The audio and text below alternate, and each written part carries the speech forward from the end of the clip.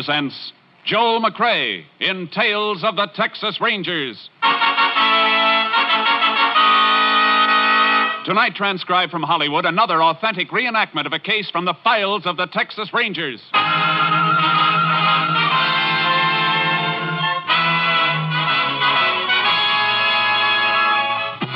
Tales of the Texas Rangers, starring Joel McCrae as Ranger Jace Pearson. Texas, more than 260,000 square miles, and 50 men who make up the most famous and oldest law enforcement body in North America.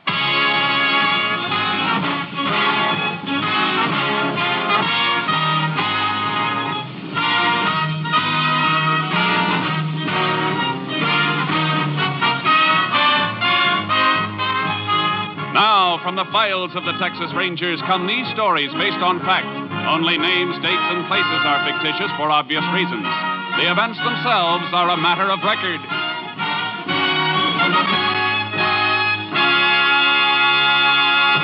Case for tonight, death in the cards.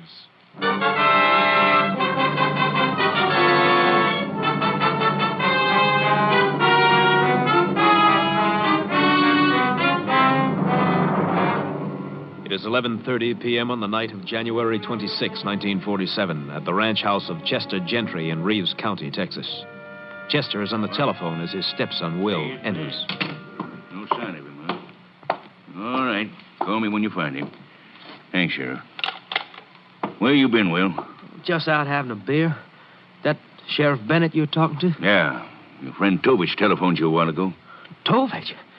Oh, you didn't tell the sheriff about Tovich. I sure did. Sheriff just called to say he located Tovich's rooming house over in Biggerstown, but Tovich wasn't there. But I've told you 100 times it's the worst thing in the world you could do. Tovich finds out, he'd kill me. Will, Maybe he has found out you told the sheriff. Maybe he's on his way here right now to get me. Look, you got to give me the money to pay him off now. No, Will. No more money. Do you know what you're saying? He'll kill me if I don't pay him. He told me so. Now, you listen to me, Will. I've reached the end of my rope in this whole rotten mess. I'm through. You're not going to get another dime from me. I've done everything I can for you, but you're just no good. Please, Dad, I need that dough now. You shut up and listen to me. When your ma died, I promised her I'd do everything I could for you. And I have. I treated you like you was my own son. I've given you a home. I've given you money, a lot of money. And what have you done with it? You've thrown it away to a slimy gambler named Tovich. But, Dad... For 2 months it's been going on. For 2 months you've been bleeding me white to pay off that gambler. I told you to stay away from him, but you didn't. Now it's high time for me to meet him and tell him face to face to stay away from you. No, Dad, no. If you just give me the money this once more, I'll straighten out. I promise you. Your promises ain't worth a bale of straw. That's what you said last week. You'd straighten out. I told you then I'd give you just 1 week to do it, and if you didn't, you'd get no more money from me now or ever. Dad, you don't mean... Oh, don't I? You got yourself into this mess. You get yourself out of it. Tovich can bluff you, but he can't bluff me. Dad. Huh? What's the matter? Window. Tovich, I just saw him at the window. What? Now he's gone. He's probably heading for the front door. All right, let him. Turn off the lights, Will. But, Dad... Turn them off. What are you doing? Getting my gun. I'll give this Tovich a reception he ain't looking for. No, Dad, no. Front door, huh? No, look, stay away from that door, Dad. Don't open it. Please don't. Can't see a thing. Now, look, Will, you... Will...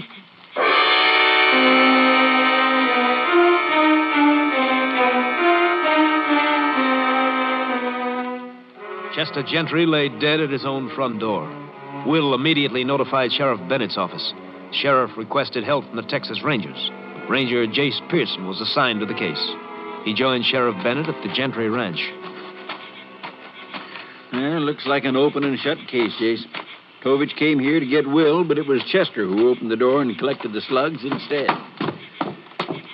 Where was the body, Sheriff? Lying right across the front doorway here. How long ago did the shooting take place? A couple hours ago. Chester notified me earlier in the evening he'd gotten a call from this Tovich. The call came from Biggerstown, so I went over there to see if I could find him. I located his rooming house, but he'd checked out. Looks like while I was there, he was here. You say Tovich had been bleeding Will and Chester for some time, huh? Yeah, about 2 months, according to what Chester told me on the phone. Well, let's talk to Will.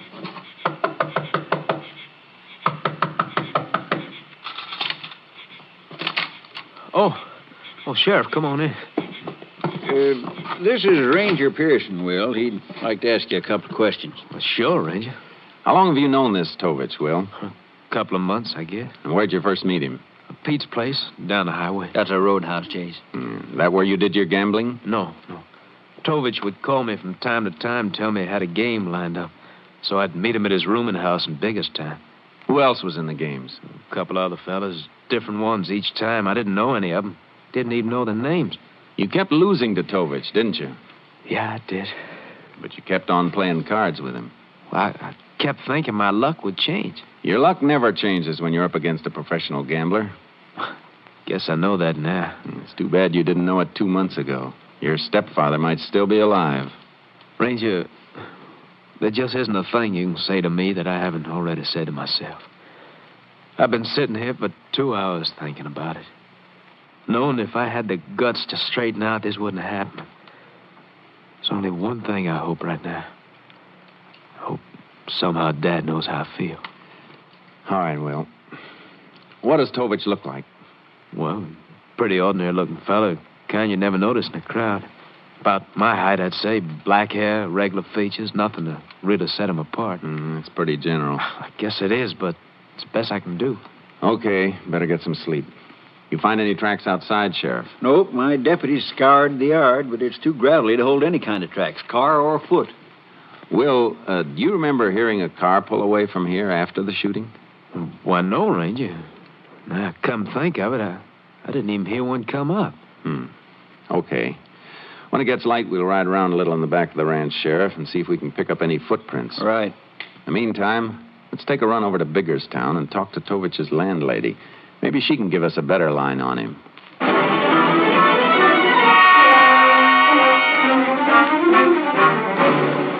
Afraid I can't help you much on a description, Ranger. I only got a good look at Tovich once. That was when I rented this room to him 2 months ago. It's pretty strange that'd be the only time you saw him, Mrs. Packer. Well, he came and went by night. I'd hear voices in his room sometimes in the evening. A couple of times a woman's voice. But as far as seeing him around, I didn't. You said he checked out earlier tonight. Didn't you see him then? No. He just left an envelope under my door with his key and the money he owed on the room. You think you'd recognize him if you saw him again, Mrs. Packer? Well, I might. I don't know. But to sit down and describe him to you, I'm afraid I can't be much help there. I don't like it, Sheriff. Man's been living in this room for 2 months. Take a look around you. It's clean, too clean. Nothing here to give us any line on. Hey, wait a minute. Have you cleaned this room since Tovich checked out? No. I ain't gotten around to it yet. I was figuring on giving it a good swamping out in the morning. I'd like to save you the trouble. What do you mean? I'd like to have one of our men from the lab vacuum the room for you. Well, it's my back the way it is. I sure ain't gonna say no. You figure on having the contents of the dust bag analyzed, Jase? Yeah. Tovich has covered his tracks pretty well so far, but maybe he doesn't know you can sometimes pick up a lot besides dust with a vacuum cleaner. Mrs. Packer, if you should ever see Tovich again, I'd like you to get in touch with me right away. Well, you can count on that, Ranger. Say, I don't hanker to have any killers running loose around my rooming house.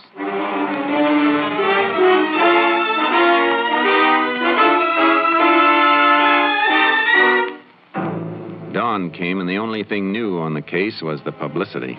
Papers were carrying the story with pictures of Chester and Will. The sheriff and I started scouring the country in back of the Gentry ranch on horseback. This is hunting weather, Jase, with all that frost on the ground. Yeah, so far the hunting hasn't been good. Let's see, we're right in line with the back of the ranch house now. Yeah, maybe we better split up and go around. Hey, hold it. Oh. Take a look on the ground there. Yeah, foot tracks. Coming from the back of the ranch house, too. And judging from the distance between the tracks, he was in a hurry. Come on. Heading straight north for the river, Jase. He could be trying for the New Mexico border. Could be. You know, one thing, should be pretty easy to follow the tracks in the frost. Yeah. There's something funny about these tracks, though. What do you mean? I don't know yet. Can't just put my finger on it, but we'll keep trailing. See if we can put our finger on Tovich. Come on, Charcoal. Yeah.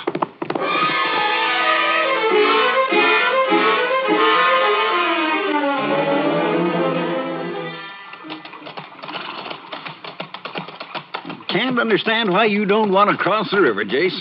Tracks led smack into it back there. I know it, Sheriff, but let's just keep looking along the bank on this side. Okay, but he probably waded along a spell, then kept going on the other side. What's on the other side? Santa Fe track, about 15 mile away. And what's between the river and the tracks? Just open country. That's what I mean. I don't think Tovich would risk 15 miles of open country. Yeah, see your point. Yeah, we'll keep looking along this side, then. We don't have to look any farther, Sheriff. Look, there they are. Ooh, Charky. Hey, they sure are. Tracks coming up out of the river and heading back the way we came. But there's still one thing I don't understand. What's that? The shooting took place about 11:30 last night. Tovich could have been halfway across that open country on the other side of the river by dawn. Now, why'd he double back? I think I've got an answer for that, Sheriff. I told you a while back something was bothering me about those tracks. I finally figured out what it is. Oh? Look at the tracks, and then look at the hoof marks of our horses.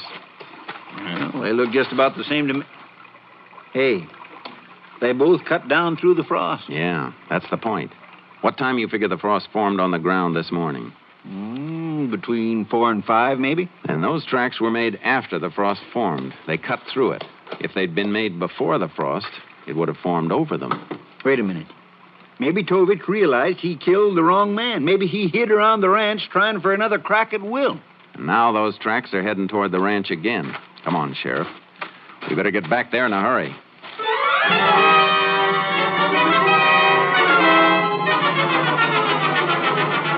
We followed the tracks back to the highway a mile below the ranch and lost them there. Then we headed for the ranch house. There was no sign of life around the place. I don't see Will outside anywhere. His car's in the driveway. I hope we're not too late. Yeah. Will! Will! Oh, morning, Sheriff, Ranger. Yeah, that's a relief. Oh, come on in. Well, something the matter? We thought there might be. Can I use your phone? I want to call my office and see if there's anything new. Help us out. Back in the hall. Okay, thanks. Ranger, what's the sheriff mean about being relieved to see me? Will, it's possible Tovich hung around here, the ranch, last night after the shooting. What? You see or hear anything after we left? It wasn't my imagination. What do you mean? Well, after you fellas left, I locked up tight. About 3 or 4 this morning, a sound woke me up. What kind of a sound? Well, like somebody walking around outside.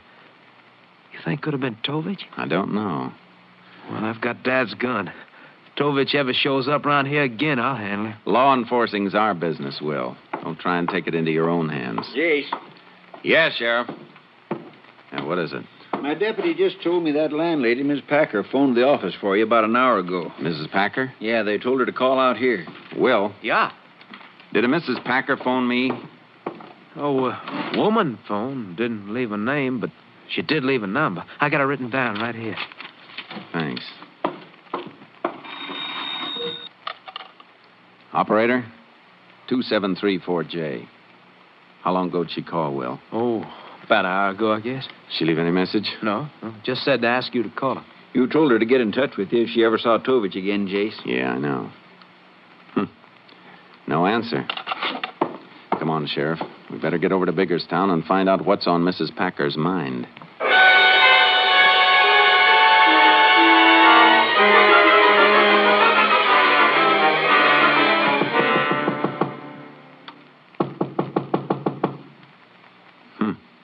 She must have gone out. Her door's unlocked. Mrs. Packer? Mrs. Packer?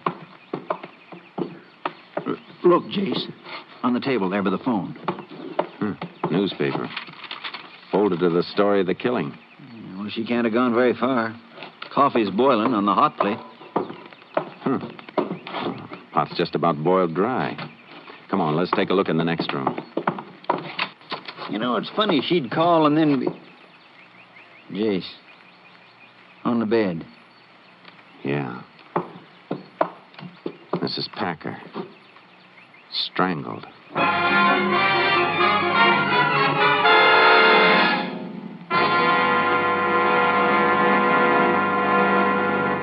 You You are listening to Tales of the Texas Rangers, starring Joel McCrea as Ranger Jace Pearson. We continue now with tonight's case, Death in the Cards, an authentic story from the files of the Texas Rangers.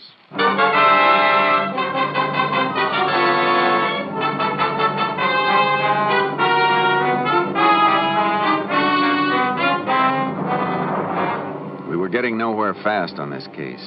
First Chester Gentry, then Mrs. Packer. We questioned all the roomers, but none of them had seen a thing. Then we went back to the sheriff's office. And Jace, there's no doubt about it at all. Miss Packer was trying to tell you something about Tovich, but he got to her first and killed her to shut her mouth. Yeah, we know who the killer is, all right, but the big question is, where is he? It's just like the earth opened and swallowed him up. Well, every sheriff's office in the state's been alerted. Highway patrol's on the lookout, too, so sooner or later we're bound to... Yeah. Excuse me, Jace. Sheriff Bennett speaking. Oh, yeah, just a minute. Your headquarters, Jace. Captain Stinson. Thanks. Hello, Captain. Just got a report from the lab on those vacuum sweepings you had them take from Tovich's room in Biggerstown, Jace. What'd they find? Only items of interest were 2 or 3 women's hairs. Red. A lot of redheads in Texas, Captain. I'm afraid that's not much help. Maybe more than you think. This hair wasn't naturally red. It was a henna dye job. And judging from the distance between the roots and the dye, the lab figures it was dyed about a week ago. Well, now that's a horse of a different color. Well, thanks a lot, Captain. I'll keep you posted. Sheriff, we haven't had any luck finding Tovich, have we? We sure haven't. Okay, now we're going to start looking for Tovich's girl. His girl? How many beauty parlors do you figure there are in Biggerstown? I don't know, 6 or 7, maybe. Before the day's over, we'll know exactly how many there are. We're going to visit them all.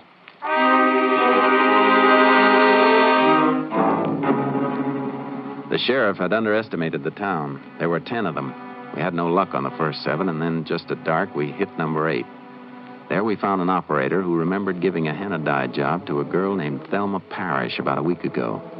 We learned that Thelma was a waitress in a coffee shop, so I parked my car around the corner and we dropped in on her.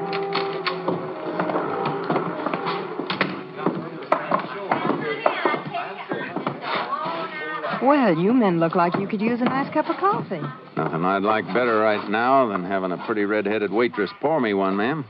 Why, thank you, Ranger. Coming up. What do you think, Jace? I think maybe. Cream? Black, please. Yeah, black here, too. Well, here you are. Thanks. Seen your boyfriend lately? Boyfriend? Tovich. Who? Tovich. You must have me mixed up with somebody else, Ranger. I don't know anybody by that name. Are you real sure about that, ma'am? Well, of course I am. A girl's sure who she does know and who she doesn't. Well, either I'm mistaken or you're lying to me. Look, I don't know what this is all about, but I do know better than lie to a ranger. I hope so. Well, come on, Sheriff. We better be getting back to your office. Okay, Jace. Here's for the coffee. Thanks. Sorry I can't help you any about what's his name. So am I.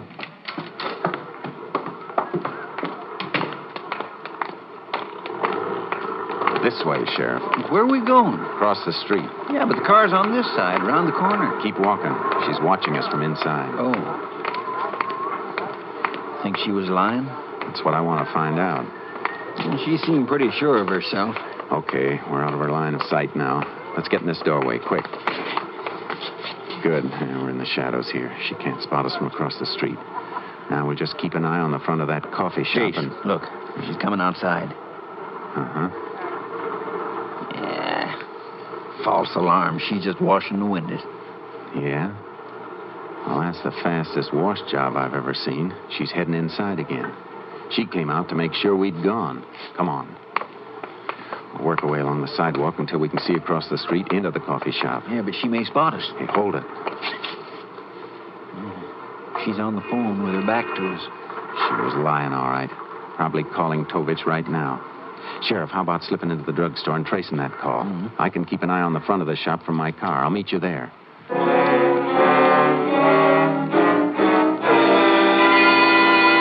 The sheriff disappeared into the drugstore. I waited in my car.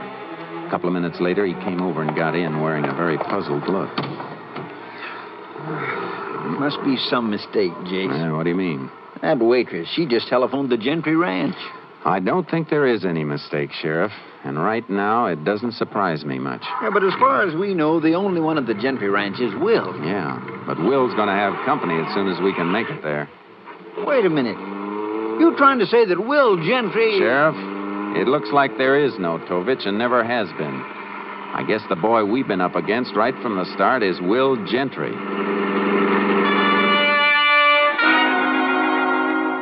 I radioed KTXA to set up a roadblock on the highway 10 miles each way from the Gentry Ranch in case Will should take off before we could get there. And I jammed the gas pedal to the floor and held it there. We'll relay information.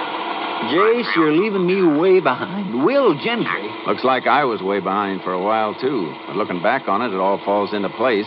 We know Will was always after money from his stepfather, Chester. And he invented the story about a gambler named Tovich as an excuse to get that money?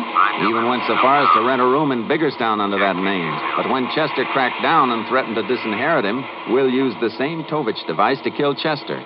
That way, he'd get all Chester's money. So when Chester opened the front door thinking Tovich was outside, there wasn't anybody there at all. And it was Will who plugged me. KTXA to Unit 10.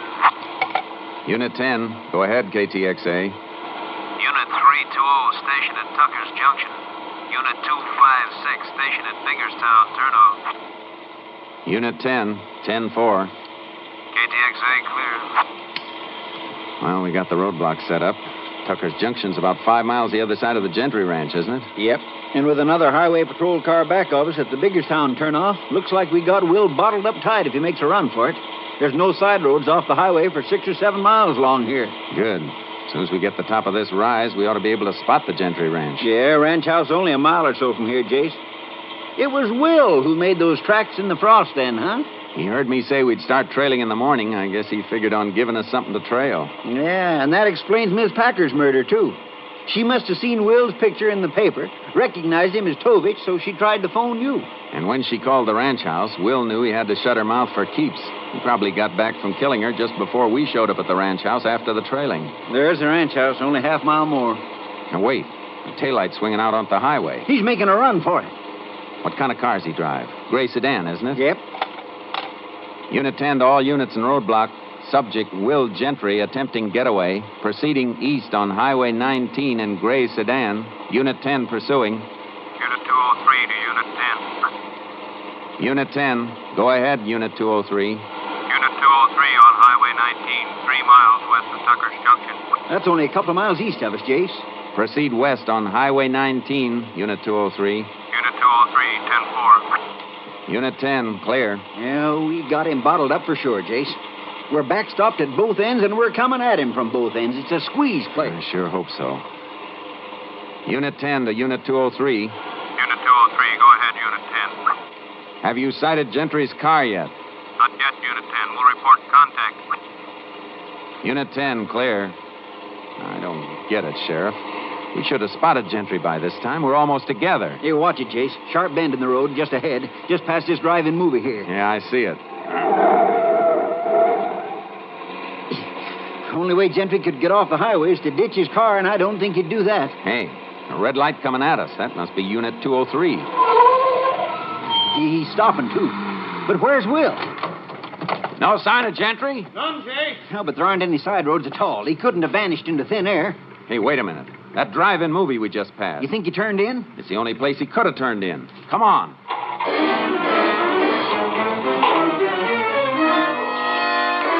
We went back to the drive-in theater, stationed the highway patrol car at the exit, then the sheriff and I talked to the theater manager. He remembered a gray sedan pulling in there a few minutes before. He'd sent it to the rear aisle, so the three of us circled around the theater on the outside of the fence and then came in through a small gate in the rear. But Gentry's car wasn't in the back row. But he's got to be in this back row, Ranger. That's where I sent him. Look, there's a vacant spot in the row. And one in the next row ahead. He could have wormed his way forward a few rows. Yeah, that's right. A lot of people do that trying to get a better spot. About 200 cars in here. It's going to be like looking for a needle. Hey, hold it. 3 aisles up, near the side. Yeah, that's his car, all right. Gonna take him now, Jace? I can't. There's too many cars around him. It's a cinch he won't come peacefully. Somebody might get shot. If we could only get the car on each side of him to get clear. I could make an announcement on the public address. No, that's no good. He'd probably start shooting. I can't warn the car on each side. Will would spot me. Same goes for you, Sheriff. Want me to do it? You? Oh, I don't know. It'd be pretty... Hey, wait a minute. Yeah, I think I got it. You go up to the car on this side of Will. Tell him to clear out in exactly 1 minute. Then go to Will's car. Tell him you're checking the reception on those speakers they hang on the side of their cars. And then go to the car the other side of him. Tell them to clear out in 2 minutes. Good idea. That way, maybe Will won't get suspicious. 30 seconds after the second car leaves, turn on all the lights. Okay. I'll give it a whirl. See you after it's all over, I hope.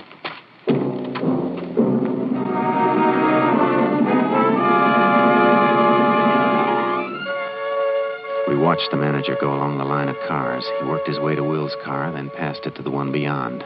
Then he headed for the projection booth. So far, so good. Seconds ticked by. At the end of the first minute, the car this side of Will pulled out. Another minute went by, and the car the other side of Will got going. He's out in the open now, Jace. Yeah. 20 seconds till the lights go on. Come on. John, you came to the hospital. And we get just a little closer. I'll take him from this side. Hey, Jace. He's starting up. He must have got suspicious. He won't get far. You hit a tire. Will, come out of that car with your hands in the air. There go the lights, on. That's coming out all right, Ranger. Look out, Jace!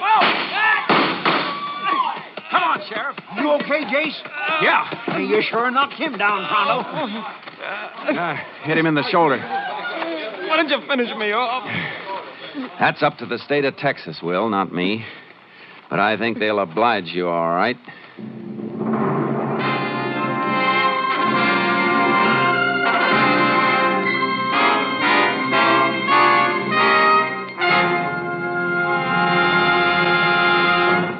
Will Gentry was tried and convicted of the murders of Chester Gentry and Leona Packer. On the morning of April 12th, 1948, he was executed in the electric chair at Huntsville Penitentiary.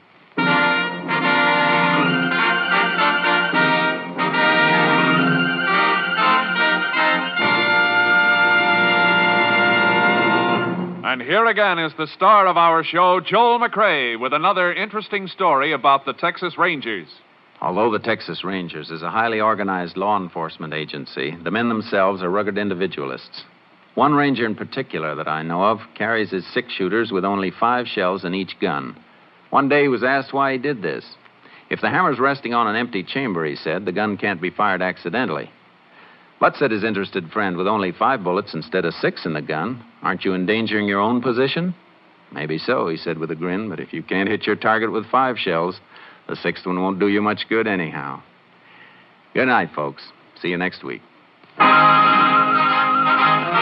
Next week, Joel McCrea in another authentic reenactment of a case from the files of the Texas Rangers.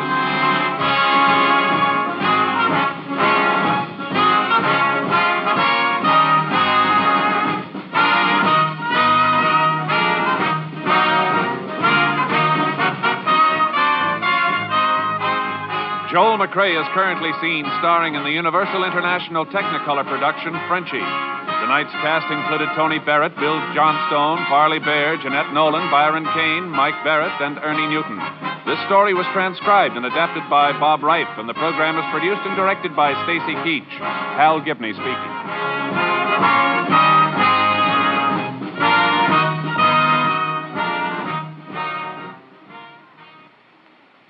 3 chimes mean good times on NBC. Remember all the delightful troubles that beset Mr. Blandings when he built his dream house? Well, starting next Sunday afternoon, you can hear the further adventures of the beleaguered Mr. Blandings and his wonderful wife, Muriel. It's top listening for the entire family next Sunday and Sundays thereafter when Cary Grant and Betsy Drake star as Mr. and Mrs. Blandings. Stay tuned for the $64 question. Tomorrow, hear the symphony on NBC.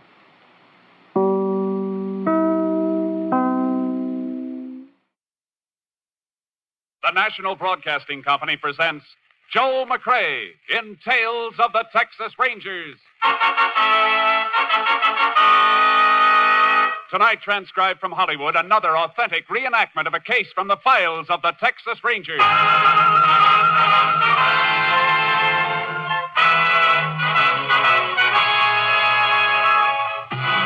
Tales of the Texas Rangers, starring Joel McRae as Ranger Jace Pearson. Texas, more than 260,000 square miles. And 50 men who make up the most famous and oldest law enforcement body in North America.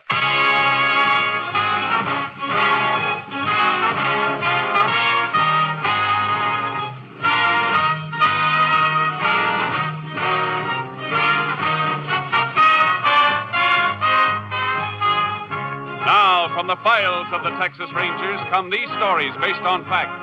Only names, dates, and places are fictitious for obvious reasons. The events themselves are a matter of record.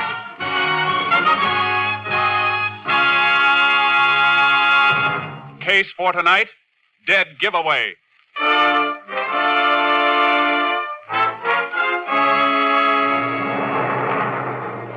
It is 1:30 a.m., December 4th, 1945.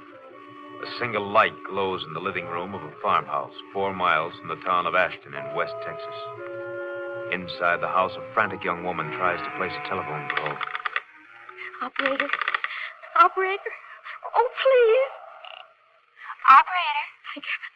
Operator, get me the sheriff, quickly. Is that you, Mrs. Deneen? Yes, hurry. Oh, this is Mary Lou, Mrs. Deneen. I'm working nights now.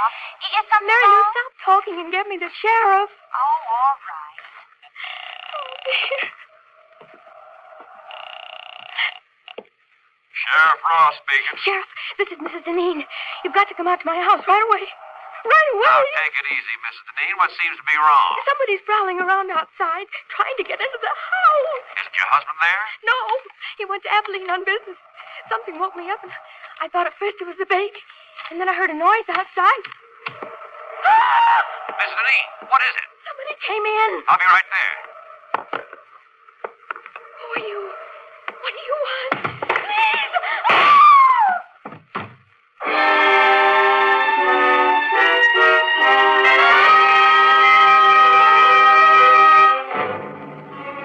It took Sheriff Ross less than 15 minutes to get to the Deneen farm.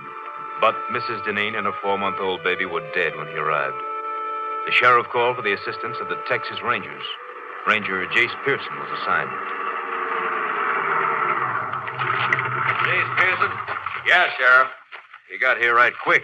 Yeah, I was over the next county when your call came through. Well, I hope you got a little sleep, because you won't get much now. Better come in out of this cold. How long ago did it happen? About a half hour ago, 1:30. Miss Deneen called me, woke me up at home, said somebody was trying to bust in. Right in here, Jace. Shot right through the chest, huh? Yeah, She leave the phone hanging off the hook like that? I reckon so. Whoever broke in, they broke in just before I hung up. Nothing's been touched, Jace. I know. I had a time getting past your deputies down the main road. The phone operator's been buzzing everybody. We don't want half the county barging in here messing things up, so I blocked them all. Good. Where's the baby? In there, the front bedroom. You can look if you want to, Jace. It's a little more than I can take twice. How old? Only 4 months, Jace. Little girl. Where'd he break in? Side door, I'll show you. Where's the husband? Abilene, on business. I called the chief of police there. He's going to check the hotels and notify him. Now, here's the door. It was wide open. That's how I got in to open the front door. Lock doesn't seem to be broken. Must have been picked. Deneens keep much money around the house? As little or as much as most folks, I guess. But I don't think any's missing. There's Miss Deneen's purse on the kitchen table. Killer couldn't have missed that. You check it? Yeah, about $40 in it. It hasn't been touched. Motive wasn't robbery then, Sheriff. No. There's no sign of any other motive. But there's got to be one, Jace. Yeah. The toughest motive of all, because it's the easiest hidden. Hate. The kind of hate the devil wouldn't hold.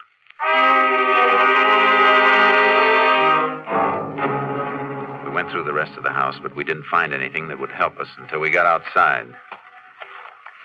It's cold tonight, Jace. Ground's frozen hard. Yeah. If we find a trace, it won't be much.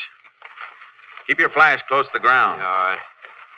Why are you working back of the house here, away from the driveway? Because I think the killer came in from this direction, probably on foot. Why? Why, you said Mrs. Deneen told you she woke up when she heard somebody prowling around outside. Yeah. horse or a car coming up the gravel road around front would have made even more noise. Woke her up sooner. Say, that's right. I heard your car coming from quite a ways off. That's why I was standing out in front to meet you when you drove up. Wait a minute. What is it, Chase? Piece of baling wire. Bent in the shape of a key. Well, that must be what he used to get in. Maybe. Or maybe that's what somebody wants us to think. Let's take another look at that door. Yeah. What makes you think the wire was planted there, Chase? I'll tell you better when we try it in the lock. It beats me why a killer'd leave something deliberately. That's what makes me think something's wrong. This wouldn't have been dropped so close to the house. And grab the door and hold it up high. You don't want to mess up any prints around the lock. Got it. Now, let's see how this wire fits. Yeah. Goes in perfect, Jace. Yeah. Watch when I turn it. Yeah. Hey, wire's just twisting. And it'll keep on twisting. This wire isn't strong enough to turn the tumbler in the lock. Then how did the killer get in, Jace? If you ask me, Sheriff, I think he had a regular key.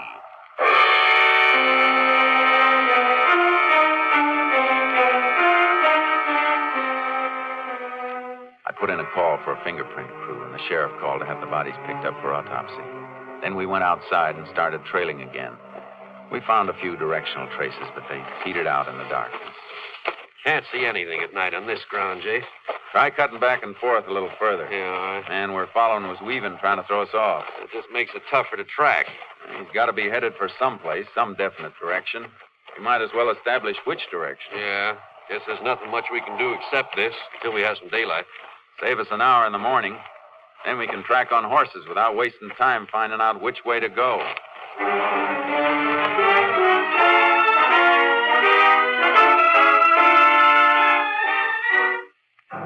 By sunup, we knew the killer's general direction had been west. The sheriff got his horse from town. I unloaded charcoal from the trailer, and we rode.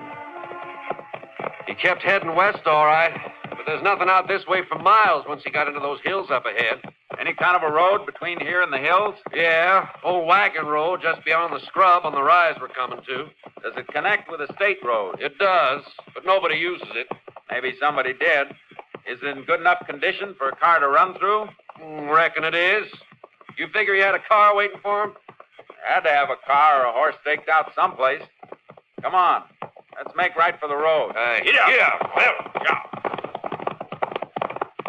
Wagon road lead to any other farm in the area? Used to lead to the old Mullen place, but that's burned out. Nobody living there anymore, huh? No, old folks dead. Young Ted Mullen moved away a couple of years ago. Oh, here's the road. Oh, boy. Ooh, charcoal. Headed pretty straight last tracks we saw. Must have reached the road right near here. Yeah, we'll find some mark if he crossed it and kept going. Oh, he didn't keep going. Look. Tire track. Had a car staked out, all right. Turned the car around here to head back for the highway. Could have been somebody else waiting in the car for him. Maybe, but I don't think so. Yeah, look at the heel marks. Walked around to the driver's side of the car to get in. Yeah. And there's something else here, too. Dropped this cigarette butt and stepped on it. Yeah, sure didn't smoke much of it. Didn't even burn down to the brand mark. Well, at least we know what brand he smokes. About all we do know, Jace. Won't be anything to follow at the main road. He sure won't leave a trail there. No. Mount up. Let's get back to the house.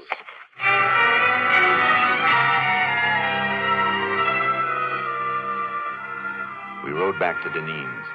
As we came to the farm, we saw a couple of cars that hadn't been there when we left. Looks like company, Sheriff. The car next to mine belongs to our lab. The others must be the coroner's. Oh, coroner ought to have been and gone by now. No, that isn't the coroner's car, Jace. Blue sedan. That belongs to Walter Deneen. The husband? Yeah, must have got back from Abilene. Yeah, it's Deneen, all right. There he is, sitting on the side porch.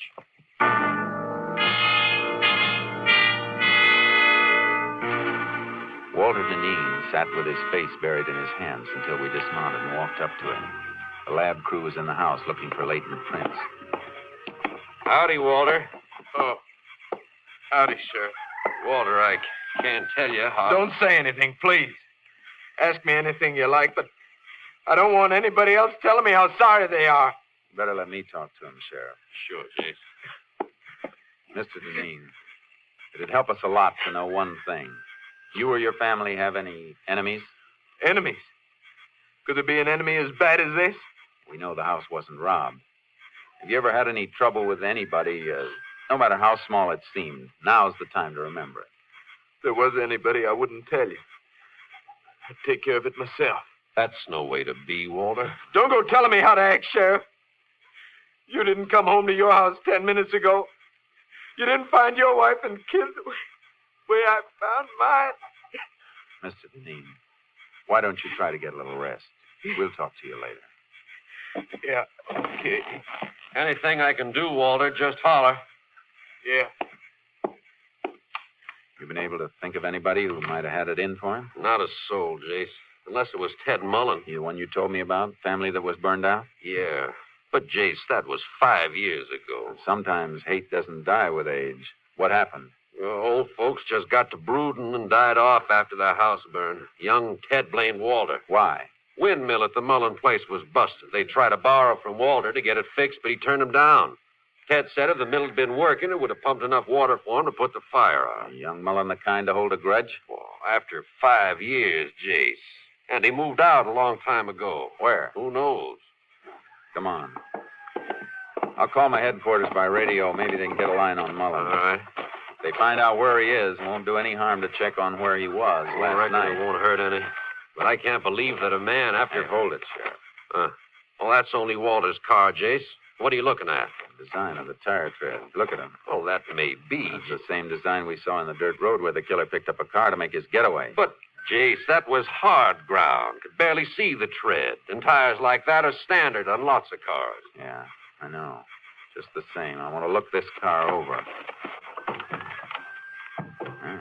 Left his ignition keys in. You gonna start it? No, just want to take a look at the dash. He said he got back from Abilene 10 minutes ago, didn't he? That's what he said. Take a look at that temperature gauge. Let me see. Register's cold. Yeah. Only it should be pretty warm if he finished a drive of a couple of 100 miles just 10 minutes ago. Could have dropped back, Jace. Not in 10 minutes, Sheriff. It's a cold morning, but not that cold. Well, I want to talk to Deneen again. You see something else? I sure do. Look at this on the frame of the door. Service station lubrication sticker. Yeah. Dated December 2nd, day before yesterday. 18,412 miles. The mileage on the dash shows he's driven less than 200 miles since then. He couldn't have been in Abilene. Well, wait a minute, Jace. I admit that looks funny, but the man we were chasing, he ground out a cigarette, remember? Well, what about it? I've known Walter since he was a boy, Jace. He don't smoke. Sheriff! Oh, Mary Lou Simmons, phone operator. Who let you in, Mary Lou? I told the deputy I put Mrs. Deneen's call through to you last night. He thought you might want to talk to me. Ain't it just awful? You talk to her. I was still on the line after you hung up, Sheriff. I heard it all, the shots and everything. You hear any voice beside Mrs. Deneen? No, I just heard her say, "Who are you? What do you want?" And then the shots. That was all. You sure she said, "Who are you"? Oh, cross my heart. I heard it as plain. Guess you don't want to talk to Walter now, do you, Jace? No, I guess not.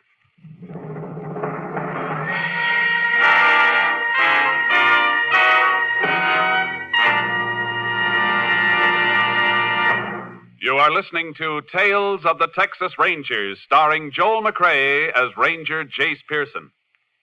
And now we continue with tonight's case, Dead Giveaway, an authentic story from the files of the Texas Rangers.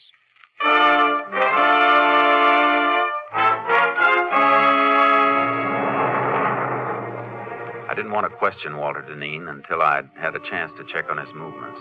The sheriff and I drove into town and called the Abilene police. The answer didn't fit. Don't think there's any doubt about who he was, Ranger. Okay, thanks. Thanks very much. Well, guess that does it, Sheriff. Deneen was in Abilene, huh? Uh-huh. Checked into the Harris Hotel yesterday about noon. Checked out again at 2:10 this morning, right after the police notified him of the murder. Police could have spoken to anybody on the phone. And they didn't tell him by phone. Police sergeant went up and told him direct. Oh. Description of Walter tallies, too. But there's something that doesn't tally, though. Mileage on that car. Could be something wrong with the speedometer cable. Happened in my car a few weeks back. Maybe. And I'll be back sometime tomorrow.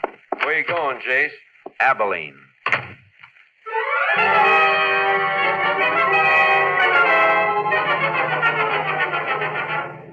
As soon as I hit the highway, I put in a shortwave call to headquarters, station KTXA. Unit 10 to KTXA.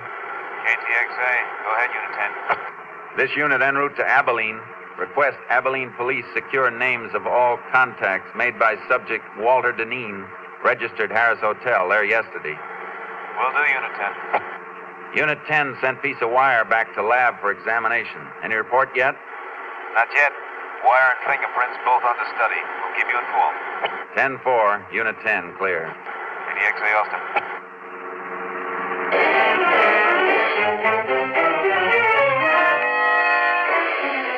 When I reached Abilene, I got a complete rundown on Walter Deneen's activities. It was too complete. Like he was making sure his time in the city would be accounted for. One of the people who'd seen him was his attorney. Why, yes, Ranger. Mr. Deneen spent several hours with me yesterday afternoon. We had dinner together last night. Went to the theater. What'd he come to see you about? Well, some investments. He's been doing a little speculating cotton. Good or bad? Well, it's client business, and I don't think I have the right to discuss it. I can find out by checking with the exchange. I'm just asking you to save time. All right. His losses have been rather heavy. More than he could afford? Much more. He carry much insurance on his wife and child? A normal amount, nothing large. All right, thanks. One more thing. Are you sure Deneen doesn't benefit financially by his wife's death? Oh, Ranger, he couldn't have gotten back to Ashton by 1:30 last night after we'd been out. That isn't what I asked. Well, Mrs. Deneen had a good bit of money in her own right. In case of her death, though, she had it tied up in trust for the child. But the child is dead, too. What happens now? Well, in that case, the entire estate will probably go to Mr. Deneen.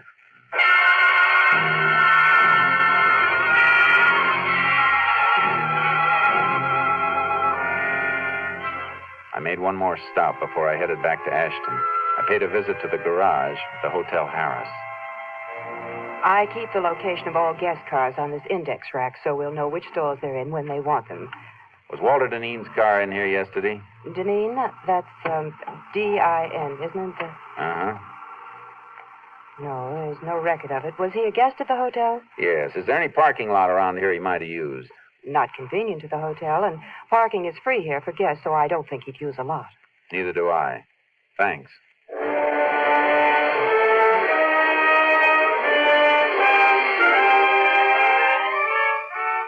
Before I left Abilene, I called my headquarters. They had a report.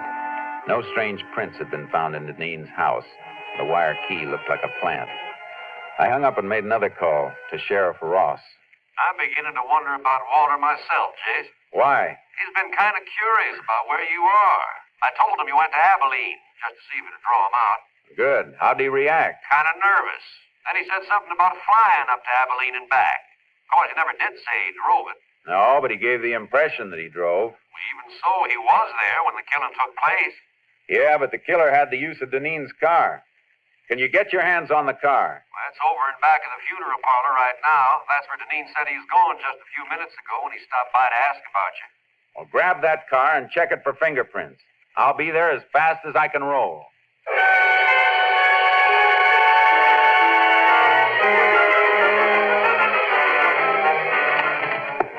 Oh, howdy, Jade. Car all worked over, Sheriff? Yeah, ought to have reports on the prints soon. Send them to Austin. Find any strangers? Quite a few of one set that weren't Deneen's. If they belong to a professional killer, there's a good chance he'll have a record. Where's Deneen? My deputies are out looking for him. Why? I thought he was at the funeral parlor. So'd I, until I went in to look for him after we finished on the car. The undertaker said he'd left more than an hour ago by the front door. Must have spotted you working over the car. Come on, let's find him. Yeah.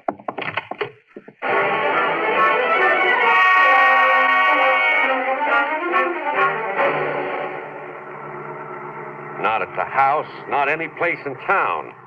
Where could he be if he hasn't run out? Trying to cover up for a couple of mistakes? He won't run, not yet. Why? Because his alibi is airtight. We can shake it, but unless we find the killer he hired, we can't shake it enough. He took a big gamble, and he's got too much at stake to run off. His wife's money? How'd you know about that? Just thinking back. Little late. Folks knew Mrs. Deneen's family left her well off. Walter married her not long after they passed on. A lot of people thought the money had something to do with it. Wish you'd remembered that sooner. Well, Jace, they seemed close. And then there's the baby. Baby was just something extra that got in Deneen's way. Oh. Never gotten any of the money if... KTXA to Unit 10. Maybe a report on the prince. Unit 10. Go ahead, KTXA. Have report on prints lifted from car at Ashton, Texas. One set identified as belonging to Joe Crofton. Joe Crofton. Any line on his whereabouts? Finished serving parole 4 months ago. Last address known to parole office was shack located western slope of Casket Mountain. 10-4. Unit 10, clear.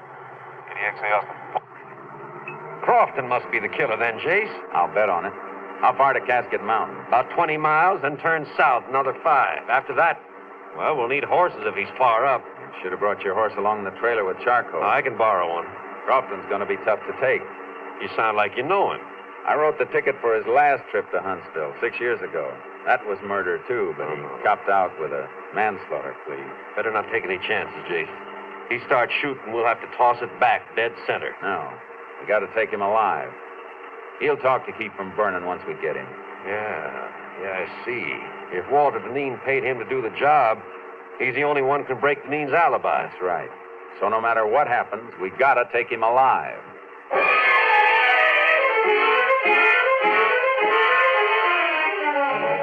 Crofton's cabin was up, all right. Way up. The sheriff borrowed a horse from the man who directed us. Quite a climb, Jace. Well, not so bad following this wash, though. Suppose he isn't there. I got a hunch he will be. I don't think Deneen had enough money to pay for this killing. He was almost broke. You mean he planned to pay off out of his wife's money when he got it? Yeah. Wonder how Walter arranged for him to get the car that night. Not much to arrange. Left it near the airport with the keys in it. Crofton brought it back and left it in the same spot. Probably left the house key for him, too. Glove compartment, maybe. Yeah. With the airport 40 miles from Ashton, nobody recognized the car or a strange driver. Come in at night, used an abandoned road. Sheriff, look. Huh? Hey, another horse left tracks in here, too. Yeah. And they're fresh. Ooh, boy. That must be Crofton's horse. No. Rider was taking the rough way. Just cut into the wash here to find a better trail. Crofton lives up here. He'd know the best trail. Well, who else would be coming up here? Deneen, to shut him up. Come on. Yeah, here, boy. Not too fast, Jason. We'll spill. You gotta risk it. Too slow, we'll be too late.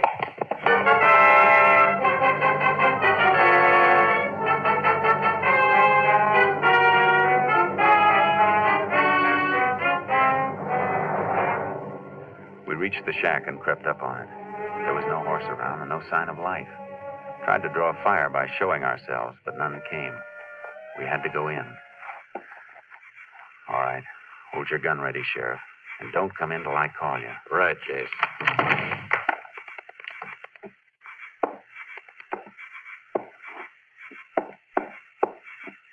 All right, Sheriff.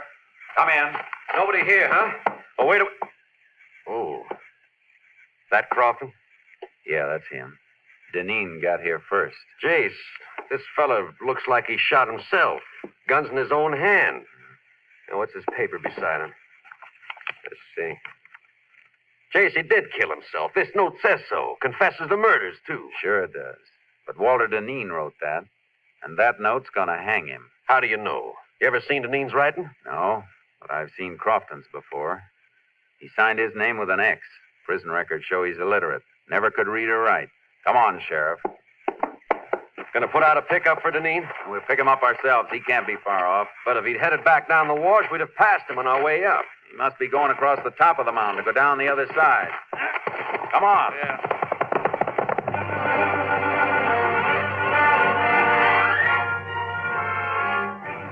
We raked our horses as fast as they could move. We spotted a rider ahead of us as he topped the slope. he heard us because he looked back, then whipped his mount and disappeared. He knows we're on him. Got about 300 yards. We'll get him. Keep pounding leather. Yeah. We're coming to the top now. Keep low in the saddle. Watch out for an ambush. There he is. Don't go down too fast, Sheriff. Your horse will tumble in the downgrade. Deneen was pressing too hard, Jase. He fell. Look. Yeah, he scrambled behind the rocks. Whoa, Charcoal. Come on, Sheriff. Boom. Hit the dirt. Let your mouth go. Go on, Charcoal. Go on. He's down under that rock shelf. Perfect cover. Not too perfect. Bullets will ricochet back from that ledge behind him. See that dent in the ledge? Yeah. Draw your gun and we'll empty it on him. Hit right below the dent. Aye. All right. Let's hope for a billiard shot. Start firing. I'm hit! Stop it! I'm bleeding! Throw your gun out, Deneen. All right! Don't shoot anymore! Here it is! Okay, Sheriff. Let's take him.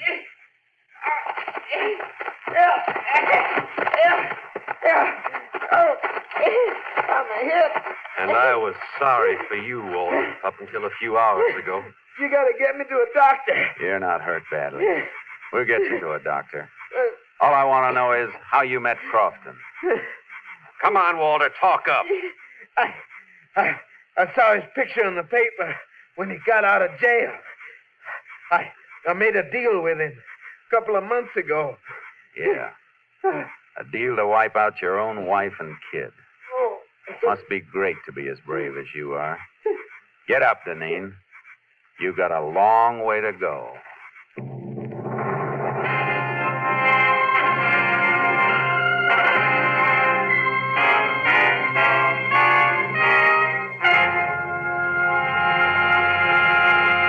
Walter Deneen confessed and made a plea for clemency. It was not granted. And on the 11th day of October, 1947, he died in the electric chair at Huntsville.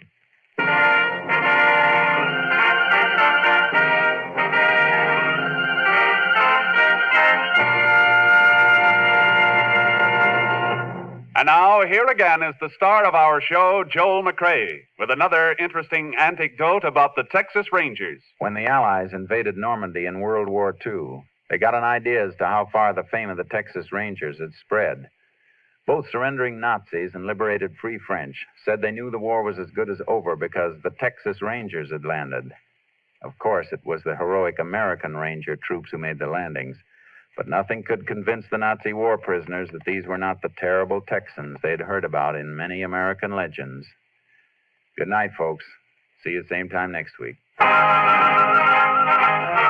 Next week, Joel McCrea in another authentic reenactment of a case from the files of the Texas Rangers.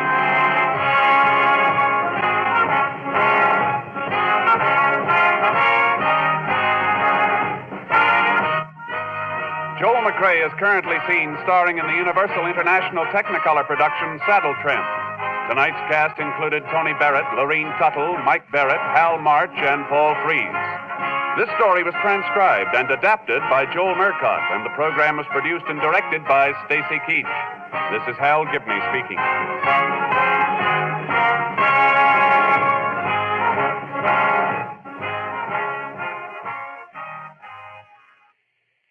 Three chimes mean good times on NBC.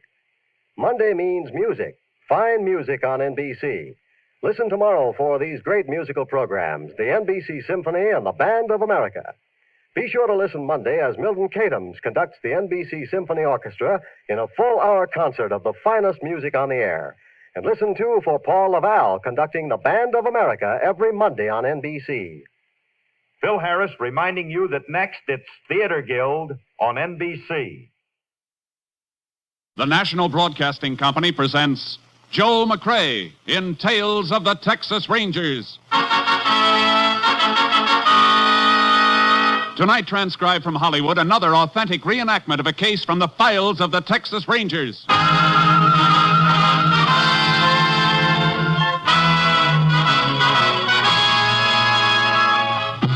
Tales of the Texas Rangers, starring Joel McCrea as Ranger Jace Pearson.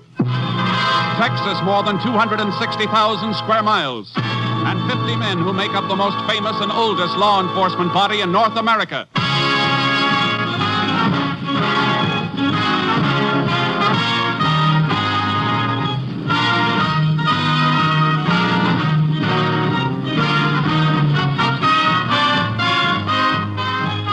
Now, from the files of the Texas Rangers come these stories based on fact.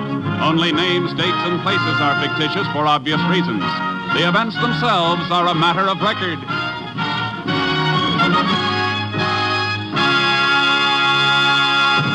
Case for tonight, Deadhead Freight.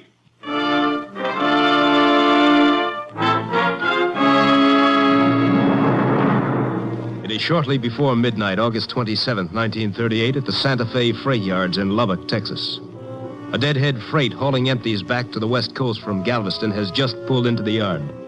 The brakeman and a railroad detective are making a routine check of the cars for free-riding hobos. If I was a yard dick, I'd be snoozing in the roundhouse. You ain't found a free rider in months. Yeah, so what? I get paid to check, and I check. Oh, you know, bows on the freights always hop off before we pull into the yards. You ever think one of them might fall asleep in the car and not have anybody to wake him up? Well, could be. Yeah, flash your light ignition. Okay. Hey, see? Nobody. Now, the car up ahead is the last of the boxcars. I walked the flats and gondolas while we was rolling, so I know that they're clear. Hey, why's the door rolled shut on this one? Well, I don't know now. Shouldn't be. Now, let's get her open. Now, throw your light around. Yeah. Nobody riding, huh? Come on. All right, Bo. On your feet. And throw that light right on him. Yeah. Well, no wonder it didn't move. Just an old duffel bag. Yeah. What's a duffel bag doing on a Deadhead Freight? Hey, there's something in it, huh? Hey, come here. Feel this. Why, feels like a body. Hey, you got a knife on you? Yeah, here. That's a good thing we didn't pass this car. The top of the bag sewed up tight. I'll have to cut right through the side. Yeah. Why, it's a young woman. Yeah, stabbed to death. And throw that light around the car. Well, what are you looking for? There's no blood anyplace. She wasn't killed on the train. Somebody must have loaded the body on to get rid of it. Yeah, so the murder can't be pinned down to any definite area.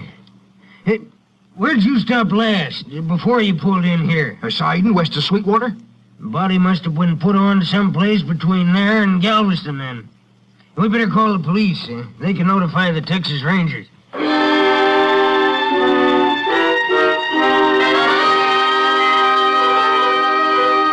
After a brief but penetrating study of the situation, Ranger Captain Stinson had the body removed to a Lubbock funeral parlor.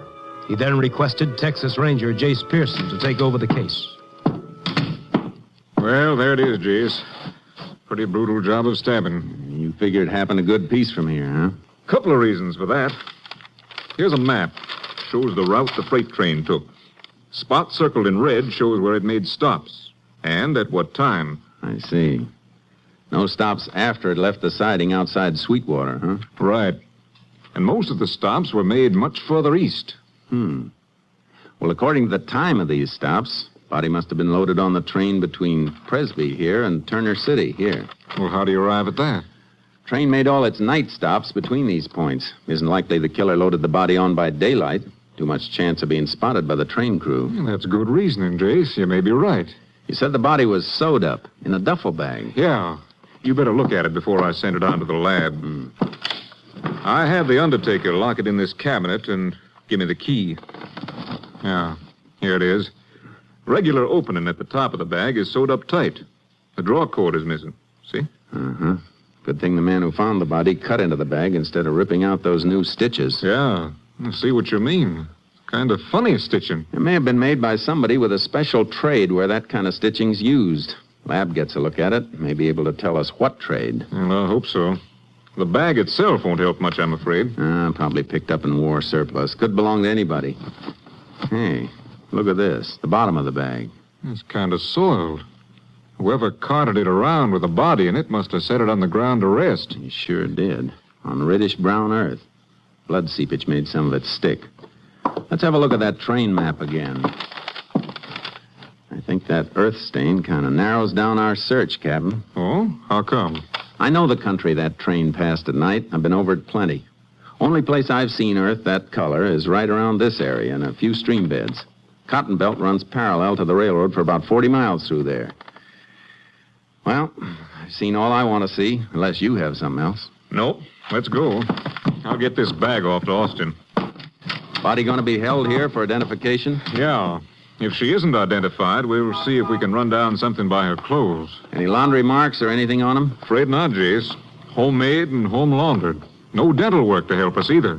And her fingerprints aren't on the file. Might have a man check on the shoes she was wearing. They weren't homemade. Yeah, we'll try it. You got any ideas about what you're going to do? If it's all right with you, I'd like to take a crack at that Cotton Belt area. Tow charcoal down on the horse trailer and then ride parallel to the railroad tracks and see what I can find. Well, that's a lot of territory. How about Steve Clark riding with you? Good deal. We get anything from the lab, I'll let you know. I'll radio Clark and assign him. Then you can pick him up on the way. Good luck, Jace. Thanks, Captain. You'll hear from me.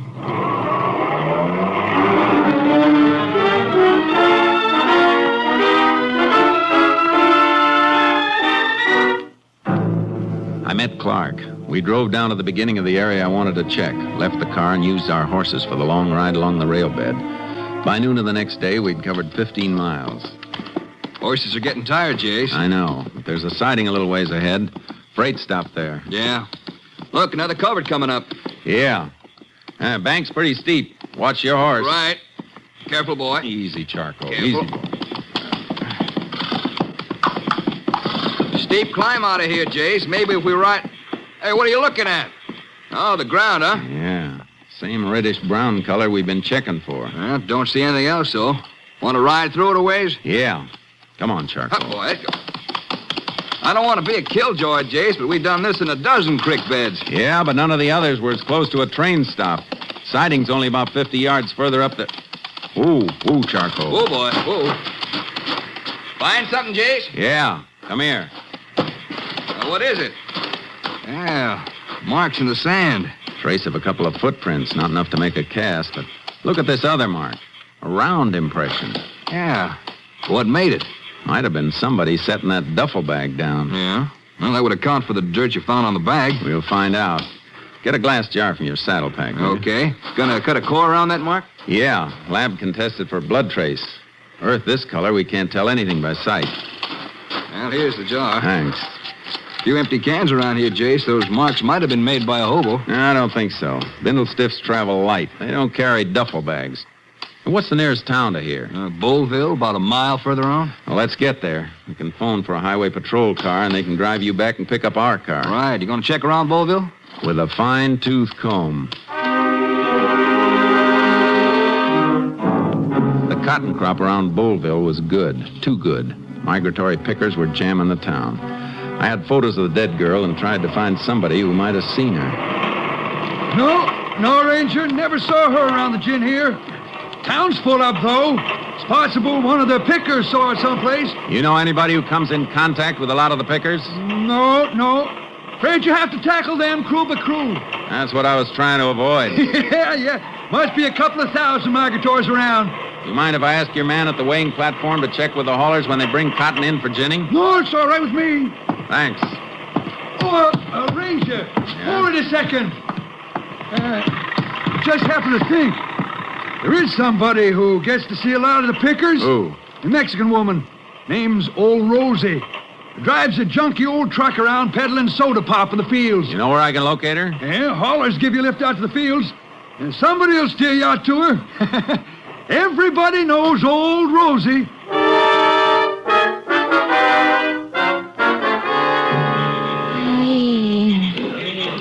Somebody killed that poor girl, huh? That's right, Rosie. You ever see her? You find who killed her, you're going to put him in a jail? That's my job.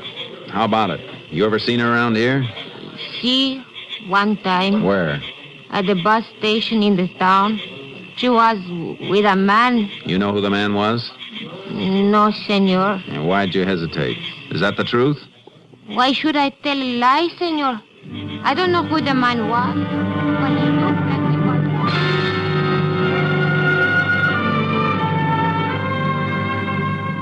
She described the man, a vague, stumbling description that might fit anybody.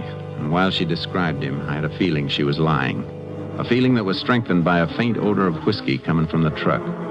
Whatever business Rosie was in, it wasn't limited to the sale of soft drinks. I pretended to swallow her story, then I got a lift back to town where Steve Clark was waiting with our car. Better hop in, Jace. Just had a call from Austin. And they checked the earth sample sent in a jar? Yeah, blood trace all right. Same type as the victims. They got a line on a few other things, too. The shoes on the dead girl have been traced through the manufacturer to a store in Sheffield. Yeah, I wrote down the name of the store and the address. We better get over there and see if we can establish identity. Yeah, shoes will be waiting at the Sheffield airport. Isn't likely that a shoe clerk is going to remember who he sold them to, though. I saw the shoes. They've been repaired recently. Whoever fixed them might remember. Well, that's a chance. Any information on that duffel bag? Yeah, lab ties it in with a seaman. How? Well, stitches used to sew up the bag are the kind seaman used to mend a torn sail. Chase, you look like that throws you. It does, a little. I was beginning to have a sneaking suspicion about an old Mexican woman. But she's no seaman. What made you suspect her? She said she saw the dead girl with a man. She gave me kind of a phony description. Not only that, but she's supposed to be selling soft drinks to the field hands from an old truck. It reeked of liquor. Oh, bootlegging, huh?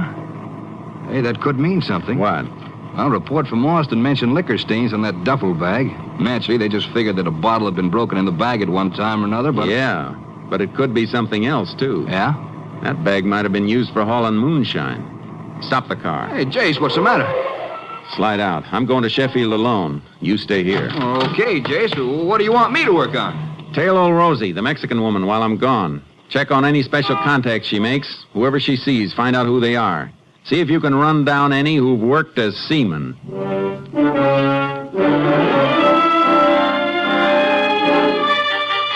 I burned up the road to Sheffield. The clerk who'd sold the shoes couldn't help, but I got the information I was after in a repair shop. Sure, I fix it is, all right? Look, here's who I saw the broken strap, you see?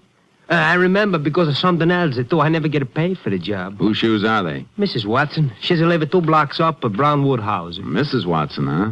Is her husband around? Oh, no. He's a go away a month ago. That's why she got no money for pay for the shoes.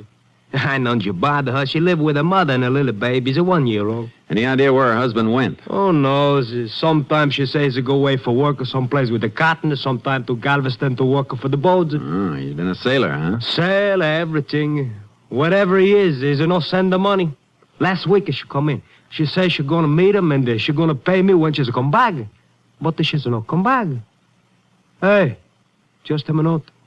Why you asking me all these things, eh? And how come you got the shoes? Because Mrs. Watson doesn't need him anymore. She's dead.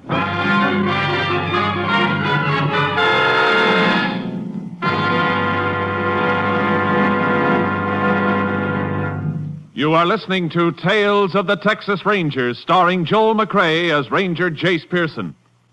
We continue now with tonight's case, Deadhead Freight, an authentic story from the files of the Texas Rangers.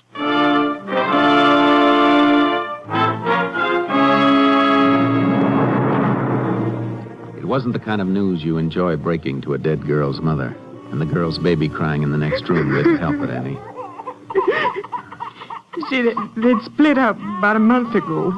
And then last week, her husband wrote to her from Bowlville. He said he was sorry and he wanted my daughter Helen to come to meet him.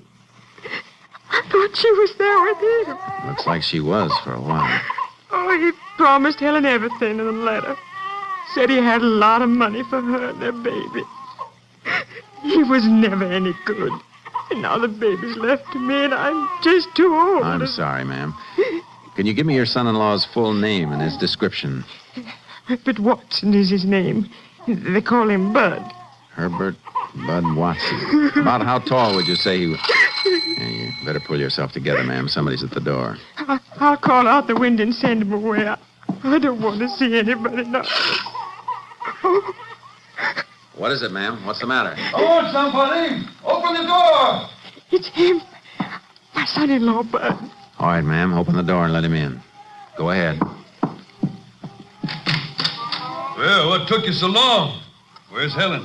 You know where she is. What did you do to her? What did you do to my girl? Are you crazy?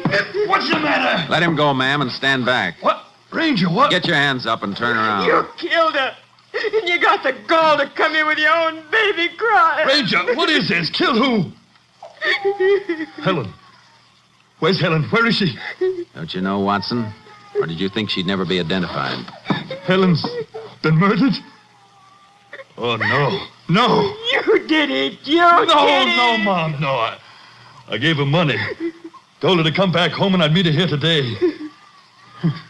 We was going to take the kid and make a fresh start. How much money did you give your wife?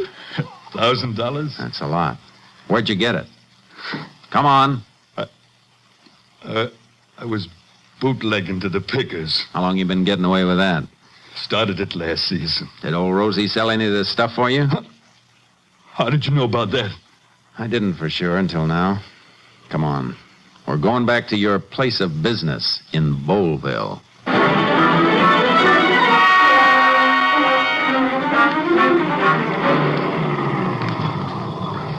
Hi, Jace. Steve? Yeah, I got your message to meet you here. Rosie's over there. Want to get her off the truck? Yeah, she can talk from there. Come on. You too, Watson. Okay. Bud Watson, murdered girl's husband. Been bootlegging here. Rosie's been moving some of the stuff for him. Oh? Why you keep me from my work, senor? Your work isn't as legal as it could be, Rosie, so sit tight. Yeah, you ever seen this man before? You know she's seen me before. They didn't ask you. How about it, Rosie? See. All right, Rosie. Now, is he the same man you saw at the bus depot with the girl whose picture I showed you? See. He's the man. At the bus depot? But that ain't so. I was never with Helen at the bus depot. You didn't meet her when she came down here? No, I tell you. I didn't know what bus she was coming in on. Or even if she would come after she got my letter. First I saw her, she turned up here at the shack. Well, how about when she left to go home? She only stayed 2-3 hours all told.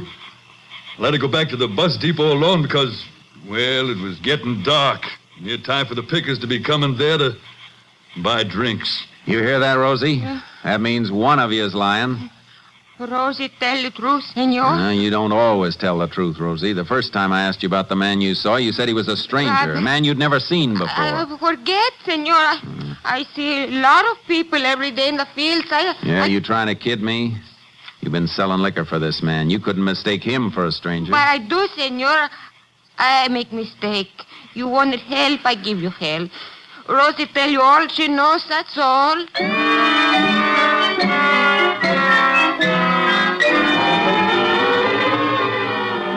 Now it was obvious that Rosie was lying, just as I'd suspected her of lying the first time.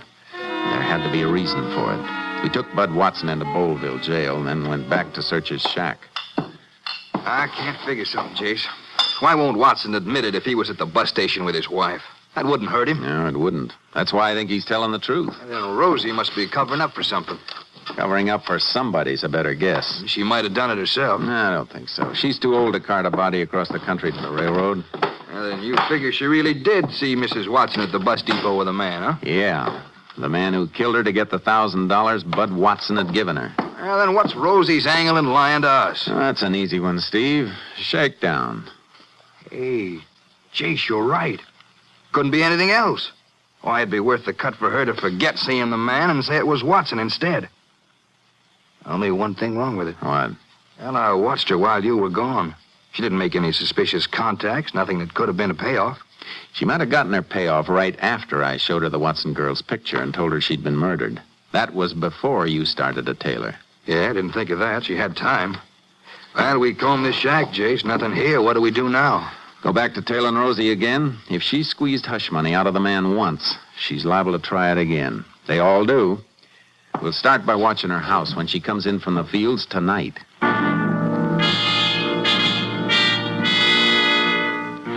We staked out near Rosie's adobe hut, but it got dark and she didn't come in from the fields. I left Steve on watch and went out to look for her, keeping an eye out for her old truck. I found it about 5 miles out, surrounded by a group of men carrying torches. Hey, what's going on here? Ranger! Rosie! You better come. Yeah, what happened? We was walking into town. Saw the truck here by the side of the road, thought maybe it broke down, so we started to call for old Rosie. Then one of the boys spotted the blood on the ground. What blood? I'll show you over here. Must be old Rosie's, I reckon, because we found her over here in the cotton row. She's dead, Ranger. Somebody cut her throat from ear to ear.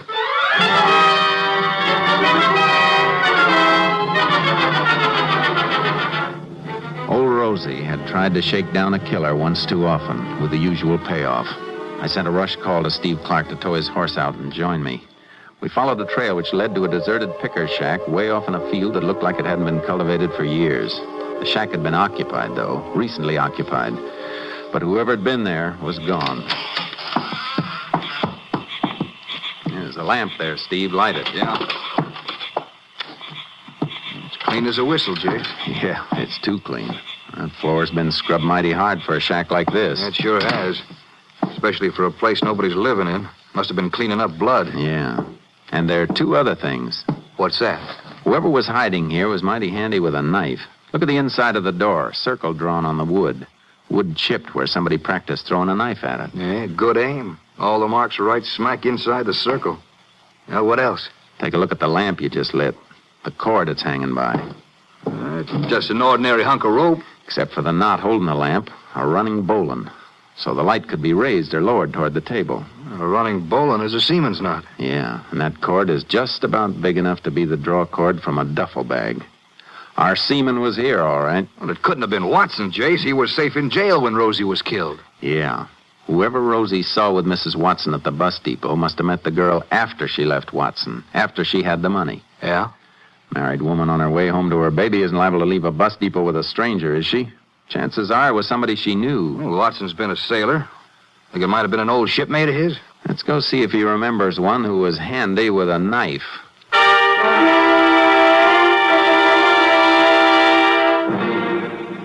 You say somebody killed old Rosie? Yeah. The same man who killed your wife. Now think and think hard. Yeah? The killer was a seaman. We got reason to think it could be an old shipmate of yours who knew your wife. Oh, but Helen knew shipmates of mine all along the Gulf. I introduced her to lots of them. The one we want had a habit of throwing a knife. Hey, he drew targets on a door. Never missed. Matt Corbett.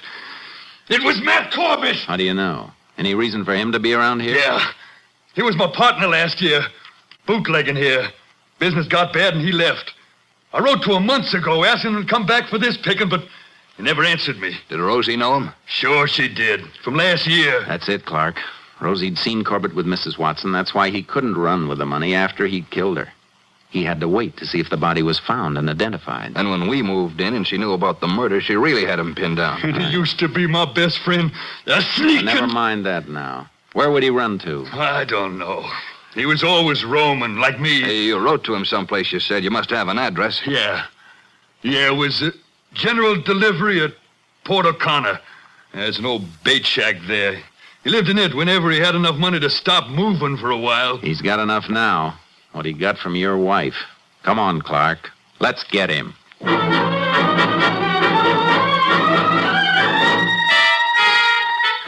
We headed for Port O'Connor, made it by morning, and found the abandoned bait shack. Nobody inside, Jace can see through the window. He isn't here. Yeah, he's probably traveling by freight to avoid being spotted. He couldn't have beaten us here. We rolled too fast. Gonna stake it out and wait? Yeah, our car's out of sight where we left it. He won't spot it coming along the wharf. Come on, let's go inside.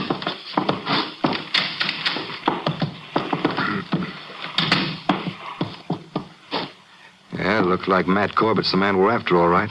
Same trademarks here we found on that picker shack at Bullville. Yeah. Knife marks in a circle on the door. Same running bowline holding the lamp. Draw that burlap sack across the window. That'll make it pretty dark in here, Jace. You want it dark when you're throwing a surprise party.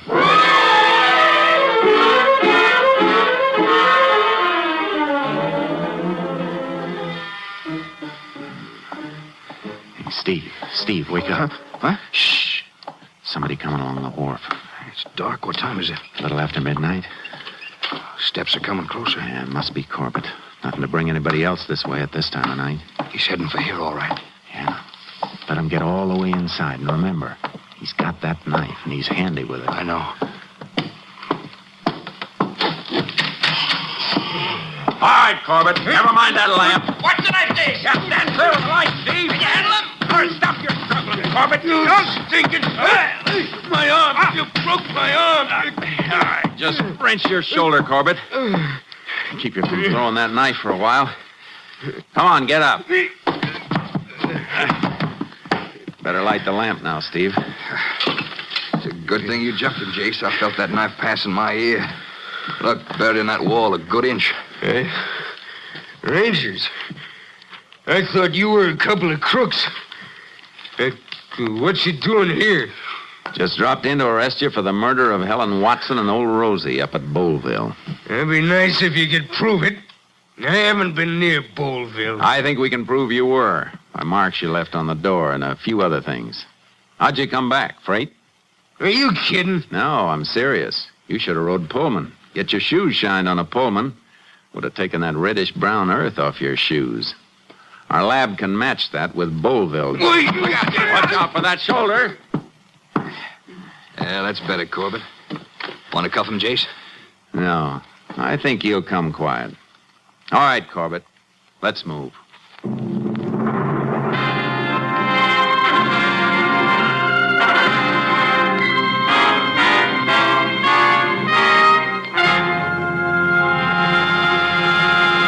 Herbert Bud Watson served the required term for his bootlegging activities, and Matt Corbett was tried and convicted of murder. The sentence of the court was carried out on February 20th, 1939, when at Huntsville Penitentiary, Matt Corbett died in the electric chair.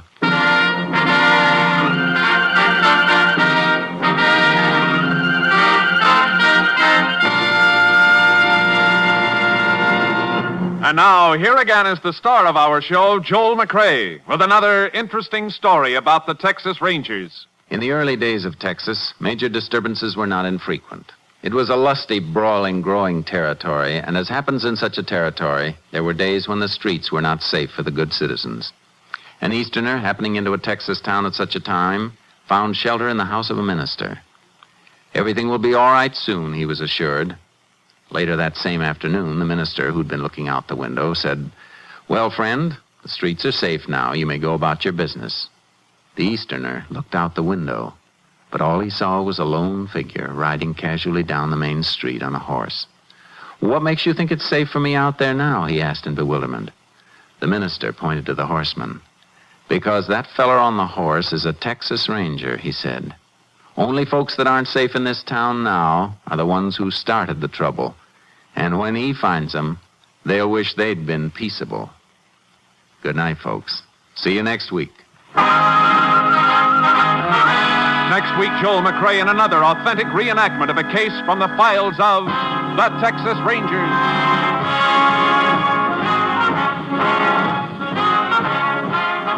Joel McCrea is currently seen starring in the MGM production Stars in My Crown. Tonight's cast included Tony Barrett, Herb Ellis, Tom Holland, Byron Kane, Tom McKee, and Lillian Bayer.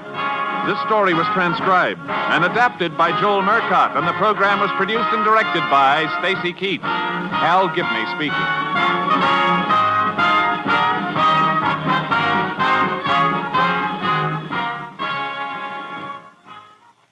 Three chimes mean good times on NBC. The Dennis Day Show returns to the air at this hour the first week in October. Remember, the Dennis Day Show beginning here October 7th. Presenting Joel McCrea in Tales of the Texas Rangers. On stage tonight, transcribed from Hollywood, another in NBC's parade of exciting half-hour presentations.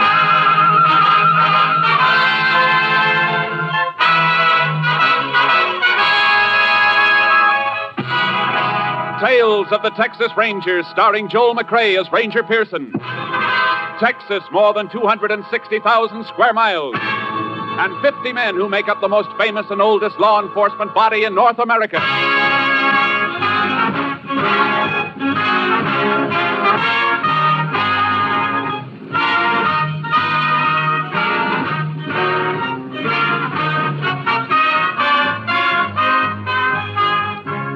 Now, from the files of the Texas Rangers come these stories based on fact.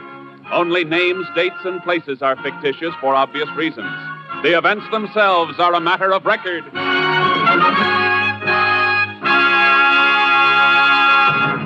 Tonight's case, play for keeps.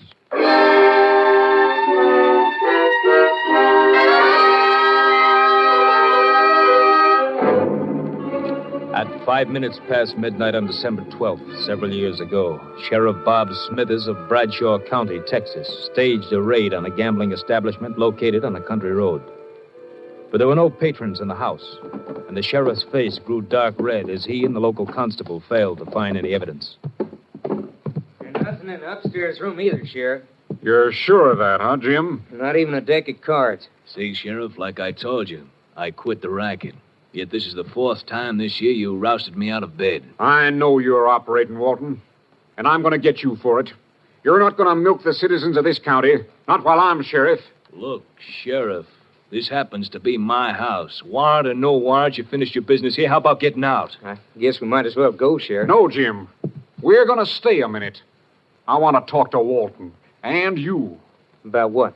I was sure of this raid tonight, Jim. Dead sure.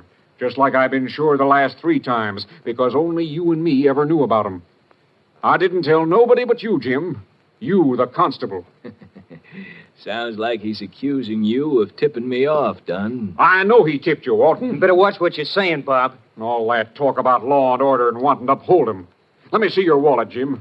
Take it out and let me see it. Now, wait a minute, Sheriff. You shut up. Come on, Jim. I want to see if you're carrying the kind of money an honest man gets for being a peace officer. What I carry on me is my own business. Why, you cheap two-bit snake. Nothing cheap about a few hundred once in a while. Be smart, Sheriff. Get a few for yourself. Why don't you listen to him, Sheriff? He's talking sense. Come on, both of you. I'm taking you in. You can't make anything stick. Maybe not. But I'm going to make this county too hot for both of you. I'm going to run you out of it. Keep your hands off me, Sheriff. You're under arrest. Grab him, Walton. I got it. Now, just hold it, fool, while I get his gun. I got it. There. Now. Done you killed him. No, you killed him. You grabbed his gun and killed him. He was after you, Walton. I got a gun of my own, and I'm the constable. You set me up for a frame? Not necessarily, Walton. It's up to you. His body could be moved out of here. What's your play? What do you want? No more chicken mash. 50% of your take, and you can go right on operating. With him dead, you crazy fool? You're forgetting something, Walton. I'm top dog now, and investigating this murder will be my job until a new sheriff is appointed. But I don't think I'm going to be able to solve it.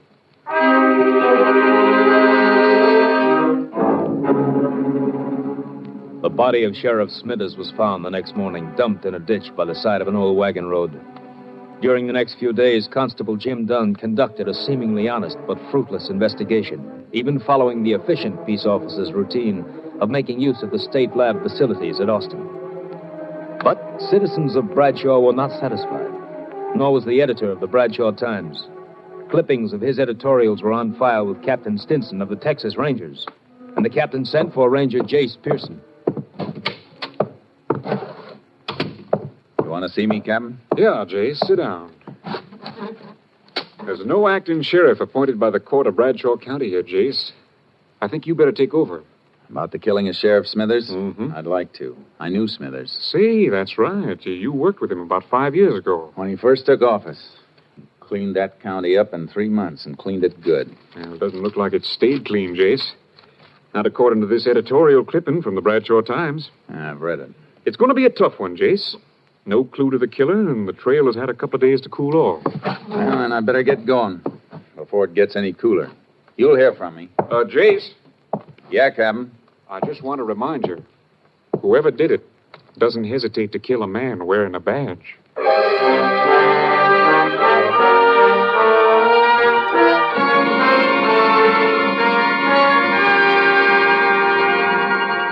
I reached Bradshaw in the early morning. The town was waking up, and the Bradshaw Times was turning out its bi-weekly edition. I went in to see the editor, Frank Carlin. So you read my editorials, huh? Well, I'm glad to know somebody's reading. Yeah, you got readers, all right. People been clipping them out and mailing them into our headquarters. Yeah, I guess there's always a handful of people to hold out. Wonder what the world would do without them. Everybody was so burned the day of the killing. Then in 48 hours, they want to forget it. Yeah, it's always that way. How about the constable, Jim Dunn? Oh, he's all right, I guess. But he's only been constable for a year. He just doesn't have the experience. It'll take the court a couple more days to decide on a new sheriff. I better knock out a story on your rangers coming in. Might wake the people up again. I'd rather you didn't, Mr. Carlin. I'll be around, and they'll know soon enough. Oh, see what you mean. Want me to lay off the editorials for a while? If you don't mind. You know, Sheriff and I are on different sides of the fence politically, but he was an honest man, and I liked him. I got a headline back there, all set and gathering dust. It says, Sheriff's Killer Caught. Ranger, give me a chance to use it.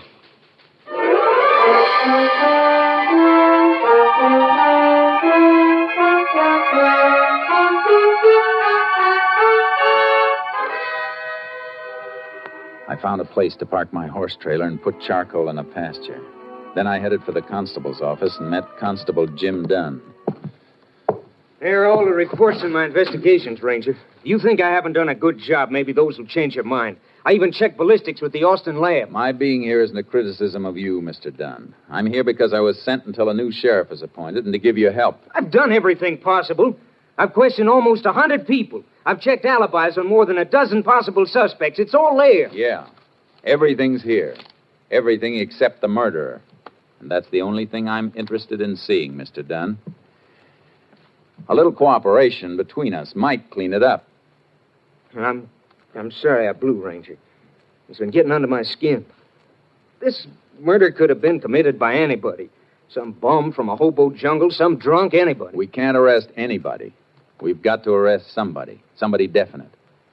Now, exactly where was the body found? Old Wagon Road, bypasses town about 2 miles north. Is it fit for a car? Yeah, but you got to go roundabout to get to it, almost 11 miles.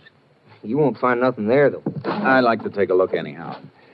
Can't we cut cross-country on horses? Yeah, shorter if you want it. I want to. My horse is in a pasture. I'll meet you at the edge of town in 5 minutes.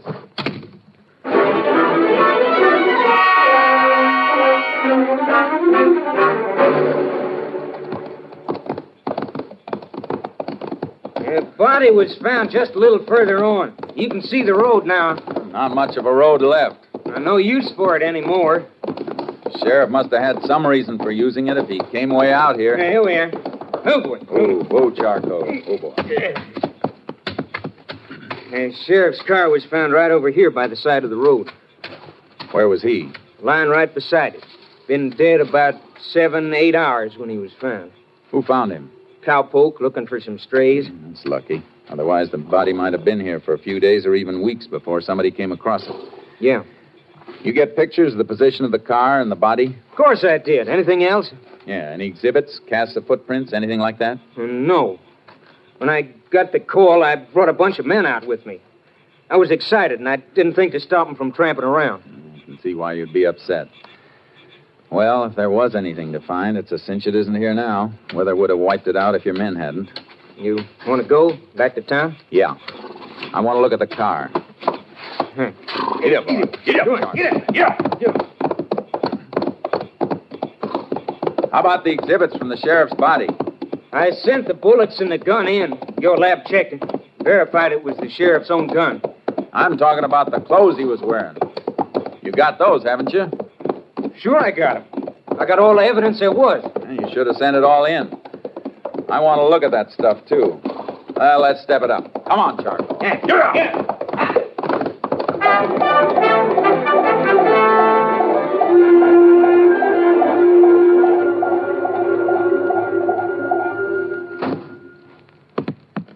There's everything, all tagged. Everything the sheriff was wearing when he was killed. I see. And is this the shirt he was wearing? You see the blood and bullet holes, don't you? Yeah. How come your lab didn't find any prints on the gun when I sent it in? It didn't even have the sheriff's own prints. It was wiped clean. Well, this is kind of odd. What? Well, the sheriff was shot twice, and they dug one slug out of him. The other one passed clean through. Yeah, according to the coroner's report, one slug hit his collarbone. That stopped it. Yeah, that's what I mean. The course of the bullets. Both shots fired into the left side, just above the kidney. But the one that came through came out the right side of his shirt collar here, right through his neck. What about it? It's a funny course for a bullet to take, unless the man who fired the gun was lying down and fired up at the sheriff. Yeah, that's what I figured, too. They must have had a fight for the gun. He got it, but the sheriff knocked him down and... No, that isn't the way it happened. How do you know? Because the sheriff wouldn't half turn his back on a man who'd just taken his gun. Besides, these powder burns show the gun was being held right against the shirt when it was fired. What do you think happened then? Well, the sheriff must have been in some position where he was bent over forward, which he wouldn't be unless somebody was holding him in that position.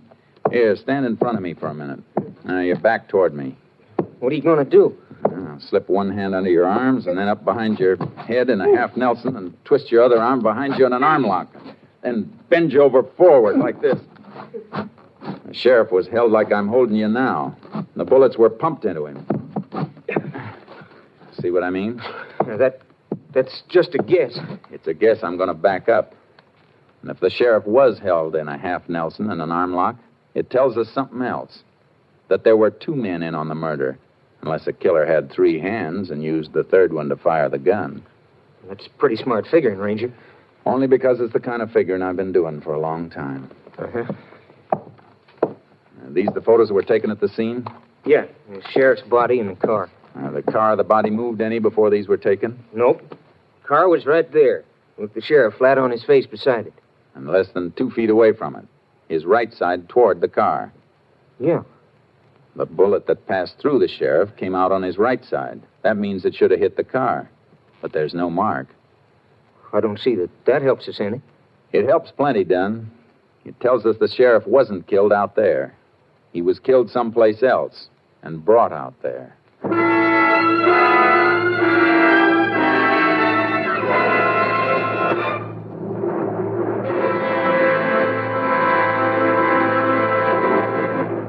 You are listening to Tales of the Texas Rangers, starring Joel McCrea as Ranger Jace Pearson. Now we continue with tonight's case, Play for Keeps, an authentic story from the files of the Texas Rangers.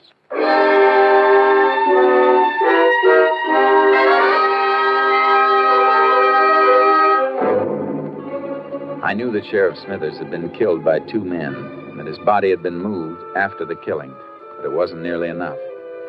It was evening before I figured out my next move, a move I didn't like to make.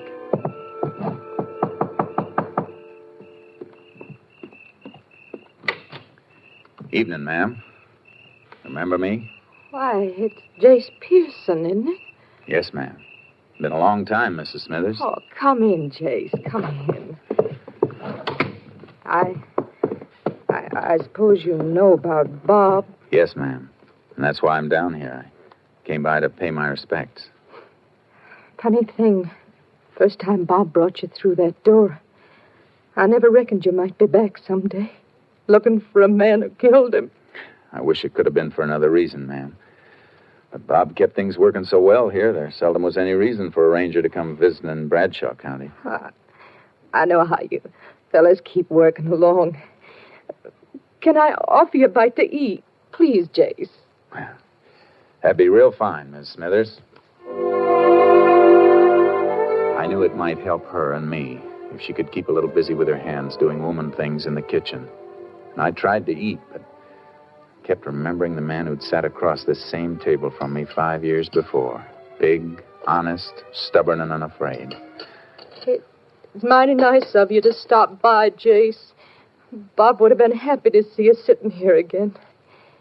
He always said a man with a good appetite was right with the world. Ma'am, I guess Jim Dunn has already asked you, but do you have any ideas about who might have killed Bob? Oh, no. Everything went so well for a few years. All I know is the last year or so, Bob was upset about gambling. He after anybody in particular? A man named Walton, Lou Walton, has a big house on the South Road out of town. Bob always says it was a gambling house, but he could never catch Walton. You mean he raided the place? A couple of times. Last time was the night he was killed. Dunn didn't tell me about that. Bob was killed after he left there. Walton's, I mean. Dunn said they didn't find anything, so Bob started back for town. But he never got home. Mrs. Smithers, I have to ask a favor. A favor I don't like to ask. I want to help Jace every way I can. I want your permission to have Bob's body exhumed for further examination. Is it necessary? I'm not satisfied with the examination that was made here. All right, Jace. I'd like to have a more thorough examination made for headquarters. I'm sending them the clothes Bob was wearing for lab check, and I don't want anybody to know about it for now. All right. You're going to get him, aren't you, Jace? I'm going to try awful hard, ma'am.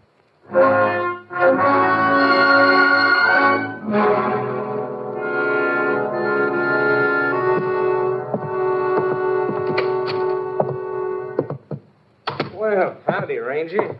I've been waiting for you. Thought maybe you might have turned in for the night. I'm going to in a few minutes. I just came back to pick up the clothing exhibits. Well, I locked them away again. I'll dig them out. I want to send them on to Camp Mabry for lab tests. Well, all right. I'll give you a receipt for them. Okay. Don, Yeah? in those reports of yours, I didn't see any mention of a man named Lou Walton. Why should there be? I understand that Walton's a gambler and that you helped Smithers raid his place the night Smithers was killed. Now, here are the exhibits. You're thinking way out of line on Walton. His alibi's airtight. According to who? According to me. I was with him all night after Smithers left the place. You didn't come back to town with the sheriff? No, I stayed at Walton's. Why? Because the sheriff asked me to stay there. We didn't find anything, but the sheriff figured if I hung around, somebody might show up or call up looking for a game. And I'd be able to get him some evidence then. Anything else you want to know? No. I guess that lets Walton out. I'll take these things. Sure. Go ahead. See you tomorrow, Don.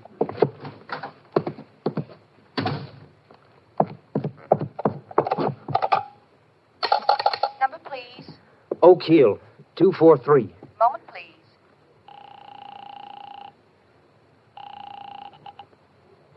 Hello? Walton, done.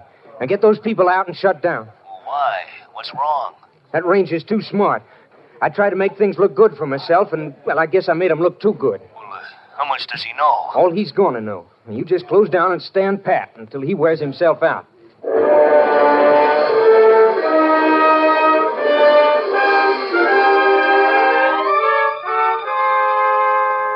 The sheriff's body was dug up and the examiner's report sent on to Austin. Headquarters also had the exhibits I'd gotten from Dunn. By late afternoon of the next day, Captain Stinson telephoned me long distance. Got a complete report from the lab, Jace. Go ahead, Captain. You were right about the position of the body when the shots were fired. Autopsy report shows the organs were pierced in a manner that would be possible only if the sheriff were bent over forward. Good. Anything else? Yeah, that shirt you sent up. Lab thinks Smithers was killed indoors. Why? Some lint stuck to the blood and held when it dried. Analysis indicates it comes from a fabric used in expensive carpeting, violet color. Thanks, Captain. That may be enough to wind this up.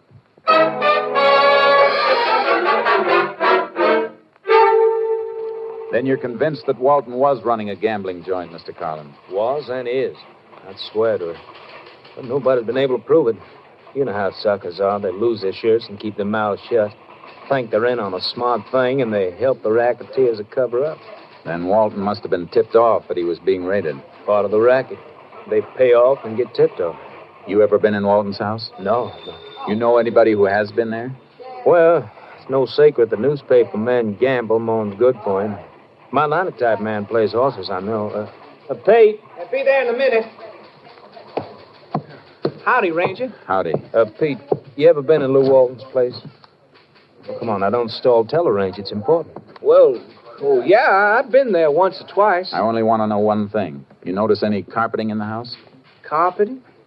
Oh, sure. The house is like a palace. Wall-to-wall carpet all over the place. What color? Well, it's a kind of a purple, I'd say. How about saying violet? Yeah, I guess that's what it's called. You got something, Ranger? Yeah. I'm going to wake up the nearest judge and get a search warrant for Walton. You better brush the dust off that headline you told me about. I think you're going to get a chance to use it.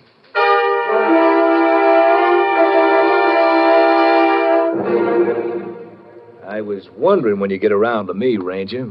Seems like everybody who wears a badge just loves to poke his nose into my life. I wouldn't worry about your nose, Walton. If you want to be smart, watch out for your mouth. I didn't mean anything, Ranger. Just that a man ought to have a little privacy. And you love the death cells at Huntsville. They're real private. Well, I always cooperated. The constable, Jim Dunn, he'll tell you that. I bet he would. Nice carpeting you got here. I like the color. Yeah. Let me get you a drink or something, Ranger. All good stuff. I don't have anything but the best. You know the old saying, the best is none too good. Walton, there's been a strong cleaning fluid used on a piece of this rug. And one spot faded just a little. Well, I spilled some wine. I had a party one night. The night the Sheriff Smithers was here last? No, before that. Oh, that's right. I forgot. Nobody was here the night Smithers came. No, nobody. The constable, he stayed. Stayed most of the night after the sheriff left. Yeah, so he told me. Let me show you the rest of the house. Upstairs. No, thanks. I just want to look at the walls in this room. Sure pretty. You know, at Huntsville, they don't have pretty walls like these. Just cold concrete and steel bars. What do you keep talking about Huntsville? I'll tell you as soon as I stand up on this chair and rip off this new piece of wallpaper. Don't. You have no right to. Just looking for this small bullet hole, papered over. Of course, you know that one bullet went right through the sheriff. The hole was repapered because a heavy picture fell. The nail made the hole. .38 caliber nail? I'm going to have this rug ripped up and sent to my lab, Walton. No cleaning fluid made will wipe out all of a blood trace. Even a drop is enough to hang you. I didn't do it, I tell you. Dunn shot him. It was Dunn. Dunn shot him. Hold your wrists out. You'll never get those on me. You bet wrong this time, gambler. Now get up. I'm taking you in.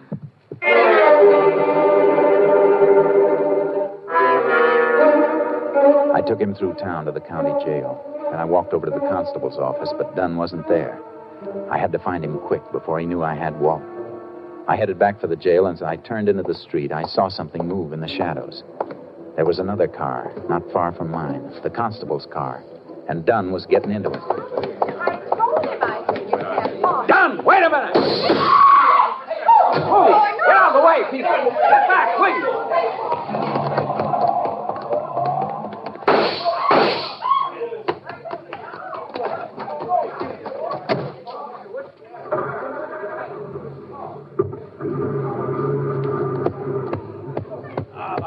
Punctured my tires. Unit 10 to KTXA. Unit 10 to KTXA. KTXA to Unit 10. Go ahead, Unit 10. Unit 10 convinced Constable Jim Dunn is subject sought in killing of Sheriff Smithers, Bradshaw County. Attempting getaway headed north on State Highway 19 from Bradshaw. Alert Highway Patrol and all units for complete roadblock of area. Order no further radio communication. Subject in Constable's marked car equipped with shortwave receiver. Will do, Unit 10. Unit 10's car out of commission. Will attempt to commandeer another car for pursuit. Unit 10, 10-4. KDXA, Austin. Step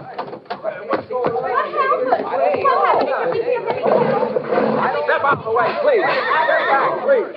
Step back. Come on, Charcoal. Let's hope Dunn heard that call. Come on, get up. Get up. Get up, Charcoal. Come on. Get up.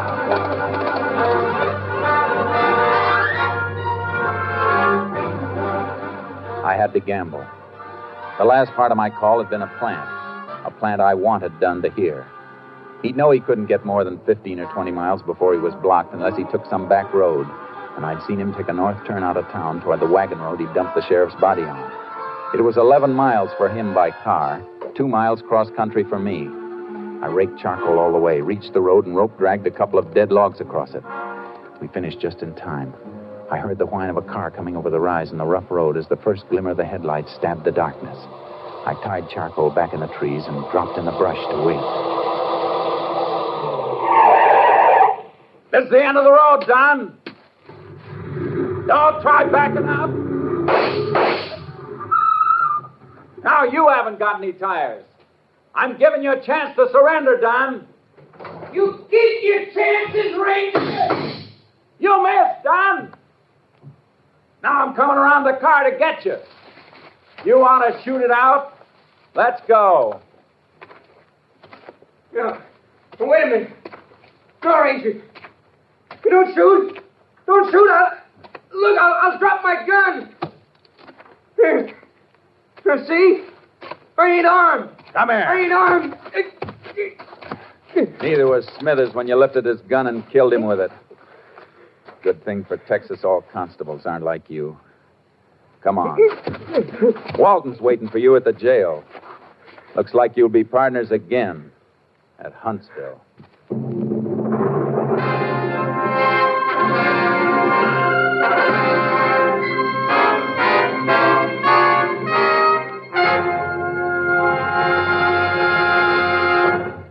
The following week, the headlines of the Bradshaw Times read, Sheriff Killers Caught. Though Jim Dunn protested his innocence, Lou Walton's confession and evidence submitted by the Rangers convinced the court of Dunn's guilt. Both were sentenced to life imprisonment at Huntsville.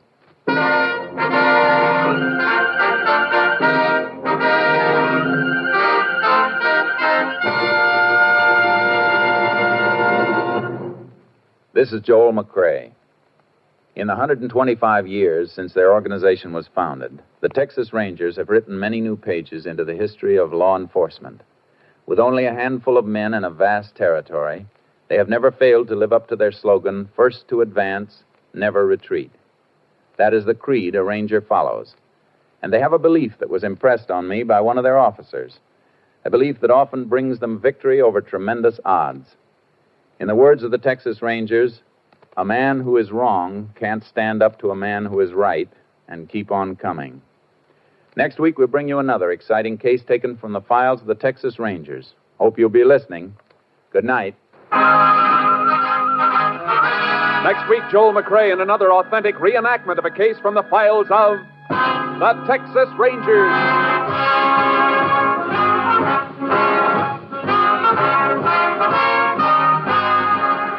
Joel McCrae is currently seen starring in the MGM production Stars in My Crown. This story was transcribed and adapted by Joel Murcott, and the program was produced and directed by Stacy Keach. This is Hal Gibney speaking.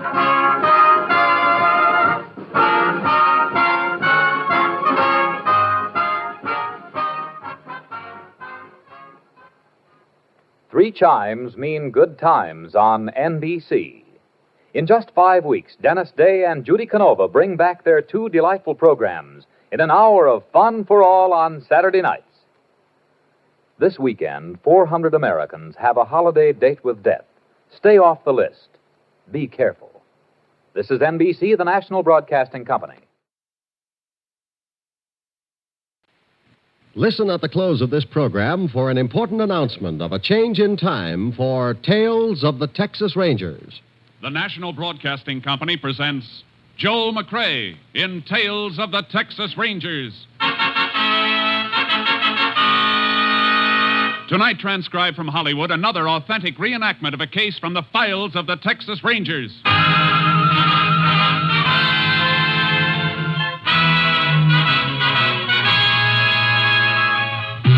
Tales of the Texas Rangers, starring Joel McCrae as Ranger Jace Pearson. Texas, more than 260,000 square miles, and 50 men who make up the most famous and oldest law enforcement body in North America.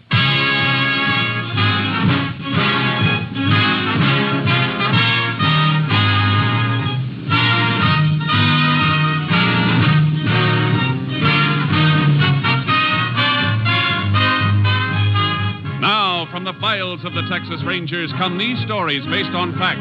Only names, dates, and places are fictitious for obvious reasons. The events themselves are a matter of record.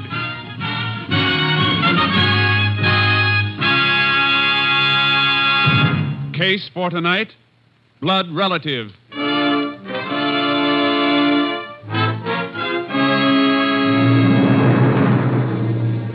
It is 4 p.m., June 26, 1949. Will Bonner, proprietor of the general store at Stump Hill, Texas, is waiting on Mac Kennedy, a dirt farmer. If pounds of flour and the bacon, Mac. Anything else? Yeah, carton of cigarettes. Yeah. How about making it a couple of sacks of tobacco, huh? What's the matter, Will? My credit no good anymore? Mac, I think you ought to pull in your horns a little. Your bill's running kind of high. You get your money, don't you? Ain't a question of getting it, Mac. You stand to make a good crop this year. Unless you have to pay out, better chance you'll have to get on your feet permanent without no credit. Let me worry about... go ahead. Wait on him. Yeah. That's all right. I got time. No, I'll take care of you, stranger. What'll you have? Stranger? Time ain't helping your sight any, is it, Uncle Will? Huh? Ben! Well, dang it, boy. You changed. How do you like that? Didn't recognize my own blood relative. Liz! Come see who's here. Willie Ann sees you. What is it, Will? Hey, don't say nothing. Fella wants to know you want to buy some perfume. Perfume? Why, land, no, Will. You could have told him that. What would I do with... Why, it's your brother's boy, Ben. It sure is. Stop cackling, Will. You know about your pa. I know he's dead. Oh, being glad to see you, Ben. I almost forgot. It happened last winter. The pneumonia. Yeah, we tried to locate you, boy, but nobody knew where you was. Nobody would have wanted to know. I was in the pen at Huntsville. Huh? That's where I've been for 4 years. In the prison? Your pa never said... Wasn't nobody's business but mine. Well, Ben, I guess we can talk that over later. You want to stay? There's a place here. I ain't asking you for nothing except what's coming to me. I just want you to buy out my pa's share of the store and pay me off. Well, Ben, your pa never did have a share in the store. You only worked for me. What you trying to get away with, Uncle Will? He told me he was going in with you when he moved out here. But, Ben, you knew your pa. He always talked big, but he never did have a dime of his own. You telling me about my own pa? No, we ain't running him down, boy. He never harmed nobody, but talking big was just his way. Look, I come to get what's mine. Do I get it or don't I? Ben, there's a bed and a job waiting for you if you want 'em. You're kinfolk, and that makes you welcome. But outside of that, there ain't nothing here that's yours. You're going to pay me out. You just hold on, young... Let me go. Hey, turn him loose, Mac. Reckon I can still take care of myself. Maybe you can, maybe you can't, Uncle Will. I'm staying around town to give you a chance to change your mind. Now, I'm warning you. I'm going to get what's mine if I have to kill you for it.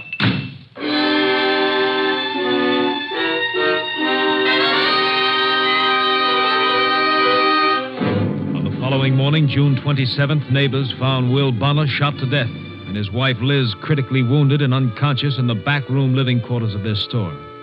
The sheriff called with the assistance of a Texas Ranger. Ranger Jace Pearson was assigned to the case. Well, that's all of the story, just like I found it, Jace. You look pretty downhearted, Sheriff. Bonner a friend of yours? I knowed him all my life. He helped me get elected. Hey, body's in the back room. You want to see it? Yeah. You can stay here if you'd rather. No, I'll come. Guess you noticed the way the safe was cracked and the door where the killer got in? Yeah, professional job, all right. I covered Will over with a sheet. Maybe I shouldn't have, but It's all right. Coroner hasn't been here yet, huh? No, he's on his way. Dead about 6-7 hours. How do you figure that, Jace? Rigor mortis just beginning to set in. You see a lot of them, you get to know. 9 o'clock now. That means it happened about 2 or 3 this morning, huh? That's close to it. How about Bonner's wife? She gonna pull through? Doc Woodson took her to the county hospital. He said there's a little chance. You've got a deputy posted at the hospital in case she comes to? Yep, he can take any statement she... Sheriff, I gotta talk to you a minute. Well, all right, Jody, come in. Farmhand works for Mac Kennedy on and off. Howdy, Ranger. Sheriff. What's on your mind, Jody? Well, I just come to pick up some feed in Mac's pickup. Heard about what happened. Know anything about it? Not exactly. But I was in town with Mac yesterday afternoon. He come to trust some supplies from Bonner. What time? Oh, about 4 o'clock. I wasn't in the store with him, but when he come out and we was driving back, Mac said Bonner had a fuss with somebody. Fella threatened to kill him. He say who the fella was? No, but whoever it was, he took a swing at Bonner. Mac had to grab him to stop a fight. Where's Kennedy now? Well, he was out plowing when I left. Won't be able to get him by phone then. Come on, Sheriff. Let's get out there and talk to him.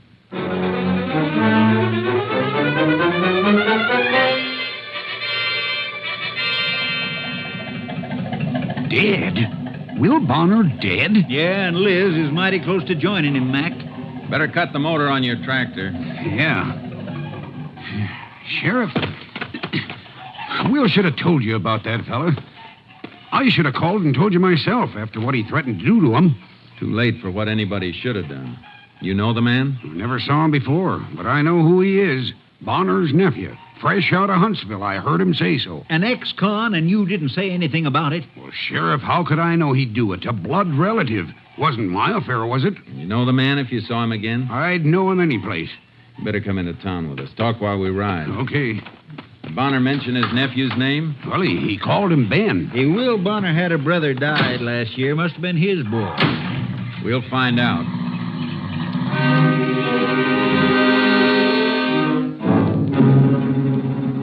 On the way into Stump Hill, Mac Kennedy told us the story of the threat and gave me a description of Ben Bonner. I put a shortwave radio call through to KTXA. Unit 10 to KTXA. KTXA, go ahead, Unit 10. Request all units be alerted to look out for subject Ben Bonner, recently released from Huntsville. Subject wanted for questioning in murder of Will Bonner at Stump Hill. 10-4. Request special alert on all roads leading from Stump Hill. Subject may be leaving area on foot or by hitchhike. 10-4. Unit 10, clear. KTXA, Austin. Maybe young Bonner didn't run for it, Jace. He may be hiding out someplace nearby. Not likely, Sheriff. If he killed his uncle, he'll go for distance. He killed him, all right. You can bet on that. When a man's life's at stake, Kennedy, I don't bet.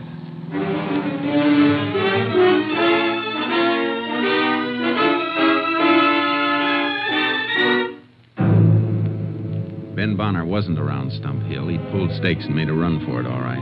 We got the information from a woman in the crowd near the store when we got back to town. Her name was Sadie Waddle. She ran a rooming house. I rent all my rooms to extra farmhands, generally, because I don't have to serve no meals that way, with them eating where they're working. So naturally, I thought this fella was one of them migratory hands. Yeah, I understand all that, ma'am. All I want to know is when Ben Bonner left your place. Well, it must have been just around midnight last night. Everybody was in and sleeping, and the house was locked up. And, well, the phone woke me up, and it was for him, that Ben. Phone, huh? You know who called him? Of course not. I didn't know who he was or nothing about him, except his name was Ben. Did you recognize the voice of the person who called? No. Well, please go ahead about the phone call. Well, I called him to the phone, that's all. Fine time of night to be waking people, I told him. Then he answered it. Right after that, he lit out like the devil was after him. You hear any of the conversation? I did not. I mind my own business. Besides, all he said was hello. After that, all the talking must have been done by whoever called him, because he never said another word, just listened a minute, then hung up and lit out. Phone ringing in the store, Jace. I better get it. Go ahead, Sheriff. Well, thanks for your help, Mrs. Waddle. I'm glad I'm alive to give it. Whew. I might have been murdered in my own sleep with an ex-convict under my roof. Ought to be some way we could tell him from other folks. A man who served his time can't be expected to carry a brand, ma'am. Besides, how did you know Ben Bonner's an ex-convict? How did I know? Huh. It's all over town, ain't it? Jace, the call is for you. Right there, Sheriff. Thanks, ma'am. Excuse me.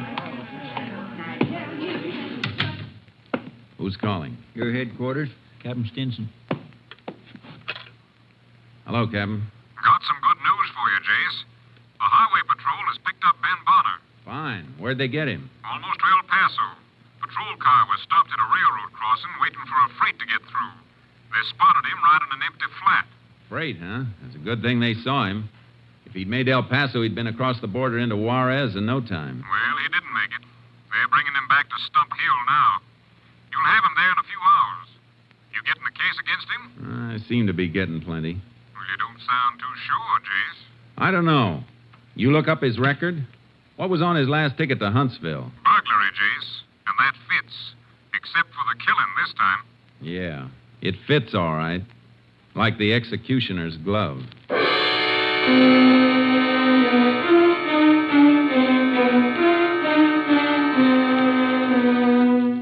Stump Hill was 5 miles cross-country from the nearest railroad spur.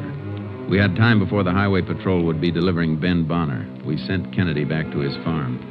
I unloaded charcoal from my horse trailer, and the sheriff got his horse. We rode to the railroad tracks. Yeah, he was smart, Jace. Almost got away. Lots of them almost get away. He sure made a lot of distance in a hurry. Don't know why you wanted to be sure he came this way to get to the train. I just wanted to be certain he cut through this 5 miles on foot. Proves he didn't hitchhike a fast ride and pick up a train further on down the line. Well, luck was with him for a while. He caught the only train he could have caught. You mean only one freight goes through here at night? Yep. Hotshot passenger clears first at about 1 a.m. Freight comes through about 15 minutes later. Slows for the grade here where he jumped it. About 1:15's the schedule for the freight then, huh? That's right. Well, let's get back to town. Come on, Chuck. You look like that train schedule means something, Jace. It might. Coroner's report ought to be in by the time we get back to town. Hey, I see what you mean. If Bonner was killed between 2 and 3 a.m. like you figured... It'll mean his nephew Ben was on that freight at the time the old man was killed. The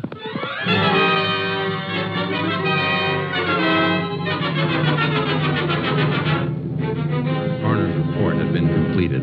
It was waiting at the sheriff's office when we got back. Well, you didn't miss by much, Jace. Here's the report on the time of death. What is it? Between 1 and 2 a.m. Then Ben Bonner didn't kill his uncle.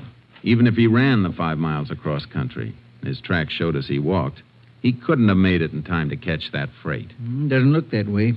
Bullets from Bonner's body have been sent through to Austin. We may get a lead from ballistics. I'm going to do some more checking around town on it. Just a second, Jace. Sheriff speaking. Oh, good. She did, huh? No, you stay right there. Goodbye. Well, Jace, looks like there's been a mistake someplace. That was my deputy at the county hospital. Liz Bonner regained consciousness for a few seconds. What'd she say? She said her and her husband were shot by their nephew, Ben.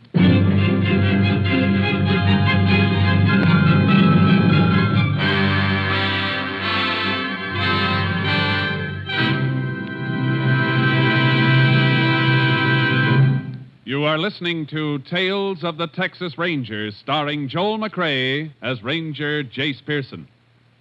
We continue with tonight's case, Blood Relative, an authentic story from the files of the Texas Rangers.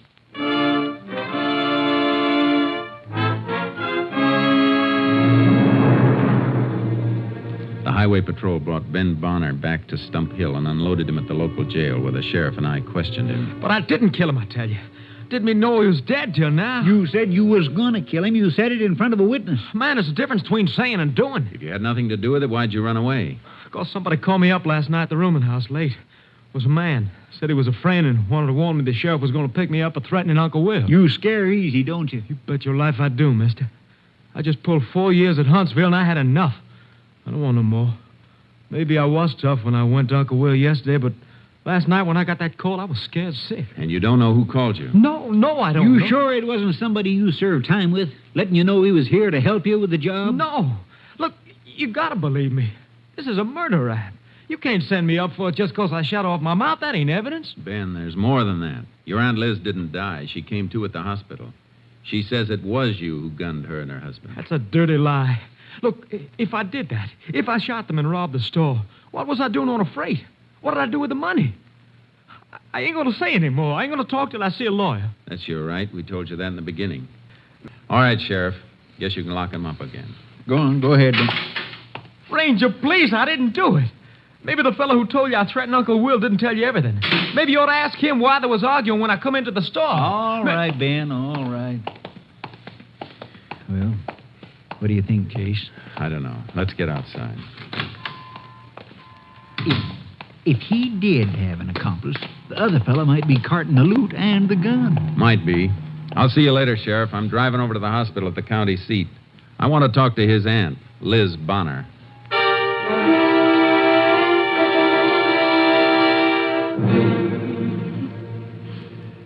Mrs. Bonner, the doctor will only let me stay a minute. Well, shot Will, just getting up. Who shot him, Mrs. Bonner? Ben, ungrateful, wanted to help him. How did it happen?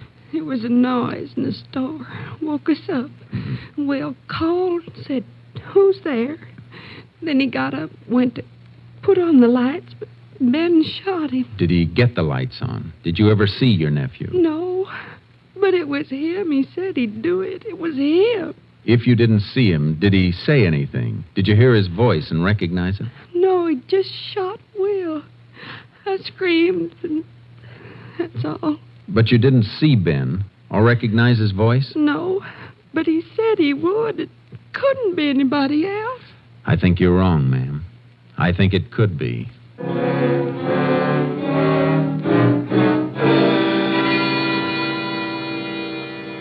burned up the road back to Stump Hill and got the sheriff. I wanted to make another check of the store and find out a few things about Mac Kennedy.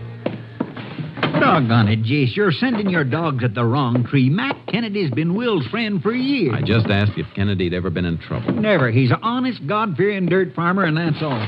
What kind of shape is he in financially? Well, Jace, a man don't have to be a criminal just 'cause he's down on his luck. Mac's crops have been bad. Sheriff, I'm just asking a few questions, that's all. Well, I'm sorry, Jace. I reckon Mac's in hock up to his neck. Place and all his equipment is mortgaged. How come he can afford a hired hand? You mean Jody? Oh, he just drifts in and out. Ain't much of a worker, but he's all Mac needs.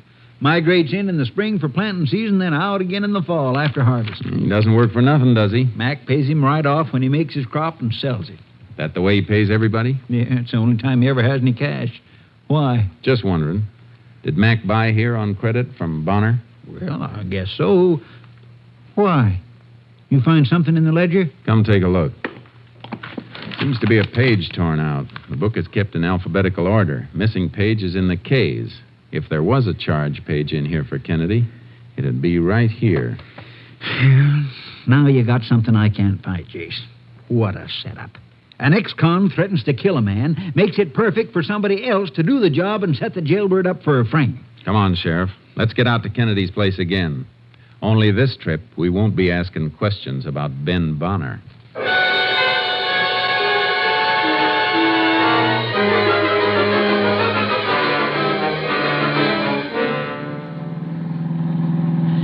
There's one thing still bothering me, Jace. Mac Kennedy's never been in trouble. So how come we both spotted the marks of a professional knob-knocker on the burglary? It's been bothering me, too. And the more I think of it, the more I wonder why he tore that charge page out of the ledger. Why do something that would point right at him when he had somebody else all set up to take the fall?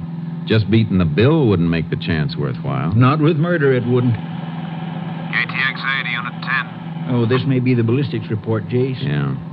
Unit 10, go ahead, KTXA. Lab report completed on bullets used in slaying of Will Bonner. 38 caliber, probably Smith & Wesson Police Special. 10-4, Unit 10, clear. KTXA Austin. A minute, KTXA. Stand by, please. KTXA standing by. What's the matter, Jace? Just got an idea, something that didn't fit before. That hand who works for Kennedy, that Jody. What's his last name? Jody? Let's see. It's Pelham. Jody Pelham. Why? I'll tell you in a minute. You there, KTXA? Standing by, Unit 10. This unit requests quick check on subject Jody Pelham. Repeat, Jody Pelham. Urgent. 10-4. Get back to you with information soon as possible. Unit 10, clear. KTXA Austin. Jace, you figuring Jody helped Mac Kennedy to pull this job? Maybe. Or maybe Jody did it on his own. I want to know if he's got a record. What switched your thinking to him? He was waiting outside Bonner's store for Kennedy when Ben walked in yesterday and made his threats. Well, sure, he admitted that. Kennedy told him about Ben when he come out, and they drove on back to the farm. Yeah, but when Jody came into town the next morning and came to tell us about the threats, he pretended he didn't know too much. Just knew that old Will Bonner had been threatened. Couldn't say who made the threats. Well, I don't get what you're driving at, Joe. If Kennedy told him, he must have told him the whole story about the threats coming from Bonner's nephew. A nephew just gotten out of prison. That'd be the logical way to tell it. And that's the way Kennedy did tell it. But Jody was anxious not to seem to know too much. Hey, sure, I see what you mean. Kennedy wasn't in town this morning till we went out and brought him in. Yeah, but when we got back, everybody in town knew that the man we were looking for was Bonner's nephew and that he was an ex-con. Sadie Waddles told us that. Only one it could have come from was Jody. He spread it around while we were out getting Kennedy. When we get to the farm, draw him out. Don't pounce on him until I get an answer on him from Austin. I hope it's the right answer. It may save Mac Kennedy's life.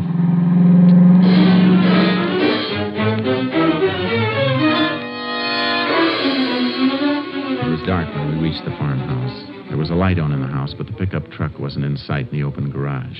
We left my car around in back of the house and went up on the porch.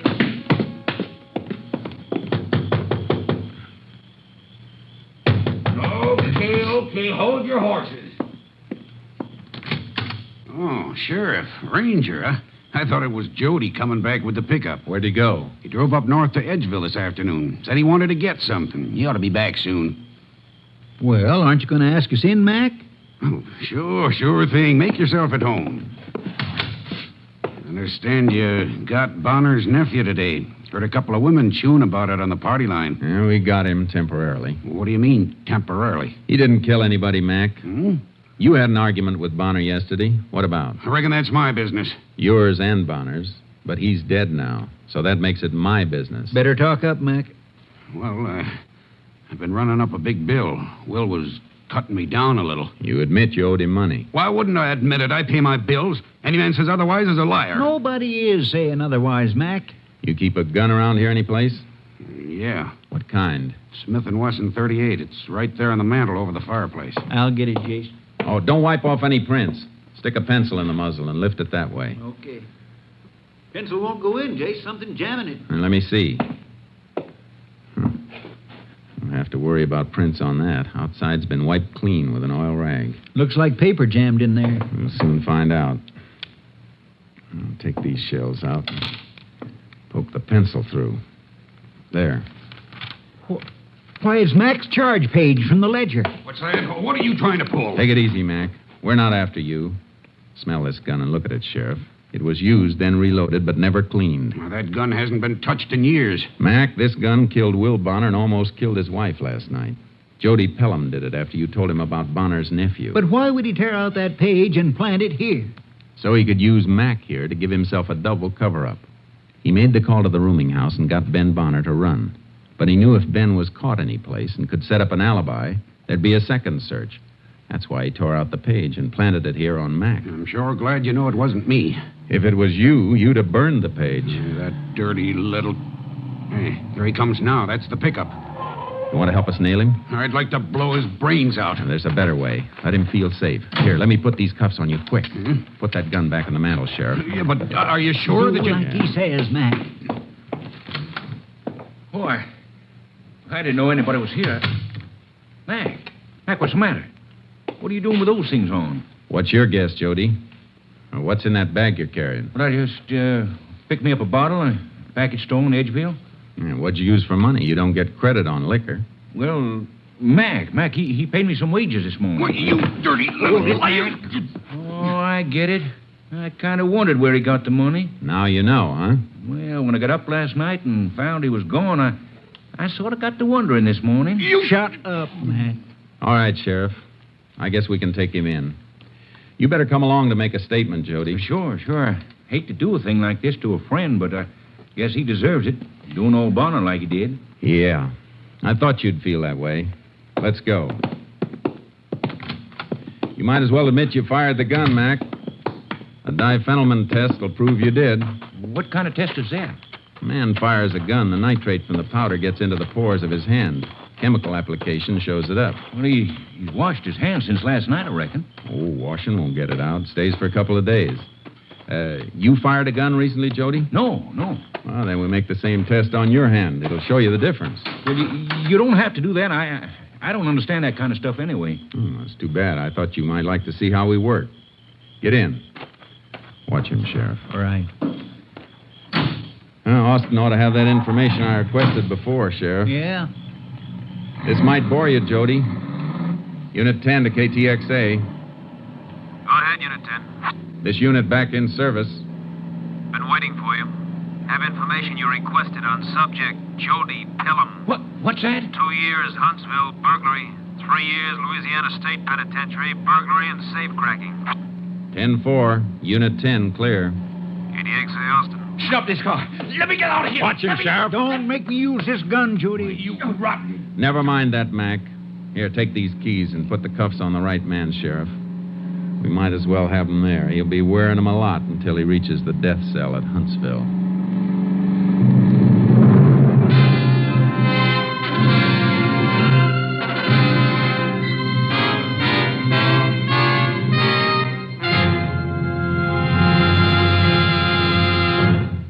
Jody Pelham was tried and convicted for the wanton murder of Will Bonner.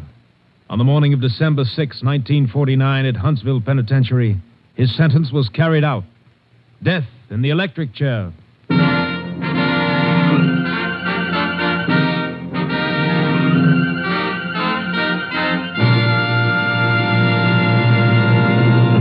And now, here again is the star of our show, Joel McCrea. Folks, Tales of the Texas Rangers is moving to a new time. You won't hear us next Sunday, but the week after that, we'll be back just an hour and a half later than usual on NBC, right after Theater Guild. So we'll see you in 2 weeks, on Sunday, November 26th. And I hope you'll be listening. Good night. Good night, Joel. See you 1 week from this coming Sunday. Remember, friends, as Joel told you, Tales of the Texas Rangers will come to you an hour and a half later, immediately following Theater Guild. Beginning next Sunday at this time, you'll hear Hedda Hopper's fine program. The week after next, November 26th, Joel McCrea as Ranger Jace Pearson will be with you again. A week from Sunday, Joel McCrea in another authentic reenactment of a case from the files of the Texas Rangers.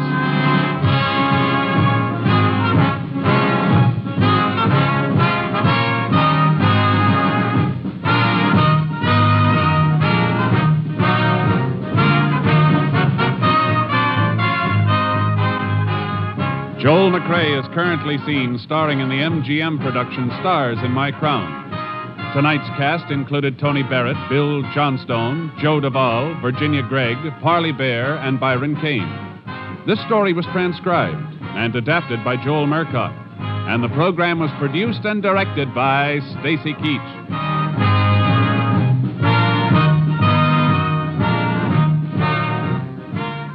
1 week from next Sunday, Tales of the Texas Rangers will be back with you immediately following Theater Guild. Consult your local radio schedule for time. This is Hal Gibney speaking.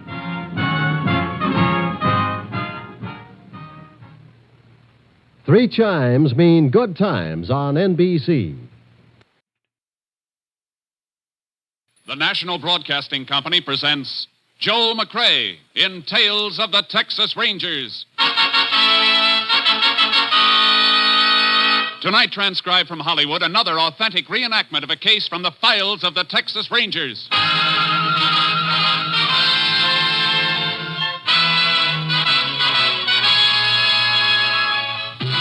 Tales of the Texas Rangers, starring Joel McCrea as Ranger Jace Pearson.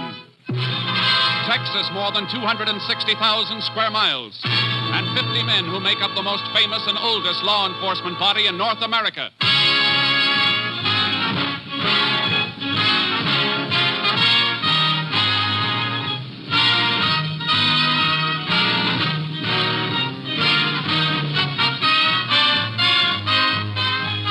Now, from the files of the Texas Rangers come these stories based on fact.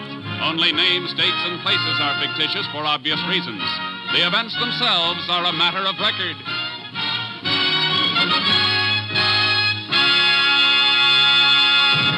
Case for tonight, the Cactus Pear.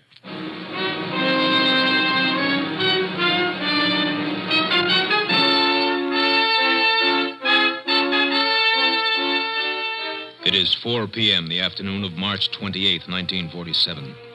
Robert Coots, a new hand on the Triangle Ranch, is repairing a fence on the southeast range. He stops as a rider approaches. Oh, boy! Oh! Howdy, Breck. Don't howdy me, Coots. Well, I see you finally got my job. I got a job because there was one open. If you left it open, that's your worry, I reckon, not mine. You've been making up to the old man trying to get me fired ever since you came into this country. That ain't so, and you know it. I've been looking for work, yeah. But you didn't get fired on my account. You got sacked because you can't leave a bottle alone. Sounds like you're calling me a liar. I ain't calling you anything. I'm just telling you. Now, how about clearing off? You telling me to clear off this range? All right, I'll get. But before I do, I'm going to whip your tail, Coots. You better not try it, Breck, because you ain't about to whip my tail. Oh, wait, I... No! Hey, you ain't. Yo! Now, clear off, like I told you. Don't come back. Ain't going to be no need for me to come back. Put that shotgun down. Get away from me. Get away. Here's the other barrel for good measure. All right, boy. Come on, get up. Get up.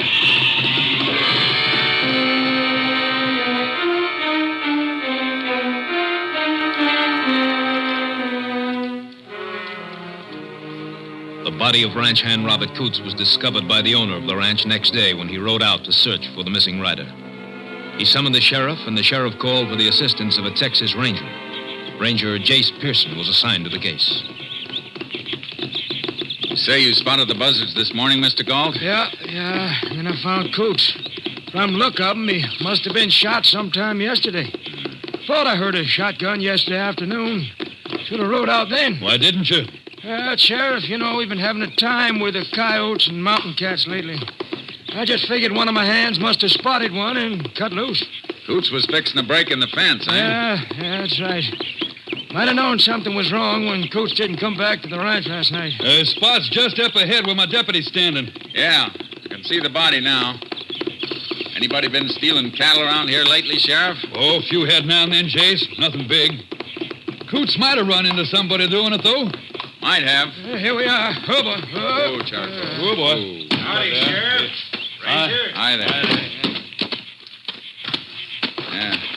Tie the horses off the fence here. I don't want them tramping around near the body. Good idea.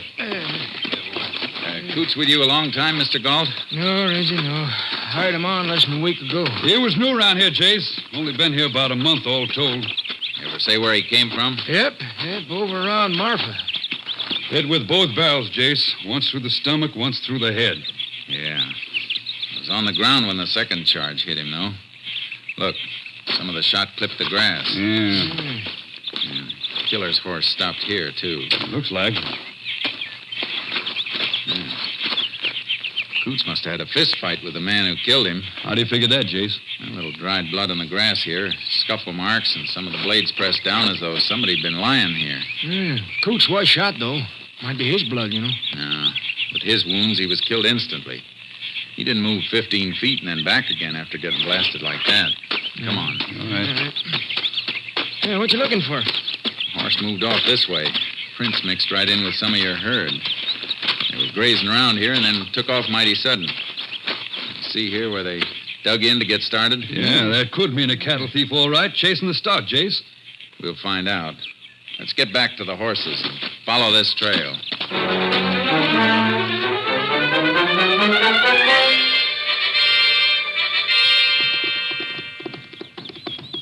All right. This is far enough. Ooh, Charcoal. Hold up. Now, whoever it was, he wasn't trying to steal cattle. He was following the herd tracks so the trail of his horse wouldn't stand out clear. I don't see how you can tell that. Well, herd moved up range toward the mesa. Anybody stealing them would have been driving them to the south fence where the state road is. Have to get them to a truck to get them away. Yeah, but what made them run then, Jace? A shotgun must have stampeded them. If they'd been driven, someone would have left marks where they cut out to get away from the rider. And the rider would have left tracks cutting after him. I see what you mean. But shouldn't we keep on trailing them, though? Yeah, but not this way. He was headed for rocky ground near the mesa, trying to lose anybody who might follow him. He's smart. I don't get your plan. Well, he was careful leaving here after he killed a man. He mightn't have been so careful riding in before he killed. We'll backtrack the trail he took getting here. It might tell us where he came from. That makes sense, Jace. Let's go. Hey, up, boy. Ranger, can I have the body picked up by the funeral house now? Yeah, and even an autopsy isn't going to tell us much. Oh? I thought you could tell a lot from the shot that killed somebody. That ballistic stuff, Not so much with a shotgun. Barrels are smooth bore. Don't leave rifle marks, but... Hey, hold it. What'd you find, Ranger? These. Empty 16-gauge shotgun shells. Killer might have ejected him here to reload his shotgun in case he ran into trouble. Well, can you tell anything with those? If we find the gun they came from, we might be able to match the way the hammer hits the shell. Yeah, if we find the shotgun. Every rancher and cowpoke in the county must have one.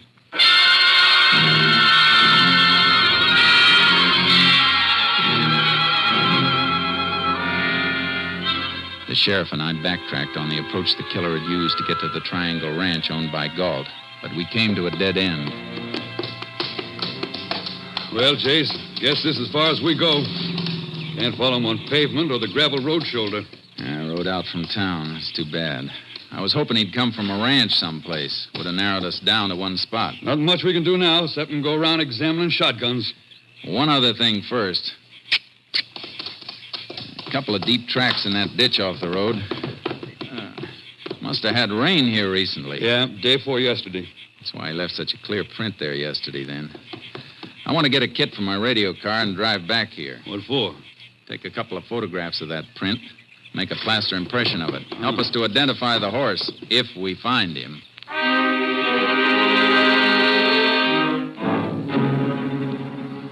We took the cast and headed for town. To check every horse in the territory would have been impossible, so I had to gamble on a shortcut. Howdy, Ranger. Sheriff. Howdy. Howdy. Hey, mind dropping that hammer a minute and taking a look at this? Sure thing. Yeah, what is it? Plaster cast. Shoe print of a left hind hoof. You remember making a shoe like this, Ed? Common plate, Sheriff. It was caulked or something I might remember, but I don't know. I know it's a tough one, but all shoes are a little different. Wear in different places. Hoofs have to be fitted for slightly different shapes. That's true, all right. If I come across that shoe now, after seeing the cast, I might recognize it. Good. I'm going to leave this cast here. If anybody brings in a horse to be shod, and the left hind hoof looks like the cast, don't touch it until you call us. Be right glad to help. Keep my eyes open. Any other blacksmiths around here, Sheriff? Oh, not for over 50 miles. We going looking for that gun now? You start on it. I'm going to pay another visit to the Triangle Ranch. I want to talk with Mr. Galt again.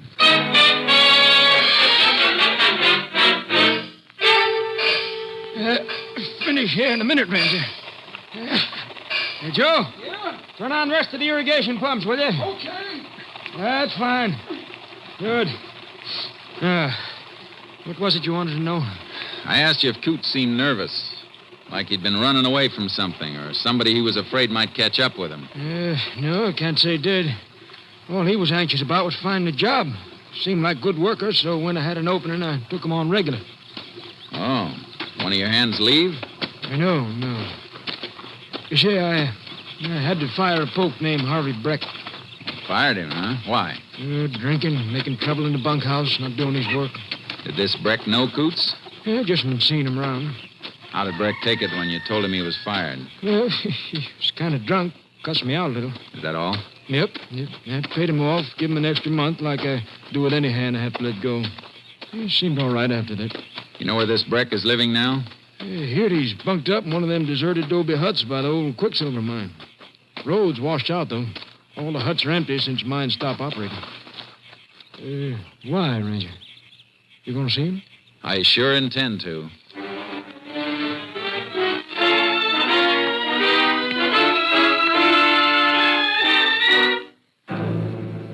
I went back through town and picked up the sheriff. We rode our horses out to the abandoned mine. I've checked 100 guns today, Jace. Every tough and near tough I could think of. No good, though, huh? No hammer marks like the one we're looking for. You fire the guns to get a test shell for comparison? Sure. But I'd swear none of them was the gun we want. I kept the most likely ones and labeled them for you, though. Good. You can add one more when we test Breck's gun. And here are the shacks now. Oh, boy. Ooh, charcoal. Ooh. Must be that one. Little smoke's coming up the chimney. There's Breck. Heard us coming. You fellas looking for... Oh. Howdy, Sheriff. Howdy, Breck. Ranger wants a few words with you. Okay. Mind if we come inside? All right. I reckon you know that somebody killed the man who took your place over at the Triangle Ranch. Yeah, so I heard. Happened Tuesday afternoon. Where were you? I was right here. Anybody who says I wasn't is a liar. Nobody said anything yet. Where's your shotgun? I don't have a gun. You don't, huh? And where's the gun you cleaned not long ago? I didn't clean... Don't tell me you didn't. This oily rag in the corner says you did. This rag was used for cleaning a gun and nothing else. Better get the gun, Breck. We want to see it. It's under the bunk.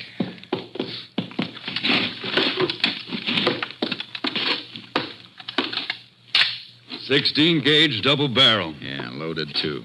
Hey, let me have it a minute.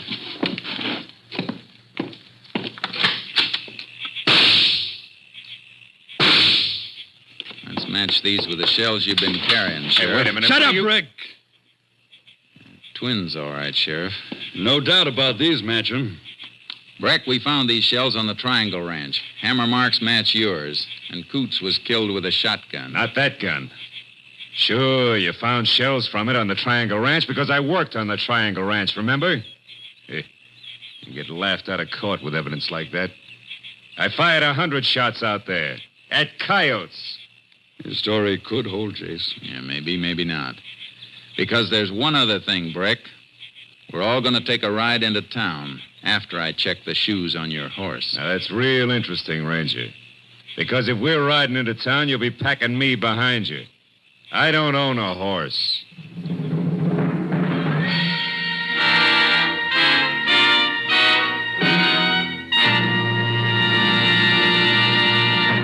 You are listening to Tales of the Texas Rangers, starring Joel McCrea as Ranger Jace Pearson.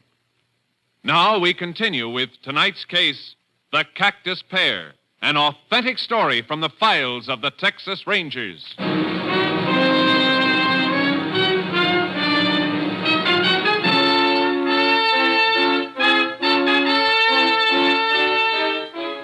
Breck had us stopped, and he knew it.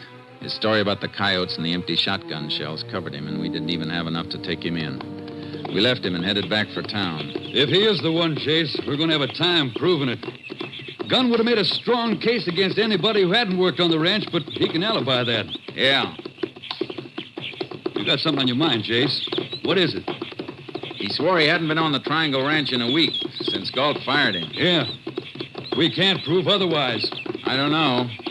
If he did shoot at a coyote, it must have been before Galt fired him. That means those empty shells would have been lying out in the ground when it rained 2 days ago. Cardboard portion of the shells don't look like they'd been wet. The sun could have dried them out after the rain, Chase. Yeah, there's some metal on the shell, too. I'm going to send those shells through to the lab at Austin. You think they'll be able to tell if they've been out in the rain or not? Metal gets wet. There's got to be some oxidation. Lab will know whether there is or not. If there isn't, it'll mean the shells were fired in the past 2 days. Yeah, but he'd still stick to his story, Chase. You know how a jury is with scientific evidence. A little leery of it sometimes. I know we'll need more. I wasn't thinking of the shells as jury evidence. I was thinking of them as a time saver for us. Oh. If he's telling the truth, we'll have to start all over. But if he's lying, we'll have to trip him up.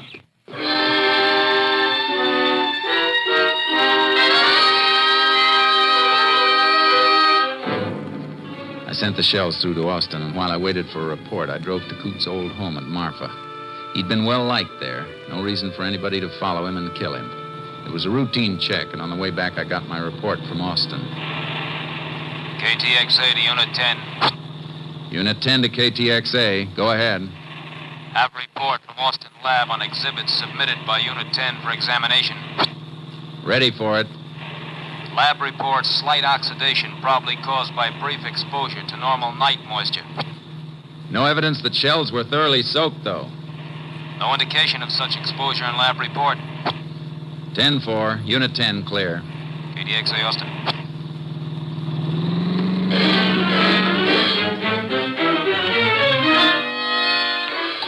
I drove back south as hard as I could. When I got near the Quicksilver mine, I took charcoal out of the trailer and rode onto the shack Breck had been using to make sure he was still around. Oh, boy. Oh, charcoal.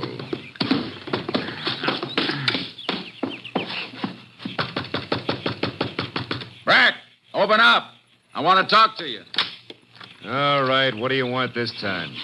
I just want to make sure you're still around, that's all. Well, you see me, don't you? Yeah. I see something else, too. Looks like you've been packing a few things in there. That's my business, not yours. I'll make it my business if you try to leave this county. Now, look, Ranger, you got nothing on me, or you'd have taken me in before. If I want to move out of here, I reckon I can move. You try it. You'll hit the county jail so fast it won't even give your spurs time to rattle. Yeah, you're talking big, but you ain't got a charge to hold me on. There ain't no law against shooting coyotes. No, but there's a law against moving into a shack without the owner's permission. The mining company give you the right to live here? Yeah. It isn't going to be hard to check on. All right, then, Ranger, go back to town and check. Because until you do and get a warrant, you got no right in here. Have you? Okay, Breck. I'll be back. And you better be here. I got back to town as fast as I could. I had to have a minor charge to hold him on. But as I pulled up to the sheriff's office, I found out I wasn't going to need it. Stay in the car, Jace. Why? What's up? You got here just in time. We're just heading for my car. Let's move. Which way? Straight ahead, blacksmith shop. He found the horse we've been looking for.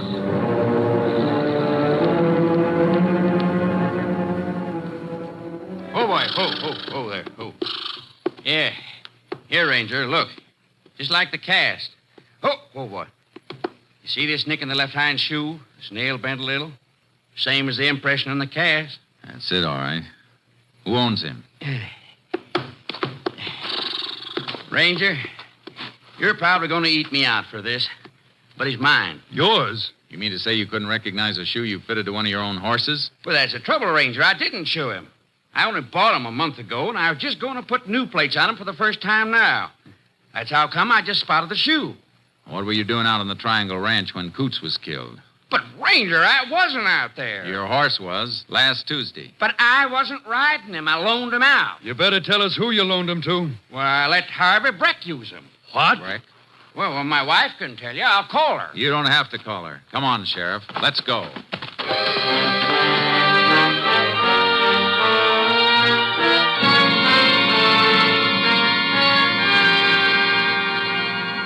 We stopped for the sheriff's horse, loaded him in the double trailer with charcoal, and then headed for the mine. We left the car at the washout, unloaded the horses, and rode to the adobe shack Breck was using. We got enough to take him in now, Jace. If he's still here, he was packing to leave. Look, he hasn't left yet. There's the hut he was using. Crack a light under the door. We're on time, then. Not much to spare. It's a cinch he figures to move out tonight. He won't move now. Stop here. Move, charcoal. He isn't going to come easy, Sheriff. Watch out for that shotgun. He wants gunplay. He can have it. We'll know when he answers the door. All right, Breck. Open up. We know you're in there, Breck. Now, come on.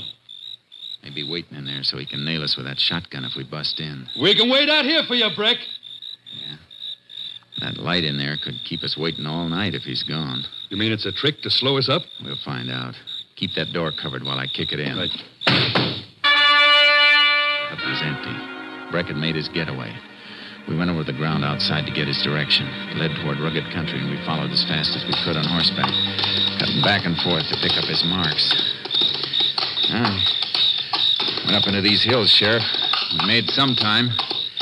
He was easy to trail this far, and he's on foot. Yeah, but we're going to be on foot, too, now. Why? He's headed for the border, Jace. The Rio Grande's that way, but no horse can take this country between here and there. Oh, boy. Oh, charcoal. How far is it to the river? 40 miles of country the devil won't have, and we'll have to cover every inch of it on foot. Well, that's what he's doing. Come on, let's go. We must be close to him by... Hey, look, Sheriff. That's him, top on the ridge. Get to cover under that ledge. You better hide and stay there. I got you pinned down. Hobble the horses so they can move off and graze later. How are we going to get to him? Long way up that ridge, and we'll be moving right into his sights. You go around that way. All right. Crawl and hug whatever cover you can find. I'll go the other way and see if we can't circle in behind him.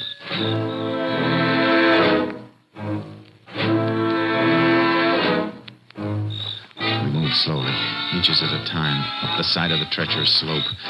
Took almost an hour, and it was just what Breck wanted. All right, don't move. That's you, Jace?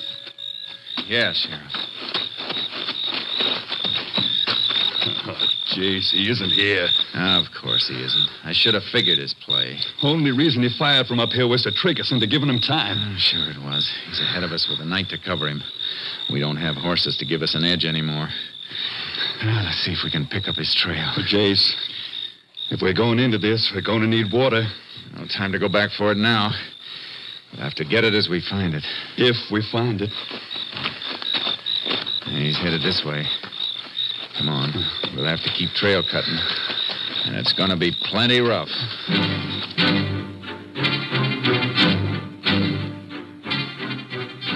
like the sheriff said. Country the devil wouldn't have. Breck was piling up a lead with every hour of the night. We have to cover 2 miles to his 1, Jace. Every time we lose the trail, he gains ground. Can't be helped. We get to the top of this ridge, and it may be the wrong one again, like the last 2 we climbed. It'll be daylight in a couple of hours. We'll be able to spot his tracks better then, and we can move faster. Maybe we better rest until then. Can't. I'm counting on him having to rest. That's the only time we can make up on him. I reckon you're right, Chase. But it'll be another day and night of this without a wink, and no guarantee we catch him at that. He may go any direction to make us cross him. You want to rest a few hours while I go on ahead? If you're going, I'm going. Good. Come on. If we only knew which... Hold it, Sheriff. What? Scrub between the rocks. Here, throw your light on it. All right. Look. Barely grown in the earth between the rocks. Roots ripped out a little and exposed. Yeah. Fresh, too. Grabbed the scrub to pull himself up. Good. Means we aren't climbing this one for nothing this time. No. We better keep on climbing.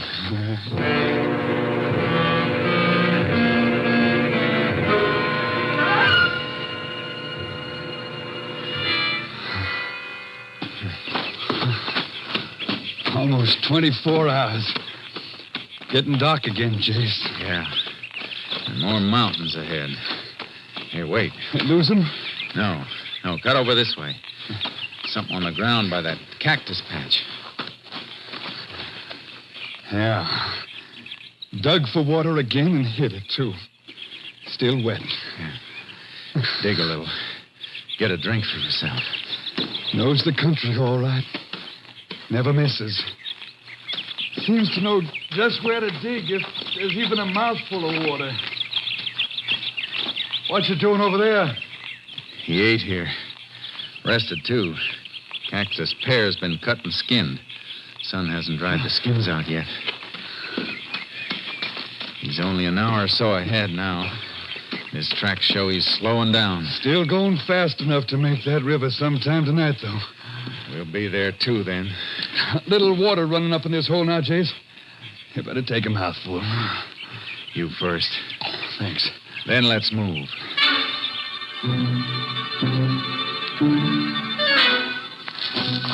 We pressed as hard as we could, but he was getting closer to the river.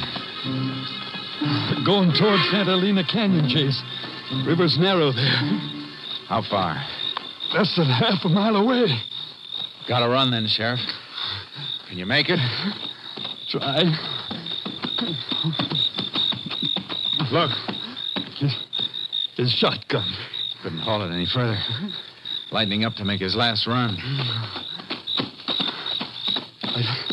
I think I heard something ahead. Keep going.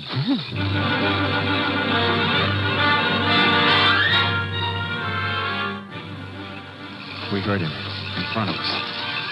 And we broke through the brush at the river. He was just wading in. Stop, Breck! I'll get him. Don't make me put a bullet in you, Breck. You ain't taking me. Oh, yes, I am. Let go. Let go. I'm over the border. Not while you're still in the river. Let go, I said. You get him. Yeah. But you're going to have to help me. Drag him to shore. Few more feet, he'd have made it. He needed just a few more seconds. Just about as long as it took to eat a cactus pear.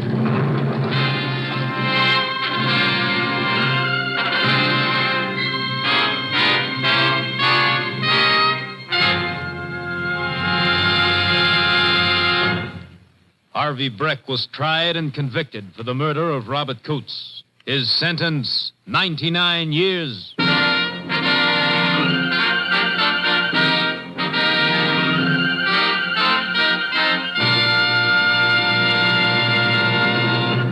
And now, here again is the star of our show, Joel McCrea.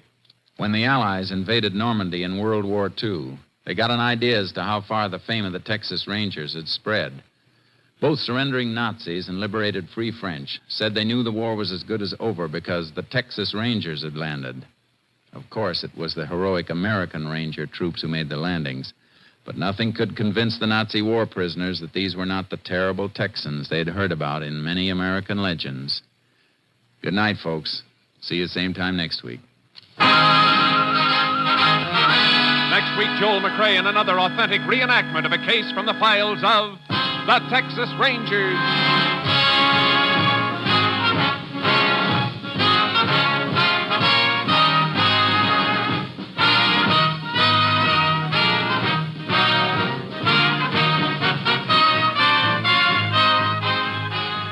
Joel McCrea is currently seen starring in the MGM production Stars in My Crown. Tonight's cast included Tony Barrett, Wilms Herbert, Tom McKee, and Gerald Moore. This story was transcribed and adapted by Joel Murcott, and the program was produced and directed by Stacy Keach. This is Hal Gibney speaking.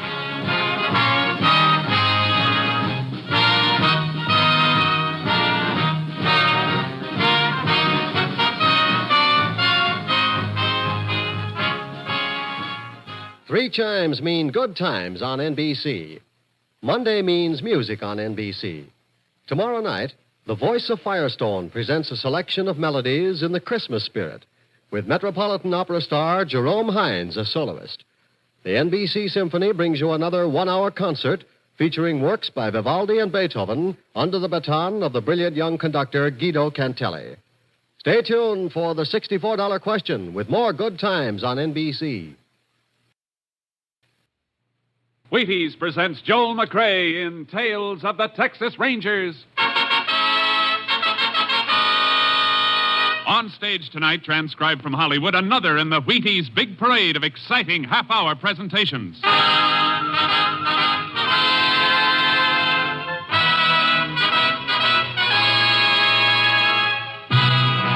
Tales of the Texas Rangers, starring Joel McCrea as Ranger Pearson. Texas, more than 260,000 square miles, and 50 men who make up the most famous and oldest law enforcement body in North America.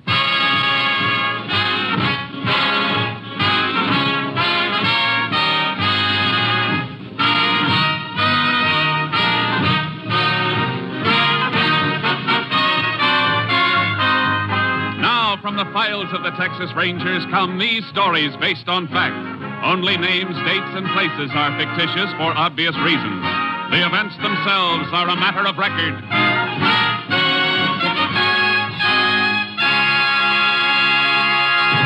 Tonight's case, the broken spur.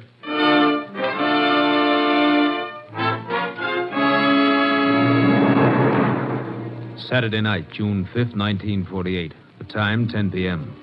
On a small ranch 10 miles south of Cranston, Irwin County, Texas, Milton Thomas was counting a large sum of money, preparatory to locking it up for the night. As he was counting, his dog Rags appeared to be nervous. Thomas tried to quiet him. 50. Rags, stop that. You're making me count wrong. 50, 100... What in Sam Hill's the matter with you tonight? Now stop it. Quiet, Rags. Down. Who's there? Casey. What do you want, Casey? I want to talk to you. Seems to me it's awfully nice to be knocking at people's doors. Now, if it's about that... All right, get back in the room. That gun, what are you trying to do? Get your dog back or I'll... Rags! Get back or you'll get the same thing. Get away from that dog. Give me that money. No, I won't. Don't you ask for it? No, don't take it. Shut up. Let go of my legs. No. I said let go. No. All right, then.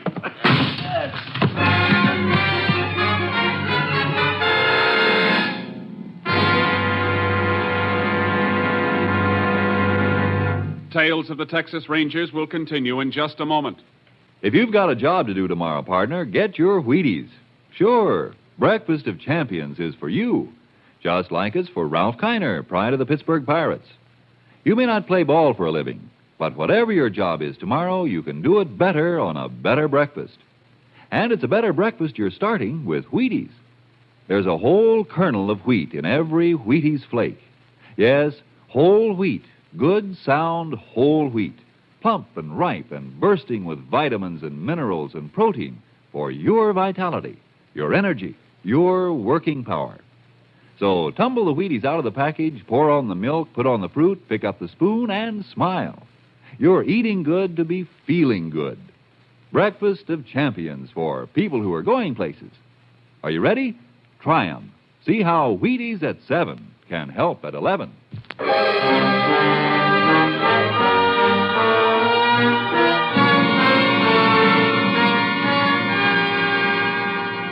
At 10:30 the same night, Milton Thomas's house was discovered on fire. The Cranston Fire Department was called. Next morning, the local sheriff, making a routine investigation, discovered the burnt remains of a broken chair next to Thomas's body. He ordered an autopsy. The results prompted him to call the Texas Rangers. Ranger Jace Pearson was assigned to the case and arrived at the scene of the fire early that afternoon. Well, howdy, Ranger. I'm Sheriff Taxon. Howdy. My name's Jace Pearson. Come on, I'll show you the house. Or what's left of it. All right, folks, step back, please. Shouldn't have all these people walking around here, Sheriff. Ruin any footprints there might be. I had my deputy here just a few minutes ago, Pearson. I sent him down to get some coffee. All right, folks, step back away from the house, all of you. Now get back to the fence, please. All burned out except for the walls, but you may find something. You said when you called you didn't think it was an accident. I've been sheriff here for 18 years, and I'll stake my reputation it wasn't. It was arson to cover murder. Base that on the autopsy? Yep. Coroner couldn't find any traces of carbon granules in the bronchial passages or lungs, and only the normal amount of carbon monoxide in the lungs. Indicating Milt Thomas wasn't breathing when the fire started. Right. This was the front door. Burned off the hinges and fell out. That's funny. What? The lock on this door. Special kind. Takes a key on both sides. When the door is shut, you have to have a key to get out of the house as well as in. Oh, that, yeah. Milt was a funny old galoot. Had them put on both doors. The windows had trick locks, too. Why? Well, folks say he kept a lot of money in the house. Maybe just a story. This lock's still working. Let's look at the back door. Oh, here's what's left of Milt's old iron safe. Was it open like that when you found it? Yep. Empty, too. This lock's not forced or broken. Kind of hard to tell much about anything after the roof fell in. Yeah, it's a mess, all right. Same kind of lock here on the back door. It's working, too. Meaning whoever started the fire was locked in? Well, look here. Whoever it was, here's where he went out. See that window glass outside on the ground? Let's climb out and look.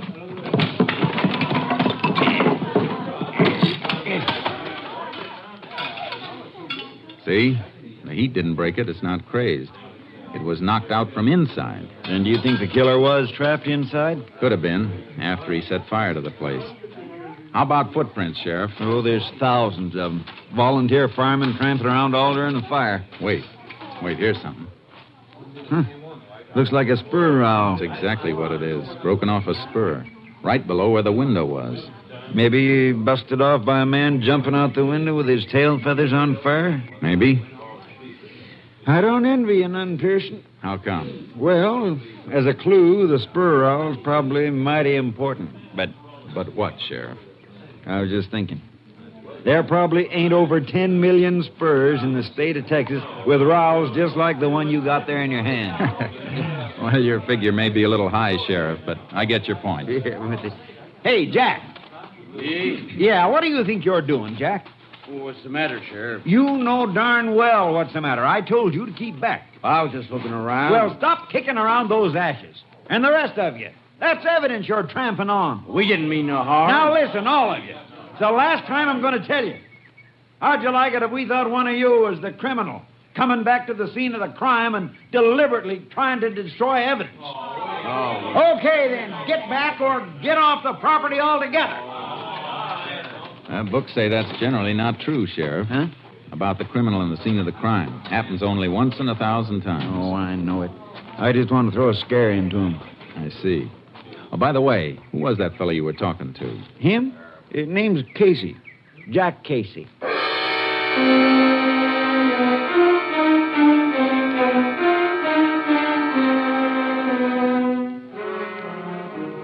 The sheriff and I went over the yard thoroughly, but any footprints the murderer might have left were trampled out by the firemen and the onlookers. Finally, some distance from the house, I found the place I was looking for. Sheriff! Huh? Come over here.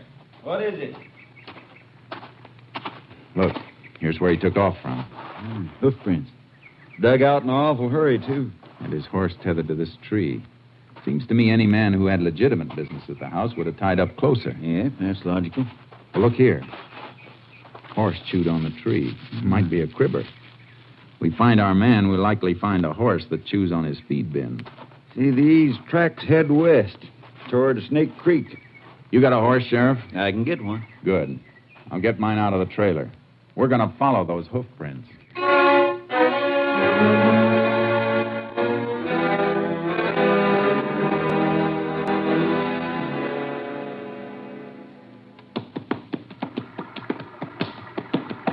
Hold it, Sheriff. Keep your horse off that bank. Why? What's the matter?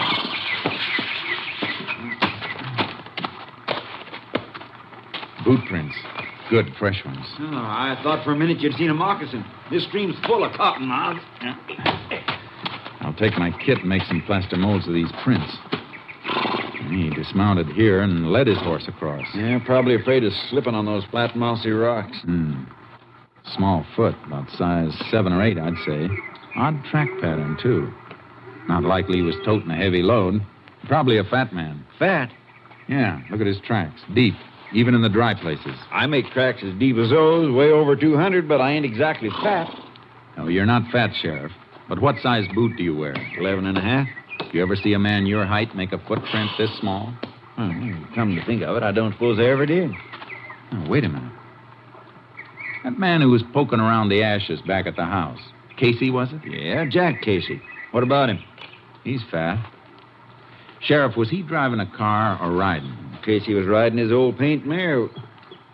Say, she's a cribber.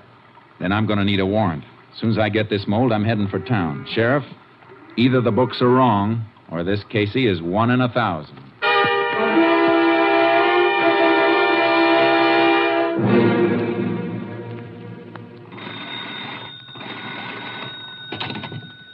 Operator, this is Jack Casey again. What about that call I've been trying to get through for the last hour and a half? Yeah, Money, Texas, the Delta Sawmill Company. I know it's Sunday, but somebody's bound to be. Who's that? Oh, Jack! What are you doing with that gun? Oh, it's you. Operator. Hello, operator. Hey, you said you'd call me back every 20 minutes. It was over half hour last time. Well, keep trying. Jack, who are you trying to call? And what are you doing with your shotgun? Leave me alone, Martha. Where you been since noon? You were supposed to meet me at the Tate's for dinner. I know it, but... Who's that? Who is it? Texas Ranger. What? Jack, what have you done? Put that gun away. Get in the back room. You ain't fixing to shoot him, are you? If I have to. Jack, don't do it. Please, Jack, don't be... Hold it, Ranger. Stay where you are. Put that gun down, Casey. You're not coming in here. I got a warrant here says I can. And I am. Jack, put it down. Let go that barrel. Grab it, Ranger. Give me that. You all right, ma'am? Yeah, I'm all right. Shotgun's a nasty thing to carry around cocked. I'll just take this. I want to look around a little. That your bedroom? Yeah. Come on. That paint mare outside yours? Yes, it is. Are these your boots? Mm-hmm. How'd you break this spur? Huh? Well, I didn't know it was broken. I'll take these boots along. You want me to get it, Jack? No. Isn't somebody going to answer it? Yeah, sure. Hello? What? never mind. Cancel it. You better come along with me, Casey. What's this all about, Ranger? Where are you taking Jack? He thinks somebody killed Milt Thomas. To be exact, he thinks I did. No. You seem to know some of the answers. Some of them. Before we go, Ranger, I'd like to ask you one question. Sure. What time did this so-called murder take place? About 10 o'clock last night. 10 o'clock? Well, that's I'll when we handle this, Martha. Suppose I can prove where I was last night. We're just as anxious to prove a man innocent as guilty, Casey. Do you have any witnesses? About 300 of them. At 10 o'clock last night, I was sitting in the Cranston High School auditorium watching my niece graduate.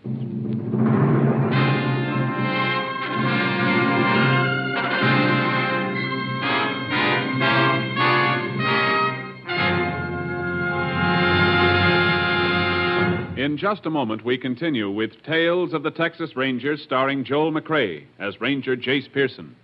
If a man rides herd on 100 head of cattle all day, first he needs his Wheaties. Yes, and if a man sits behind a big desk and pushes buttons on his job, first he needs his Wheaties. And listen, Mama, you too. If you keep track of a couple of growing up kids and wash dishes and make beds on your job, first you need your Wheaties. Yup, whatever your job, wherever you work, Wheaties can help. Whether you run a machine or pound a typewriter or play baseball for a living, first you need your Wheaties. Because here is whole wheat with the rich, full-bodied energy of whole wheat. There's a whole kernel of wheat in every Wheaties flake. That's why Wheaties give so much. Vitamins, minerals, protein. Wheaties have them, and they're for you. Pour the Wheaties into the cereal bowl, add the milk, add the fruit, and dig right in. Do that at 7, and see how much better you're working when 11 a.m. rolls around. Yes, try 'em every morning, crisp and tempting, and see if I'm not right. See if a better breakfast with the whole wheat nourishment of Wheaties doesn't make a pleasant difference in your morning's work. See if milk, fruit, Wheaties isn't honest and truly breakfast of champions. See yourself how Wheaties at 7 can help at 11.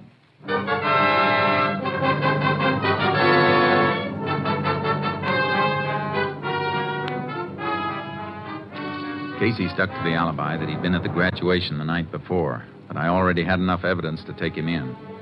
While the sheriff was out asking questions around town, I tried to break down Casey's story. I tell you I was there. All right, take it easy, Casey. Let's assume for a minute you were. And how do you account for the boot prints made by your boots and found near the scene of the crime? Lots of people wear boots. Could have been anybody. I'm afraid not. You see, I made plaster casts of those prints, and the boots, the ones you admitted were yours, matched the prints to the last nail mark. Well, I've tramped around this part of the country a lot of times. They could have been old prints. These were fresh prints. Well, what about it? I don't know. All right, then. What about the rowel we found just outside Thomas' house? One broken off your spur. I don't know anything about that either. There's no point in withholding information, Casey. You know we'll find out about it sooner or later. Well, how you doing, Pearson? Casey decided to come clean? Not yet. What about the niece, Sheriff? The neighbors say she and her family left on a vacation early this morning. You know anything about that, Casey? No. Too bad. Because I've had several interesting chats. Casey, I've just talked to 4 people who were at the graduation exercises last night. 4 people who know you. And not one of them remembers seeing you there. I was at the high school last night, I tell you. Casey, the sheriff's talked to 4 people who didn't see you. Well, who did? I don't know. It was dark in the auditorium. Didn't you speak to anybody? No. Thing had already started. And... Oh, wait a minute.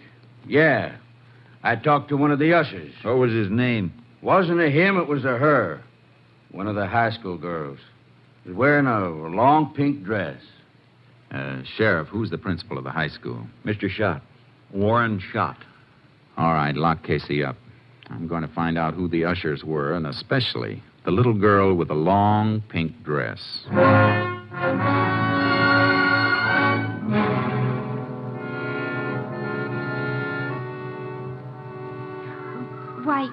Why, yes, sir. I remember Mr. Casey being there with Mrs. Casey. Are you sure, Ella May? This is very important. Well, sure, I'm sure. They came in late and had to wait until the invocation was over. And then he asked for an aisle seat. He said he couldn't climb over people. He's so... well, you know. Yeah, I know. And he didn't leave at any time during the exercises. Not until near the end. They left just before the recessional while everybody was standing and singing the class song. What time was that? Oh, a few minutes before 11. All right. Thank you very much. Goodbye. Was I any help, Ranger? Yes, Ella May. You were a big help.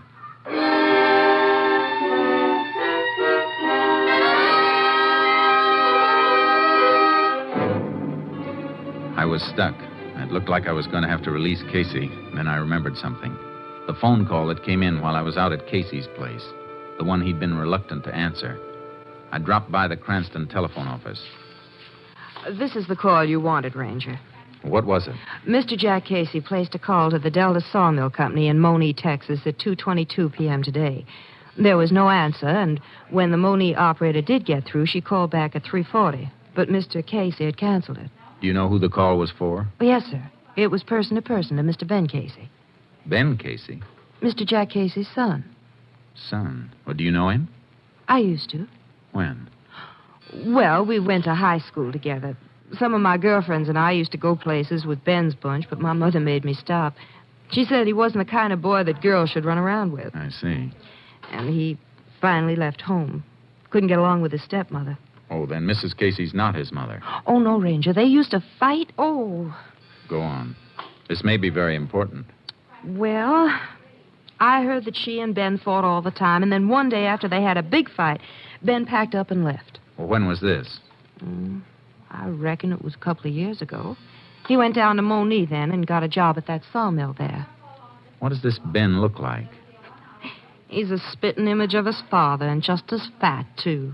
Have you seen him lately? I saw him at the bus station. His father came and picked him up. When? Let's see, day before yesterday. Friday.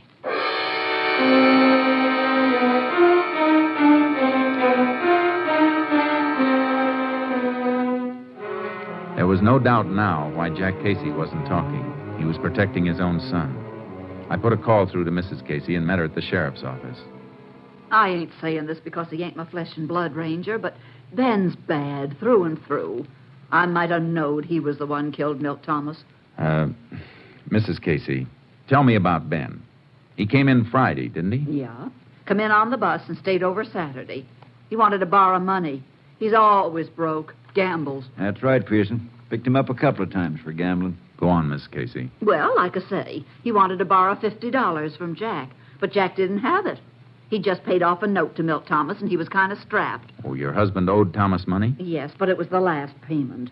Jack was joking about how Thomas always wanted cash money, didn't trust checks. Did Ben hear him say this? He sure did, Sheriff. And then he sucked around all day Saturday until we was getting ready to go to the commencement that night. And just before we left, he said he was going to use Jack's horse to go for a ride. At night? Yeah, seems strange to me, too. And then he asked could he borrow a pair of Jack's boots. He was wearing flat-heel shoes. They wear the same size? Oh, have, ever since I can remember. Well, anyway, we went on to the graduation. And when we got home, the mare was in the barn, still saddled, all sweaty. Looked like she'd been run almost to death. And Jack's boots were tossed on the floor, and Ben was gone.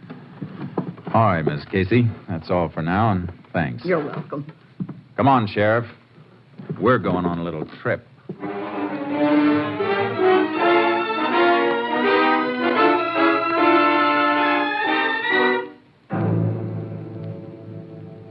Sheriff Taxon and I piled into my car and headed for Monee. As soon as we got out on the highway, I put in a call to my headquarters.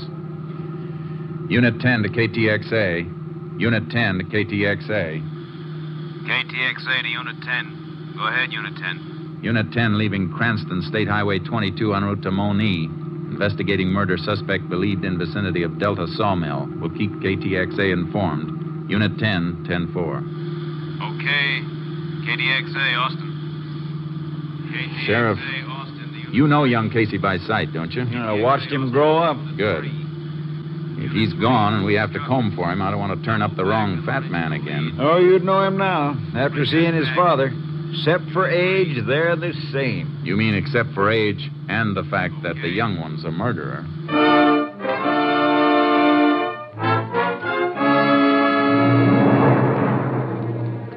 When we reached the sawmill, the moon was up. A full moon.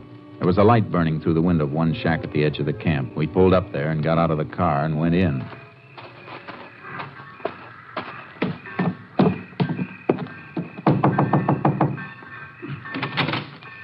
Well, howdy, Ranger, Sheriff. Hi. We're looking for a man named Casey. Ben Casey? Yeah, you're on? I don't know for sure. Sleeps in the big bunkhouse down the line. Which bunk? I'll show you if you like. Fine. Sheriff, maybe you better take a look through the mess hall. A fat boy like him might be fixing a late snack. If you don't find him, come up and meet me. And if you do find him, call me before you try and take him. Right. Bunkhouse is this way. No light in the place. Well, some of the boys was going into town for a moonlight dance. Don't know if Ben went with them or not. Has he been packing any money that you know of? Well, yeah, come to think of it, he had quite a bit. Said he hit it lucky in a dice game and that... Well, he did get it in a dice game, didn't he? If he did, the other fella never got a chance to roll them. Oh? Here we are.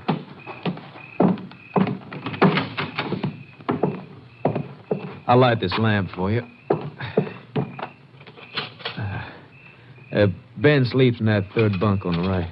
Thanks. I'll wait for him. All right, I'll get back to my books and just entering a shipment that's being hauled out tonight. That's why you found me working. Go ahead.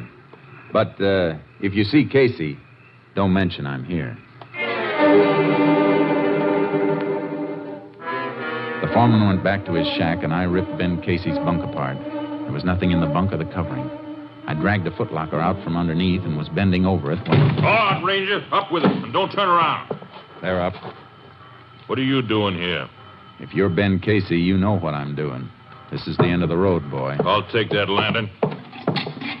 I'd be careful with that, Ben. Remember what happened the last time you dropped a lantern? You're pretty smart, ain't you, mister? But I'm smart, too. Here's a present for you.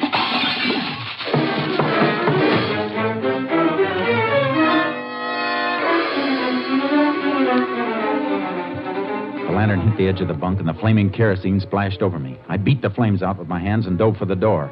He'd rammed something against the outside of it. When I forced it open, I stumbled over a heavy log bench he'd used as a barricade. Hey, Ranger, what is it? Casey! You see him, Sheriff? Well, somebody went off that way, toward the rail siding.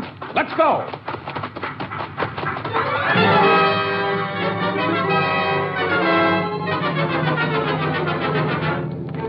We spotted him swinging up the side of a flat car as the train hit the main line and started to roll. We grabbed onto one of the last cars and scrambled to the top and started to work our way forward. There he is, about 5 cars ahead. I can't see him. Kerosene scorched my eyes.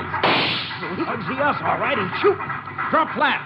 We'll crawl up on him. He can't go any farther than the length of the train. There he goes. He's jumping. I see him. I'm going after him. Well, I'm coming with you. He's breaking from the wheel.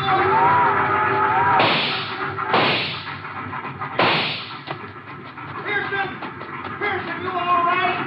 Where are you? Get down, Sheriff. Drop.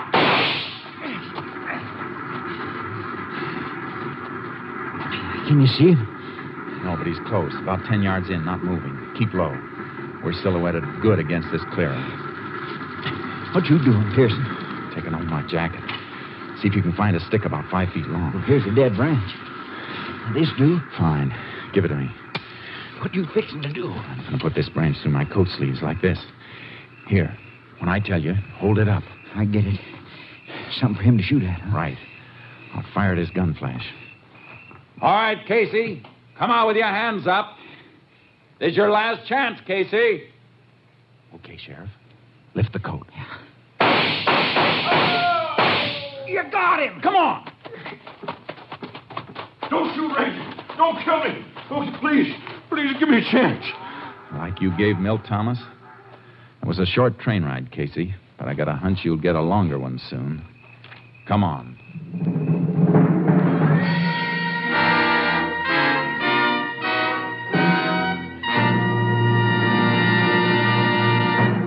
Ben Casey confessed to the murder of Milt Thomas. On August 2nd, 1948, he entered Huntsville Penitentiary. His sentence, life imprisonment.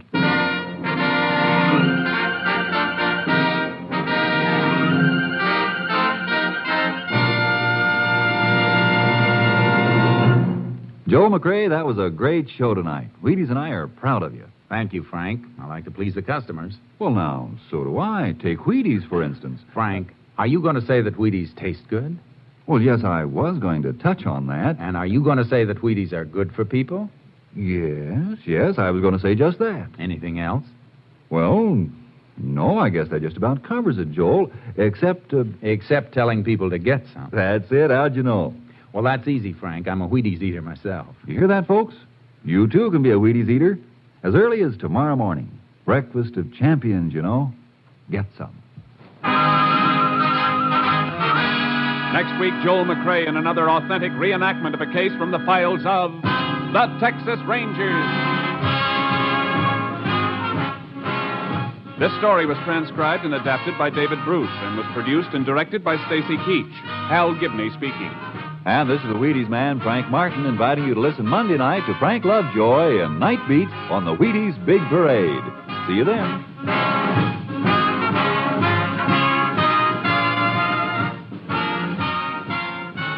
Tomorrow there's good listening with the Summer Symphony on NBC.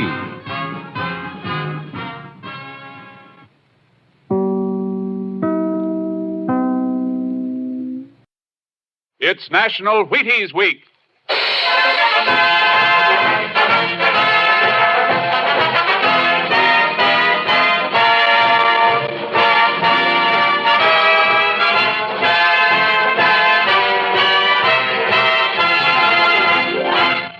Yes, it's National Wheaties Week, and Wheaties present Joel McRae in Tales of the Texas Rangers.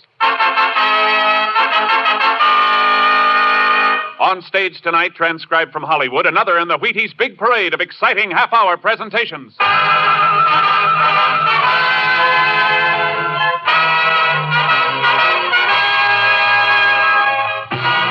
Tales of the Texas Rangers, starring Joel McRae as Ranger Pearson. Texas, more than 260,000 square miles. And 50 men who make up the most famous and oldest law enforcement body in North America.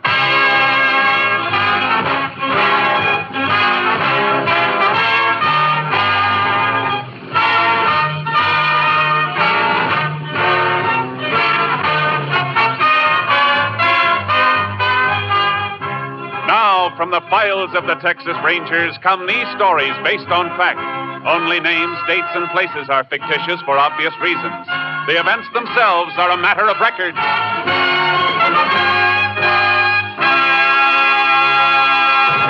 Tonight's case, Fool's Gold.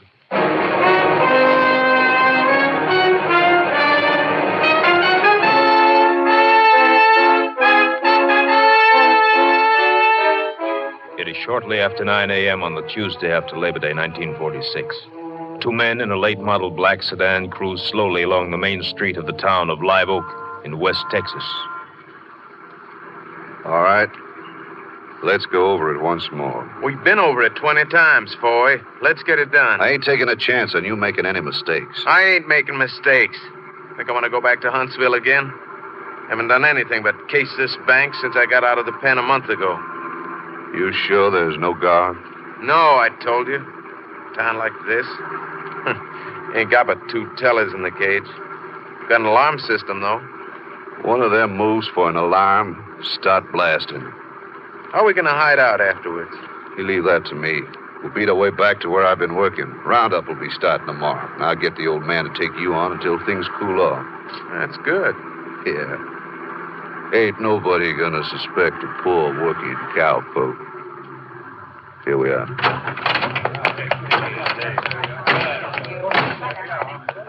You keep me covered while I cash the check. Yeah. Bet they ain't never cashed a check like that before. Shut up.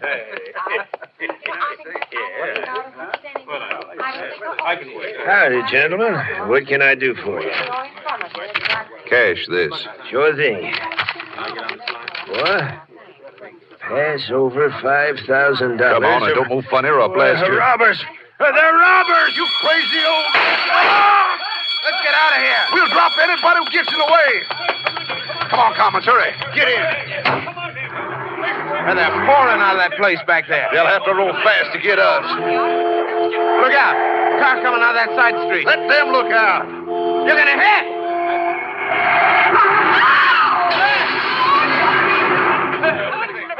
Look at that poor child. There's blood all over him. Look at Please. Gotta get out.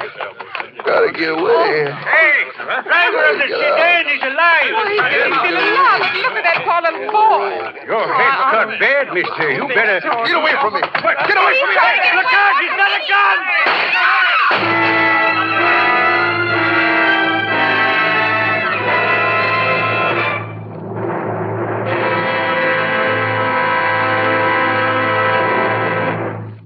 Partner, it's National Wheaties Week. It's celebrating time, and I'll tell you why. There's a whole kernel of wheat in every Wheaties flake. Think what that means. There's a whole kernel of wheat in every Wheaties flake. Now, doesn't that say vitamins and minerals and energy? Energy worth talking about? Sure, first thing in the morning, Wheaties and milk and fruit. Join me tomorrow. See how Wheaties at 7 can help at 11.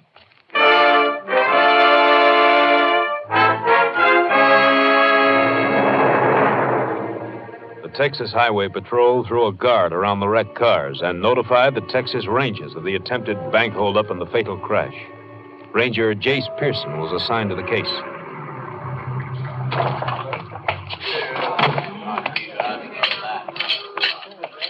Howdy, Jace. Glad to see you. Howdy, Rhodes. Pretty bad. Who got here first? I did. I was patrolling near Landmar when the call came through. Which one was the bandit car? It was a black sedan. Who was in the coupe? Man and his kid. They took away. You didn't miss anything by not seeing it, Jace. Where are the bodies? The doctor had him taken to the hospital basement. How about the bank teller? He's alive, but he's unconscious. Deputy sheriff's with him. One of the stick-up men got killed in the crash, you know. Yeah. Been able to find the driver? No, not yet. Cut down that street and into the hills, according to witnesses. Sheriff has the dogs and posse after him. Who owns the sedan? Don't know yet, Jace. We're checking on it. Let's have a look at it. Okay.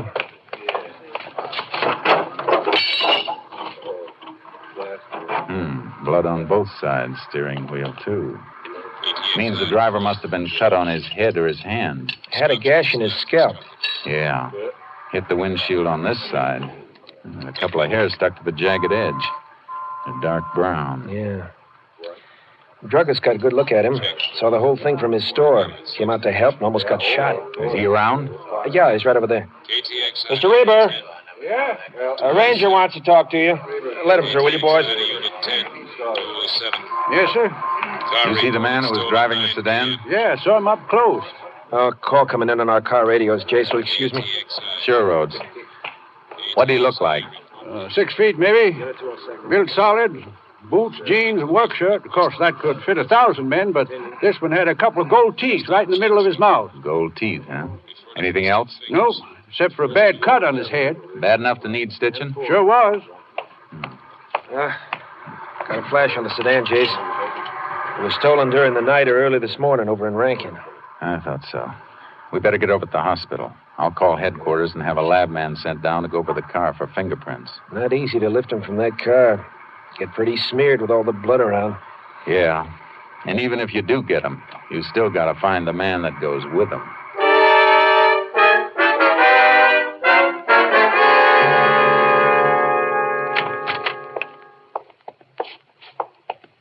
Here's the body, gentlemen. Lift the sheet if you want. Anything on him, Doctor? Nothing at all. Not even a mark that might identify him. Don't want to see the father and the child, do you? No, that wouldn't help. Rhodes, we can fingerprint this one. Might help us find his pal that way. Yeah. You can do me a favor, Doc. Sure. The killer who got away cut himself on this glass. Before I send it to Austin, I'd like to get his blood type from it. Can you do it now? Sure. Go upstairs to the lab in 15 minutes. Have it for you by then. Thanks. That blood type will give you something to go on, Jace. I hope we don't need it. I wish there was some word from the sheriff's posse. If they had him, I'm afraid we'd have heard by now. Yeah. I might as well walk over to the sheriff's office while we're waiting for the doc. We can go through the next room and up the front stairs. Okay. That's the kid's mother. Did you come to see my boy and my husband? Did you know? No, ma'am. I didn't. Maybe you ought to go home for a while, man. Why should I go home? There's nobody there now. He wanted his daddy to be the one to take him to school. He was just being registered. His first day. Take it easy, ma'am. We were so proud of him. All last night he slept with his little red pencil box in his hand. I just bought it for him Saturday. He never even learned to write his name. Nothing we can do to help her, Chase. Not here. No. Could be my wife and kid, or yours. Yeah. Any more on the bank teller? Deputy reported he's still unconscious. We can look in the room when we get back to the hospital after. Hey, look. It's part of the sheriff's posse. Hey! You find them? No. Followed a blood trail cross country, but it made the river and we lost him. No chance of getting him now.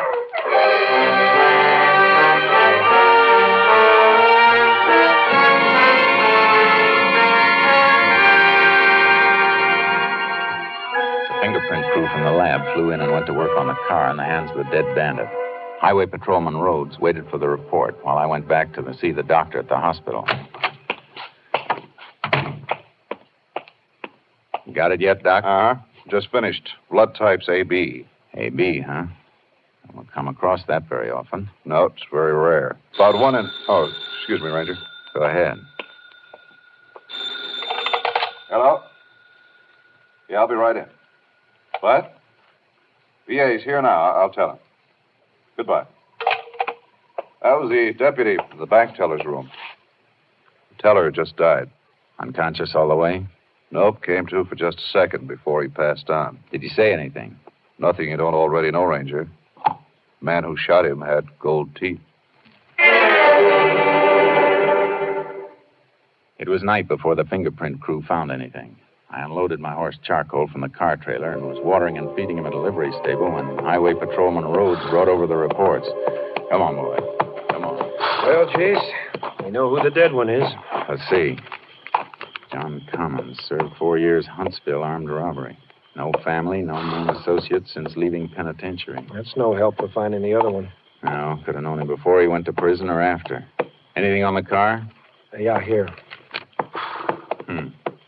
Lots of prints, but no clear ones, except a full thumb impression on the cap of the gas tank. Haven't got anything on that print yet, though. Whoever it is, he has no record in Texas. He will have. FBI may have something on him. I'm not going to wait around here, though. I don't like it either.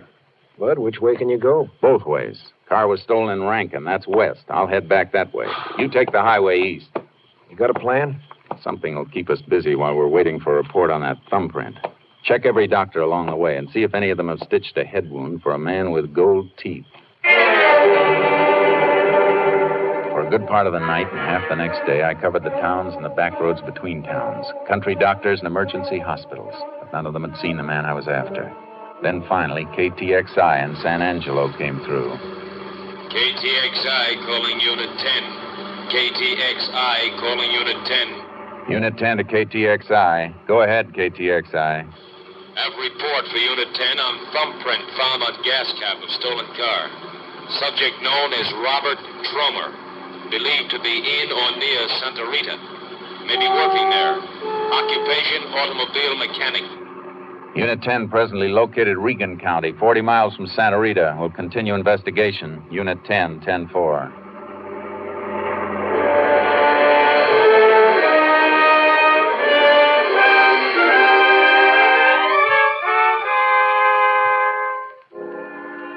It was almost sundown when I reached Santa Rita, but Robert Trummer wasn't hard to locate.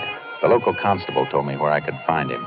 A service station about a mile out on the highway. I drove out there.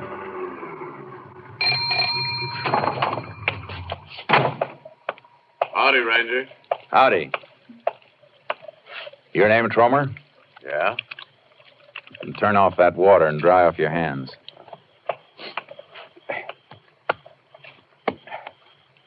Where were you yesterday morning at 9 o'clock? I was right here working. Why? You sure you weren't in the Drover's Bank at Live Oak? Of course I wasn't. Wasn't, huh? Move over here under the light. All right, now smile. What? I said smile. Say you weren't at Live Oak yesterday morning, huh? You heard me. Those gold teeth say you were. Look, Ranger, The bank teller's dead, Tromer. So is a 5-year-old kid and his father. And your pal, Commons. I don't know what you're talking about, Ranger. Try remembering, Tromer. You got a cut on your head. Take your hat off and let's have a look at that. Sure, I'll take my hat off. Well, you're looking, Ranger. You see any cut? No. No, Tromer, I don't see any cut. So if the guy you're looking for has a cut on his head, Ranger, it ain't me.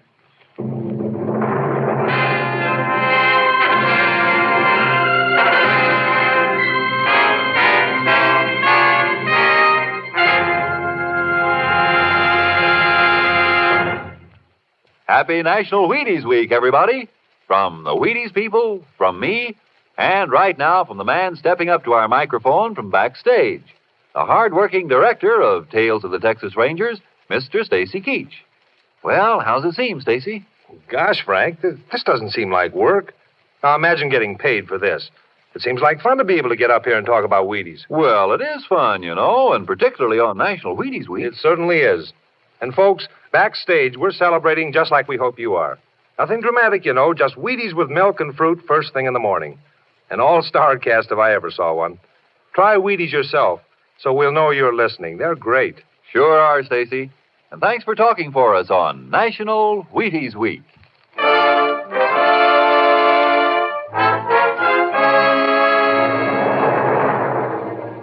I took Tromer with me and drove back to Live Oak. There was no cut on his head, but he fitted everything else. His print matched the one on the gas cap. I stopped at the hospital, and Tromer consented to have his blood type taken. When the doc gets through testing that, he'll only tell you what I told you before. My blood type is O. Come in. You sent for me, Ranger? Yeah, Mr. Raber. You ever see this man before? He looks like the fella. Why, you... Hold it. Now sit down. Well, Mr. Raber, is he or isn't he? I've seen him before. Where? Was he the man who climbed out of that wreck? Look, mister, maybe you did see me before. I run a gas station 30 miles down the highway. You might have seen me there. But you didn't see me here yesterday. How about it, Mr. Raber? Ranger, I'm not sure. After all, a fella that got out of the car had a gun in his hand and blood all over his face. All I remember is them gold teeth. I ain't the only man in the world with gold teeth. You may be telling the truth, Ranger. You're after a blood type AB. This man's blood is pretty common. Type O, like he said.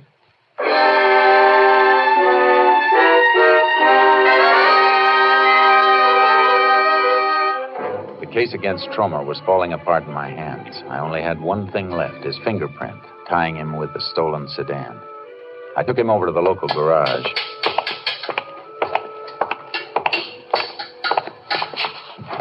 Recognize this car, Tromer? Your thumbprint was right on this tank cap. So I gassed the car up at the station, maybe. That's how my thumb... Hey, let me see that cap. Well? I sold a tank cap like this yesterday morning. Had to pry his old cap off with a chisel. Look, here, you can see the marks. The car wasn't hit on this side. Keep talking. Well, this guy came in for gas early, 6 a.m. I was just opening up. His tank cap was the kind that locks, and he didn't have the key. Said he lost his key.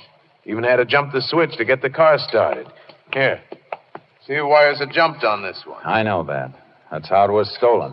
Didn't you think of that when he didn't have the keys?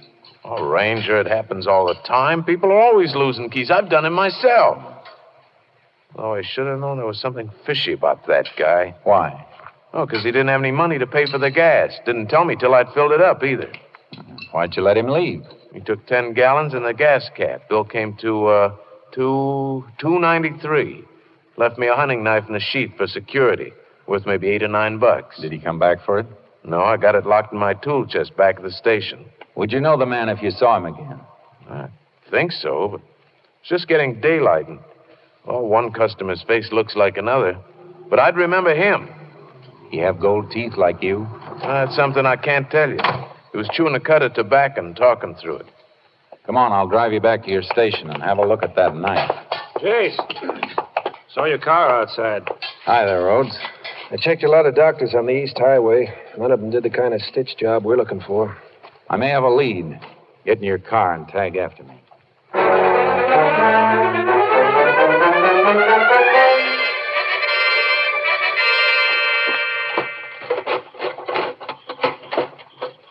Here's the knife, just like you left it. Fresh honed and clean as a whistle. No prints on that blade. Rhodes, take a look at this sheath. Design burned in the leather. Yeah. They engrave them pretty fancy sometimes. This isn't an electric engraving job. It's not good enough. Owner burned this in himself. Probably used a hot wire. That drawing looks like a buffalo head, Jace. But it isn't. No. Smaller drawings around it look like trees, like some scene he was burning out while he... Yeah, Jace, it's something like that you see way off from the highway. State 23, west of Rankin. That's it, Rhodes. Buffalo Mesa. Let's get up that way and see if we can find a doc who stitched a head cut.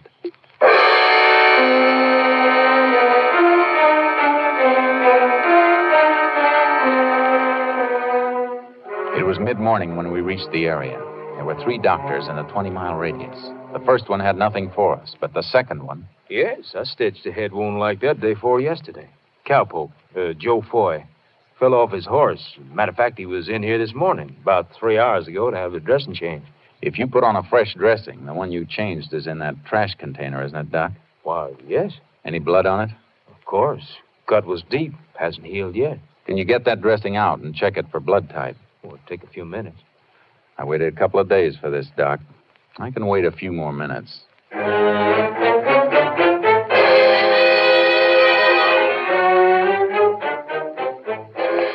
Here you are, Ranger. Unusual classification, type AB. That's it, Chase. Yeah. You know where this Joe Foy works, Doc? Why, Ben Kinney's place. Left at the crossroads and 6 miles out. Right near Buffalo Mesa. Thanks, Doc. Come on, Rhodes. Right. Oh, Doc. Yeah? Foy has a couple of gold teeth, doesn't he? Gold teeth? Why, no, Ranger. He doesn't have gold teeth.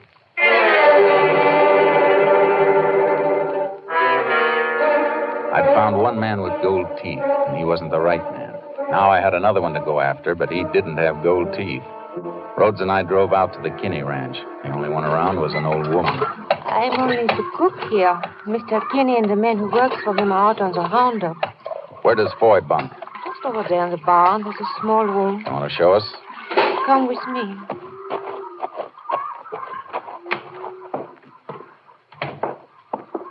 This his bunk? Yeah. Hey, Jace, look. Carved in the edge of the bunk. Yeah, Buffalo Mesa. That looks just like the one on the sheath. Better have a look through this footlocker. Likely he'd have his gun with him, isn't it, Jace? Just making sure. Hey. What is it? Oh, carton of chewing tobacco. Hey, that fits. Fellow at the service station said our man was chewing when he stopped there. Yeah, and I've seen this brand of chew before. If my memory isn't lying, there's something else that fits. You shouldn't tear open Mr. Foy's thing. I just want to see one of these plugs. Here's the answer, Rhodes. Yeah, the plugs are wrapped in gold foil. Yeah. If I tear off a square of the foil and put it over my front teeth like this, I look like I have gold teeth. And every witness who saw Foy was throwing us off the trail instead of helping. I wonder how he thought of it. Probably got the idea on his way to Live Oak when he saw Trummer at the gas station. I'm going to take charcoal out of the trailer and ride out to the range. I'll get a horse from the corral and... Oh, thanks, Rhodes. But you better stick here. If Foy spots me coming, he might make a run for the ranch and grab a car or a pickup truck. You stay here and see that he doesn't get to him.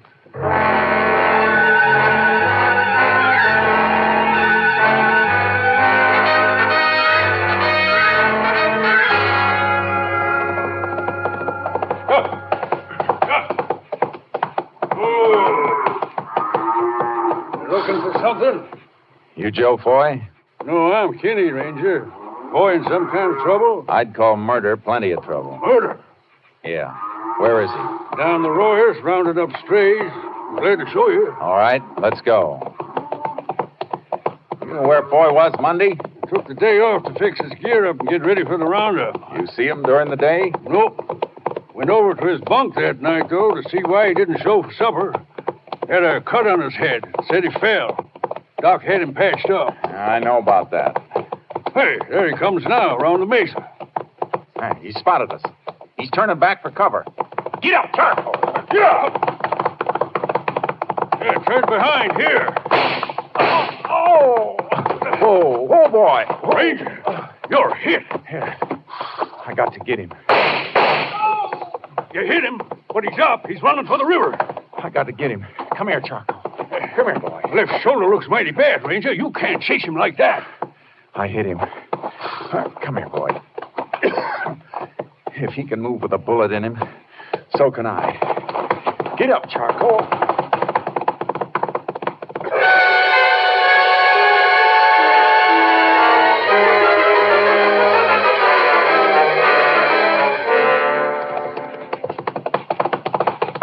Whoa, boy.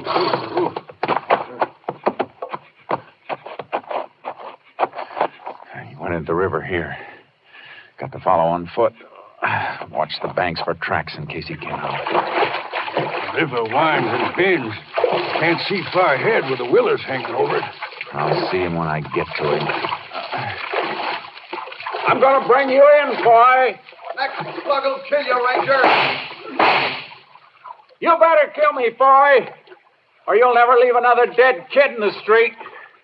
He ain't far ahead, Ranger. Not as far as he'd like to be.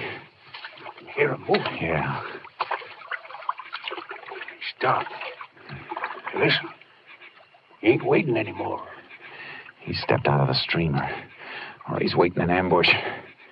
You better stay behind me, Kenny.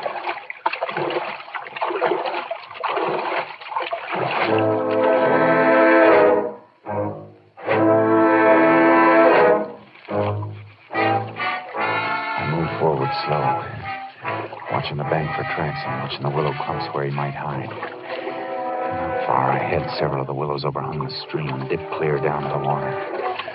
Leaves floated downstream from it, and on one of them was a clear red blood spot.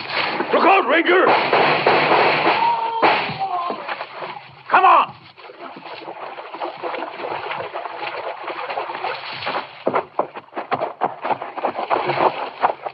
Don't look like he's going to need the electric chair, Ranger. No. Not anymore. Whoa. Here, let me help you. You got to get to a doctor. Yeah, I guess you're right. I sort of forgot I was hit. Thinking about what he did to a few other people.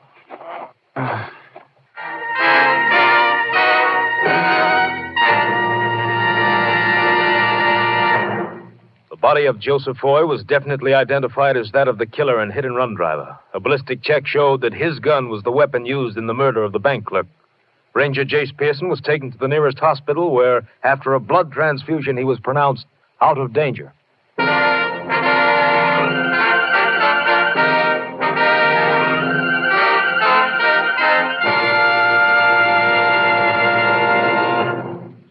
Are you with us out there? Are you celebrating? Well, it's National Wheaties Week, you know. And here's our star, Mr. Joel McCrae, following up another great performance tonight with a few words meant for you personally. Joel? I'm enjoying being a Texas Ranger, and I hope you're enjoying it, too. As a matter of fact, I sincerely hope you've enjoyed it enough to go out and buy a box of Wheaties on Monday. If you do, that's the way we'll know. Your purchase of one box of Wheaties. Will you do that? I think you'll like them. Good night. Thank you, Joel McCrae. And how was that for a sporting proposition, folks? If you like our show, there's a way to let us know. Just see your grocer about those Wheaties tomorrow. Remember, there's a whole kernel of wheat in every Wheaties flake. And goodness knows how many flakes there are in a box. Yes, there's a whole kernel of wheat in every Wheaties flake. And you know the value of whole wheat. Necessary vitamins, minerals, too, and whole wheat energy worth talking about. Go ahead. Have Wheaties to start breakfast tomorrow. Wheaties with milk and the fruit you like. Breakfast of champions? Well, I should say so. Try 'em and see how Wheaties at 7 can help at 11. Come on, it's National Wheaties Week. Come on, everybody, to the Wheaties party. Eat a lot of Wheaties like the champions do. Dance together, cheek to cheek. This is National Wheaties Week. Eat a lot of Wheaties like the champions do. Wheaties, a breakfast of champions. Next week, Joel McCrea in another authentic reenactment of a case from the files of the Texas Rangers.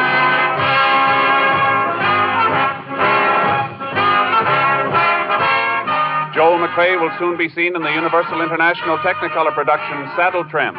Tonight's cast included Tony Barrett, Hy Averback, Paul Frees, Herb Butterfield, Dave Ellis, and Lillian Byatt. This story was transcribed and adapted by Joel Murcott, and the program was produced and directed by Stacy Teach. Hal Gibney speaking. And this is the Wheaties man, Frank Martin, inviting you to listen on Wednesday night to Brian Donlevy in Dangerous Assignment on the Wheaties Big Parade. See you then. This is Joel McCrea. A small boy is hungry in Italy tonight.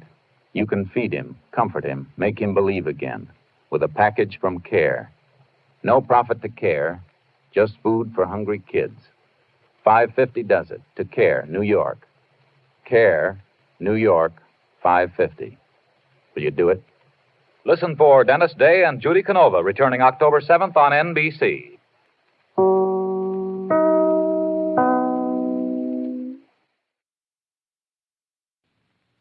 The National Broadcasting Company presents Joel McCrea in Tales of the Texas Rangers. Tonight, transcribed from Hollywood, another authentic reenactment of a case from the files of the Texas Rangers.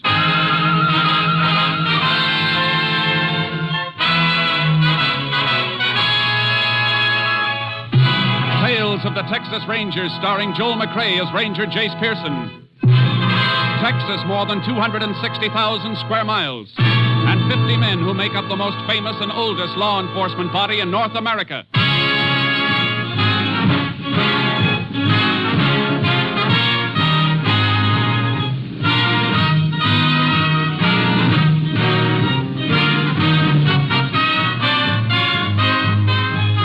Now, from the files of the Texas Rangers come these stories based on fact. Only names, dates, and places are fictitious for obvious reasons. The events themselves are a matter of record.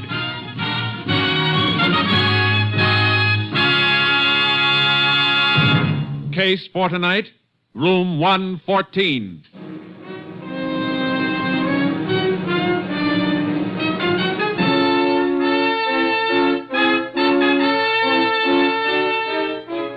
It is 4:47 p.m., the afternoon of October 29th, 1927. Liz Ferris, a chambermaid at the Hotel Alamo in the town of Limpia, Texas, approaches Sam Bixby, the desk clerk. Mr. Bixby. Oh, Liz, thought you went home. Can't see if I'll ever get home till I get the rooms finished. And I still ain't been in room 114. 114? That's Mr. Boland's room. Oh, he went out a couple hours ago. Well, he left one of them do not disturb cards on his door just the same. His key ain't in the box there. I looked before while you were sorting out the mail. Well, he probably just forgot to leave his key. You got your pass key. You can get in. Well, how'd you know he didn't come back again without you seeing him? Suppose he's in there taking a bath. All right, Liz, all right. Come on. I'll come back with you. Give me the keys. Some folks don't care at all when I finish work, long as they can sleep the day away. Now, Liz, Mr. Boland's been here for 2 days, and this is the first time he's give you any trouble. Well, if it ain't him, it's somebody else. There's that do not disturb card on the door, like I said. Did you try knocking? That on the door? Of course I didn't. I got some consideration for other folks, even if they ain't got none for me. Besides, I run the vacuum cleaner in the hall hard enough to wake the dead. Well, he don't answer the knock. Sure, he went out. Well, if you're so sure, why don't you open the door then? You in, Mr. Boland? Mr. Boland? He's out, all right. Go ahead, Liz. All right, I'll make the bed first, then get the vacuum. Ah! What's the matter? A man's leg sticking out from under the bed, and there's blood on the rug. Let me out of here. No, be quiet, Liz. Don't let the other guests hear you. I better call the sheriff right away.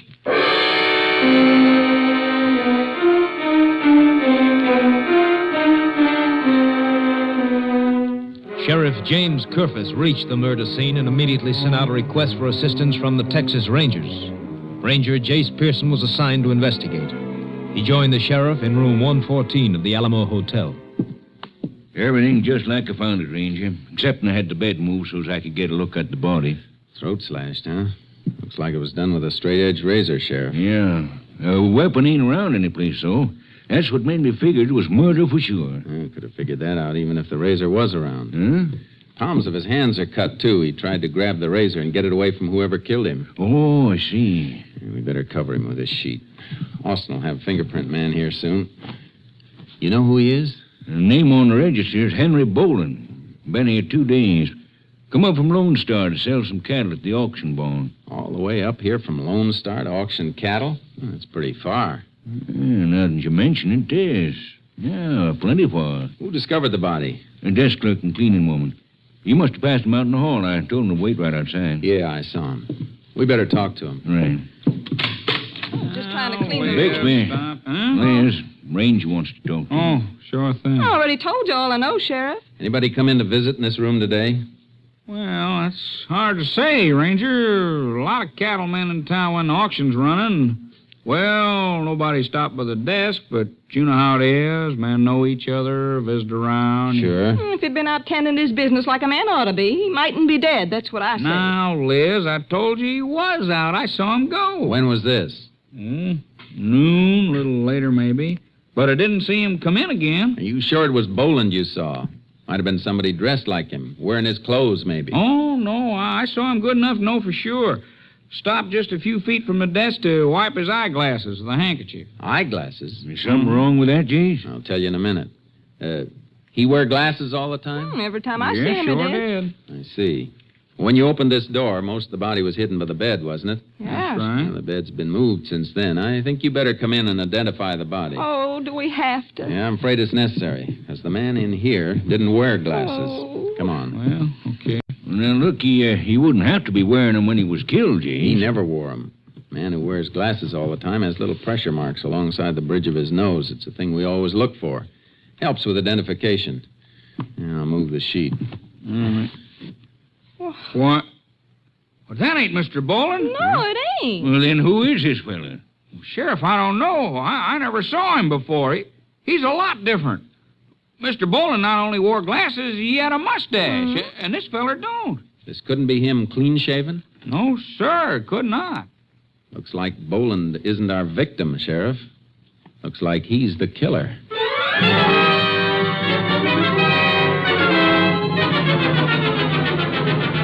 I made some photos of the dead man, got a quick developing job done, then headed for Lone Star, the town Boland had given us his address. On the way, I called my headquarters and asked to have Ranger Steve Clark meet me there. He was waiting at the county courthouse when I drove up. Howdy, Jace. Howdy, Steve. Been waiting long? No, just got here about a half hour ago. Say, what's up? Headquarters fill you in on the killing of the Alamo Hotel in Olympia? Yeah, they told me about it. Good. How far out's the Boland ranch? Well, it begins 9 miles southwest. What do we do, go out and grab Boland? If he's around, but it isn't likely. Not after checking out of that hotel and leaving a dead man in his room. Why'd you head this way, then? Well, nobody at Olympia had seen the dead man before. We got to find out who he is. If there was bad blood between him and Boland, somebody around here might know about it. That's a good thought. I'll load my horse in with yours, and we can go out to the ranch and wake him up.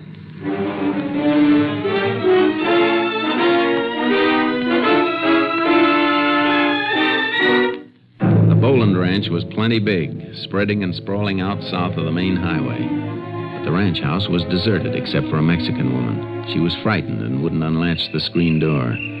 We just want to talk to you, ma'am, that's all. Go away. You come back again when Mr. Boland is here. We're Texas Rangers. We just want some information from you. I know nothing. Please, you go away. If Mr. Boland is in there, we'd like to talk to him. No one is here, senor. No one but me. It won't do you any good to hide him, ma'am. If he's not there, why can't we come in and look around? No.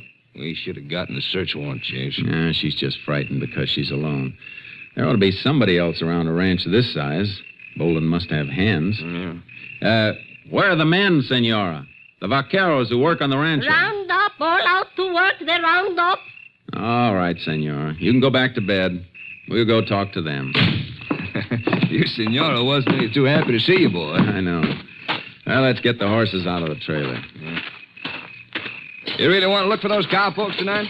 Yeah, because we got plenty of other things to do in the morning. Come on, Charcoal. All right, boy. Come on. What's on your mind for the morning? Find out where Bolin banks, watch his account so we can trace him if he cashes a check anyplace. Hey, it'll make it tougher for him to hide, all right. That's how I want to make it. Tough. Well, let's ride. Yeah. Get up, Charcoal. Get up. Get up. Ha,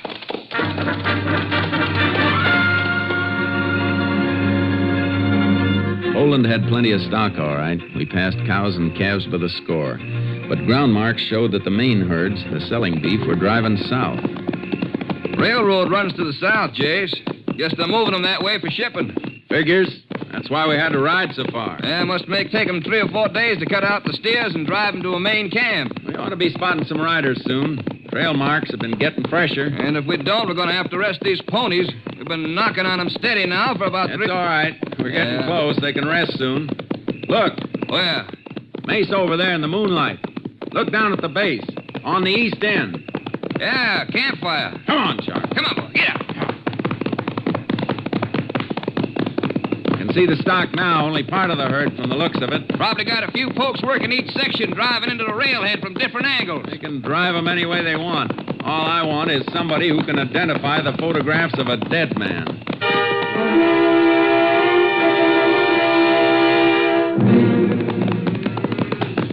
Campfire there, all right, Jace. Nobody around it. That's kind of funny, isn't it?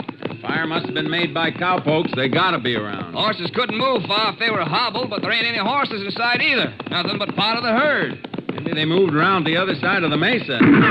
Whoa, Charcoal. Where'd that shot come from, Jace? Clump of brush and rock at the edge of the mesa. Whoa, easy, boy. Easy. You fellas! Hold it. Wherever you are! Come up where we can see you and keep your hands high! Not while you're gunning from cover. Who are you? Ranch hands with the right to be here. That's more than you got. What are you doing on this range? We're Texas Rangers. Rangers? If you're Rangers, let's get a look at you. Come on, Fire. Yeah. Oh, Charcoal. Oh, boy. Now move out of that brush where we can see you. Okay. Come on, fella. We better get off our horses, Jace.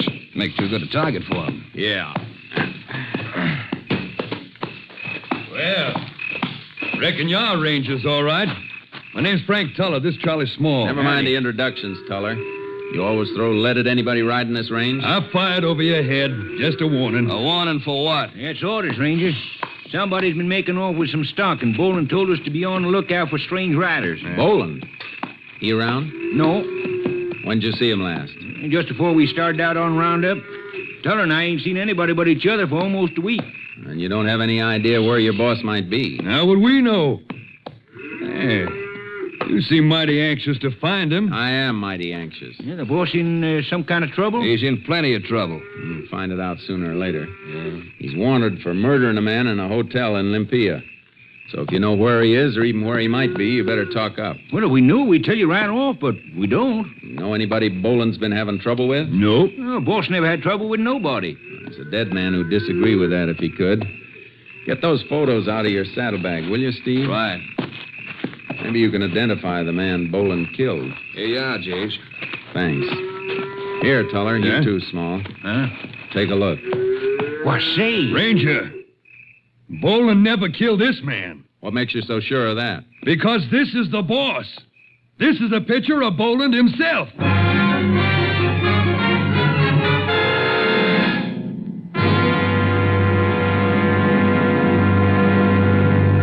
You are listening to Tales of the Texas Rangers, starring Joel McCrea as Ranger Jace Pearson.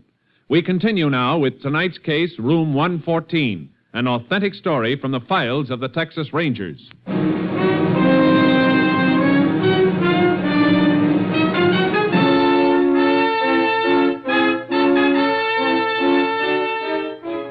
We had our killer cold, knew his name, his address, and he turned out to be the dead man. The case fell apart. It didn't make sense. You're sure this is a photo of Boland? We ought to know. We've been working for him for a year, ever since he come down from Wyoming and bought this spread. The desk clerk at the hotel in Olympia said he'd never seen this man before. I can't have that. But Boland was registered at that hotel for 2 days. The clerk said he wore eyeglasses and a mustache. Then the man he saw wasn't Henry Boland. There's something fishy about this whole thing, Jace. I can't figure why anybody... Wait a minute, Steve. Huh? You fellas said Boland thought somebody was running his stock off? Yeah, that's right. Is his brand registered? Well, sure it is. Box B brand. Thanks. If we want any more information, we'll be out to see you later. Come on, Steve. But, Jace, Come on. Get mounted. Get up. Charcoal. Get up. Come on. Hope you catch the man you after. Thanks. What's on your mind, Jace? What'd you ask about the missing cattle and the brand registration? Boland thought some of his cattle were missing. With the registered brand, stolen cattle are hard to get rid of. It wouldn't be so hard if the thief took them to an out-of-the-way auction barn like the one in Olympia and then pretended to be Boland when he sold them. Hey, Jace, that makes sense. Sure it does. That's why somebody registered the Alamo under Boland's name. And Boland must have found out about it, went up to Olympia for his showdown, and got himself killed. That's the picture. I'll buy it, Jace, but who killed him? That's something we're going to have to find out. But whoever it was somebody Boland knew, or he wouldn't have been able to follow him to that hotel room. And if the cattle were stolen from here by somebody Boland knew, and Boland hadn't been here very long, the thief might have been one of his own ranch hands. We'll play it that way, Steve. Let's stick around here and see if we can find a poke with a mustache and eyeglasses.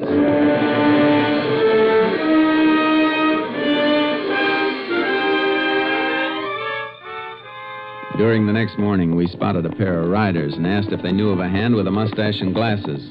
There was such a man on the ranch, and they told us what general direction he might be working in. A couple of hours later, we found him alone, pushing some strays out of a blind draw. Get on there. That's him, Jace. Just saw the sun reflect on his glasses. Let's go. Get up, Charlie. Get up. You! Stay right where you are. Don't move for that rifle holster. What's the matter, Rangers? What are you doing out here? Ooh, we'll ask the questions. Mustache, too, Jace. Yeah. Just sit tight on that horse until I get your rifle. Now, look, Ranger. When you come riding down on me like I done something and grab my gun, I reckon I got a right to know what it's all about. You been at the Alamo Hotel in Olympia recently? Never been in Olympia in my whole life. Where you been for the past 4 days? Right here on this range working. Anybody with you? No, just me. How come? The other hands are working in 2s and 3s? Well, I ain't. I've been working through this Badlands strip. No herding here. Nothing but a few strays that one man can dig out. That's how it come. Anybody seen you here in the last couple of days? How could anybody see me? I've been way back in that scrub canyon. Yeah. If nobody saw you there, nobody'd see you if you weren't there either. What's your name? Dave Booden. Booden, huh? All right, you better come with us. Come with you? For what? I ain't coming any place. I'm not asking you. I'm telling you. Somebody murdered your boss, Henry Boland, up in Olympia yesterday. Murdered Hank Boland? That's right. The description of the killer fits you. What? Well, you're crazy. I've been right here, I tell you. Tell me anything you want. But you're coming to Olympia. I want a couple of people to get a look at you.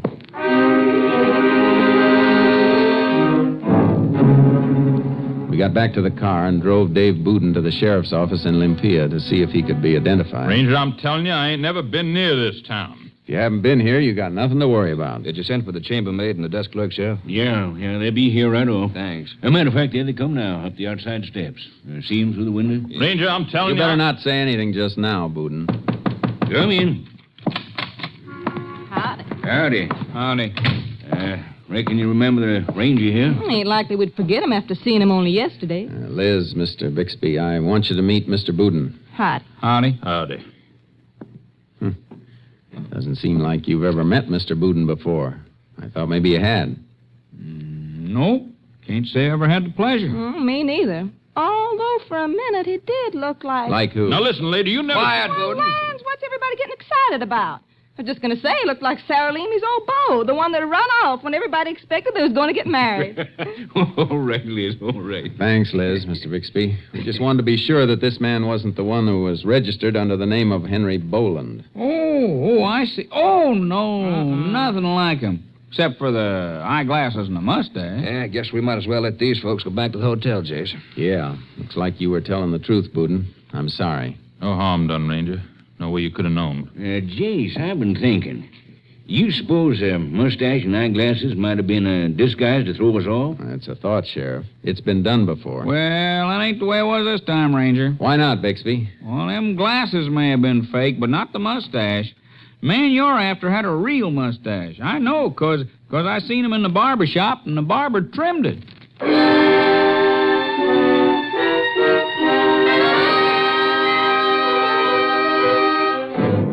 We put Boudin on the bus to Lone Star and sent him back to the Boland Ranch.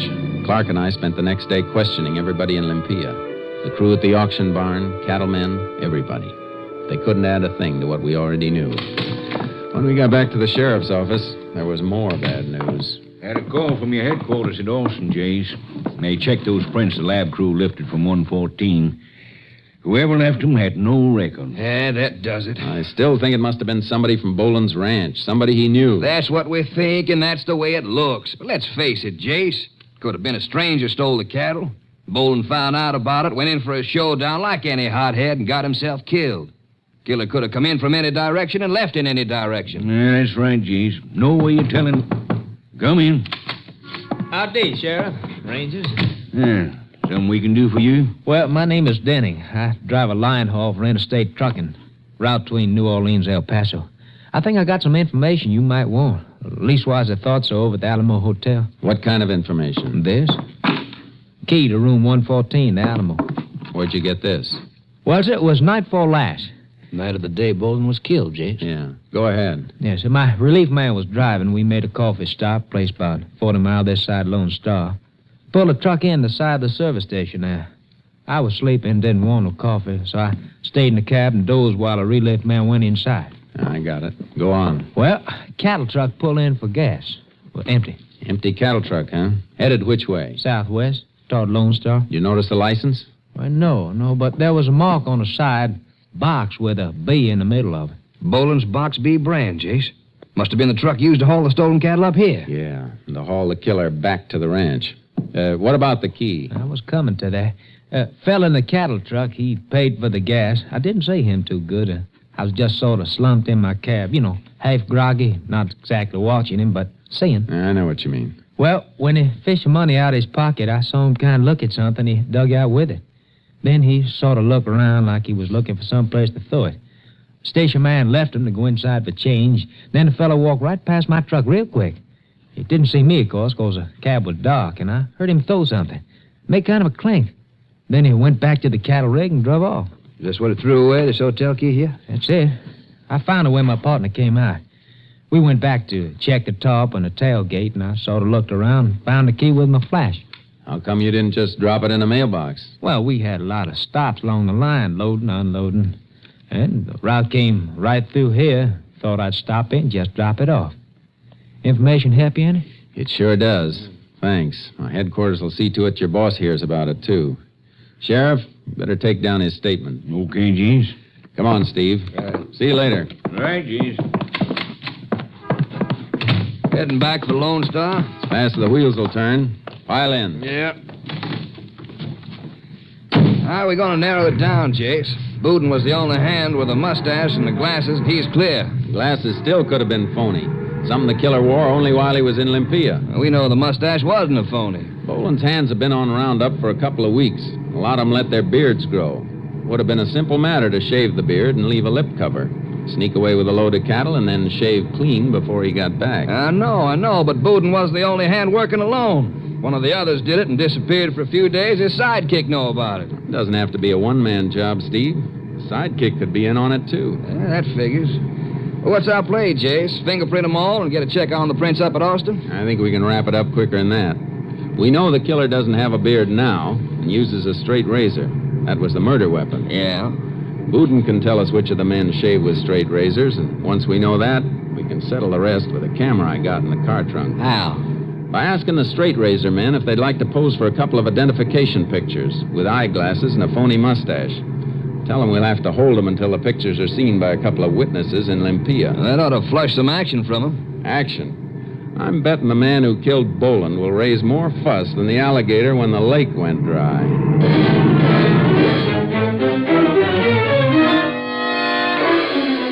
Got back to Lone Star just in time. The bank had taken over the management of Boland's ranch as executors, and the roundup was just about complete. Last, the herd was being driven into the stock pens near the railroad siding when we reached the south end of the ranch. There's Booten, Jace. Taking care of the horses over there by the corral. Yeah, come on. Hey, Booten! Hey, Booten! Yeah? I want to talk to you a minute. Hello, Ranger. How you making out? I'll make out fine if you will help. Pretty sure it was somebody on the ranch who killed your boss. Well, how can I help you? Just tell me which of the Pokes use straight razors for shaving. Well, let's see.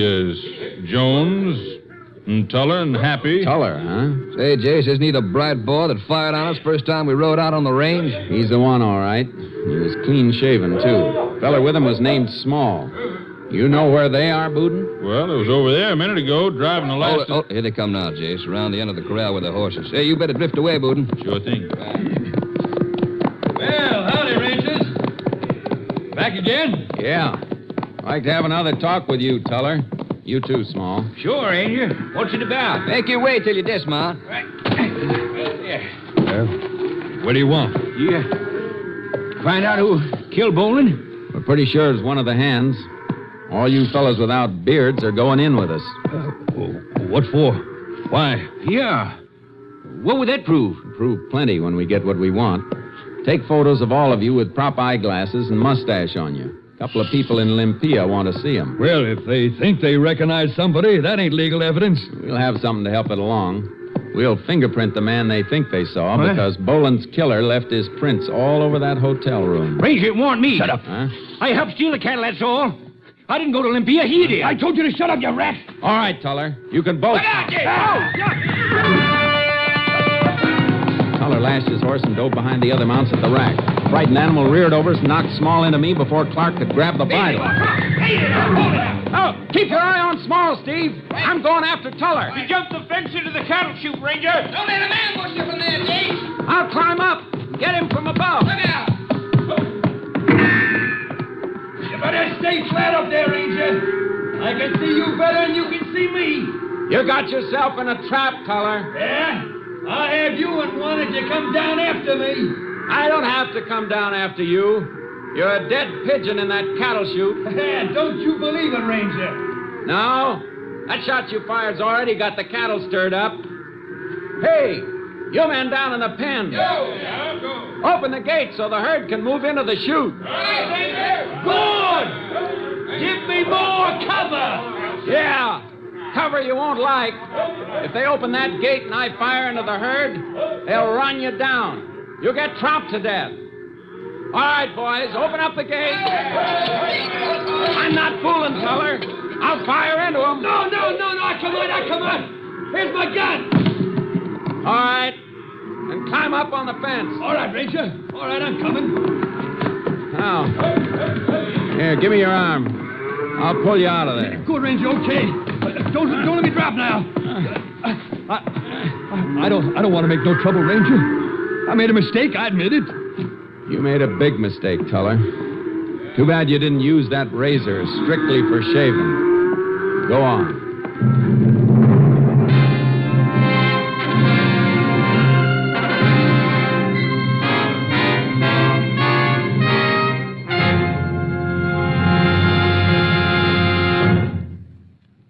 For his part in the crime, Charles Small received a sentence of 25 years. Frank Tuller was tried and convicted for the murder of rancher Henry Boland. Today, after 2 decades, he still serves his sentence. Life imprisonment.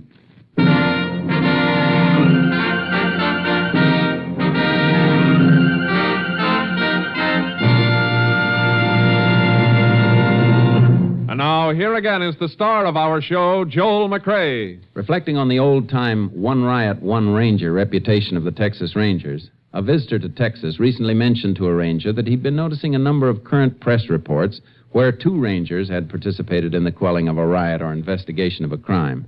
After citing this observance to the ranger, the man asked, "How come 2 men are being assigned to some of these cases now? Are the rangers less effective than they used to be?" The lanky ranger shook his head. "Oh, no," he said. "1 ranger is still sufficient to handle the situation, all right, but In these days of complex legal technicalities, we've been sending two of them along. One to take care of what trouble there is, and the other one to serve as a sort of a disinterested witness. Good night, folks. See you next week. Next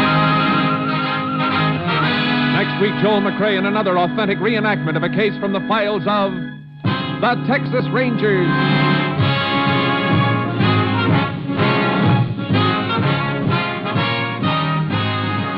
Joel McCrea is currently seen starring in the MGM production Stars in My Crown.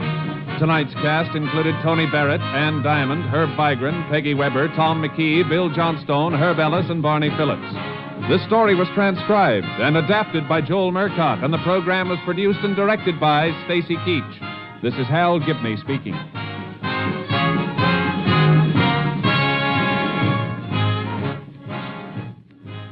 Three chimes mean good times on NBC.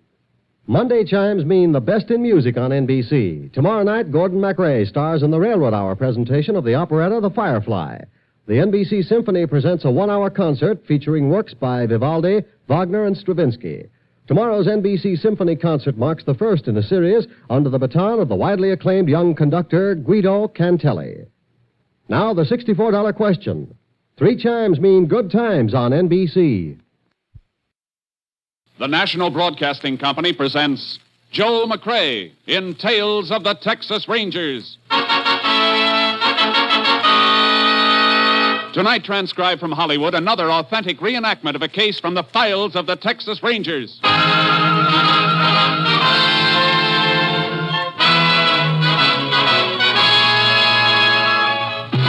Tales of the Texas Rangers, starring Joel McCrea as Ranger Jace Pearson. Texas, more than 260,000 square miles, and 50 men who make up the most famous and oldest law enforcement body in North America.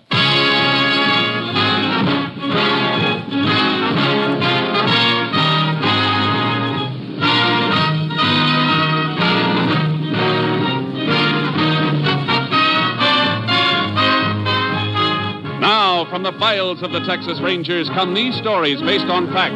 Only names, dates, and places are fictitious for obvious reasons. The events themselves are a matter of record.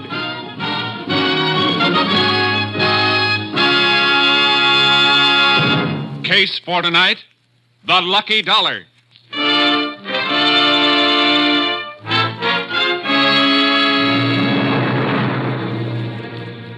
It is 7:30 of a simmering hot night, August 14th, 1945.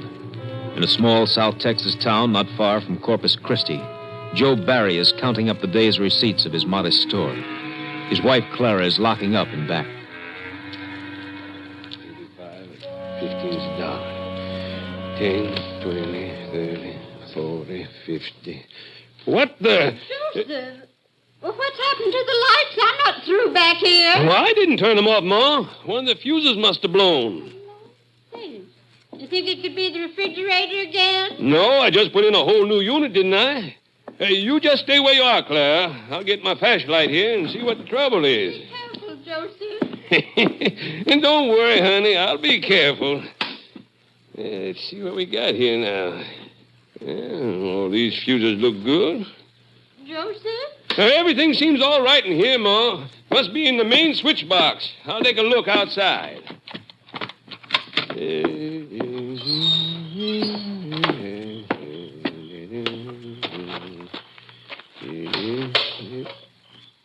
Well, I'll be done. Main switch is pulled. Now, who in thunder... Hold everything, Pop. Huh? Keep your back to me and give me a flashlight. What?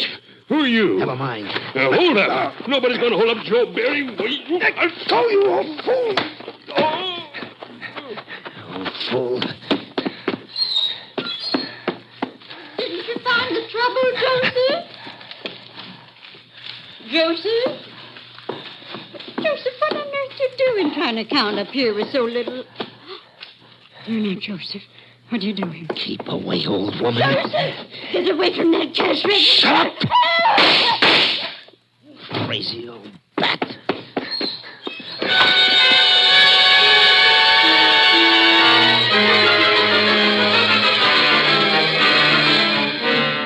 When When Joseph Barry regained consciousness, he staggered to the phone and called Sheriff Jennings, who, in turn, requested help from the Texas Rangers. Ranger Jace Pearson was at the scene of the crime a short time later. It's just like Barry said, Sheriff.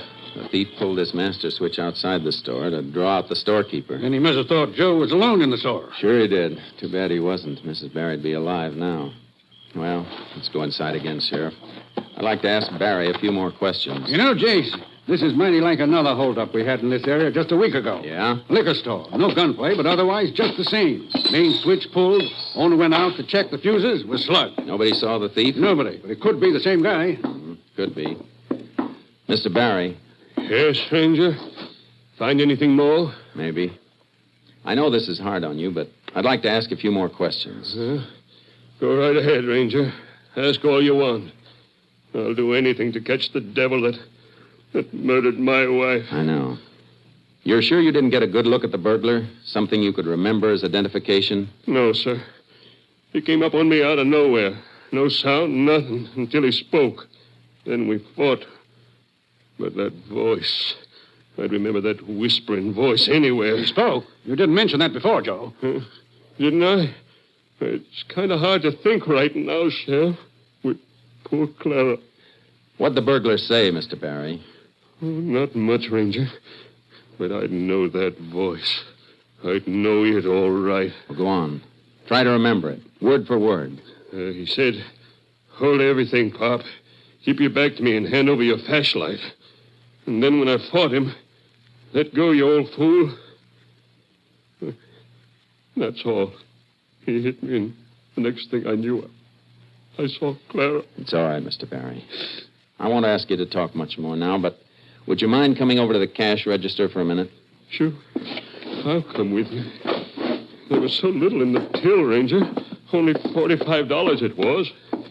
$45 for my Clara. Look here, Mr. Barry. Can you tell me about this piece of adhesive stuck on the front of the register?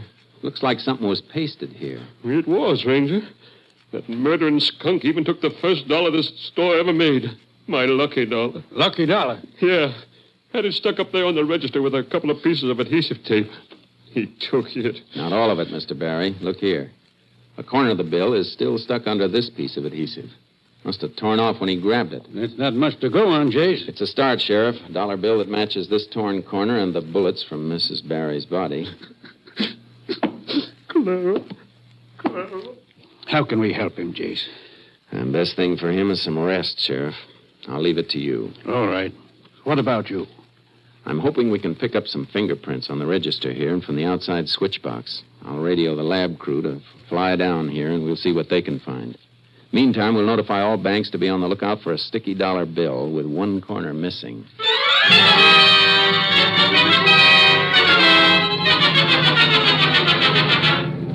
The lab crew came in from Austin and gathered all evidence. By the next day, I had a report from Captain Stinson. On that Berry robbery and homicide, Jace. Yeah, Captain. Any make on the bullets or prints? Nothing on the bullets. All we know is that they're from a .32. But on the prints, that's another thing. The lab dug up something interesting. What's that? No direct prints, Jace, but the thief wore cotton gloves. There's an imperfection in the weave of the left thumb. There's not a lot to go on, Captain. I know it, Jace. You got any more leads? Not exactly, but we don't think it was done by somebody just passing through. No, why not? Because Sheriff Jennings had a similar robbery in this area last week with the same M.O. Pulled the switch and worked in the dark. A lot of people down there with the cotton season in full swing, aren't there? Swarms of them. Reckon it could be a cotton worker? It's hard to say. Well, if it is, you've got a big territory to cover, Jace. Well, I got an old dollar bill working for me, too, Captain. Yes. And by the way, Jace, all the banks in your territory will have blow-ups of the torn corner of that bill by morning. Good. I guess all we can do now, Captain, is sweat it out and wait for that dollar bill to pay off.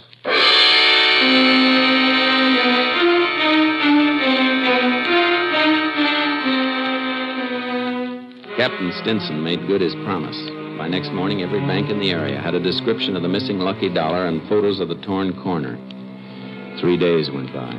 Then, on the 19th of August, a man walked into State Bank. Yes, what can I do for you? Money. Here is money to pay for the loan on my house. Oh, we have a loan on your house? See, Your name, please. Ramos. Juan Ramos. Oh, I'll get your records, Mr. Ramos. What is wrong, senor? This dollar bill you gave me, the corner's torn away. But it's good. The dollar is good, no? Oh, sure, but just a minute, please. Oh, okay. Hello, operator. Get me the sheriff's office. Sheriff's office, Jenny speaking. Hello, Sheriff. This is Jim Loftus over at the bank. Oh, yes, Jim. What can I do for you? Fella just came in the bank and handed me that dollar you're looking for. He did? Yeah.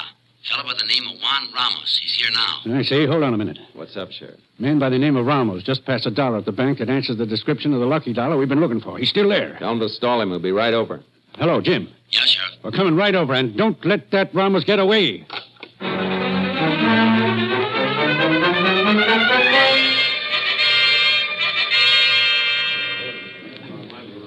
This is the missing lucky dollar, all right, Sheriff. See how it matches? But I swear to you, Ranger, I do nothing wrong.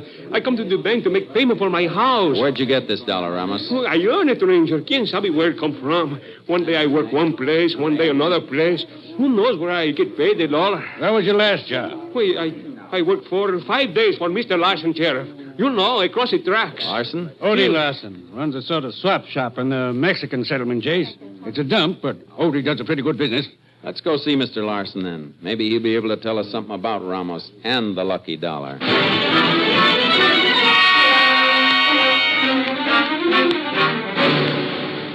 Tell him, Mr. Larson. Sure, Ramos works for me, Ranger, but only for a few days. Mr. Larson, look carefully at this dollar. What about it? Ever see it before? How do I know, Ranger? $1's a dollar, ain't it? Not always. Feel this one, for instance. Kind of sticky. And the edge is torn. Try to remember, Odie. It's very important. To you. To me? An old lady was shot down, killed, by someone who stole this particular dollar. An old lady? That dollar come from someone who... No. I didn't do it, Ranger. I earned the dollar here from Mr. Larson. Take it easy, Ramos. Say, maybe I do remember this dollar, Ranger. You do? And it seems to me a little Mexican girl give it to me. Sure, I remember because it stuck to the other money she gave me. Know where we can find her? I think she works at one of the cotton farms near here, Sheriff. I don't know for sure, but she gave me this dollar and 2 more to pay down on a red silk dress. Yeah, I'll show you. It's in the back room. Never mind that, Mr. Larson. Just when did she pay you on the dress? Just last evening, Ranger. Yeah, I keep open at night for the workers, the cotton pickers. I paid off Ramos when we closed up. Must have given him that sticky buck along with the rest of his pay. I told you, Mr. Larson, give me that dollar. Did the girl say when she'd be back for a dress? Today. You've never seen the girl before, Mr. Larson? You don't know her name or where she lives? No. Didn't you give her some kind of receipt for her deposit? Oh, sure, but just for the $3. When she brings in the receipt and the rest of the money, she gets the dress. Don't need a name and address for that. What do you think, Chief? I think we'll wait for the lady, Sheriff. Meantime, Ramos. See you, Ranger. Stick around town. I may want to talk to you again. See you, Ranger. Gracias. Now, Mr. Larson, you mind if we wait for the girl in the back room? Of course not, Ranger. Just come this way. It ain't much to look at. All this junk piled in the air, but make yourselves comfortable as you can. Don't worry about us, Mr. Larson. Just go on about your business as if we weren't here. When the girl comes in, let us know. You can depend on that, Ranger. I will. Jace, do you reckon Odie's telling us the truth? I don't know, Sheriff. We ought to find out pretty soon. I got a hunch that lucky dollar's going to hit the jackpot.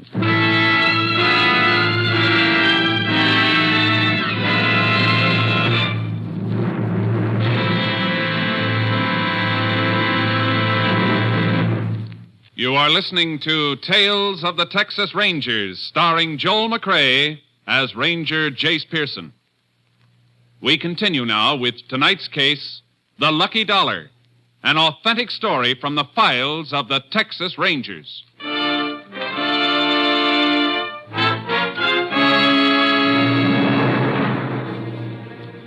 waited in the back room for some time.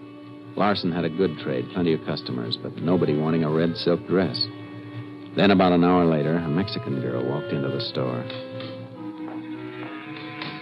Hello.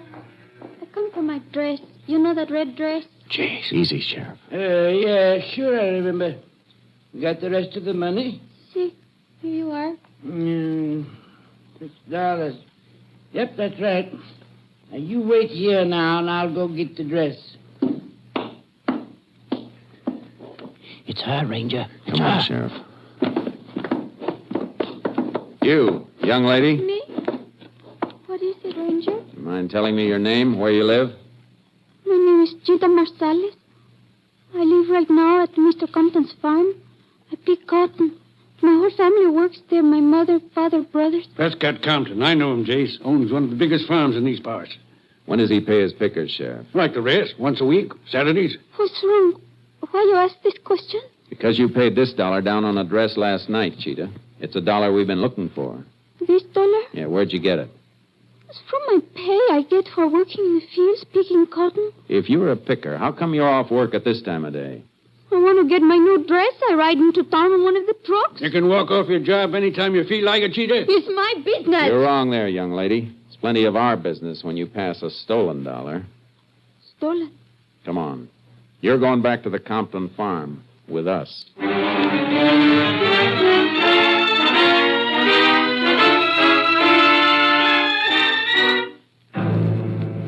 Sheriff Jennings and I drove Cheetah Marsalis back to the Compton farm.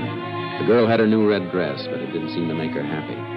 We found Prescott Compton at one of the trucks near the main house, weighing the cotton his pickers were bringing in. And that's Compton right over there. 2.5 pounds, Pedro. Okay, I'll credit that to your account. Dump off. Miss Compton. Well, howdy, Sheriff. This is Ranger Pearson. We'd like to talk to you. Of course. Does this girl work for you, Mr. Compton? Cheetah? Well, sure she does, Ranger. The whole Marsalis family works for me. They're fine people.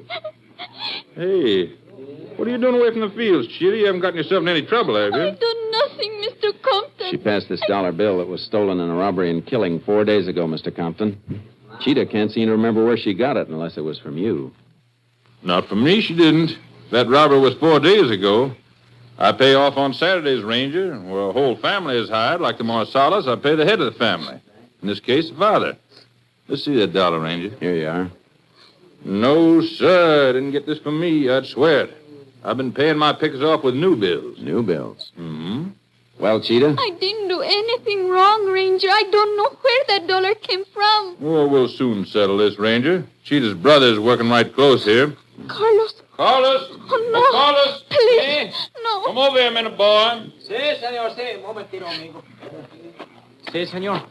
What do you want? Cheetah, where you been? Papa look everywhere for you. Ranger here wants to ask some questions, Carlos, about some money your sister had. There's been a little trouble. Trouble? Trouble with Cheetah? What you done? Did your father give her any spending money, Carlos? Hey, Papa give us all a little. See, Ranger, see. 50, maybe 75 cents. Then he never give Cheetah as much as $8 or $9 at a time, huh? Oh, no, senor, never. Cheetah never had that much. Any idea where she might have gotten it? I can guess.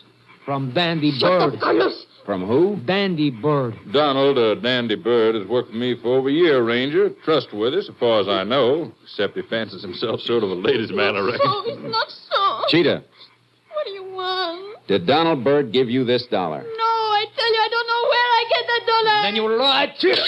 Hey, take it easy, Marsalis. You should go get the money from no other place, senor. I mean, from this Dandy. And no sister of mine go to take money from a man like that.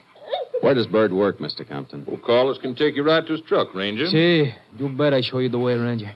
And you, little sister, you pick your cotton here close to the house where I can keep an eye on you when we come back with your fine dandy. I hate you. I hate everybody. Come on, Sheriff. Carlos, let's get started for Bird's truck.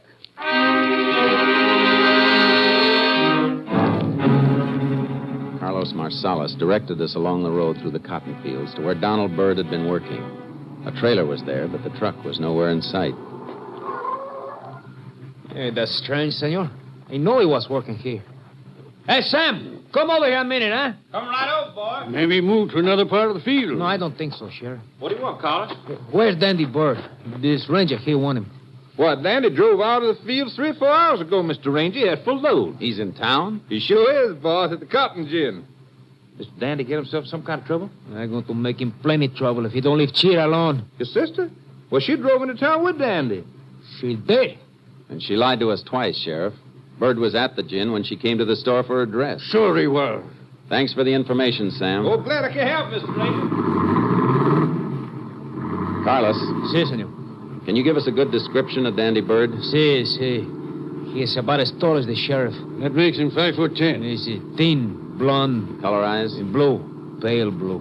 Cold like a snake's eyes. No scars, no distinguishing marks? No, senor.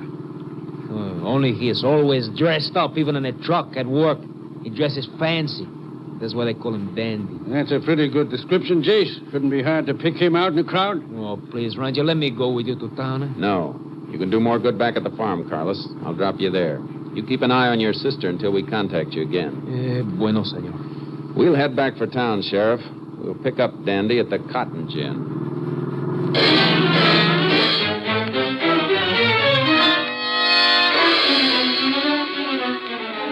There was a big lineup of trucks at the Cotton Gin, but we didn't see any driver that answered Dandy's description. Sheriff Jennings and I went up to the loading platform and headed for the superintendent's office. Here we are, Jane. Yes, sir. What can I do for you? Ranger Pearson would like some information, Mr. Collins. Why, sure. Come on in my office so we can hear ourselves talk. There. Have a chair, gentlemen.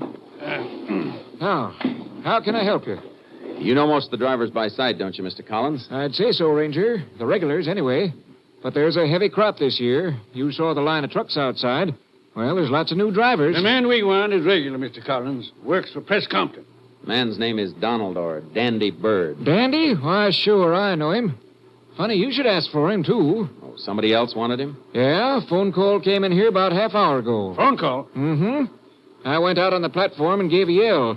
Dandy moved up close to the head of the line, and he climbed out and came back in the office with me. Then you heard the conversation? What there was of it, Ranger. I wasn't paying much attention. But seems to me he did say something about meeting somebody at the same place tonight. Then he hightailed out of here, and I haven't seen him since. You any idea where he went? No, and I wish I did. Left the truck standing, blocking the whole line. You're looking for Dandy Bird, Ranger. I'd like to get my hands on him myself. Well, thanks, Mr. Collins. Oh, one thing more. Do you know who called Bird on the phone? I know. Sounded like some little Mexican gal.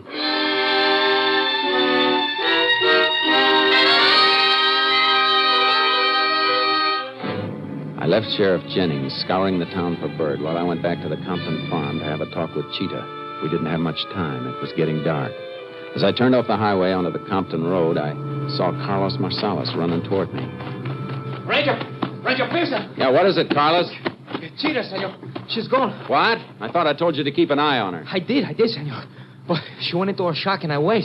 But when she don't come out, I go in, and Cheetah's gone. Her clothes, everything. And then I look out the window. I see her stopping the bus. I run after her, but it's no use. The bus was gone. A bus? Past me coming down here. Pile in, Carlos. We'll follow it.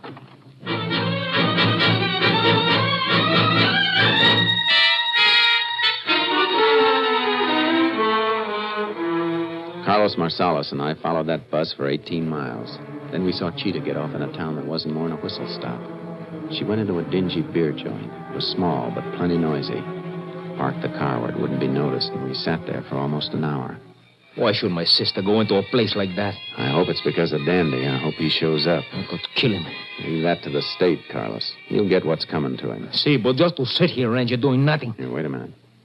Look, going into the cantina now. Huh? Is that Bird? See, that's him, Ranger. Let me go, huh? No. You stay here, Carlos. And I mean it. See, Ranger, whatever you say.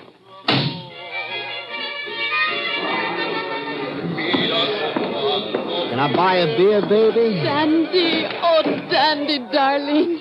I was so afraid you wouldn't come. I told you I wouldn't on the phone, didn't I? You see, you did. But I was so frightened. First that ranger. Then I had a big fight with my family. Carlos even hit me. Poor kid. I leave them, Dandy. I leave my family because I love you. Yeah, sure nobody followed you here, kid. No one even saw me leave the farm. Good. I can do without them rangers snooping on my tail. Waiter, 2 beers. Si, senor. Dandy, what you do to make those rangers come for you? Do? What does anybody do to get the rangers after them? Those guys are always looking for trouble. Hey, what about them beers? See, mister, right away. Dandy, you tell me the truth? For you, I leave my family, Dandy. I love you. Yeah, I know, baby. The beers, senor. Ah, just in time. Boy, am I dry. Like I said, kid, Dandy Bird never makes trouble for nobody. I got plans for you. Dandy, what's wrong? That ranger coming in the door. He's heading this way.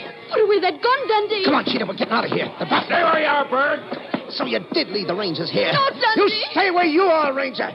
Don't go for your guns. I got the girl in front of me. Dandy, let me go. No, babe, you're staying close to me. Dandy! Get the girl out of the way, Bird. And keep away from that door. Out of my life, Ranger. You try to gun me and you hit her first. You treat me like this. You don't love me. Hold still, you devil.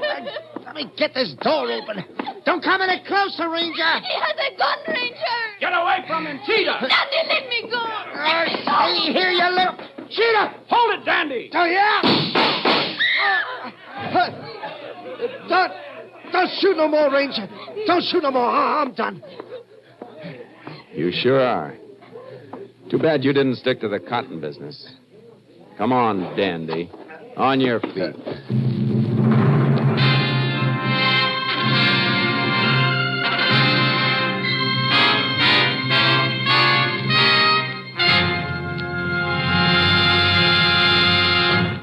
The cotton glove with the imperfect weave was found on Donald Bird at the time of his capture.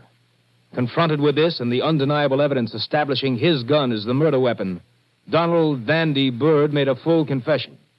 Cheetah Marcellus was given a suspended sentence of 5 years.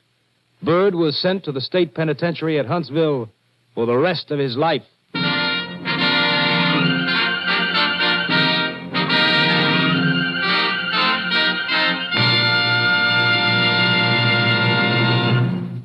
And now, here again is the star of our show, Joel McCrea, with another interesting anecdote about the Texas Rangers.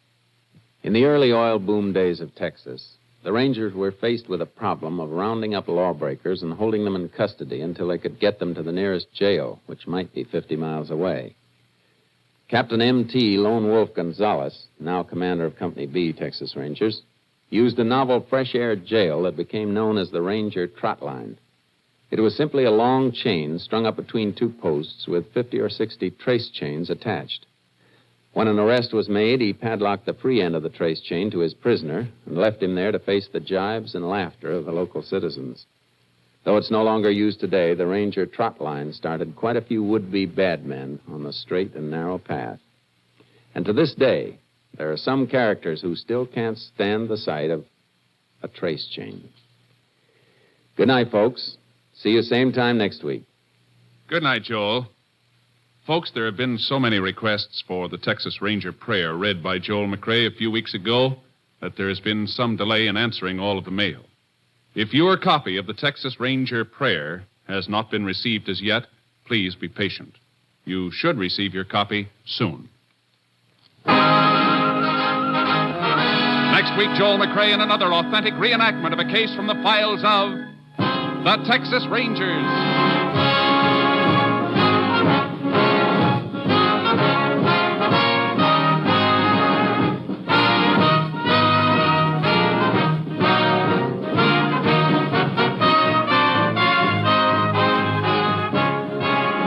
Joel McCrea is currently seen starring in the Universal International Technicolor production Saddle Tramp. Tonight's cast included Tony Barrett, Nestor Paiva, Peggy Weber, Lou Krugman, Herb Butterfield, Byron Kane, Wilms Herbert, and Barney Phillips. This story was transcribed and adapted by Virginia M. Cook, and the program was produced and directed by Stacy Keach. This is Hal Gibney speaking.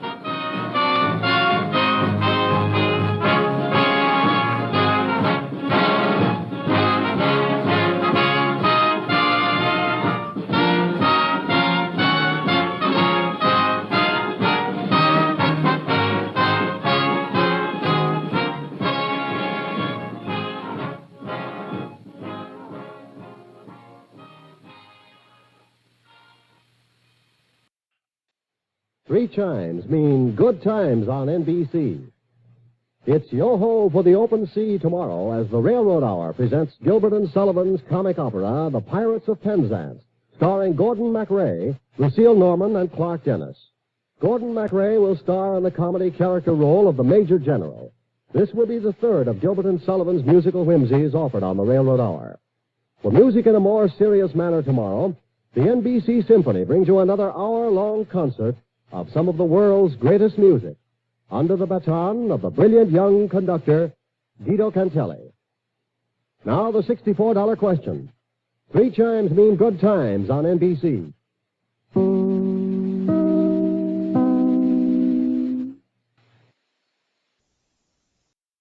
Presenting Joel McCrea as Jace Pearson in Tales of the Texas Rangers.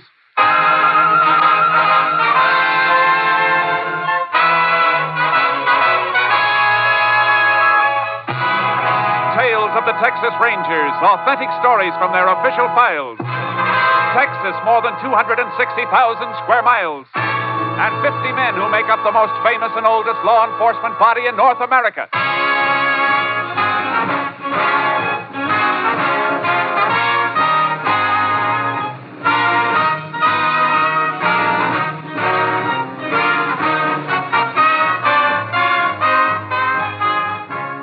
From the files of the Texas Rangers come these stories based on fact. Only names, dates, and places are fictitious for obvious reasons. The events themselves are a matter of record.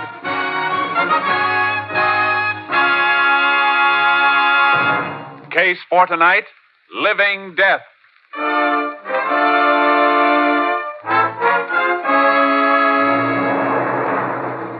It is 2 a.m. on the morning of October 3rd, 1948. A man stands in the brush on the American side of the Rio Grande, watching another man wading rapidly across the river from the Mexican side. Come on, hurry up. Senor Green? Senor Green, where are you? Over here. And shut up. I almost fallen. Never mind. You crazy wearing a white sombrero with that moon? What is the harm, Senor Green? Nobody see the ego but you. Don't be too sure of that. Somebody followed me down here. I don't know whether I shook him or not. The border patrol? No. Hijacker, maybe. You got the package? Oh, see. Right here. 20 ounces. Okay, here's your money. 200 an ounce. $4,000. Oh, gracias. Will be another shipment next week. Yeah, I know. I'll meet you here again on the 12th, same time. And be a little more... You all right, amigo? Someone does follow you? Quiet. Sound came from over there.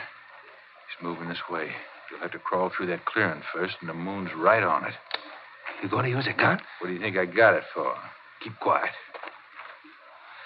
There he is, coming into the moonlight. Yeah, and he doesn't see us. Just like a sitting duck. Oh! You hit him, senor? Yeah.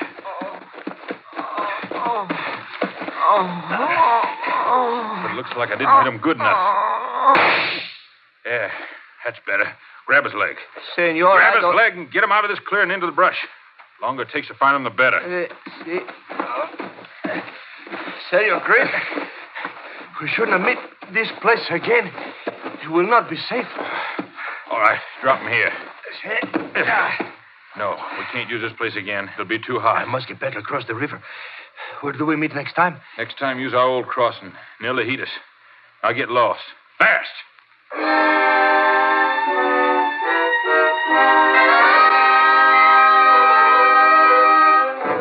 The body of the slain man was discovered, but for 2 months there was no clue to point to his killer.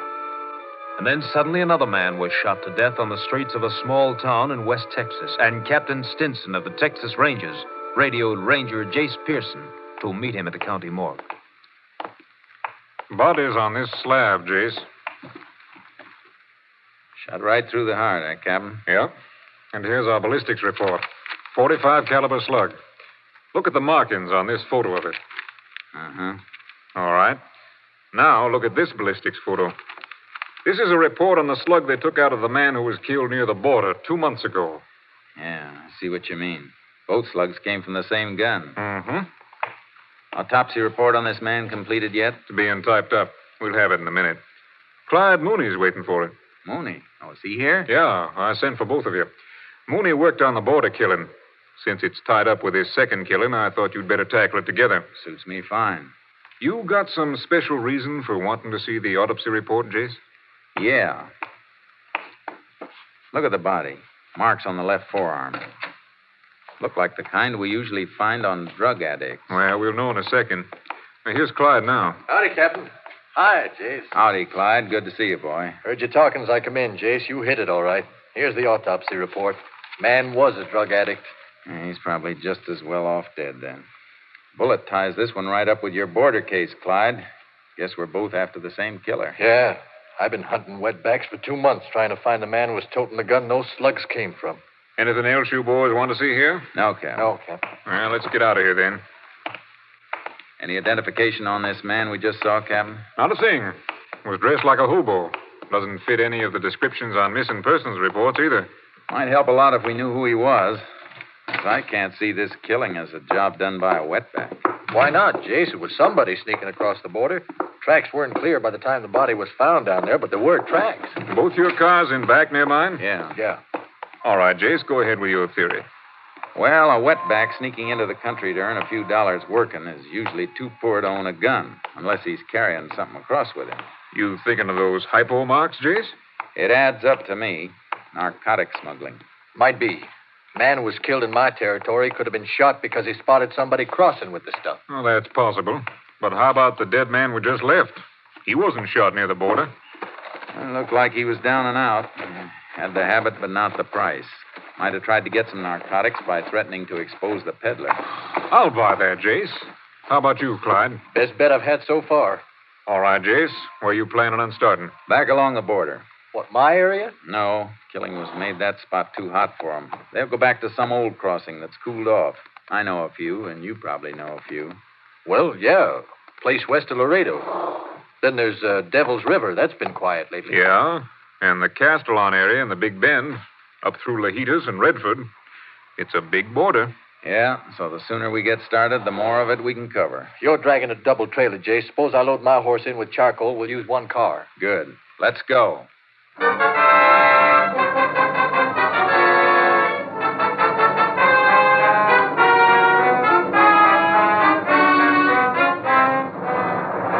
Mooney and I covered the old smuggler crossings one by one. But weeks passed, and we hadn't found anything by the time we reached the Big Bend. We were riding the river near Lajitas. Getting kind of late, Jace. We ought to make camp, turn in. Yeah, might as well quit this spot tomorrow. Move on toward Redford. There's a good campsite ahead, clearing near that clump of honey mesquite. You've got eyes like a cat. We can make radio contact when we get back to the car tomorrow. Captain may have something for us. Yeah. What was it he said he'd check on? Narcotic possession cases. Trying to pin down areas where the drug traffic seems to be the heaviest. Man who's smuggling narcotics must be picking up for a central distributor. Well, it could be just a small operator. No, small operator's business wouldn't warrant the risk of crossing the border. Whoever makes the pickup is working for a boss. Well, why couldn't he be the distributor making his own pickup? Oh, big boy'd play it safe. Stick somebody else's neck out, not his own. Here we are. Ooh, charcoal. Ooh, boy. You want to get the bedrolls off, Jace? I'll strike a fire, get some chuck cooking. No, let's skip the fire and eat cold. Well, why? We're moving out of here tomorrow. I'd like to watch one more night. It's too quiet here. Haven't been reports of any trouble in this section in almost 3 years. We haven't even spotted a wetback trail. Okay, no fire. Might as well let the horses drink before we hobble them. Come on, Charcoal. Come on, boy. I want to rub Charcoal's legs down tonight. Lecheguia's been cutting him up. Yeah, I got a few nasty scratches myself. Attaboy. Drink up. You looking for something over there, Jace? Yeah. Let the horses go for a second. Come here. Bring a flashlight. What is it? Slight depressions in this mud bank. Just barely saw 'em. Flash the light. Yeah. They were tracks, all right. Not much left, though. Something else here. Piece of paper half buried. Must have been stepped on. Brown. Looks like that brown stickum paper they use to seal packages. No.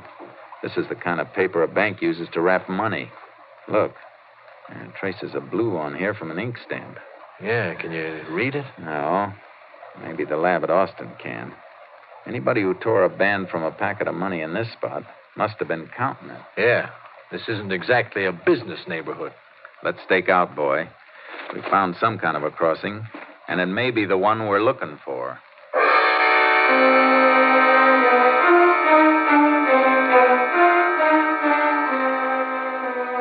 We didn't dare move out of the area. We took turns sleeping and keeping the horses out of sight as much as possible. At night, we crept out along the river, moving slowly under cover. 5 nights now, Jace. Maybe they won't cross again in the same spots. I know. A mile above or below us, and we'd never even see them. We found tracks in a couple of places along here. They might... What? Oh. One of our horses. Thought we had something for a minute. Clyde, that isn't one of ours. It's coming from the wrong direction. Put your ear to the ground. I don't have to. I can hear him coming now. It can't be our horses. They're hobbled, and the one we hear is moving free. Come on. Don't show yourself on the riverside. That's where his contact will come from. Coming now. There's something moving in the water out there. A few hundred yards down. Our horses would have to be up the other way. We'll have to try it on foot. We haven't time to go back and get mounted. If they make a fast pass, we'll never get there in time anyhow. We'll have to risk a little noise. That moving horse will cover our approach until he stops. Step it up. The contact is across to this side by now. I can't see him out there anymore. Wait. The horse is stopping, too. Diego? Oh, here, senor. Come on, give me the stuff. Here's the money. They're not wasting any time, Jace. No. Let's go. Stay where you are! Both of you! Keep going, Diego. Run! Here, boy! I'll get the one in the river, Jace! Stop that horse! Come out of that water!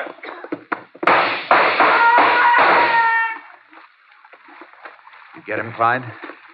He shot at close range, Jace. I had to kill him. We got to leave and get after that rider. Let's get to the horses. Right.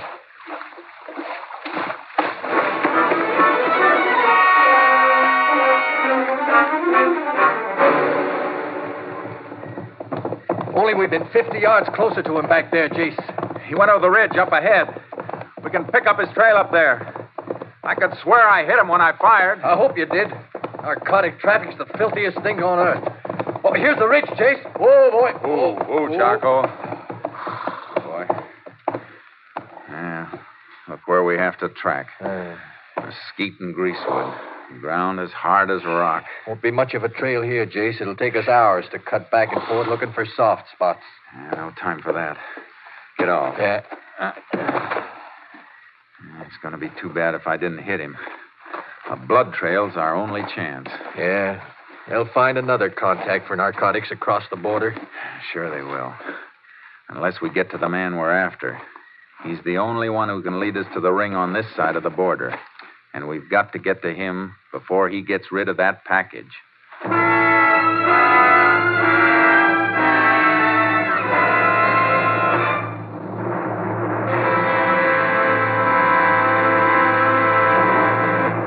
You are listening to Tales of the Texas Rangers, starring Joel McCrea as Ranger Jace Pearson. Today marks our first Sunday broadcast, and we sincerely hope that all our old friends who listened to us on Saturday night will be with us at this new Sunday time.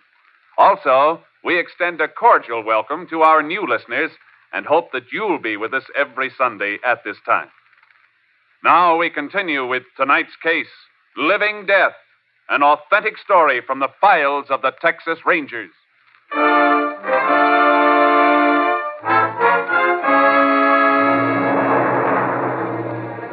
We combed the ground for a blood trail, and we found it. Not much, but enough to follow. It led through the mesquite and greasewood, but the rider knew the country. He'd been weaving through the roughest spots. He's a smart one, Jace. Yeah, slowing us down all the way. Got a good hour on us by now. And an hour's too long. He's probably just using that horse to get to a car someplace. We can't waste any more time trail cutting then. No. He must have headed for cover someplace to take care of that wound. General direction seems to be northeast. We'll have to gamble on it. Okay. Let's ride. Get up, Charlie.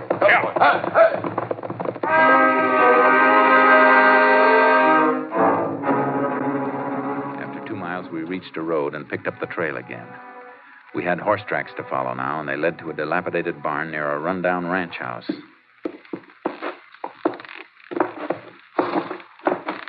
here, all right, Clyde. Blood in the hay and this torn cloth. Ripped a piece off his shirt to make a bandage. He knew this spot and headed right for it. Must have been here before. Yeah, but we're still way behind him. Main road's only a mile or so from here. He's gotten to his car by now. The ranch house is dark. Let's wake him up. They might have seen something or heard something. Leave the horses here. Okay. This place sure has gone to seed, Jace. Yeah, it's a big house. It's falling apart. Fences sagging, no stock. Must have been a nice ranch once, though. It isn't anymore. A man gets his living from the earth, you'd think he'd take better care of it. Here's the house. Open up. Hey, wake up in there. Who is it? Texas Rangers, ma'am. We'd like to talk to you. Just a minute.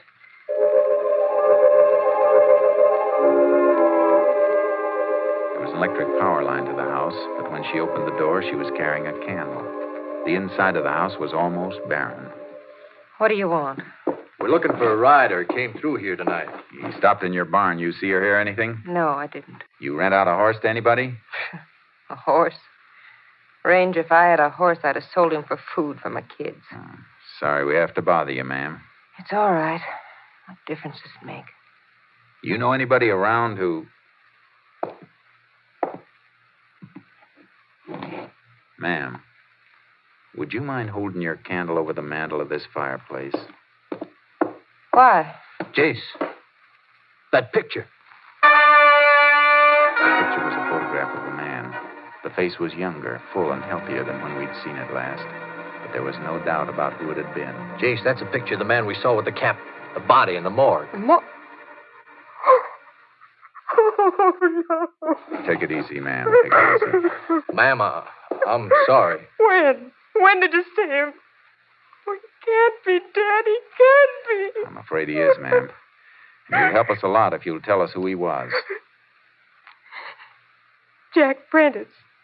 My husband. Oh, my poor kid. Oh, why didn't you report him missing? Because he left me 2 years ago. He'd sold and lost everything we owned. He was sick, half crazy, acting like a madman. I don't know why I didn't do anything. He'd never been like that before. You got any idea at all what started it? A friend of his.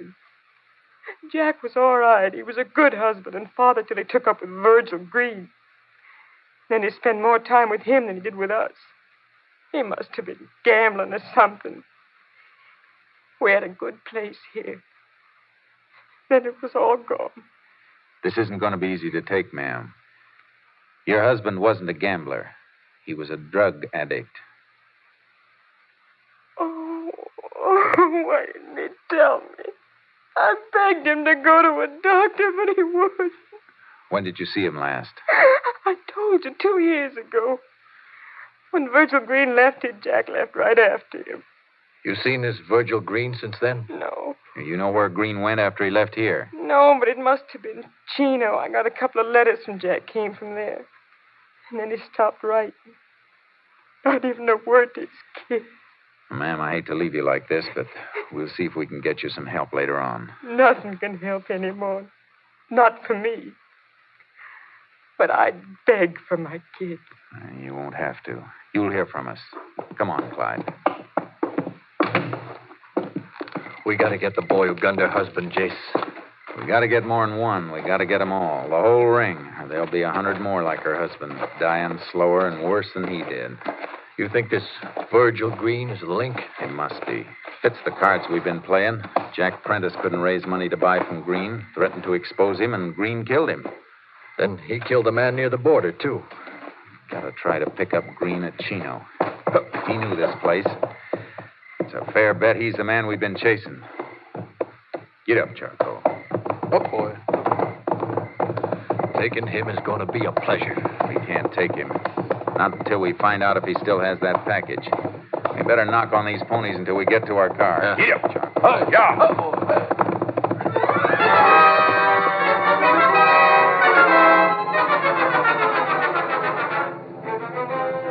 We got to the car. Before we headed for Chino, I put in a phone call to Captain Stinson. All right, Jace. I'll have a ranger plane pick up that bank wrapper and send it to the lab. It may be a bank in Chino. Well, that fits with a few other things. My checkup shows a heavy drug traffic in and around the Chino area. And the town where Prentice was killed is only 60 miles from Chino. Good. That narrows it down. See if you can dig up a Chino address on Virgil Green while we're driving up there. He's only 2 hours ahead of us. If we can burn up road, we may reach there almost as soon as he does. Let you know by radio, Jace. I'll head for Chino myself. Thanks, Captain. We'll see you there. We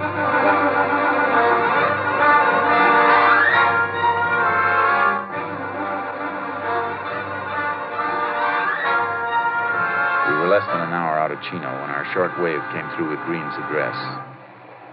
KTXA to Unit 10. Unit 10 to KTXA. Go ahead. Address of subject Virgil Green is Greendale Ranch, State Highway 39, 14 miles west of Chino. Got it. Any report from lab on bank money wrapper? Stamp on money wrapper restored by Austin Lab. Money and packet came from Chino State Bank, corner Main and Crockett in Chino. 10-4. Unit 10, clear. KTXA Austin. That's all we need, Jace. Yeah, if we can get Green in sight before he unloads that package.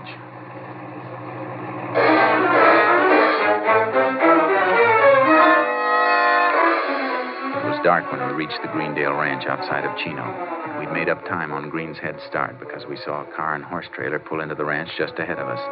A man got out of the car and limped up to the house, and he was carrying a package. Walks like a man's been shot in the leg, Jace. Yeah. Don't turn in after him. Go on past the ranch. Okay. Where do you want to stop? Where we can watch the house and keep the car shielded. Well, there was some heavy brush on the other side of the road just across from Green's place. All right. Turn around and go back. We'll keep an eye on him from there.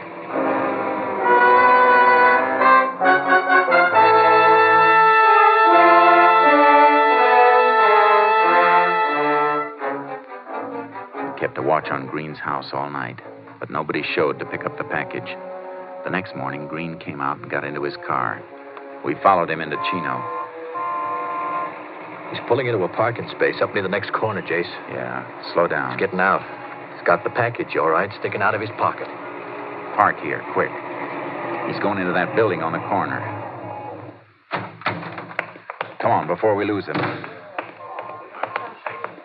Hey, the street sign, Main and Crockett. And he went in there, Jace. Chino State Bank. That's where the money wrapper came from. Don't go in. Just walk around the corner. We can look through the bank windows.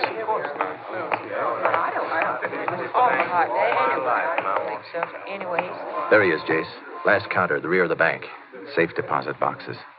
Going through the rail into the vault. Must have a box he's going to plant the stuff in. We going to grab him? No, wait till he comes out. But he won't have it on him then. We got enough on him. We can pick him up any time. We got to stay with that package until we know who gets it next. Hey, he wasn't in there long. He's coming out. Yeah, the package isn't in his pocket now. All right, get out of sight. Yeah. He was in there just long enough to open up the box and drop it. Yeah, you've seen the package now. Drift around to the front of the bank. See that nobody leaves that vault with it unless you follow him. Okay, where are you going? To meet the captain and get a court order to open that vault.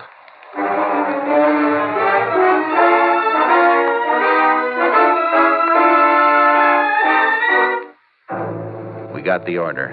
Then we waited until the bank closed and the employees were out. We got the president of the bank at his home and took him back to open the vault. Narcotics, most distressing, gentlemen. Oh, come in, please. All right. Which box is Green's? 421, right here. Want to open it for us? Why, of course. Say. It's empty. Now, couldn't you have made a mistake, Ranger? No. Clyde, are you sure that package wasn't taken out? Positive, Jace. I watched every single person went in or out till the bank closed. Our order covers the rest of these boxes, doesn't it, Captain? Yes. All right. Let's open them all.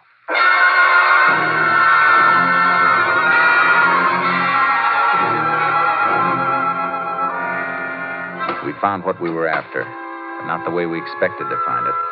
The stuff was there, all right, but it had been split up into smaller quantities. The owners of these boxes must be names you have on your list of dope peddlers, then, Captain. I'll check that on the bank records. Yeah, but how'd this stuff get split up? Green wasn't in here long enough to do it. No, he couldn't have done it. His key would only give him access to his own box. They have to be done by somebody with a set of duplicate keys. Somebody working here. Well, that's impossible. Only the head cashier and I have duplicate keys. Were you in the vault after the bank closed? No, sir, I haven't been in here all day. That's truth, Jace. I could see him through the window. And then the head cashier's our boy. He's the distributor. And a pretty clever distribution scheme, too. No direct contact, and he has access to the vault after the guard has left. If he's handled those packets, there'll be fingerprints on them. What's his name and where does he live? His name is August Weber. He's got a big ranch over near Estrella on Highway 39.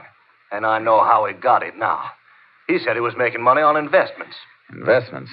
He meant a black market in human souls. Come on, Clyde. Let's get him and Virgil Green. We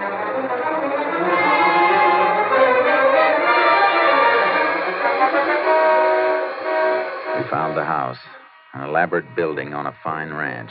There was another car in the driveway when we pulled up. Hey, Jace. That car in front of the place. Yeah, we're in luck. It's the car Virgil Green was driving. Light around the side of the house by that French door. Maybe they didn't hear us drive in. Good. Let's slip up on that side of the porch and find out. Might be able to take him easy. Don't count on it. Cold-blooded killer like Green. He'd keep on killing as long as he has a gun. We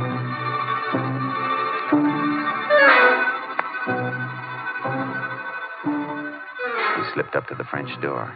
It was locked and we couldn't see through it. But their voices drifted out through an open window. I'm telling you, Weber, my leg's infected. I gotta see a doctor. Have him report a bullet wound? You want me to die? I could put a bullet in you, too. Well, let me know when you want to try. Done a little killing myself, Green. Only I've been smarter about it. Nobody's caught me yet. All right, Clyde. Let's kick a hole in this door. All right, don't move. Ranger! Don't reach for...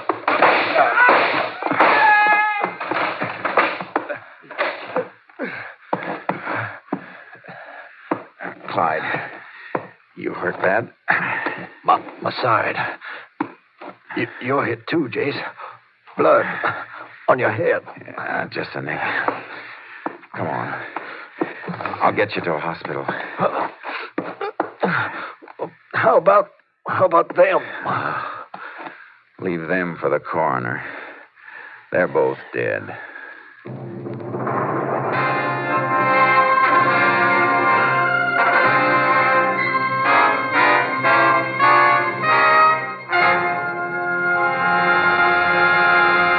The gun found beside the body of Virgil Green proved to be the murder weapon the Rangers had been seeking. Narcotics peddlers having safe deposit boxes at the Chino State Bank were rounded up, and they admitted they had been supplied by August Weber. They were tried and sentenced. The traffic in living death was halted.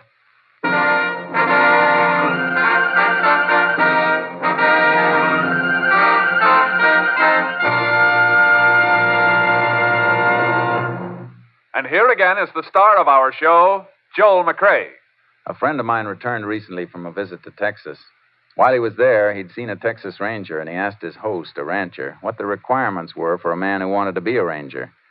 The host looked thoughtful for a moment and said, well, I'd say if a man could ride like a Mexican, trail like an Indian, shoot like a Tennessean, and fight like the devil, he might have a chance to get in. Well, I hope you'll be with us again next week. Same time, same station. Good night. Next week, Joel McCrea in another authentic reenactment of a case from the files of the Texas Rangers.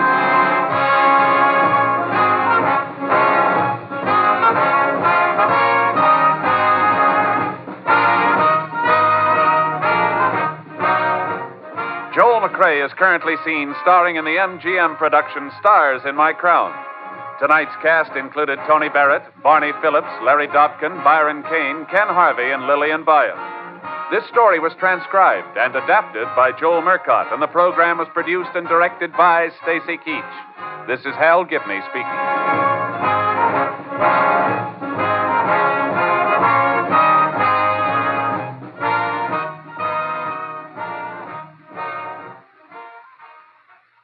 Three chimes mean good times on NBC. Wheaties presents Joel McCrea in Tales of the Texas Rangers. On stage tonight, transcribed from Hollywood, another in the Wheaties' big parade of exciting half-hour presentations.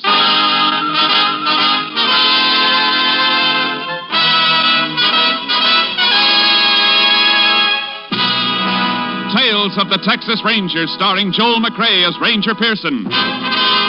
Texas, more than 260,000 square miles.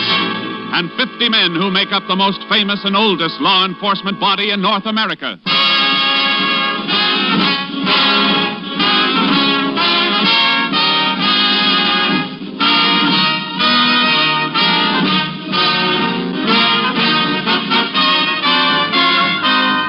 Now, from the files of the Texas Rangers come these stories based on fact.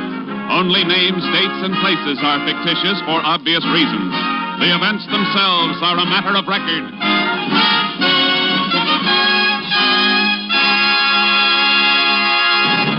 Case for tonight, the Trigger Men.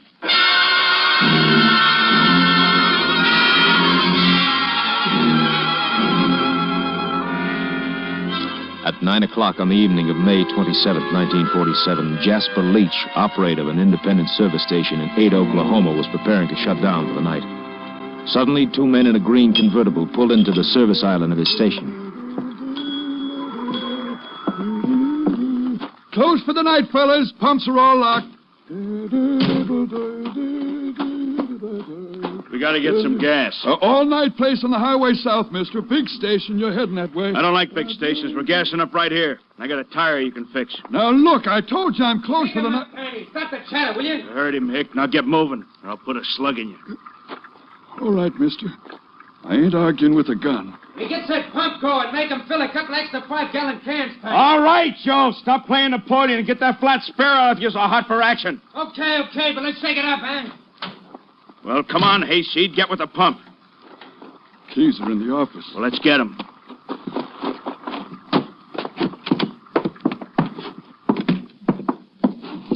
And while we're in here, you might as well open the safe. I don't know the combination. Yeah? Oh! I said open it, you hick. All right, mister, I'll open it. But you ain't getting away with this. Not by a dang sight. We'll talk that over later. Just you and me, Hick. Just you and me.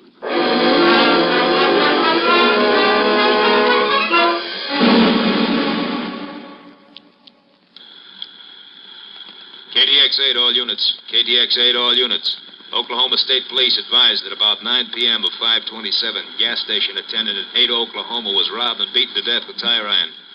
Subjects tentatively identified as number 1, Joe Gordon, average size, eyes blue, hair blonde, complexion fair.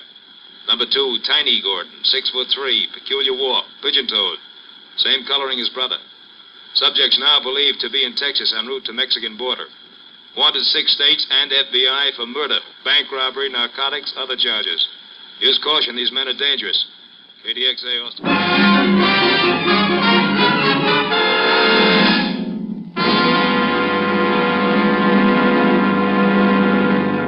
Tales of the Texas Rangers will continue in just a moment. Get up and get at 'em with Wheaties. Yup, for folks up and doing, for folks going places, breakfast of champions. Sure, begin a better breakfast with Wheaties tomorrow and see if you don't feel the difference all morning long. Here's why. There's a whole kernel of wheat in every Wheaties flake. You got it? There's a whole kernel of wheat in every Wheaties flake. That's why Wheaties can give so much. Energy? You bet. Whole wheat energy. Vitamins and minerals? You bet. And protein, too. That's why Wheaties at 7 can make a difference at 11. There's energy in them thar flakes. You try 'em tomorrow morning. Make yours Wheaties. Pour on the milk, put on the fruit, and eat happy. Yes, and work happy. Tomorrow, see for yourself how Wheaties at 7 can help at 11. Breakfast of champions. Breakfast for you.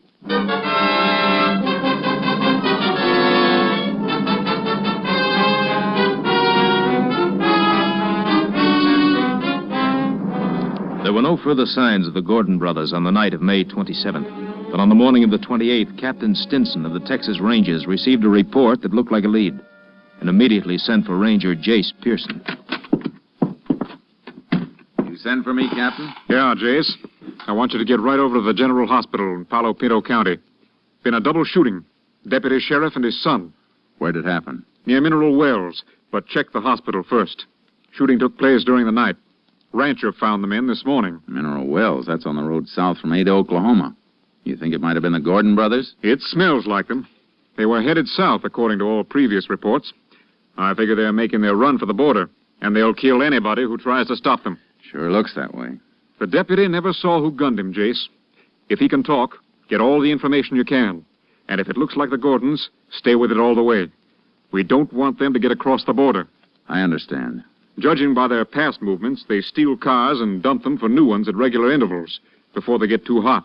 So don't pin too much on any car descriptions. I won't. I'll see you later. Oh, Jace. Yeah? You get anything hot, report it by phone. If I have anything for you, I'll have the radio dispatcher tell you to call in. The men we're after might have a shortwave set. Right, Captain. One thing more, Jace. This department hasn't lost a man in a long time. Let's keep it that way. Yeah. I wouldn't want to be the one to spoil the record.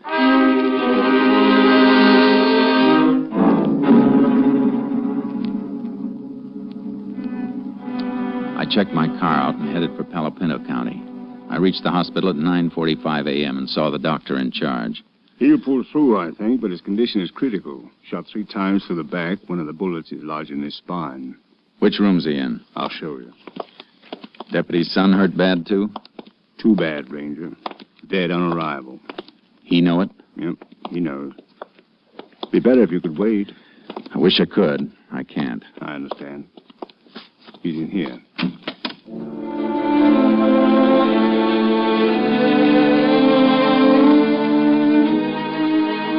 The deputy was lying on his stomach, a dazed look on his face like he was remembering something over and over, but still couldn't believe it. I knelt on the floor beside him so he could see me while he was telling me what happened. You see, my boy built himself one of them hot rod cars out of an old chassis and spare parts. You know youngsters. Yeah. I broke down on him last night. Fooled with it and couldn't get it to start. Called up home about midnight. Tell me and his ma why I was out so late. Sure. I drove out in my car to meet him where he called from, up at Salesville. We both fooled around with his car some, but wasn't fixing to go at all. Here, sip a little water through this glass straw. Better? Yeah, thank you. You couldn't get the car started? Yeah. So finally I told the kid to come on home. And we'd get it taken care of today. Reckon that don't matter none now. What happened on the way home? We passed the carpet place. Big place. He raises silkworms. Here, let me fix that pillow for you a bit. Thank you. Worms feed off in the leaves of the mulberry trees. We was passing the grove, Carver's mulberries. I spotted a fire, little campfire like deep in the grove, almost out of sight. I see. Thought I'd better stop, have a look. The kid, he wanted to get out of the car with me. I don't know why I let him, but I had no way of knowing. Oh, of course, you couldn't know. We walked in. I guess they heard us coming. One of them kicked at the fire. I saw his shadow. That's all. I yelled at him to stand where they was, and they started blasting. Go on. I turned, pushed the kid down. Something hit me in the back. I went out. When I came to, my kid was lying there, just a couple of feet from me. 15 years old. All right. Don't try to talk anymore. Get him for me, Ranger. Please get him. Me and my kid.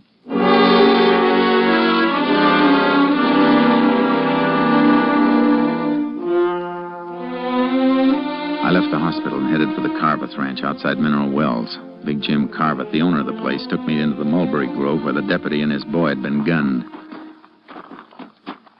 Well, this is the spot. Sheriff's combed it over pretty complete, though. Had their fire right over here. What are you digging out of them ashes? Fire wasn't burning long. Started it with a road map and an envelope. The little corner of the envelope not quite burned. I can just make out the stamp. Huh? It's Mexican. Maybe our lab can make out the postmark. Out of that charred hunk? Yeah. If I can slide it into this fresh envelope without breaking it up too much. You fellas sure can figure a lot from a little, I reckon. Sometimes. When they left, they went through there toward the road. How do you know that? Here's the mark where the fire was kicked. Steps from it move that way. It might have been the sheriff and his men. Not in low-heel Eastern boots. See the impressions? Oh. One set, same as yours or mine, except for the difference in boots. The other set scuffs in at the toes. Man who made those is pigeon-toed. Well, you sound like you could draw a picture of them. I could now. Let's see where these prints lead.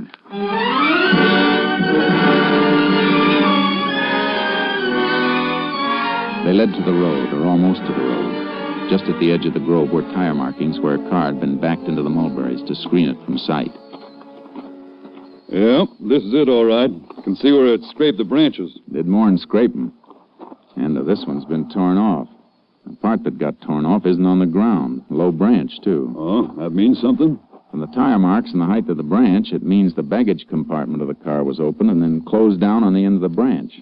See, it snapped off when the car moved.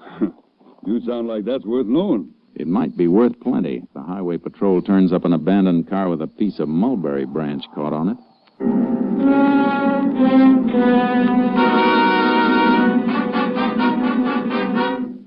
I drove back to headquarters and turned the charred envelope over to the lab. Then I went in and reported to Captain Stinson. Sounds like the Gordon brothers, all right. I'd bet on it. And if they're in the habit of ditching their cars, we better check on all the stolen and abandoned. We find the car, we'll know which way they're headed. I'll send out a bulletin on it. What did Lab say about the envelope? Burned pretty bad, Captain, but they think they can restore it. Take time, though. And if they can bring out that Mexican postmark, it might tell us where the Gordons plan to cross the border.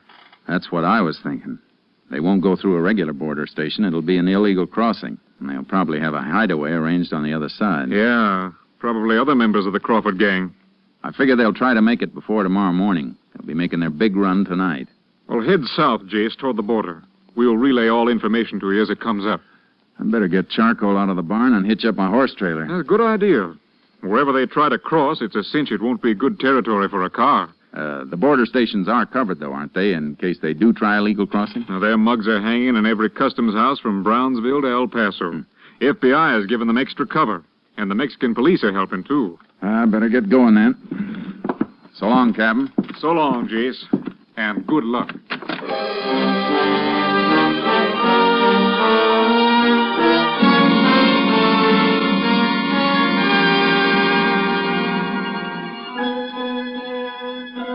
I loaded charcoal into the horse trailer and headed south, aiming for the center of the border near Valverde County so I could change my direction fast either way. I kept a lead foot on the gas pedal. Toward sundown, I was just outside El Dorado when the radio dispatcher came through telling me to call headquarters. I got Captain Stinson on long distance. That mulberry branch is paying off, Jace. Abandoned car with a piece of it caught in the trunk has just been found in Fort Stockton, Pecos County. How long ago? Less than 15 minutes. And the motor was still warm. Highway Patrol is throwing up roadblocks at all points, south and west.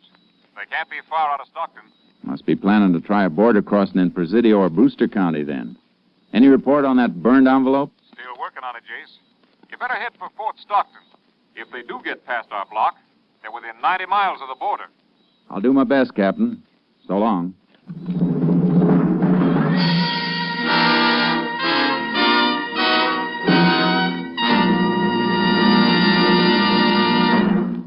Well, it's another baseball summer with ball fans all over the country watching their favorites and baseball champions all over the major leagues eating their Wheaties. Yup, and do they eat their Wheaties? The Philadelphia Phillies, Ashburn and Ennis. The Cleveland Indians, Lemon and Boudreaux. Stan Musial of the St. Louis Cards. George Kell of the Detroit Tigers. Pee Wee Reese of the Dodgers. They're all getting their Wheaties, breakfast of champions. And you know, so are a lot of other smart people. Folks who want high-stepping energy to stride through their mornings high, wide, and handsome. They're getting Wheaties, too. Are you? Well, listen. You may not play ball for a living, but you can use Wheaties energy. You can use Wheaties vitamins, minerals, and protein. You can use breakfast of champions, too. There's a whole kernel of wheat in every Wheaties flake. A whole golden kernel rolled out flat and toasted. Yes, there's a whole kernel of wheat in every Wheaties flake. That's why Wheaties can do so much and help send you through the morning on high. That's why Wheaties at 7 can help at 11. You have some. Wheaties, the crisp way to get your whole wheat. Tomorrow morning, make yours milk and fruit and Wheaties. Breakfast of champions. See for yourself how Wheaties at 7 can help at 11.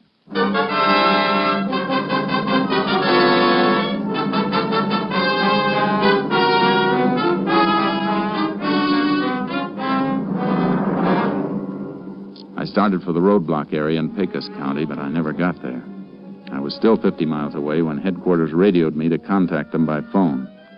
Had a feeling the news wasn't going to be good, and it wasn't. We can forget about Pecos County, Jace. The Gordons broke through our roadblock. Where? Back road near Hovey. They turned a Tommy gun on the highway patrol and a sheriff's car. Kill anybody? 2, and 2 more badly wounded. The men were just found when they didn't answer a radio call. Happened 2 hours ago. Then the Gordons could be at the border by now. The wildest part of it, Jace. And you'll have to guess what... Just a second. I didn't say so. Okay, thanks. Here it is, Jace. Lab report on the burned envelope. Where was it mailed from? Paquillas, right across the Rio Grande from the Santiago Mountains. That country's murder. Worse for them than for us. River swollen by spring rains. They'll need a boat to cross. County sheriff can beat through the mountains with posses. 10 miles each side. I'll get as close as I can by car, and then Charcoal and I'll ride in. If the posse will corner them, we'll have them. You're the closest ranger unit, Jace. But those men are dangerous. You want to wait for some help? No time for waiting. Now's the time for getting them. You'll hear from me.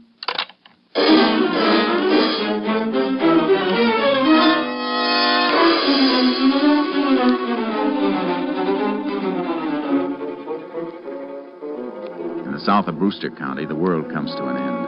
I drove as far as I could and met one wing of the sheriff's posse where Maravillas Creek runs into the Rio Grande.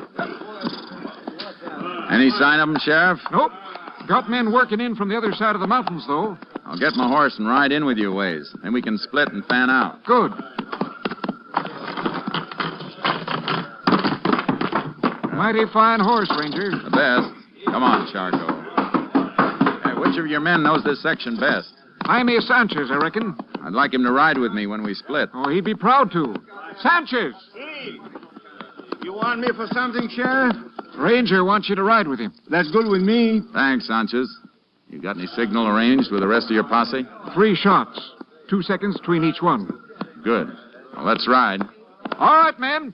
Mount up. We'll follow the river, and then you can drop off in pairs and head in toward the peak. The sheriff will pair you off. If you hit ground too rough for your horses, tie them off and move through on foot. All got that? All right, let's move. Come on,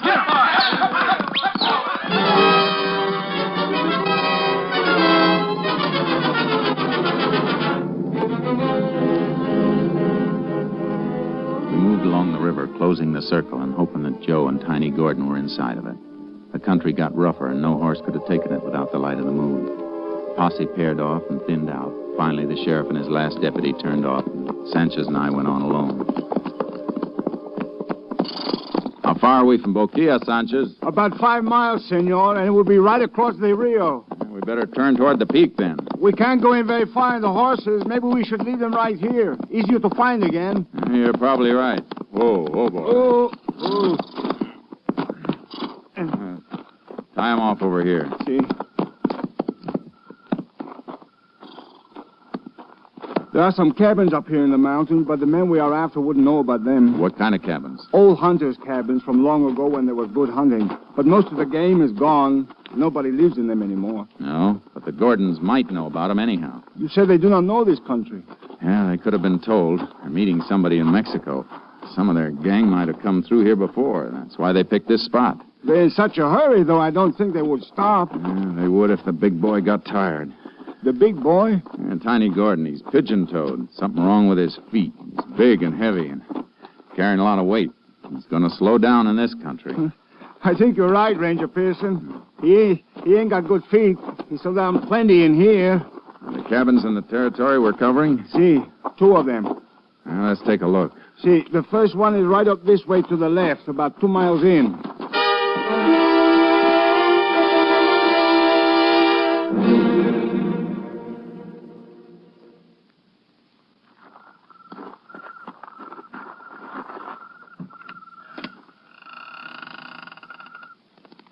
Doesn't seem to be anybody in there. No. Well, maybe they're just waiting there.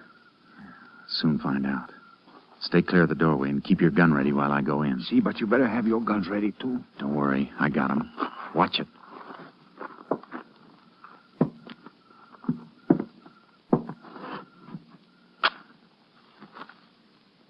Nobody here.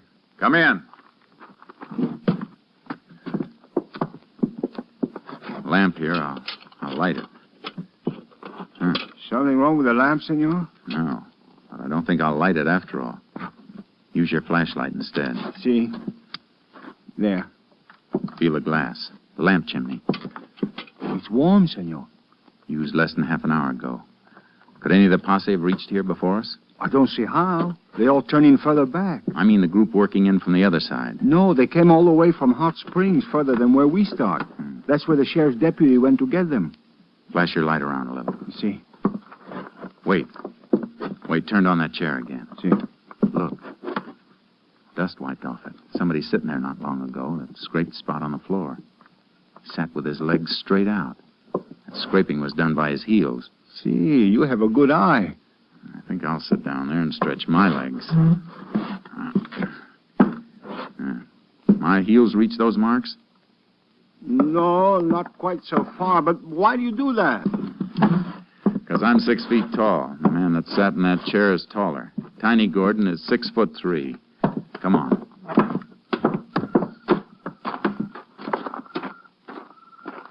Look around, see which way they headed. See. I think this way, Ranger Pearson. Why? What'd you find? Somebody step on this dead log, take off a piece of the bark. Yeah. And prints there, too. Here, flash your light. See, here. 2 sets. One of them with the toes turning in. Now throw the light that way. See, that bush. First one through here held the branch back for the other to pass. Knocked off a few berries. Crushed them on the ground. He's still wet from the juice. We got direction now. Let's move. You better put that light off. They headed for the Rio, all right. Shouldn't we fire the gun now, the signal for the posse? No, we're too close. Gordons might hear it, too. Probably think they're safe in here. They don't know we've got a postmark. Better chance of getting them cold if they don't know. See. You think they're going to fight if we catch them? With murder charges in a couple of states, they got nothing to lose. They'll fight plenty.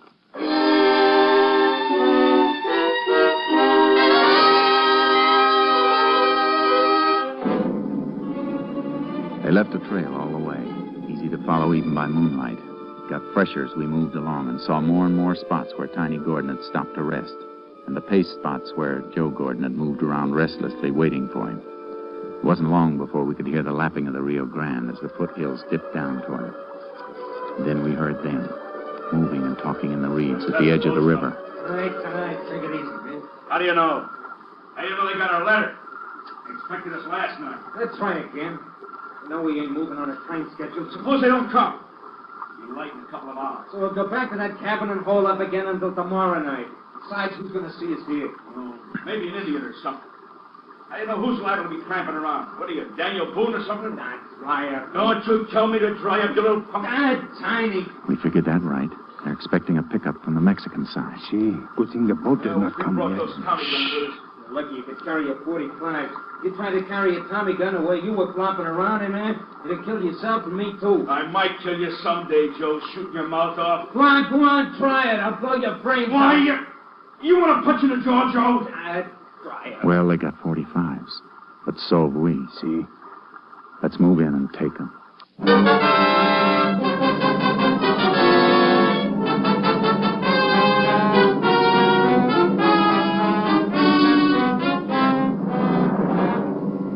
We slipped down to the edge of the reeds.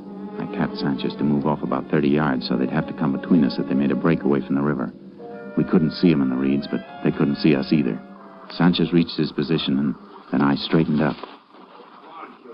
Tiny! Joe! Who's that? Get up, Tiny. I'm a Texas Ranger. There's a posse of 20 men in the hills. You're surrounded. Will you come out? That won't do you any good. This way, Tiny.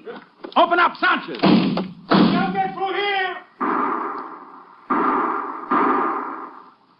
That's a posse signal, Tiny.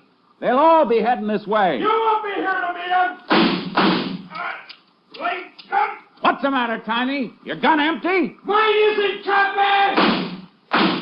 Hey, how'd you fellas ever kill anybody? You don't even come close. Where are you, you hicks? I'll kill all of you, you stinking hicks. I'm over here, senor. Oh, yeah? The rest of the posse will be here soon. It'll be daylight. We'll starve you out or burn you out.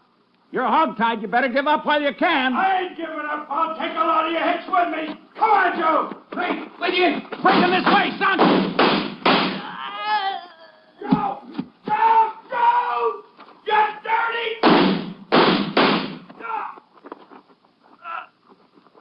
You had your chance, Tiny. Hicks! You dirty hicks! All right, Sanchez. You got it, senor. Guess this job is almost finished. Almost finished. They look like they finished good. Yeah, I mean, the rest of the Crawford gang are from across the river. We'll have a nice surprise for them if they come over in their boat. Posse will be here soon, and we may be able to take them by surprise. Easier than these two, senor. You know, I don't think they like us very much.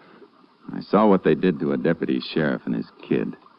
I didn't like the Gordon brothers very much either.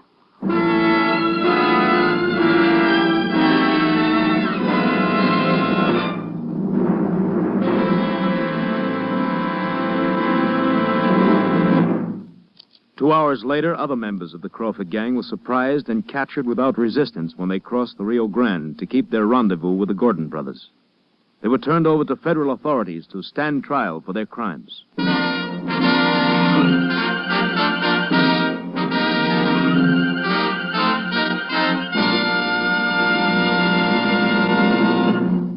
Well, partner, whether you're riding the Texas prairie or smelting steel in Pittsburgh, first you need your Wheaties. Yep, breakfast of champions for folks with big things to do.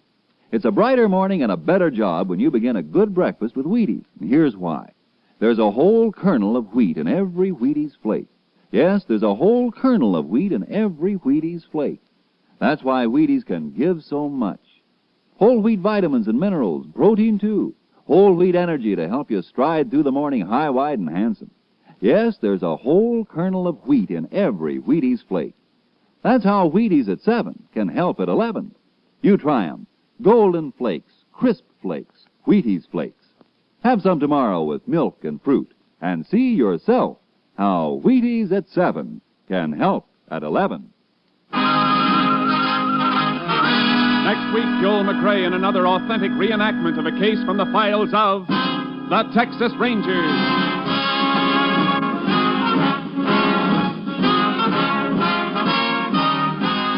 Joel McRae will soon be seen starring in the Universal International Technicolor production Saddle Trim.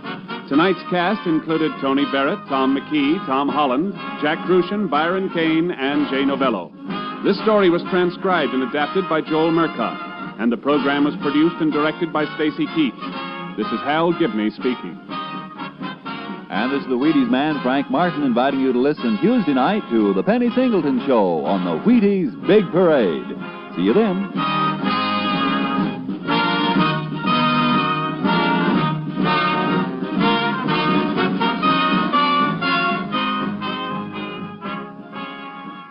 Tomorrow, Rose Bampton sings with the Summer Symphony on...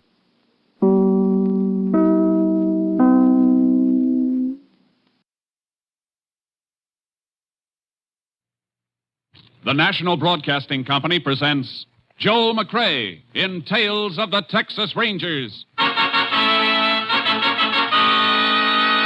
Tonight, transcribed from Hollywood, another authentic reenactment of a case from the files of the Texas Rangers.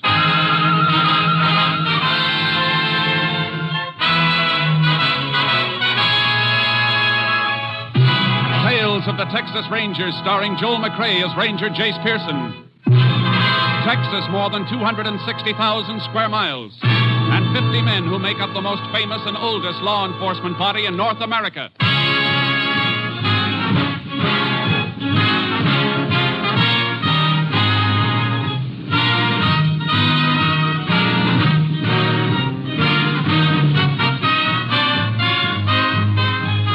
Now, from the files of the Texas Rangers come these stories based on fact. Only names, dates, and places are fictitious for obvious reasons.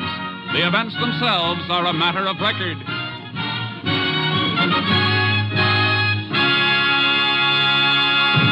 Case for tonight, The Devil's Share.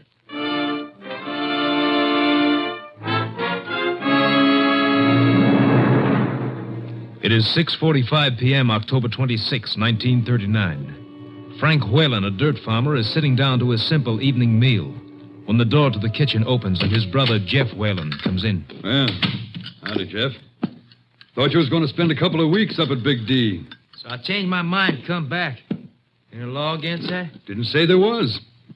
Yeah, just fixing to eat. I'll get your plate. Stop playing big brother. If I want to eat, I can rustle my own grub.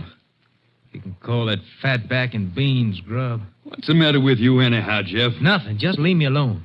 You've been acting like this for quite a spell. Thought taking a trip would do you some good.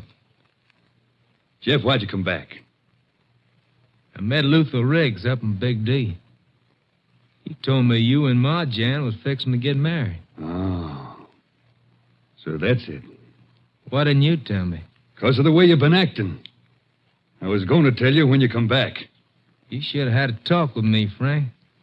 Ma Jan used to be my girl, remember? Used to be, ain't now, Jeff. Maybe you should ask me a few things about Ma Jan. Maybe there's a couple of things you ought to know. Anything I want to know about Ma Jan, she'll tell me herself. As far as you're concerned, ain't nothing to tell. No, huh? You ought to learn a little about women, Frank. You might learn a lot if you didn't spend so many days looking at the rear end of a mule, so many nights poking your nose into that Bible of yours. If it's hurt me any, I reckon I'll find out when judgment comes. Meantime, I ain't taking your word for it. Meantime, you ain't bringing Ma Jan here either. Or maybe you're forgetting it. I'm half owner of this farm. You'll never prove it by anything you grew here. The law says I'm half owner with or without growing anything. You want to bring a wife here, you better buy me out. You can have my share for $2,000 and good riddance. Jeff, you got yourself a deal. I'll give you $800 cash in the morning and notes for the rest. You give me $2,000 cash in the morning. I ain't got that kind of money, and you know it. Who do you think you're kidding? You had a good crop? You got that much in the bank right now? Yeah, I got it. And almost half of it belongs to old Uncle Joe for working on shares. Work you wouldn't raise a hand to do. I don't care about you or Uncle Joe. Let him wait, not me. Jeff, get this. And get it straight. Uncle Joe is going to get every nickel that's coming to him whenever and however he wants it. He's worked for it. Okay, Frank. I just guess you and me and Ma Jan gonna live here like one big happy family. Maybe Ma Jan like that more than you think. You... Jeff, if you wasn't my brother... I'll get your money for you, somehow. I'll get it and you can clear out. I wouldn't have Ma Jan around dirt like you for $1 million. Oh, she used to be mighty fond of dirt like me. Jeff, shut up, I tell you! Don't say nothing else, Jeff. Don't open your mouth. It's only remembering when we was kids together and the memory of Ma and Pa that's keeping me from beating you. That's just too bad, Frank. Because I ain't like you. Memories don't bother me at all. You ain't gonna do anything to me, Frank. And I'm gonna get what I want, and I'm gonna get it all now, including Ma Jan. Jeff! Put that bread knife back on the table. I took a knife to you once before, Frank. Pa stopped me that time. But Pa ain't around anymore. Give me that knife, Jeff! Oh, take it! Oh. I bet you sure wish Pa was here this time.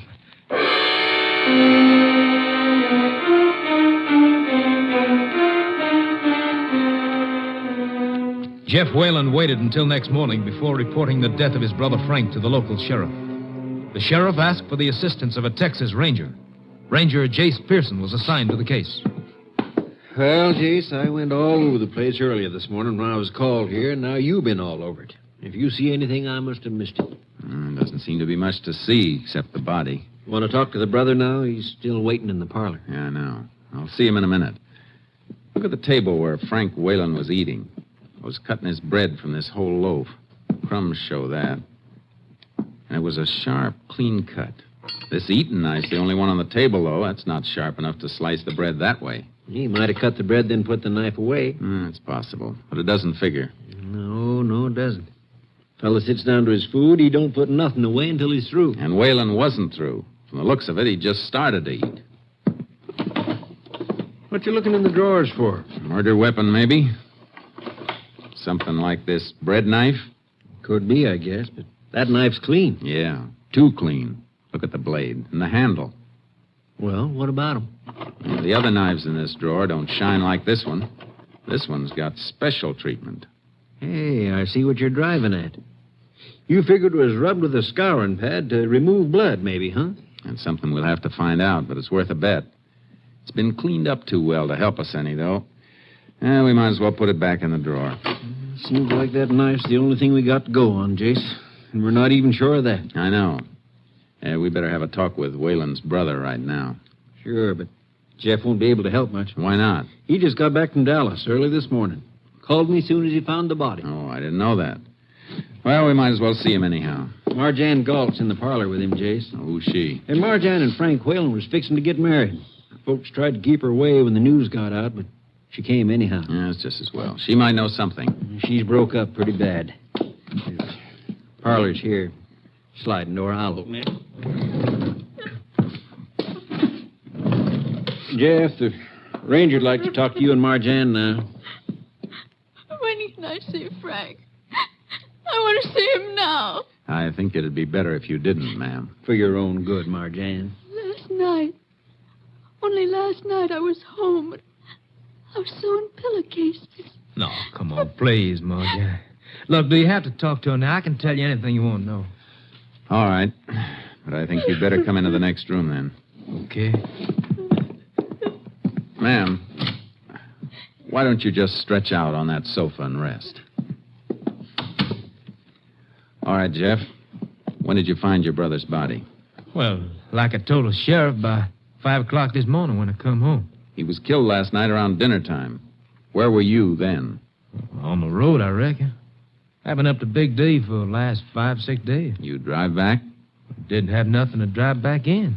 I hitch rides. Come back same way I went. And got here at 5 a.m.? When'd you leave Dallas? Well, yesterday afternoon, I guess, about 2 o'clock. Why? Why are you asking me this? You're supposed to be finding out who killed Frank. Now, don't get steaming, Jeff. Ranger's got a reason for asking. You didn't touch anything in the house when you got in? Ranger, first thing I saw was my brother laying there on the kitchen floor. Then I hightailed back to the highway and called the sheriff. Waited right there till he come pick me up. Okay. Your brother been having trouble with anybody? You know of any reason why anybody might want to kill him? Well, no. Nothing I can think of. Except... Go ahead, Jeff. Well, just something come to my mind, Sheriff, but no, couldn't be him. Couldn't be who? Come on, Jeff. Your brother's laying dead in there. We got to know every little thing, no matter how small. Well, all right. Just before I left, Frank did have a little argument with Uncle Joe. Uncle Joe? Who's he? Old sharecropper. Been working a good piece of this farm for Frank. What was the argument between him and Frank? Well, old Joe claimed that Frank owed him some money from the crop. Frank said it didn't. They's both pretty hot about it. Well, that don't sound like your brother Frank. Or Uncle Joe. Well, I know it don't. It was probably just a misunderstanding. They straightened out. That's why I told you it wasn't worth mentioning. When it comes to murder, anything is worth mentioning. And this sounds like it might be plenty important. Sheriff, we better ask Uncle Joe to account for his movements last night. We haven't seen him around, but his granddaughter, Belle, might be able to tell us something. She's been standing around outside the house ever since we got here. Look, I'd like to go back to Marjan. She needs somebody with her. All right, go ahead. And tell Belle to come in here, will you? All right. I'll send her right in. Oh, just a second, Jeff. Yeah? You must be pretty tired. You have much trouble catching rides last night? Well, I got one long ride in a truck. Oh, you know who owned the truck or anything about the driver? Well, no. No, I didn't talk to the driver much. I slept most of the time. think it was an out-of-state truck. Well, truckers usually don't like sleeping rider beside them on a night haul. Well, this fellow let me sleep on a shelf up in back of the cab. Oh, I see. All right. Send Bell in. Okay.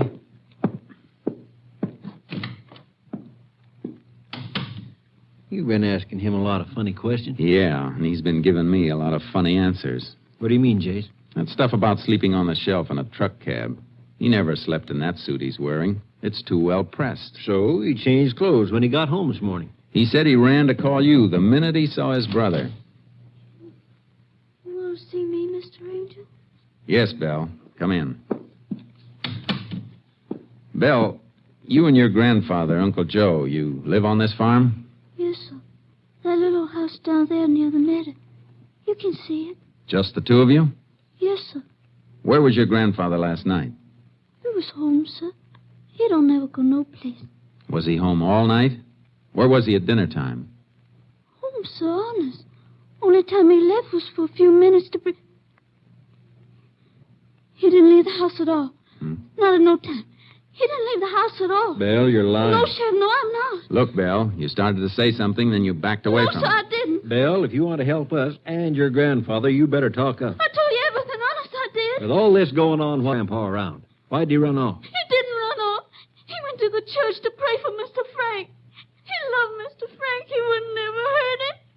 Mr. Frank was good to us. Where's their church, Sheriff? Left fork of the road, this side of town, but he probably ran off someplace. We can find out about that later if he isn't at the church. Let's go.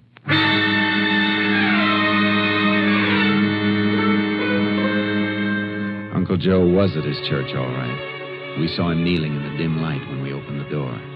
Sheriff beckoned to him, and he came out into the sunlight. Tears were streaming down his face. I was just saying my prayers to Mr. Frank, Sheriff. I didn't know you'd be needing me for anything, sir. Where were you at dinner time last night, Uncle Joe?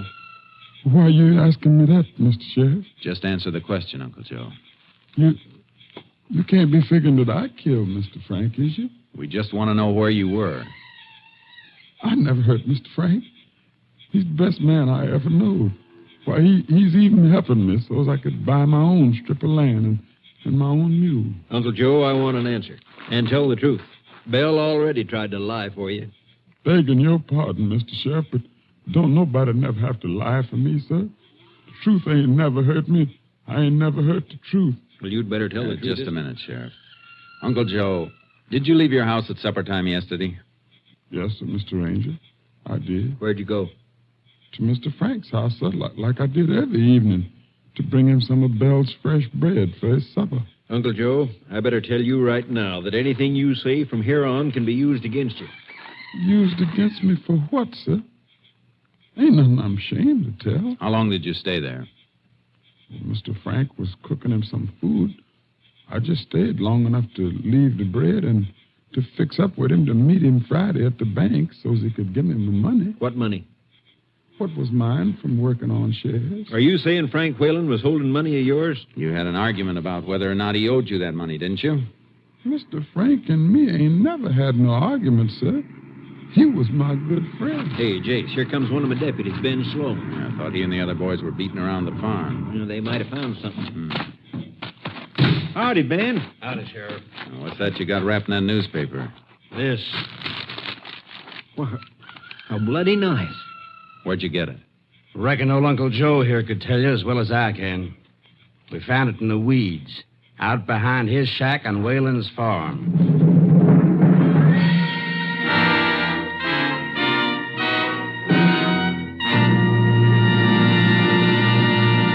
You are listening to Tales of the Texas Rangers, starring Joel McCrea as Ranger Jace Pearson.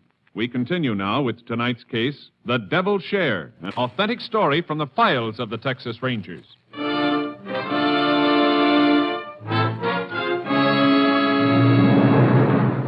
Uncle Joe stared at the blood-stained knife the deputy had found behind his house. The stare was a look of recognition. You ever seen this knife before, Uncle Joe? Come on, answer me. You know we've seen it before, Sheriff. Can tell just by looking at him. How about it, Uncle Joe? Yes, sir, Mr. Ranger. It's mine. It's just an old whittling knife. But I never used that or nothing else on Mr. Frank. Uncle Joe, you're under arrest for the murder of Frank Whalen. Mr. Sheriff, I'm telling you here, outside of God's own house, I never done it. I think maybe you better deputize a few more men, Sheriff. We might need 'em. Why? What for? People around here thought mighty high of Frank Whalen, Jace. They aren't going to cotton to the idea of him being killed by somebody he took in and helped. And you can't blame him for that. I can blame anybody for anything that doesn't follow the law. You're not going to have any problem with Uncle Joe, Sheriff. I'm going to take him off your hands. Now, hold on, Jace. He's my prisoner, and I'll guarantee his safety. I know you'd protect him. That isn't why I'm taking him. I'll give you a receipt for him and bring him back here later. Where are you taking him? I'm going to radio for Unit 88, the Ranger plane, to pick us up and fly us to Austin. And you'd better hand over that knife, Ben. That goes with me.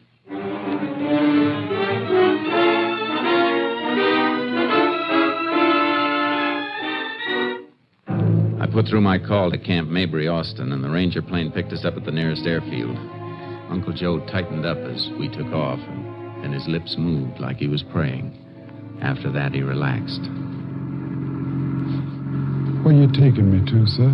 Ranger camp and lab at Austin, Uncle Joe. You know what a lie detector is? No, sir. Well, it's a kind of a machine. It's called a polygraph. It can tell whether a man is lying or telling the truth. Now, whether or not you take the test is up to you. We can't force you. But I'm colored, folks, sir. Would it work right on me? Yeah. It'll work all right, Uncle Joe. Well, if you say it's all right, Mr. Ranger, then I'll do it. I trust you, sir. You's good folks. Like Mr. Frank was.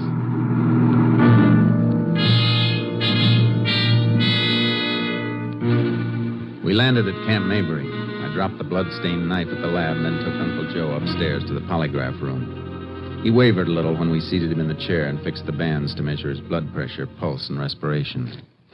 Sir, this chair... This ain't no electric chair, is it? Now, don't worry. It won't hurt you, Uncle Joe. We're ready to go, Jace. Okay. I'll be waiting in the next office. Now, no matter what I ask you, Uncle Joe, I want you to answer yes or no. That's all, understand? Yes, sir. Is your name Uncle Joe? Yes, sir. Is Belle your granddaughter? Yes, sir. Do you go to church? Yes, sir.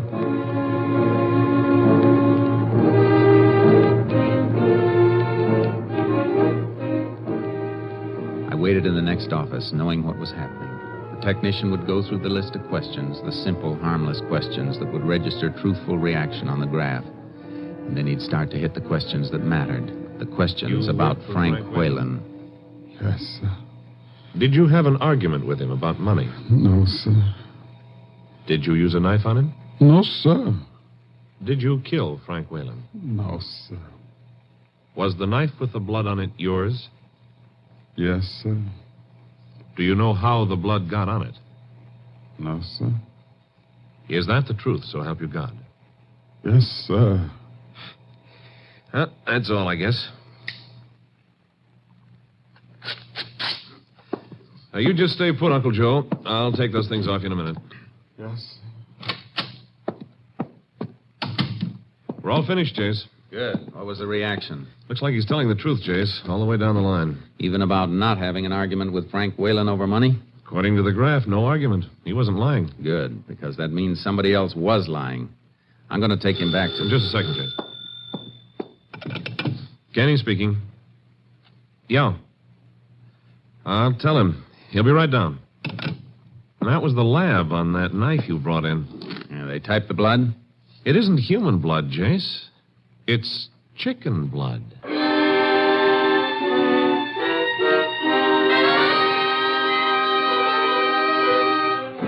Unit 88 flew us back to the airfield where I'd left my car and horse trailer. The sheriff had been notified that we were returning, and he met us at the jail with a couple of deputies. At my request, Uncle Joe agreed to spend the night in a cell for safekeeping. Then I filled the sheriff in on what I'd found out at Austin.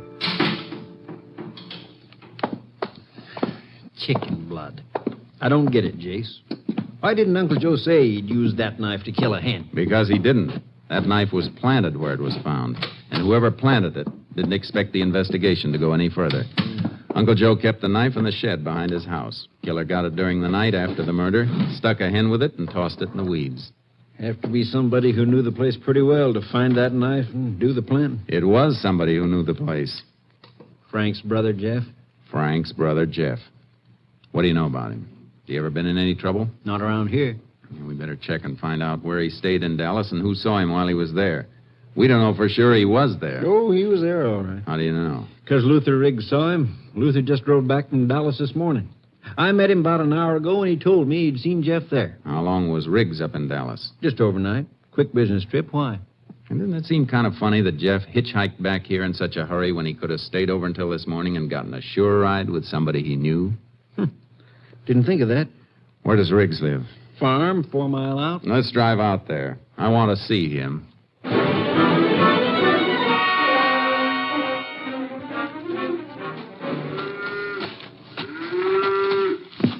howdy, Sheriff. Come out to give me a hand with my milking? No, thanks. Let go of that cow for a minute, Luther. I want you to meet Ranger Pearson. Well, sure thing. Howdy. Howdy. The sheriff tells me you met Jeff Whalen up in Dallas yesterday. Yeah, that's right. When? I reckon it was just about 9 o'clock a.m. I'd been driving most of the night to get there. Stopped for a red light, and there was Jeff just fixing to cross the street. You talked to him at all? Sure. Told him to hop in, and I'd take him wherever he was going. He said he was just drifting around, so we went and had some breakfast together. Did he tell you he was heading back for home? Not right off, he didn't. Sounded first like he was planning to spend quite a while in Big D. Didn't say nothing about coming home until after I told him that Marjan's folks had told me that Marjan and Frank was getting ready to set the date. You mean he didn't know his brother was going to get married? Didn't seem to. Matter of fact, now that you mention it, he looked right upset when I brought it up. Maybe it was because of Frank not telling him. Or maybe it was because... Maybe it was what? Go ahead. I think I can answer that one, Jace. Marjan and Jeff used to walk out together about a year ago. Then Marjan sort of broke off with him. Took up with Frank later. That's right, Ranger. But Jeff never looked like it bothered him none. The way a man looks doesn't have anything to do with what goes on inside of him. Thanks for your help, Riggs. Come on, Sheriff. You're welcome. Yeah, looks like we dug up a motive, Jace. Yeah, but we need evidence to go with it. Jeff left Dallas a lot earlier than he told us he did. Not much chance of digging up anybody who gave him a lift, I guess. I'd say no chance at all. There's something else we can look for, though. What's that? Remember my saying that his clothes didn't look like he'd slept in them or driven a long way in them? Yeah, I do. The only reason he'd have changed clothes would be because the things he'd been wearing might have gotten blood on them. Well, I'm not saying you're wrong, Jace, but we combed that house. There wasn't nothing there. No. But they'll be on the farm someplace. What makes you think so? Jeff couldn't risk being seen around any place last night. Any move he'd make would have to be on foot. He had no other way. So it's a good bet he stuck close by the farm until he called you this morning. I got my horse in the trailer. I'll pick up one for you and take another look around.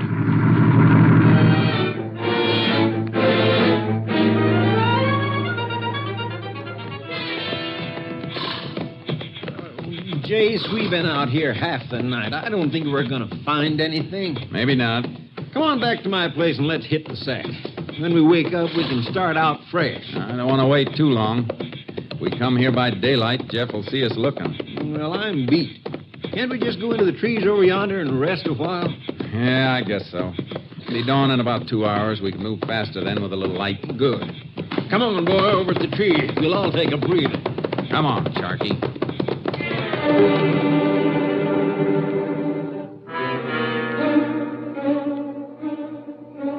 We moved into the trees, dismounted, and hobbled the horses. The sheriff dozed off quickly, and then I began to nod. But an hour later, I came out of it. There was a bright glow across the fields, beyond some corn stalks, and it wasn't the morning sun. I put my hand over the sheriff's mouth and shook him. Shh. Hey, look over there. Looks like a fire. Yeah, just beyond the corn. Come on, quick and quiet. What do you think it is? Jeff Whalen, burning those clothes we've been looking for. We ran for the cornfield, and when we got into it, the light rustle of the morning wind in the stalks covered our approach. Came to the edge of the field and saw him, Jeff Whalen, dumping kerosene on a pile of smoldering cloth. Look, Jace. Those boards in that hole. Yeah, old well covered over. He dumped the clothes in there last night. Now he's come back to burn them. Must have been some water in the well. They're smoldering. They won't burn right. He will if he keeps pouring kerosene on them long enough. Let's get him. All right, Jeff. What? That's enough. Drop that can. Drop it, I said. Well, sure. Sure, I'll drop it. Watch it, Chase! He threw the can onto the fire, and a sheet of flame leaped up between us like a blinding flare. I dove across it, trying to clear my eyes. Look out, Case. He's got a knife. I was on him before I saw him. The blade flashed. I dug for my gun, but I couldn't bring it up in time. The knife slashed into my shoulder and went to the ground. He landed on top of me, but as he raised his hand to strike, I got my gun free with my left hand and slapped the barrel against the side of his head. You all right, Case? Yeah. I guess my shirt will need a little stitching, though. Your shoulder will need a little stitching, too. Couldn't risk a shot. You were too close. Yeah. Come on. Got to stamp that fire out before all the evidence is burned. Well, that's only kerosene on the ground burning. I kicked what we need out of the fire. Plenty left for your lab to work on. Good thinking, Sheriff. Coming to, Jace. Yeah. All right, Jeff. Come out of it. Come on. What'd you jump me for? I was only burning some old thing. Yeah, we know. The old things you happened to be wearing when you killed your brother. You were right about that bread knife, Jason. Look, here's what he used on you. Got nervous about that, too, didn't you, Jeff? Decided to get rid of everything and let old Uncle Joe ride for you. Oh, look, you're crazy. I don't know what you're talking about. Yeah? I talk kind of a foreign language. But maybe the grand jury will understand me when they indict you for murdering your brother. Come on. Get on your feet. Move.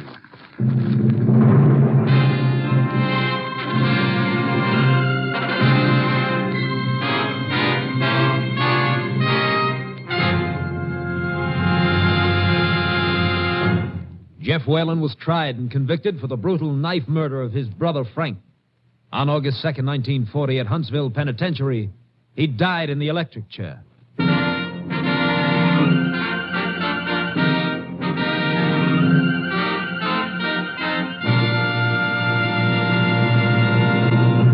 This is Joel McCrae, wishing you all a very, very happy New Year. Good night, folks. See you next week. Next week, Joel McCrae in another authentic reenactment of a case from the files of the Texas Rangers.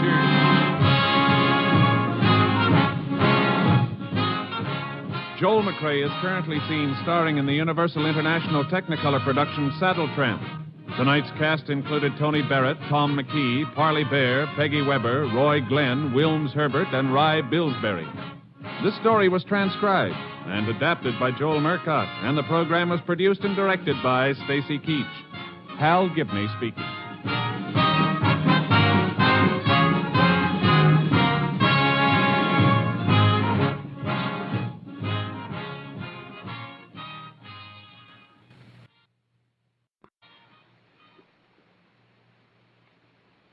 NBC wishes you a season of good cheer, a brighter new tomorrow and a happier new year.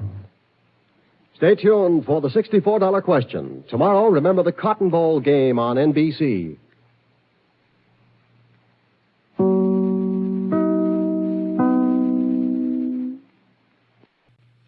Presenting Joel McCrae as Jace Pearson in Tales of the Texas Rangers.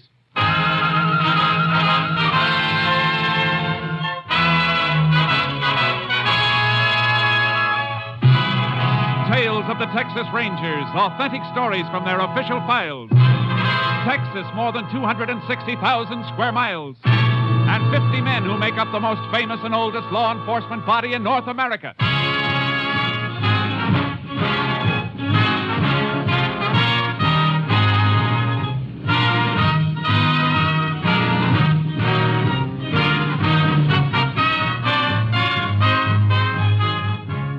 From the files of the Texas Rangers come these stories based on fact. Only names, dates, and places are fictitious for obvious reasons. The events themselves are a matter of record.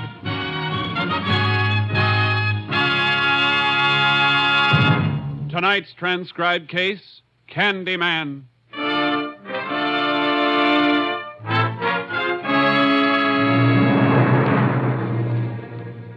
It is 4 p.m., April 14th, 1947. A prisoner at the jail in Pentland County, Texas, is being returned to his cell as the visiting hour comes to an end. His name is Paul Abbott, serving out a 6-month sentence for petty larceny.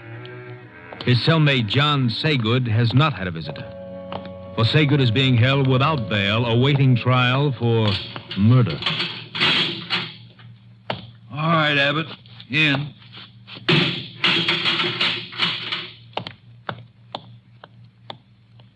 Your wife bring what I told you to get for me? Yeah, I got it, Johnny. Candy and the razor blades. You know we're not supposed to have razor blades. Yeah.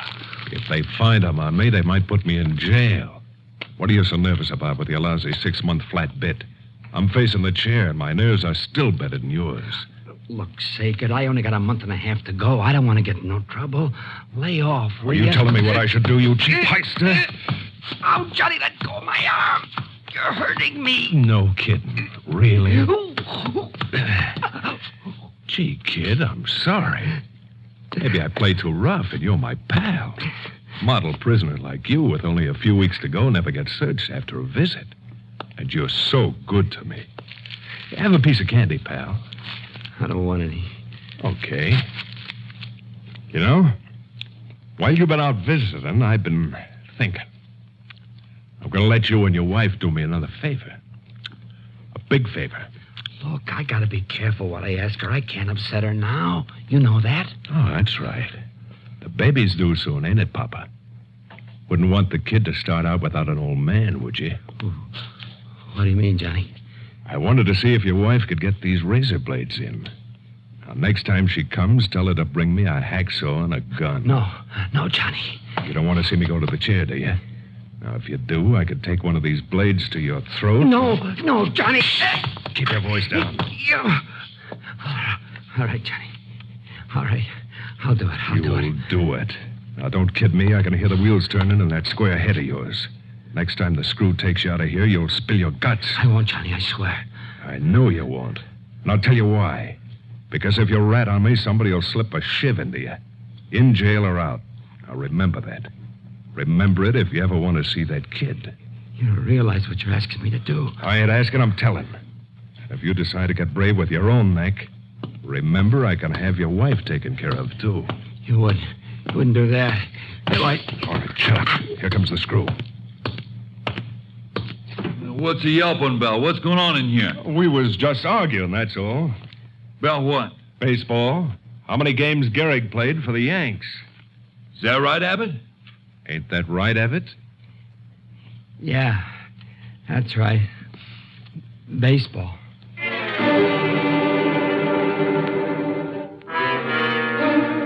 Frantic with fear, Paul Abbott yielded to Saygood and, through his wife, obtained the gun and hacksaw.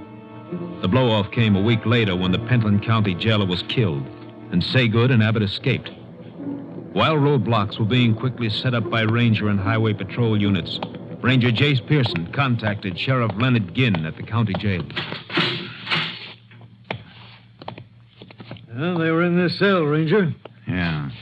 Tongue of the lock has been hacksawed, Sheriff. Yeah, they must have waited in the passage until the jailer turned the corner here. Then shot him through the stomach and took his keys. Any idea where they got the gun? No, but Abbott's wife was allowed to visit. She could have slipped it in to him. You got a pickup out for her? Mm-hmm. Deputy's out after her now. Abbott made a big jump when they gunned the jailer. From petty larceny to jailbreak and murder. I don't know. A murderer like Saygood, he had a reason to crash out. But a first-timer like Abbott with only 4 weeks to go, he doesn't figure to make a break. Well, just the same, Abbott's gone with Saygood. We may find out why when we bring in his wife. Sometimes a man goes places he doesn't want to go with a gun in his back.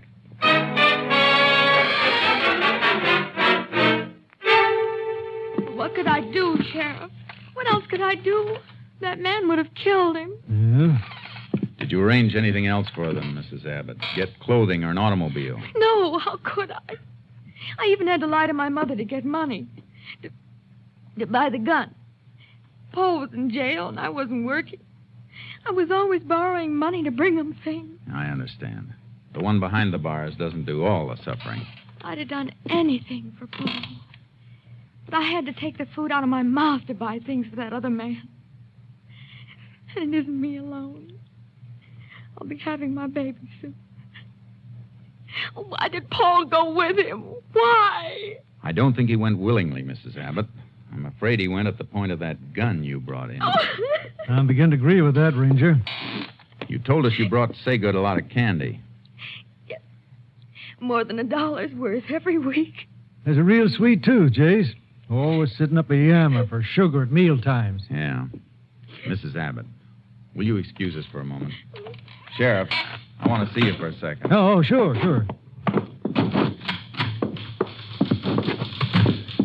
You got anybody watching our house in case Abbott and Saygood show up there? Yeah, it's covered.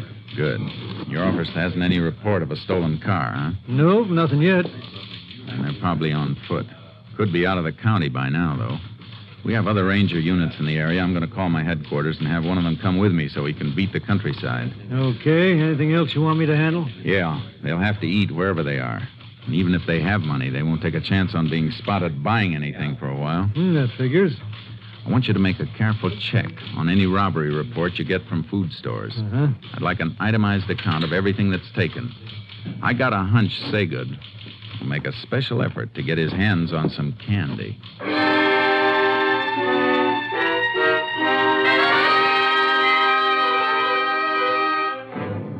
All that day, nothing turned up in the roadblock. While Ranger Jim Leeds and I rode through the countryside without finding a trace of the man we were after.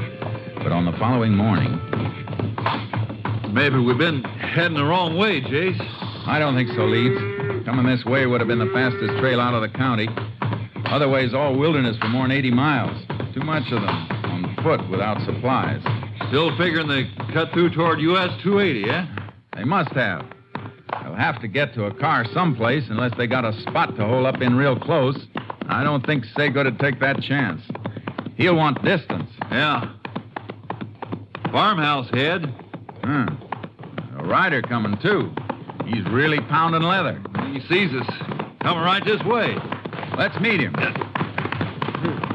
Howdy, strangers. Ooh, Charcoal. Hey, I didn't expect anybody so soon. Well, what do you mean? Well, I just called the sheriff less than half an hour ago. Ain't that why you're here?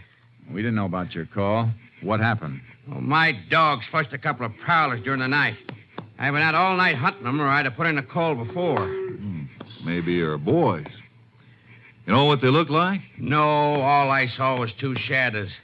Dogs woke me up like I told you. Men was prowling around.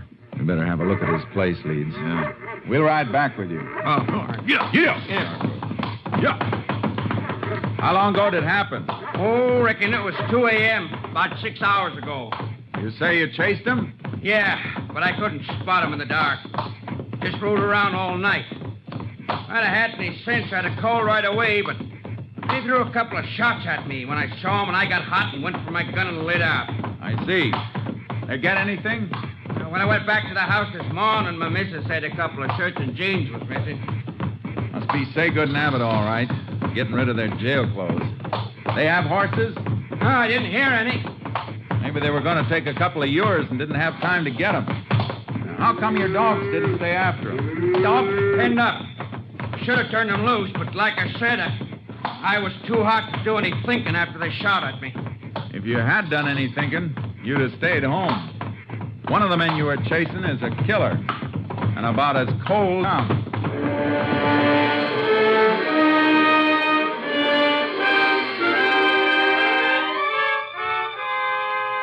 We picked up their trail near the farmhouse, and about 4 miles out, we found the ashes of a fire and chicken bones and feathers, and in the brush near the same spot, a bundle of prison clothes. From there, the trail led straight to the U.S. highway. You can see the road through the brush now, Jace. Yeah. Let's hope we spot a highway patrol car before we... Well, what's the matter? Something off the road in that patch of Douglas fir. Looks like the front of a truck. Pulled pretty far back. Come on. Get up, Charlie. Go, boy. Come. Oh, boy. Haul truck. Stacked with new cars. Uh-huh. That's what they are. Well screened from the road, all right. Yeah. driver doesn't seem to be around. Unloading ramps down, Jace. Tire tracks on the ground. They've got a car now, all right. Wonder what happened to the driver of the truck. Blood on the cab seat. And more on the running board and the ground. Goes this way. There he is. Dead, Jace. Probably tried to go for help and couldn't make it. Yeah. Wound looks like Saygood's trademark. Shot through the stomach.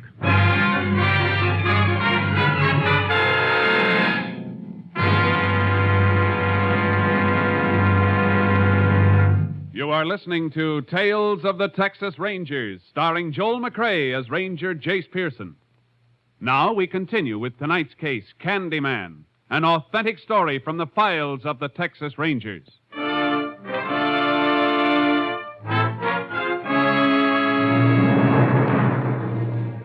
I left the horses with Leeds at the nearest town. He did some checking while I got a lift back to Pentland to pick up the car and horse trailer. Then I drove back to meet Leeds where I'd left him.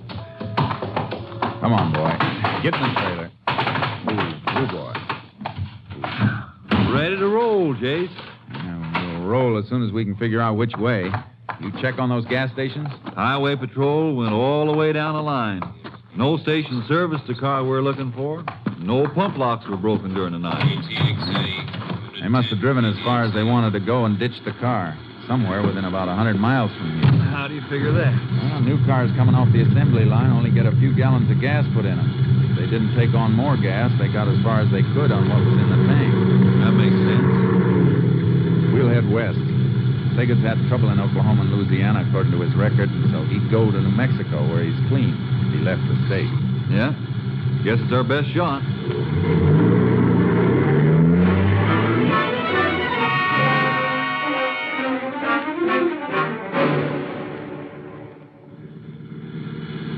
KTXA to Unit 10. KTXA to Unit 10. Unit 10 to KTXA. Go ahead, KTXA. Have report for Unit 10 on subject John Saygood. Only known associate of Saygood's was woman known as Marcella Roberts. Present whereabouts unknown. Last location was place of business, beauty salon in Abilene, Texas. Left there 2 months ago. Unit 10 requests check of cosmetic distributors and supply houses. Check recent orders as possible source of new address on subject Marcella Roberts. Will do, Unit 10. Moment, Unit 10. Have another message coming in for you, Unit 10. Stand by. Unit 10 standing by. Maybe they found the car, Jace. Be a big help if they have. Here it is, Unit 10. General store at Pike Hill entered during early morning. Situated 30 miles west, your present location. Check of stolen merchandise includes candy. That fits subject Saygood. Proceeding to Pike Hill immediately. Unit 10, 10-4. KTXA, Austin.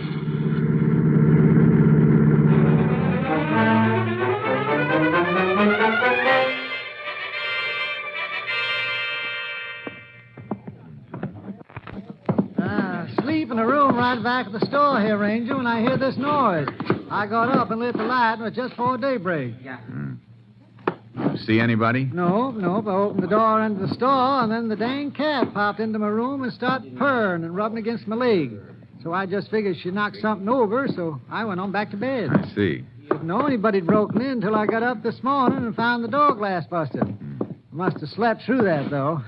I sleep real sound. Guess I woke up when they knocked this stack of canned goods over. Got 'em up and got 'em all stacked again now.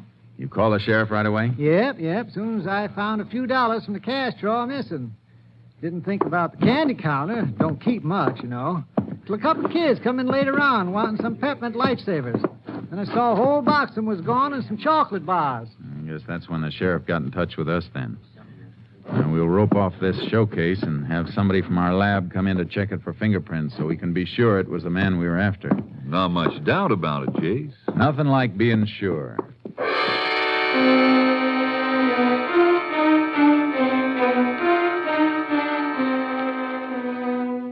We drove further west from Pike Hill past Virgo while we waited for the fingerprint check.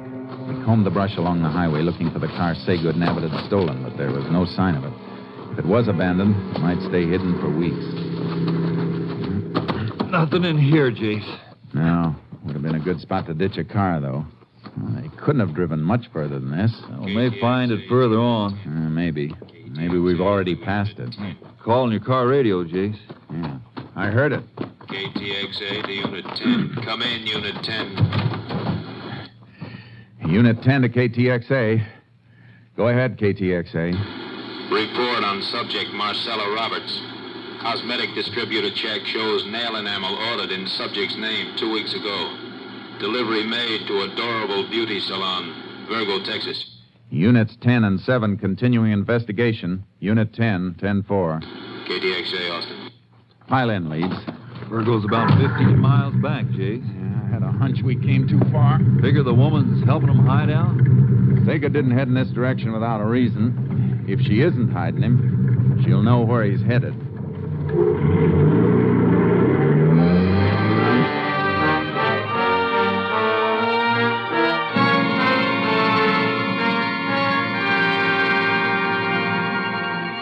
Marcella Roberts wasn't at work, nor was she at her home when we got there. But she came home about an hour later.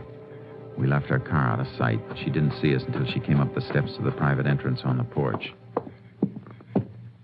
Miss Roberts? What? Oh, Rangers. I didn't see you. I thought you might be able to help us. You know a man named John Saygood? I used to know him. Long time ago. You seen him lately? Well, how could I? I heard that he was in jail. The paper boy must have been neglecting you lately. He's out. We're looking for him. All right, Ranger. I'll tell you what I know. He probably headed for Oklahoma City. Told me once that he could always hide out there if he got in any trouble. He should have carried a compass because he headed the wrong way. He broke into a store at Pike Hill before sunup this morning, and he was still moving in this direction when he left there. Well, I haven't seen him. Good. And you won't mind if we take a look through your apartment. If you've got any objection, one of us can wait here while the other gets a warrant. All right, you can come in. I only hesitated because the place is a mess. Sure. But we won't tell the neighbors. Come on, let's go.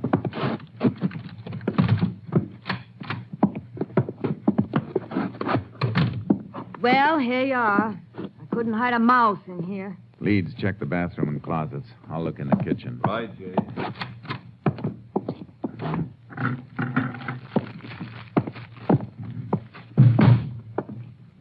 Nobody here, Chase, that's for sure. No, not now. But there was somebody here. What do you mean? I mean, if you were a better housekeeper, you might make a better liar. You could have swept up these candy wrappers on the floor. Is there a law against eating candy? I eat it all the time. So does Saygood.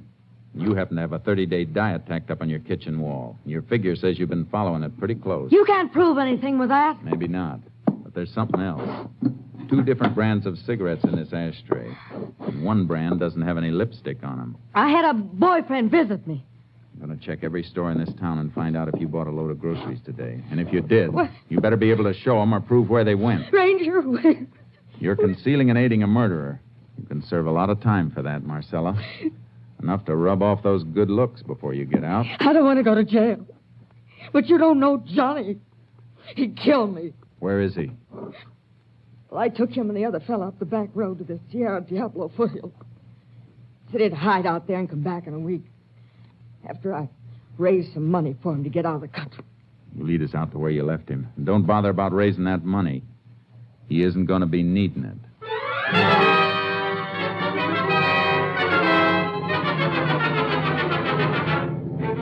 We followed her to the place where Saygood and Abbott had been dropped, at the base of the wild Sierra Diablo country, catching the last rays of the sun. Leeds and I took our horses out of the trailer and started after them. Getting pretty dark, Jace. Yeah. Have to leave the horses and go on foot soon, or we'll lose this trail. I can hardly see anything now. Hold up a minute. Woo, Charcoal. Oh, what? There's a moist patch here. One of them slipped and fell. Yeah, the one making the heaviest tracks. Probably Saygood. No, Abbott. Saygood's bigger, but he's using Abbott for a pack mule to carry supplies. Look how the tracks spraddle out. Yeah. Sure must be carrying weight, all right. Headed right for that rocky ground ahead. We won't find any more prints as clear as these. Want to tie the horses off here? No, I think we better lead them. I can walk this ground, and we may need him coming out. Now, let's keep going.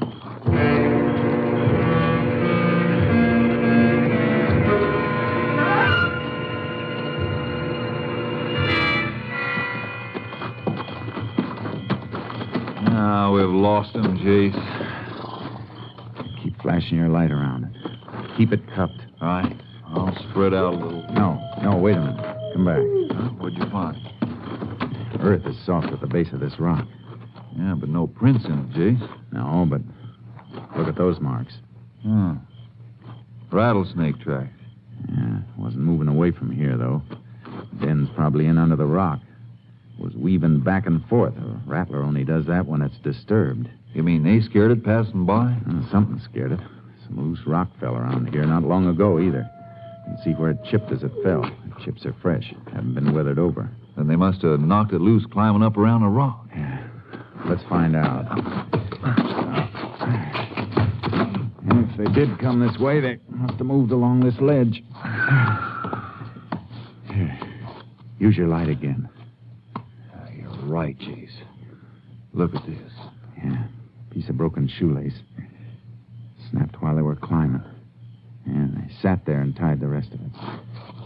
See where his back rubbed dirt off the rock behind him. Yeah. They made straight for that plateau. Gives Saygood a clear view of anything coming up by day. Gonna leave the horses here and go on? No. Climb down and get them. We'll circle the rocks and take the long way up.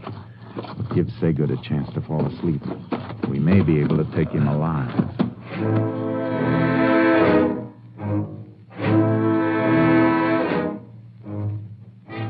We reached the plateau, a broad, flat patch just under the final ascent to the high peaks of the range, and picked up the trail again.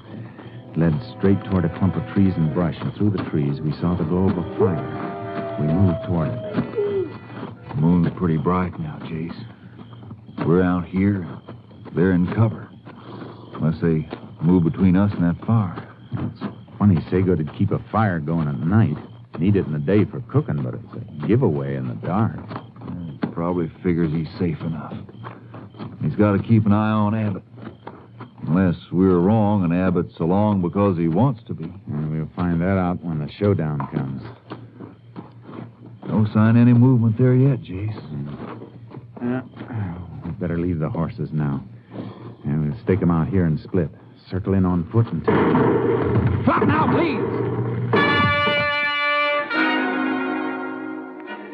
Now I knew what was wrong with the fire. It was a decoy Saygood had set up. He was someplace in the rim of the brush behind us. I twisted around looking for a flash of his gun if he fired again. Stand up, Rangers. Let me get a good shot. I'll put one right to your belly. You didn't expect to get away, did you, Saygood? You ain't got me yet. We can wait. You'll never get out of here unless we take you out. We got 4 guns. You're 1, Saygood. Don't forget the extra joker I dealt myself. Talk up, Abbott. Oh, Johnny, my arm. I still got Abbott, little Papa. And if one of you got a bullet mark for me, remember it's got to go through him first. Keep him talking, Jace. Maybe I can crawl around. No, he's trigger happy. If he heard a sound, he'd put a bullet in Abbott's back. What do you say, Rangers? You want to see this punk die? Now remember, I got nothing to lose by gunning it. What do you want, Saygood? I'll make you a deal. We don't make deals. You'll make this one or Abbott's dead. He's not fooling, Rangers. He'll kill me. I got a wife and a kid down. Ain't that touching, Rangers? Now you gotta play ball with me. What's your deal? Back off. Way off so I can see you go. And leave us your horses. And remember, Abbott will be in front of me when we come out to get him. Jace, we can let him come out and then we can... Sure, I know. All right, Saygood. You got a deal.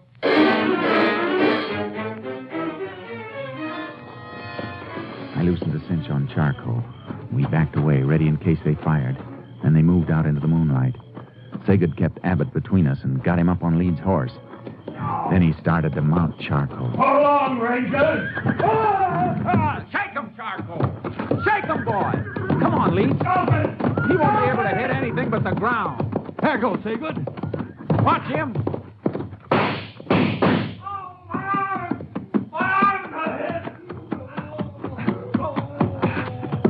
You all right, Abbott? Yeah, I'm all right. Get up, Saygood. My arms. Never borrow a ranger's horse when a ranger's around unless he wants you to have him. I'm glad I didn't have to kill you, Saygood. I want the rest of the prisoners at Pentland to see you back in that cell. Might help them make up their minds never to come back again. You can start that lesson with me, Ranger. Once I get out, you won't see me there again. Good, Abbott. It's no place for a wife and kid to go visiting. All right, Saygood. Get going.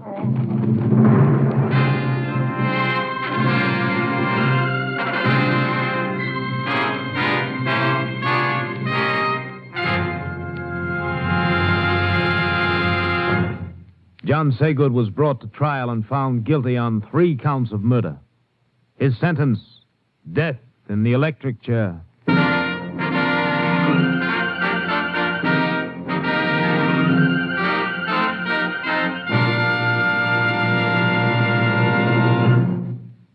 This is Joel McCrae.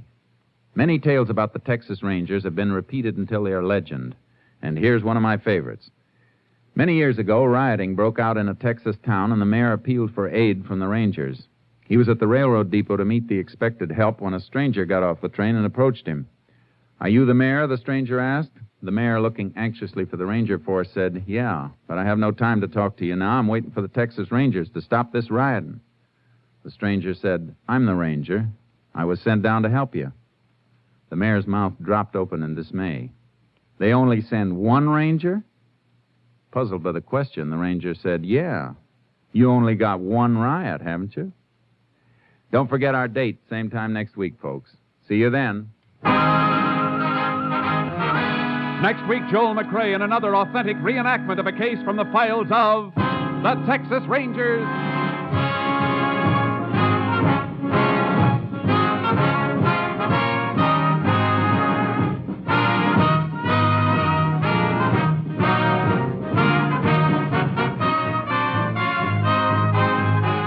Joel McCrae is currently seen starring in the Universal International Technicolor production Saddle Tramp.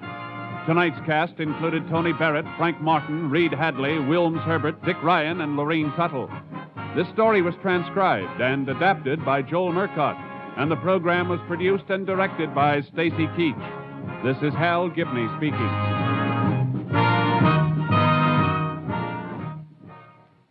Three chimes mean good times on NBC.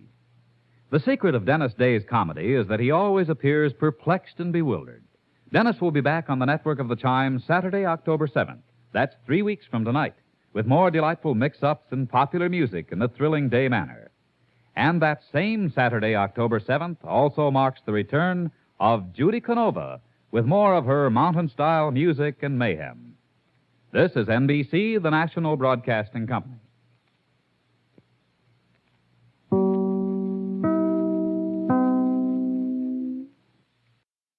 Wheaties presents Joel McCrae in Tales of the Texas Rangers. On stage tonight, transcribed from Hollywood, another in the Wheaties big parade of exciting half-hour presentations.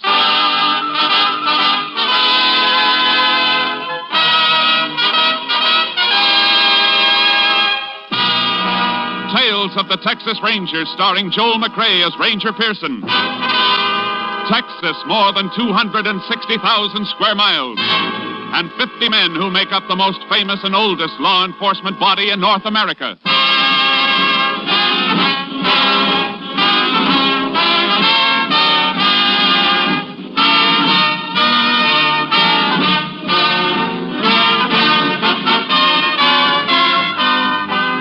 From the files of the Texas Rangers come these stories based on fact.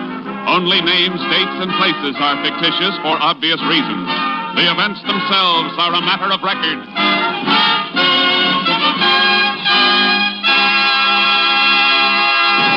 Case for tonight, Apache Peak.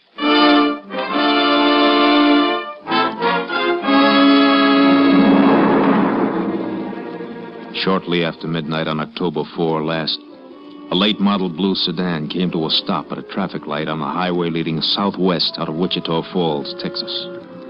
While the driver waited for the light to change, a figure moved out from the shadows and tapped on the window of the sedan. Going toward Haskell, mister? I didn't hear you with the window up. Said you're going near Haskell. I don't know. Where is it? I'm headed for El Paso. That's my direction. How about a ride? All right. Hop in. Thanks.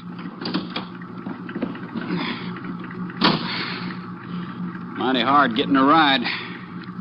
There's your light. Uh-huh. How far is Haskell? About 80 miles. But I'm going past there up near Apache Peak. Ain't far from El Paso. Oh, good. Keep me from falling asleep at the wheel. I gotta be in El Paso in the morning. Business appointment. You from the east? New York. I guess the accent sticks out, huh? Reckon so. What kind of business you in? Salesman. Airplane parts. You get tired. I can drive a spell. Hey, that's a thought. As soon as I start to feel sleepy. Sure. Give you a chance to rest up. Good.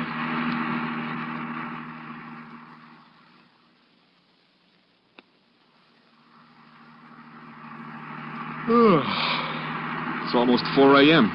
Be in Odessa in 20 minutes. You want to take over? Yeah. Guess I can stop any place on this highway. Haven't seen another car in an hour. Yeah, I'll slide over. You get out and come around. No, you get out. Well, it's just as easy for you. Hey. Hey, what are you doing with that gun? I need money, mister, and you got it. Oh, sure. I'll give it to you. I won't report it or anything. I'll give... I know you won't, mister. Oh!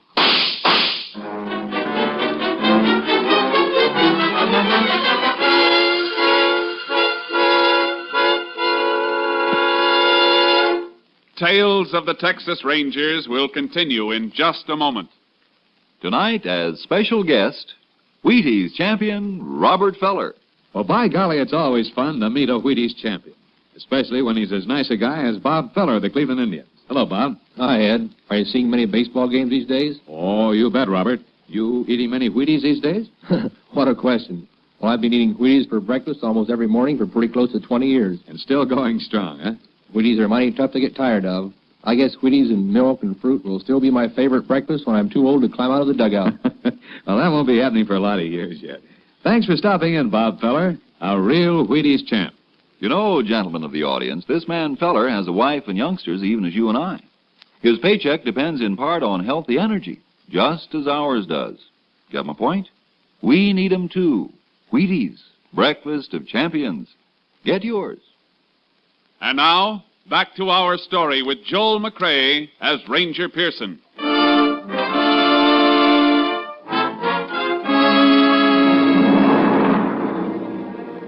The body was discovered at 8:15 on the morning of October 4 when a fence rider from a ranch bordering the highway found it in the brush at the side of the road. He reported the discovery to the nearest sheriff, and the sheriff relayed the report to the Texas Rangers. Ranger Jace Pearson was assigned to the case. There's the body, Jace, under that sheet. Where was he found, Sheriff? Oh, about 11 miles east. Must have been dumped out of a car. Shot 3 times. 1 through the neck and 2 through the chest. 38 caliber? Yeah. Coroner got 2 of the slugs. Any identification on him? Or anything, Jace. Whoever done it even stole the clothes off of him. Except in his shirt and shorts and necktie. And a pack of cigarettes from his shirt pocket. It's all there on the table. Laundry mark on the shirt. That might help. Coroner say how long he's been dead? Oh, since 4 or 5 o'clock this morning. These cigarettes, were they on him? Yeah. Why? They help any? Maybe a whole lot. Look at this. New York State tax stamp. Can you make something out of that? Only that 1 pack of cigarettes wouldn't have lasted him from New York to Texas. Probably bought a carton or 2 to start out on the trip. So his home might be in New York. I reckon an awful lot of folks buy a carton of smokes in New York, Chase. Yeah, but it's a place to start checking that laundry mark on the shirt. It'll be a help if we know who this man is. I'll send these things into the lab, and they can send a wire photo of the mark to New York. The coroner has some pictures of the body. We'll put them on the wire, too. You got a deputy to get the stuff to my headquarters? Sure thing. I'll call him. Good. And we can get out and check the scene.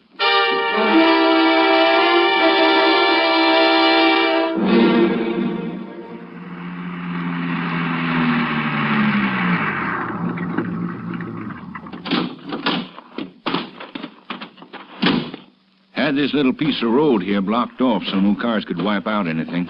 Good. Yeah, body was found right in here. Yeah. Dragged in from the road. Back of the heel scraped along there. Clothing caught on the mesquite here. And what you picking off there? Little fibers of cloth snagged on here. Lab men get through with these and may be able to tell us what kind of duds they came from. Let's take a look at the road. Fresh set of tire tracks here on the shoulder, Jace. Yeah, I noticed them. Impression's deeper here. That's where they stopped. Look at the marks around it. Body was dragged out of the driver's side. That makes a difference? Means the dead man must have been driving. So, there's a good chance it was his own car. I reckon that adds up. But how about the other fella? Could be the same old story, Sheriff. A hitchhiker. Man'd have to be a fool to take a hitchhiker through this country at night. Yeah, a fool. The trouble with fools is most of them are nice people. And they don't rate being killed. I'm going to play a hunch. Make some work for the highway patrol. Captain Stimson's out on investigation. I may be able to reach him in his car. Unit 10 to Unit 3. Unit 10 to Unit 3. Unit 3 to Unit 10. Go ahead. Unit 10 requests all points bulletin alerting highway patrol and ranger units to stop and check all cars carrying New York state plates. The exhibits you sent over have arrived, Unit 10. You're not just going on that cigarette tax stamp, are you? No, Captain. Murder scene check indicates victim was driving car he was dumped from. Might have been his own. Worth trying, I guess. How soon can we expect report from New York police on laundry mark? That'll take time, Unit 10. We'll keep you informed. Lab reports on exhibits in a few hours. We'll keep Unit 3 informed if I move from this location. Unit 10, 10-4.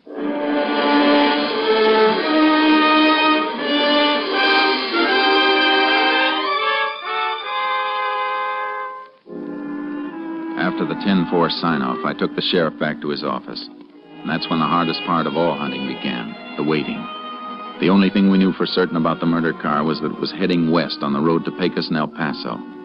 I headed the same way, stopping to ask questions to all the smaller towns, the cafes and service stations, wherever a man on the run might risk stopping.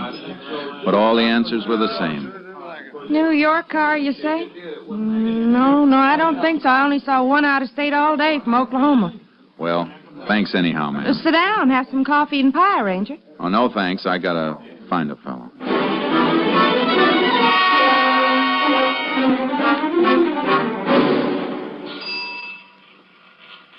No, I'd sure remember it if a New York car stopped here for gas. Ain't seen one in a week. Well, thanks.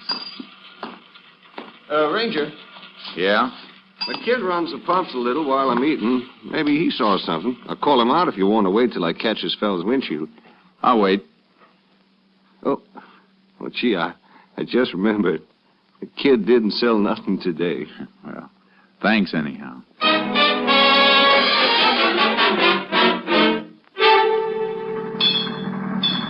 We've been working on the road all day, senor, but we don't notice nobody.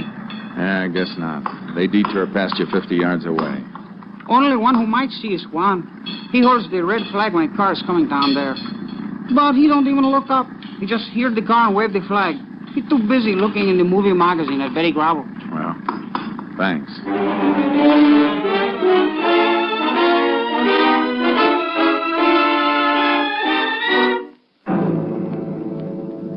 By nightfall, I was just outside of Pecos. I pulled into a grove near an auto court, a place I'd stopped before. Let my horse Charcoal get down from the trailer. Barely got him unloaded when another ranger car pulled in.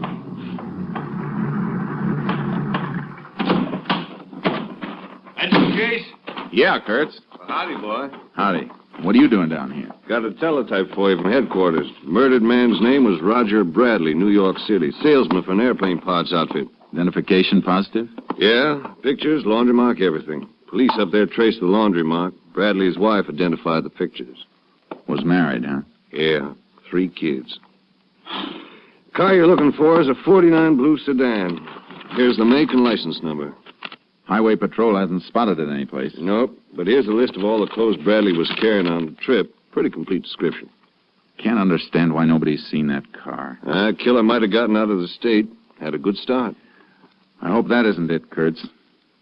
3 kids have to grow up without their father because of a gun-crazy hitchhiker. I know what you mean.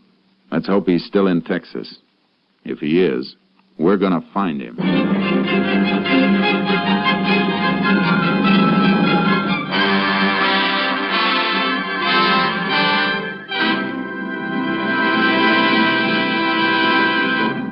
In just a moment, we continue with Tales of the Texas Rangers, starring Joel McCrea as Ranger Jace Pearson.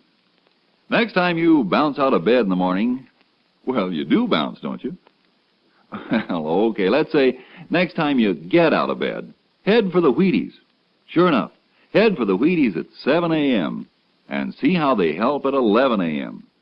Yes, they can make a difference at 11, and they can make a difference at the breakfast table. It's likely to be a pleasanter place with a bowl full of crisp little old Wheaties next to your spoon and napkin. The reason is, of course, the wholehearted whole wheat taste of Wheaties. You're getting all that sweet-as-a-nut whole wheat flavor in every Wheaties flake. Pour on the milk, put on the fruit, and dig right in to one of the finest openings any morning ever had. And then, see how much finer the morning itself goes when you've started with Breakfast of Champions. That full whole wheat really gives with vitality, you know. There's a whole kernel of wheat in every flake of Wheaties. Now see if you don't notice the difference all morning long. Less of the mid-morning slump, more of the up-and-at-'em punch. Know what I mean? All right, then. You try it. Tomorrow, next day, for a good breakfast, for a good morning, start with Wheaties. See yourself how Wheaties at 7 can help at 11. And now, back to Joel McCrea as Ranger Jace Pearson in Tales of the Texas Rangers.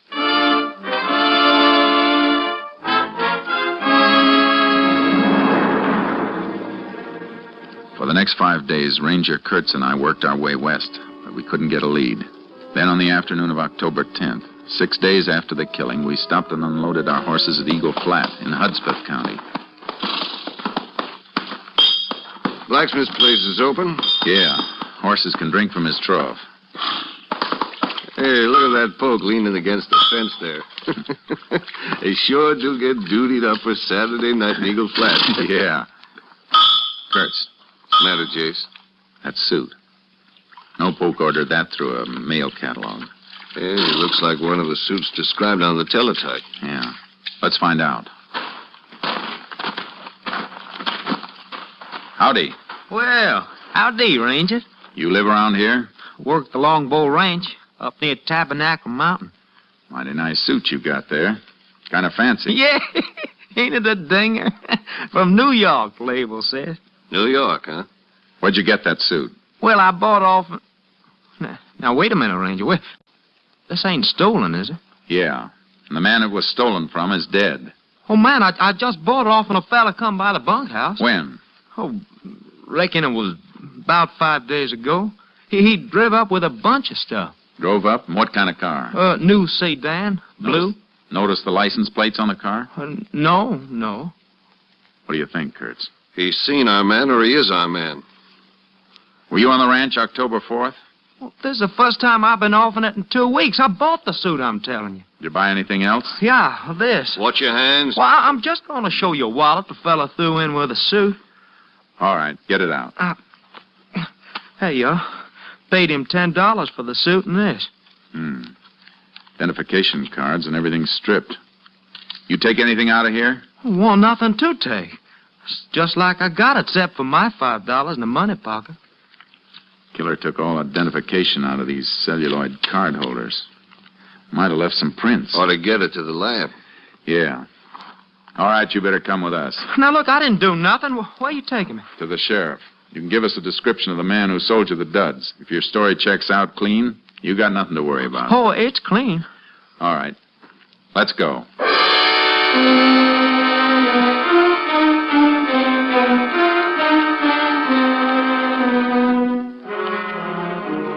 We We checked the Poke's story at the Longbow Ranch. He was telling the truth, all right. At least we had a description of the man we were after now. About 20 years old, dark, 5'7", about 140 pounds. Kurtz and I unloaded our horses. Which way we riding, Jace? Come on, boy. Head north, into the hills. Road peters out past this ranch, though. Nothing but a trail. We might have turned back to the highway. Alarm was out by the time he passed here. If he went back to a main highway, the car would have been spotted. He's ditched it up here someplace. Well, let's ride. Get up there, Charco. Get up there, boy. Yeah.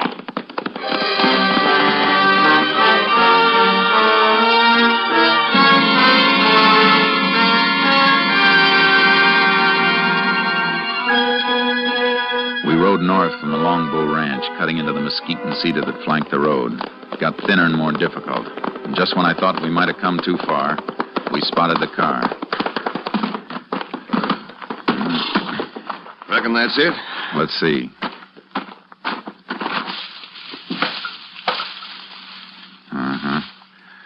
Smart. Rolled it into a gully and then covered it with dirt and grass. Nobody'd ever spot it unless they were looking for it. Let's get back and report it.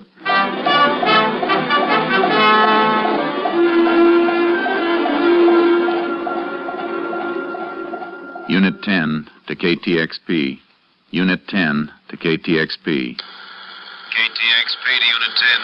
Go ahead, Unit 10. Unit 10 located blue sedan registered to Roger Bradley, New York City. All right, Unit 10. KTXP just got report of fingerprints on celluloid card holders of wallets sent in. One set definitely those of murder victim Roger Bradley. Another set identified as being those of Lenny Tripper. Please repeat, Lenny Tripper. Lenny Tripper. Any line on him? Wanted by Army for desertion 3 months ago. Description checks. Last known address, lived with father and mother in cabin near Apache Peak. Car was found north of Longbow Ranch. Apache Peak's about 10 miles further in. We'll investigate. Unit 10, 10-4.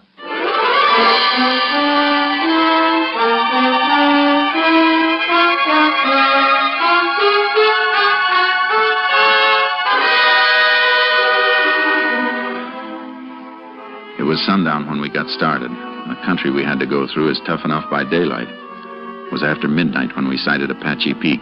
There was still a light on in the cabin nested down in the foothills. Whoa, boy. Easy. Keep kind of late hours up here, don't they? Too late. Better tie the horses to that mesquite. We'll slip up and look in. Yeah. Come on, boy. Jace. Something moving over there. See it? Looks like a couple of burros. Let's take a look at them. You boys up past your bedtime, ain't you?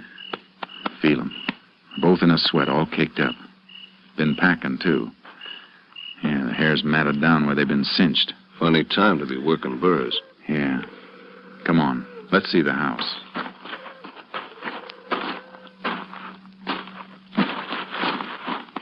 Look through the window. Man eating. Not our boy, though. Too old. Must be Tripper's father. Look, there's the old lady, too. You go around the back way, and I'll go in through the front. Wait till you hear me knock and get in. Right.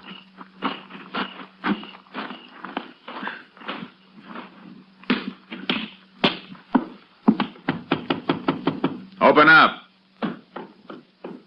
Who's there? Texas Ranger. What do you want? Lenny Tripper. He ain't here. Mind if I come in and make sure? Let him in. Come on. Pa, what? Just another ranger at the back, Mrs. Tripper. You want to let him in, too? Go ahead, man. Don't mind if I finish eating, do you? No, go right ahead. This your regular mealtime? I eat when I want to. Nothing out back, Jace. Where's your boy, Mr. Tripper? You're the ranger. You find him. We ain't seen him in a year since he joined the Army. You haven't seen him in the last 3 months, either. Since he deserted from the Army. You heard what she said. Get me a smoke more. If you want to help your boy, you better help us. All right. I'll help him. He's in Mexico. Been there more than a month. Mexico, huh? Thanks. Mind if I have one of those cigarettes, Mr. Tripper? Yeah, I mind. Reckon you can buy your own? Oh, I just got a hankering for one of those. Can't always get a cigarette like that. What do you mean, Ranger? A New York tax stamp on the pack, Tripper. Those cigarettes were stolen from a murdered man 6 days ago. Murdered man? Shut up! What were you doing with those burros outside? They've been packing. I was bringing some stuff down. Been prospecting up the peak. Abandoned silver mines up there, Jace. Is your son hiding out in one of those mines, Tripper? Were you packing supplies to him? I told you what I was doing. That boy's wanted for murder, and if you're smart, you'll take us to him and tell him to surrender. Do what they say, Pa. Do what they say. Shut up! Leave her alone. I didn't know about the murder. He just said the army was after him. Come on, Kurtz. We better go up after him. Oh, don't hurt him. Go ahead, Ranger. Don't hurt Go after him. He'll kill you, that's what he'll do. He'll kill you.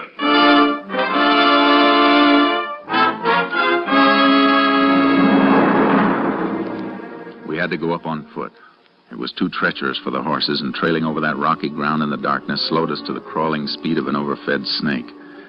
There got to be less earth and more rock, and the burro tracks grew fainter as we tried to pick them up by moonlight and flashlight.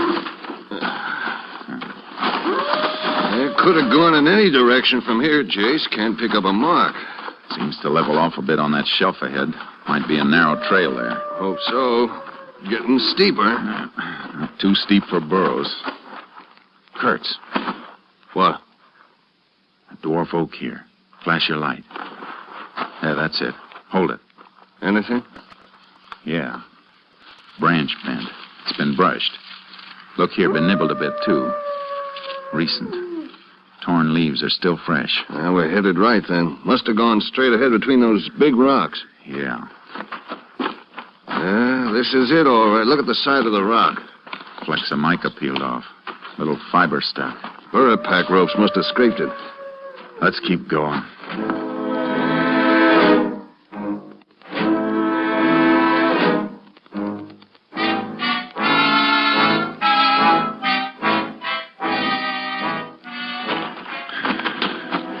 We finally reached the summit where the oaks and cedars fought for whatever slight grip their roots could get on the earth between the rocks. Dawn found us on a high shelf facing a rise that led to the open mouth of an abandoned silver mine. Trail leads straight enough now. Yeah. He's there, Jace. Yeah, but 20 feet back in. He could pick us off and we'd never even get to see him. Stay down and keep the hole covered. What are you going to do? Just call him out. Tripper! Lanny, Tripper! He ain't going to answer, Jace. You can't get out, Tripper. Stay down, Jace. Oh, he's got a rifle as well as that .38 he killed Bradley with. You gonna come out, Tripper? Why don't you come in, Ranger? If we'd only packed a stick of dynamite, he'd come out soon enough or be buried in there. Maybe the idea of dynamite would be enough. Go over down the shelf and let him see you just once on the way. Not long enough to draw a bead. Maybe we can bluff him. Why don't you go down and let me... It's my idea. I'll stay. Go ahead. Be careful, Jace. You missed him, Tripper. I won't miss the next one. You're not gonna get another shot. He went down to our burrows to get some dynamite. We're gonna seal you in there, Tripper. You better come out. How do I know you ain't gonna kill me on sight? I won't if you do what I tell you. Leave your rifle in there and come out with your hands clasped behind your head. Put your rifle up on a rock where I can see it, and it's a deal. All right, Tripper. Now come out.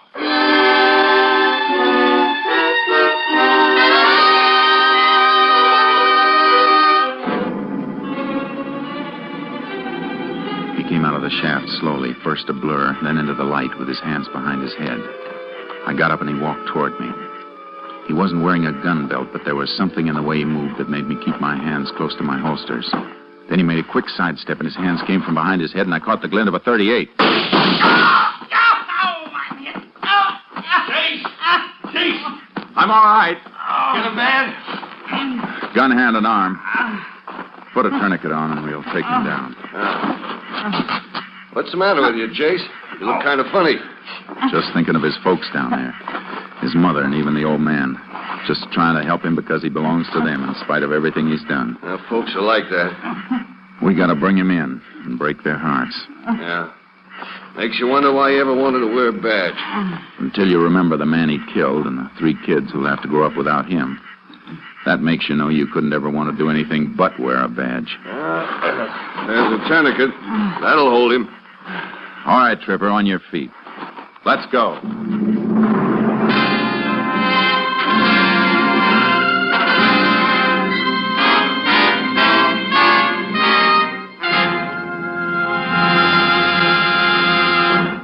A ballistic check of the .38 that Lenny Tripper carried showed it to be the murder weapon used in the slaying of Roger Bradley. With that and other evidence accumulated by Ranger Pearson and the department, Tripper was convicted and sentenced to death in the electric chair.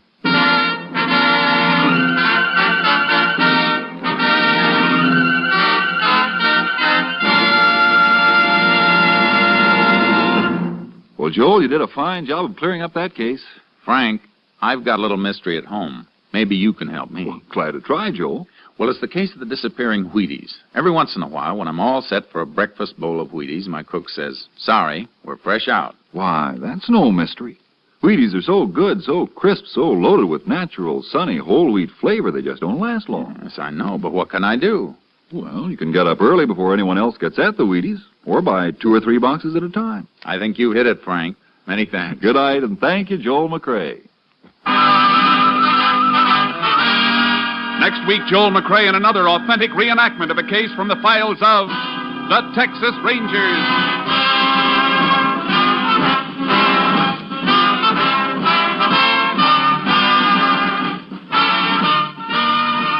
Joel McCrae will soon be seen in the MGM production Stars in My Crown. Tonight's cast included Tony Barrett, Bill Johnstone, Sam Edwards, Paul Duboff, Byron Kane, and Virginia Gregg. And this is the Wheaties man, Frank Martin, inviting you to listen on Monday to Frank Lovejoy and Night Beat on the Wheaties Big Parade. See you then.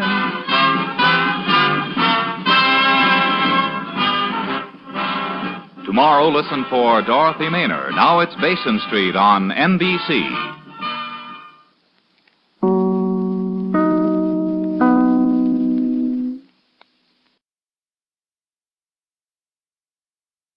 It's National Wheaties Week.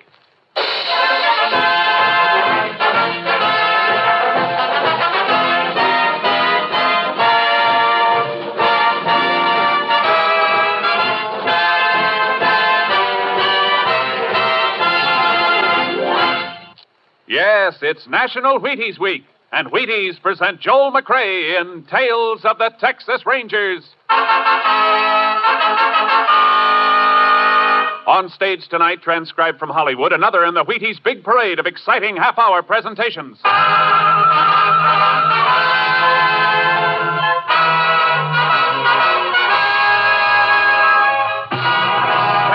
of the Texas Rangers, starring Joel McCrae as Ranger Pearson. Texas, more than 260,000 square miles. And 50 men who make up the most famous and oldest law enforcement body in North America.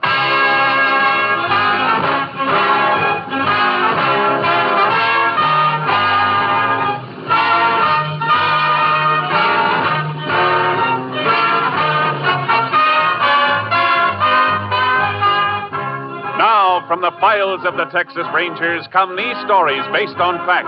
Only names, dates, and places are fictitious for obvious reasons. The events themselves are a matter of record.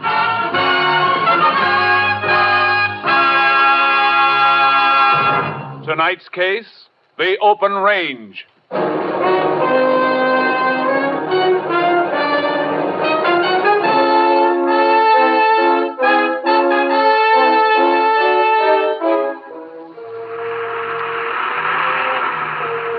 It is August 4th, 1948. Maury Buckler and his son Dave are driving across their ranch in a Jeep, dropping off salt cakes for their cattle. How's the last stop, Pa? Here. Well, drop this one here. What's the matter, Pa? Well, the last salt cake we dropped here is hardly touched. Look at it. Huh? Why, yeah. No point in leaving another one. Usually quite a few head around here. Wonder why they're not touching it. Suppose somebody could be running them off. Rustlers, Pa? That's kind of out of date, I'd say. Yeah. I say, maybe there's a break in the fence down by the old road. Yeah. Well, you better drive around the cottonwoods and have a look. There's a break. We can fix her right now. I'll have to go back and get horses, though, if we're going to pick up the strays. Yeah. We'll be able to see the fence now as soon as we get over this rise. Hey, Pa. Pa, a big truck down there and a bunch of men with some of our stock. So that's what's been happening to them. Speed it up. I'll get my rifle and back here. Let's see us coming. You fellas better stay right where you are. Oh! Pa, I'm here. Dave. I'll get you for this. Pa, come back, Pa! Oh! Pa! Come on. Let me help you, Pa.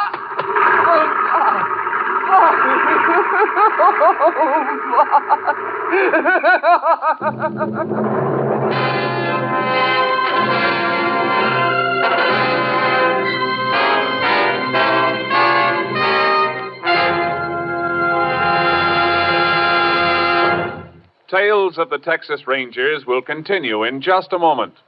It's National Wheaties Week, all right, and it couldn't happen to a nicer flake. Because, look, there's a whole kernel of wheat in every Wheaties flake. And you know whole wheat. Of course, the naturally sweet whole wheat flavor of Wheaties is important, too. And good? My. Come on, help celebrate National Wheaties Week. Just buy 'em, that's all. Buy 'em and see how Wheaties at 7 can help at 11.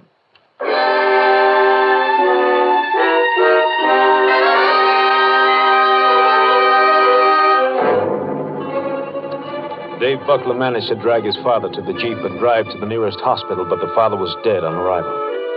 Sheriff Clyde Johnson immediately called the Texas Rangers, and Ranger Jace Pearson was assigned to the case.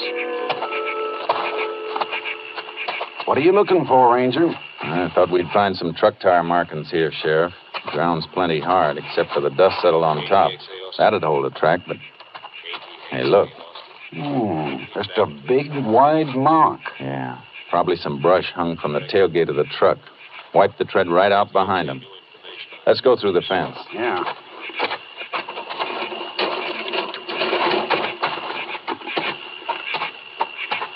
Must have been operating right about here. Yeah. Plenty of cattle tracks, but no boot prints. Wiped out their tracks like they did with the truck.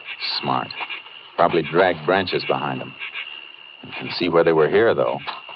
Tobacco crumbs and paper where they ground out their cigarettes. Yeah.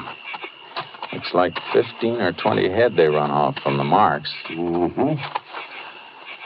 All right, let's go back to the car for a second. How do the Bucklers brand their herd? Oh, just a simple letter L. Buckler's wife's name was Lou. Do you know if their brand has been registered? I don't believe it ever was, Ranger. Why? I've got to make a radio call to KTXA in Austin. Unit 10 to KTXA. Unit 10 to KTXA. KTXA to Unit 10. Go ahead, Unit 10. Unit 10 requests headquarters to ask all commission houses to be on lookout for marketing of any cattle carrying letter L brand or any altered brand that might have been made to cover letter L. Will do, Unit 10.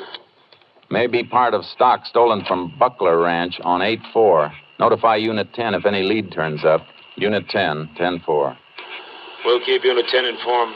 KTXA Austin. Good idea, that call. Might get a lead. Yeah. When we get through here, I want to go into the hospital and see Dave Buckler. He might just be able to describe the... Hey, wait. What do you got? Old cigarette lying right here near this bush. And scorched. Somebody started to light it but didn't finish. Yeah. That's a matchbook lying in the bush. Whatever happened, it made a fella forget about his cigarette. Must have been when the Bucklers came over the hill. Feller saw him, threw the cigarette and matches down just as he was getting ready to light up. Yeah, that could be all right. Half the matches are still in the book. Ones that are missing are all torn off from the left side of the book. So? So the man who had this book of matches is left-handed. Let's get into the hospital.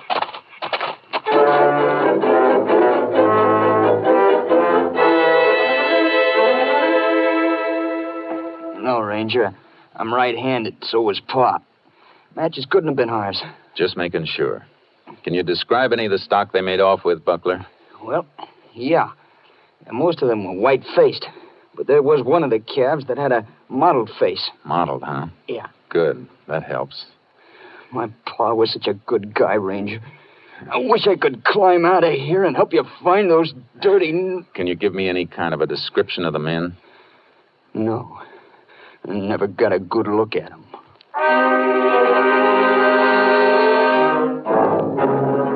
A couple of days went by, then a week. There was no sign of the Buckler cattle with the L brand. I went back to headquarters to see Captain Stinson. No sign of those cattle, huh? Not ahead, Captain. Well, they might be afraid to unload them so soon after a killing.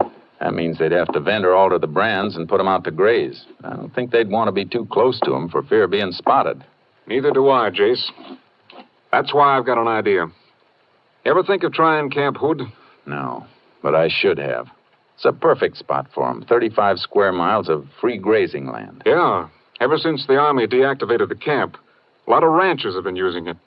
Our last check showed 15,000 head there, all kinds of brands, fattening up until the owners cut them out for marketing. Sure. And Buckler's cattle with altered brands covering that L could be waiting there for the thief to come back and get them whenever he wants. Yeah, that's what I thought. That's a lot of territory and a lot of cattle for one man to cover. I'm going to have Bud Kurtz come in and go with you. Kurtz? Fine. The commission houses are still on the alert. We got them stopped on the selling end. Now it's up to you to find those cattle. They're the only key to the killer.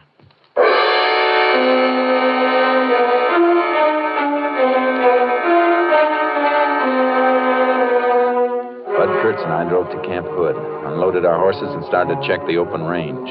In 3 days, we ran across more than 50 brands, all legitimate. But on the fourth day... Cowpokes are pretty busy, Kurtz. Yeah, cutting out a few calves over there. There's a branding fire and 2 men. They see us coming. Keep your eyes peeled. They may be all right, but if they aren't, one of them may throw a gun. Oh, boy. Howdy, Rangers. Howdy. You can let that one go, Pete. No. Hold him for a minute. What's the matter, Ranger? Let me frisk you. I'll get this fella. Why? What's wrong, Ranger? I ain't got no gun. Just checking out. What's your brand? Nothing on this fella, Jay. Well, there's the iron right there. J in the center of a box, huh? Yeah. My name's Jack Stern. Got a ranch up in Box Canyon. Brand's supposed to be Jack in the Box. What are you doing with this stock? Well, changing over to my brand. From what? An L brand?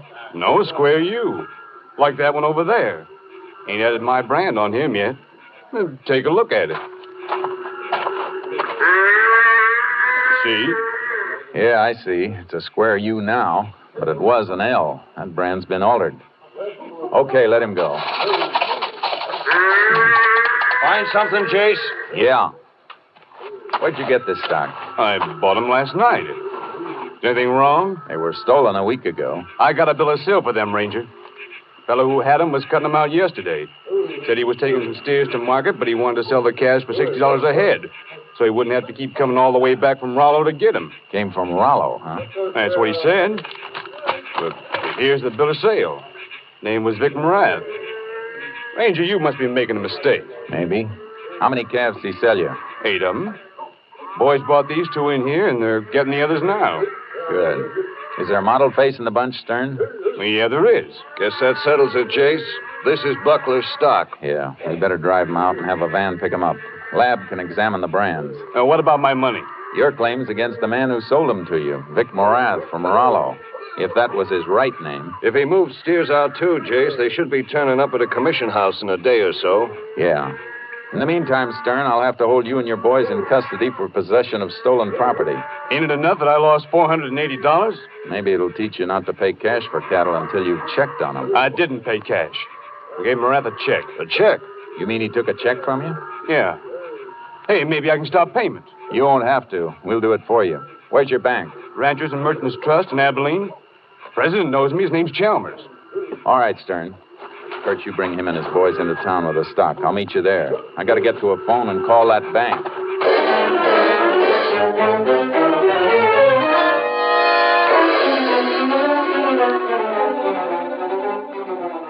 I rode charcoal hard into town, found a phone, and put a call through for Mr. Chalmers, president of the bank in Abilene.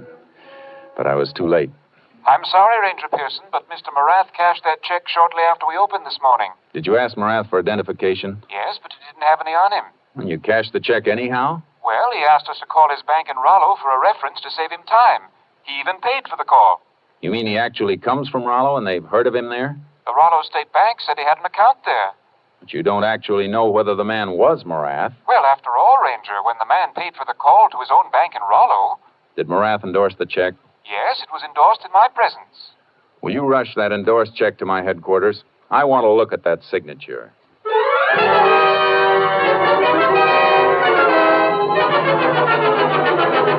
When the check came through, Kurtz and I left for Rollo, Texas. At Rollo, we went directly to Morath's bank.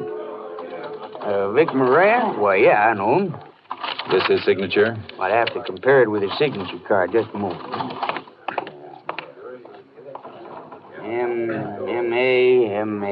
M-A-S-M-A-U. Ah, yeah, here we are. Now he takes both signatures and see. They're not the same, Jace. No. Thank you. Any time, Ranger. Come on. What now, Jace? Morath's ranch is only about a mile out. We better drive out there and see him.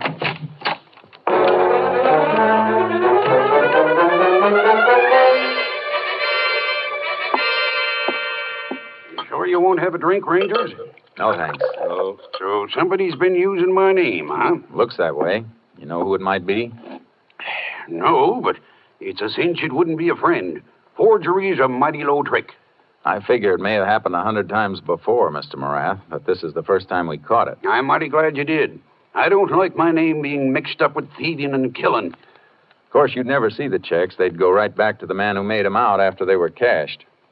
Anybody ever forge your name to a check that went through your own bank? I know. If anybody had and I knew it, I'd have taken a bullwhip to him. No help here, Jace. No. Well, thanks for your cooperation, Mr. Morath. We can find our way out. So long, Mr. Morath. You sure you won't take one of these before you go? I'm having another. No, thanks. That certainly led us into a blind pass. Huh? I said Morath was no help. What's the matter with you, Jace? I was just thinking of that book of matches I found on the range out at Buckler's. The ones that were dropped by somebody left-handed? Yeah. I watched Morath pouring that drink for himself. He's left-handed, Kurtz. Ah, that's mighty thin and circumstantial, Jace. Sure, I know it is. Just a passing thought. I better call KTXA. Unit 10 to KTXA. Unit 10 back in service. KTXA to Unit 10. Have message for you. Go ahead, KTXA. Cattle with L brand offered for sale this afternoon at Tully Commission House, Fort Worth. Cattle inspector reports brand might have been L brand from Buckler Ranch. Did Commissioner get name and address of seller? Seller refused to have check mailed. Said he would pick it up tomorrow after stock was weighed and priced. Gave his name is Vic Morath, Rollo, Texas. Just left Morath at home in Rollo. Unit 10 and Unit 6 proceeding to Fort Worth. We'll be there when Commission House opens in morning. Unit 10, 10-4. Got a long drive ahead of us, Jace. Yeah, but this is the break we've waited for. It's not so important now, is it, that Morath happened to be left-handed? No. Not now, it isn't.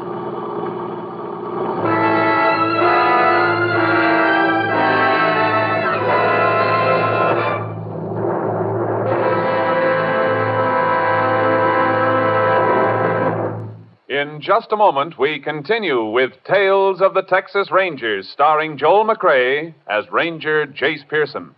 It's National Wheaties Week everywhere, even backstage in our studio here tonight. Sure it is. We're all buying and eating Wheaties this week. And here's living proof, the man who dramatizes Tales of the Texas Rangers, Mr. Joel Murcott. Am I right, Joel? Are you getting your Wheaties? I sure am, Frank. And not only that, I've got Wheaties written into the breakfast script for Mrs. Murcott and our 4 kids, too. Seems like eating Wheaties is little enough to do for them when they do so much for us. Folks, I hope you feel that way, but even if you don't, try Wheaties once. Just to show us you like our shows. What do you say? After all, National Wheaties Week only comes once a year. Thank you, Joel Murcott.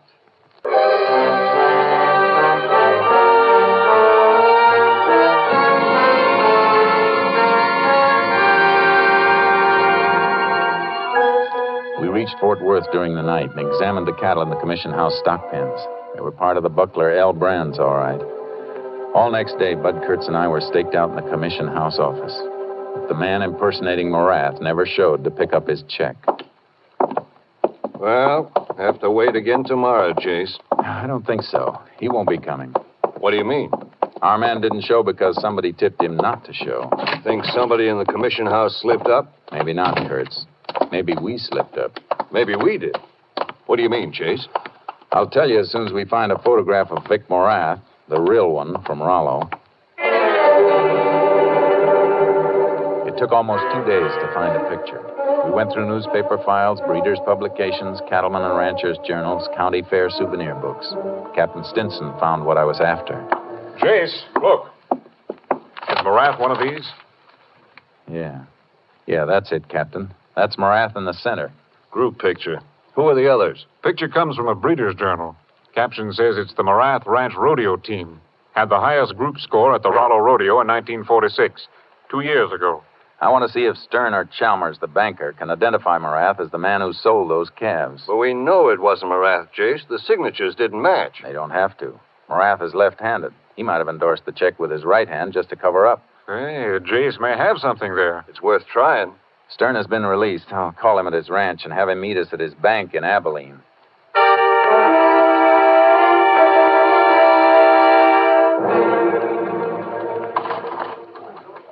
How about it, Stern? Is this the man, the bare-headed one in the center? No. No, Ranger. I never saw him before. How about you, Chalmers? Is this the man who presented the check? No, it isn't. Another washout, Jace. And let me see that picture again. Sure, here. I'm not sure, but this fellow on the end, right here. You look at it, Chalmers. Why, yes. Yes, I believe that is the man. One of the cowpokes, huh? Come on, Kurtz. We're going to visit the sheriff at Rollo.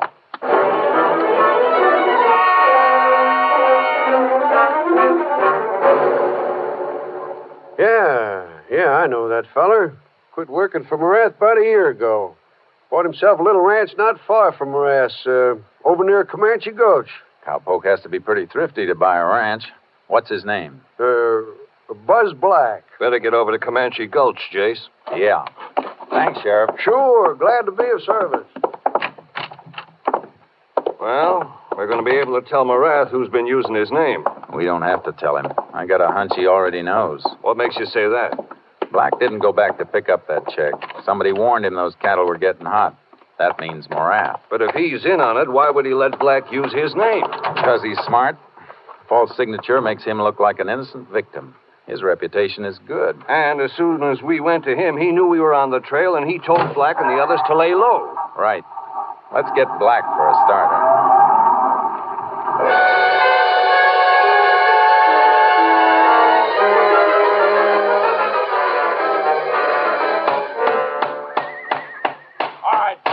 Your hands. Huh? Oh, you scared me, Ranger. Drop that hammer. Oh, sure. I don't know what this is all about, but It's about an old man who was shot to death while you were running off some of his cattle with an L brand. Me? Oh, you're crazy. I never... We got 3 people who can identify him. Man who bought the calves, banker who cashed a check, and the commissioner who bought the steers in Fort Worth. All right. So what? I found the cattle out at Camp Hood. You don't find cattle with a brand on them. They weren't Mavericks. You better talk, Black. I'll talk when I see a lawyer. You wait that long and Morath will run out, and you'll be facing it alone. That old rancher was murdered. I didn't shoot him. I swear it, Ranger. No jury's going to believe you, unless you tell us who did it, and we find the gun he used. All right. It was Morath. He started the whole thing. It was his idea. Who rode with you? 1 folks from here, 6 from Morath's place. What's that? Rider taking off in a brush, Jace. Stop, you! Too late. He made cover. Isn't the Morath ranch over that way, Black? Yeah, that was my rider. Must have sneaked up and hurt us. I'm going to handcuff you to this wagon. Now, wait a minute. We'll be back for you later. Come on, Kurtz. They'll know we're coming now and they'll scatter, Jace. We better call headquarters for more units.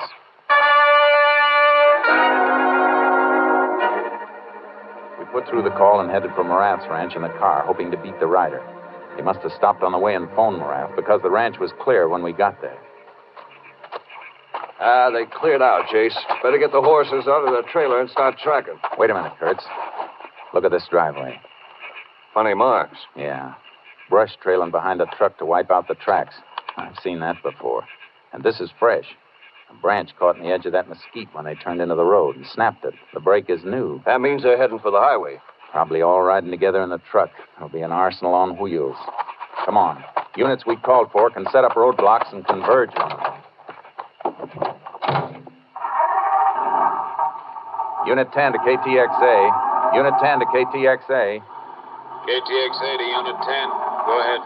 Subjects wanted for killing of Maury Buckler making getaway in cattle truck from Morath Ranch at Rollo. Check license numbers of vehicles registered to Morath. Will do, Unit 10. Subjects headed for main highway will probably turn south toward closest border point. Unit 10 and Unit 6 headed that way. Have other units converge on area and set up roadblocks with highway patrol. Units 3 and 8 nearby. We'll notify them. We'll make direct contacts with units as we close in. Unit 10, 10-4. Kurtz, you can commandeer the sheriff's radio car in town. Give us a chance to spread out more. It's going to be like tackling a tank, Jace. Yeah. Break out a Tommy gun and put it on the seat.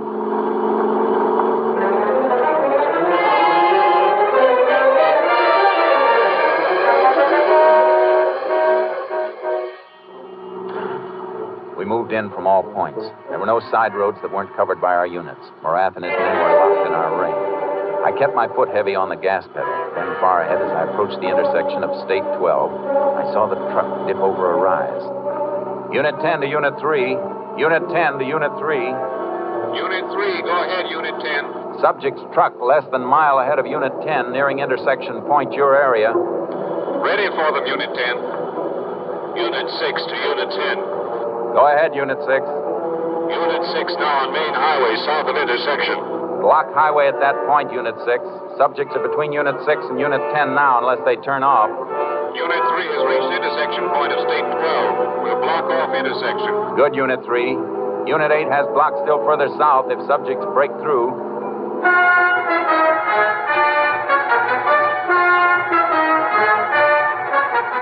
I drew closer to the speeding truck as it topped a rise and headed down toward the intersection of the state highway. I could see the sheriff's car Kurtz had borrowed blocking the road and Unit 3's car in the center of the turnoff. The truck skidded and started to make a turn and come back toward me. I swung my car across the road, grabbed the Tommy gun, and jumped out.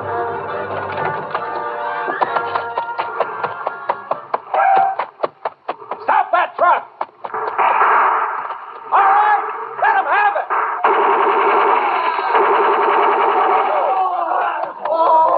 No more shooting, Rangers, no more. We'll come out. All of you still alive, come out with your hands up. You all right, Jace? Yeah. How about you, Clint? I'm okay. All right, you men. Get over there and keep your hands up. I got him covered, Jace. One dead in the back there and a couple wounded. Hey, where's Morath? Around the other side of the cab, dead. He came out shooting and I nailed him. There he is. Better break that rifle out of his grip. Ballistics can tell if it's the one that killed Buckler. He'll be the one, all right. Or he wouldn't have tried so hard to keep us from getting him.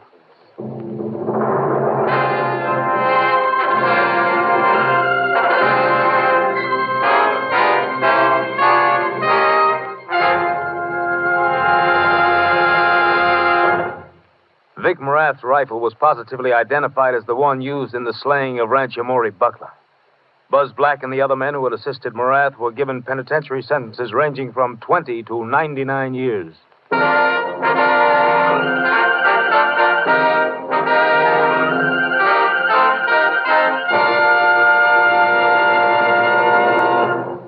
And now, here's the Wheaties man, Frank Martin. Another triumph for the Rangers, and another grand performance by our distinguished star, Mr. Joel McCrea. And here he is with a few words for you personally about National Wheaties Week.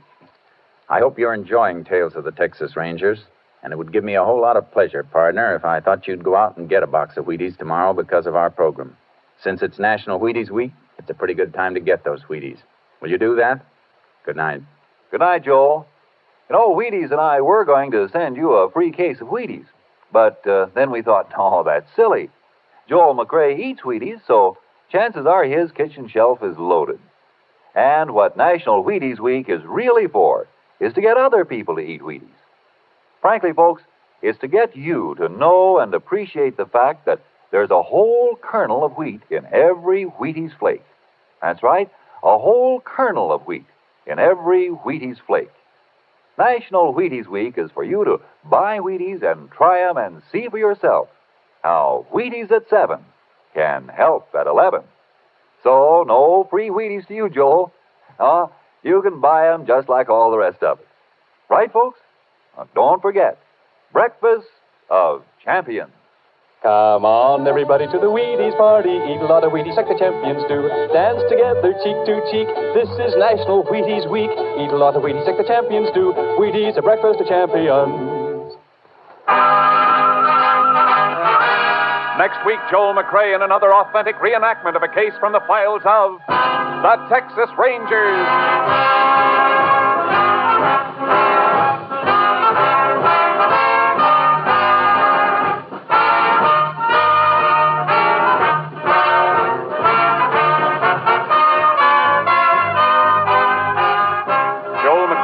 Soon be seen starring in the Universal International Technicolor production Saddle Tramp.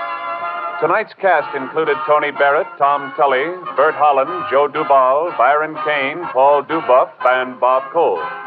This story was transcribed and adapted by Joel Murcott, and the program was produced and directed by Stacy Keach. Hal Gibney speaking.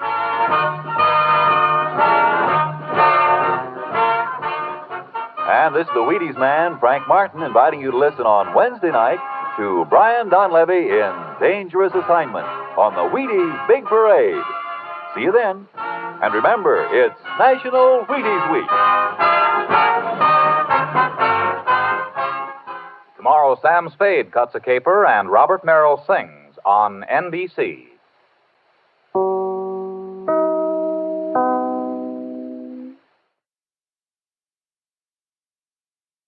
It's National Wheaties Week.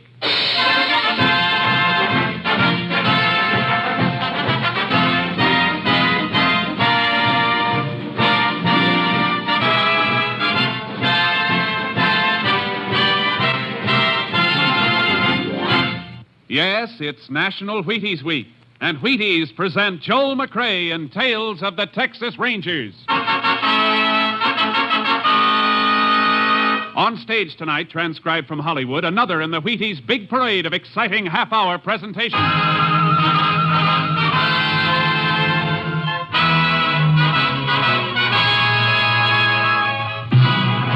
Tales of the Texas Rangers, starring Joel McCrae as Ranger Pearson.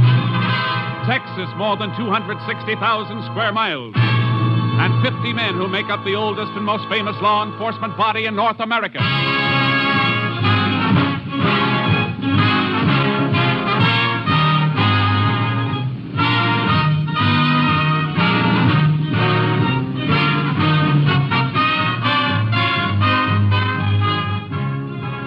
From the files of the Texas Rangers come these stories based on fact. Only names, dates, and places are fictitious for obvious reasons. The events themselves are a matter of record.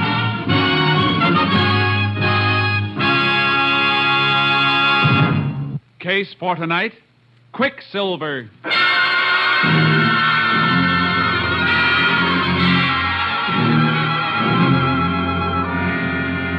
At 11:30 on the night of May 22nd, 1947, the Stockholm Ranch, located in the middle of Carson County, Texas, was darkened for the night when the occupants were awakened by the barking of a dog.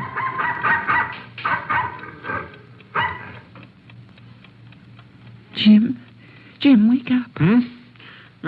What's the matter, Flo? You hear Jeep bark? Oh, kinda. I was half asleep. It's funny. He barked and then shut up real fast. He might have took off after something. We'd have kept on barking then. It sounded like he was... Be quiet a second. See? Don't hear him anymore. Yeah. What are you going to do? We'll take a look, see. It ain't like Jeep to bark at nothing, then shut up. Jim. What's the matter? Jim, somebody came in the house.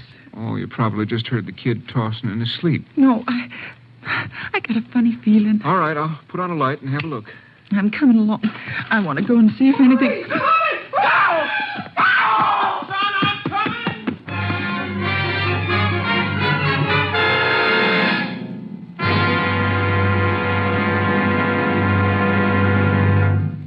It's National Wheaties Week. Time to buy Wheaties, eat Wheaties, buy more Wheaties, eat more Wheaties. Time to join America in a brighter morning. Sure, it's National Wheaties Week. Everybody's eating them. You have some, too. Have them for fun. Have them for flavor. Have them for feeling good and working good and looking good. Have Wheaties for any reason at all, but get them. Whole wheat, crisp whole wheat, golden whole wheat. There's a whole kernel of wheat in every Wheaties flake. You try them. See how Wheaties at 7 can help at 11. It's National Wheaties Week.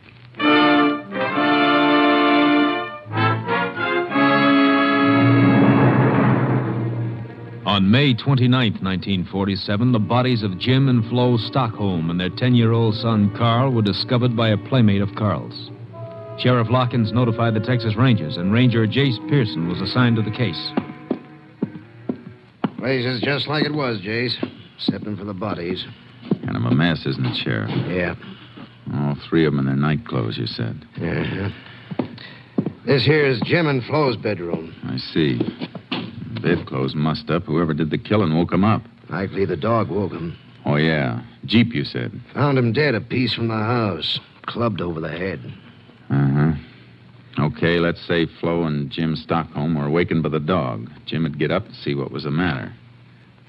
Flo went with him probably to see if the kid Carl was okay. He didn't get no further than in this room here, right outside the bedroom. Yeah, all three of them.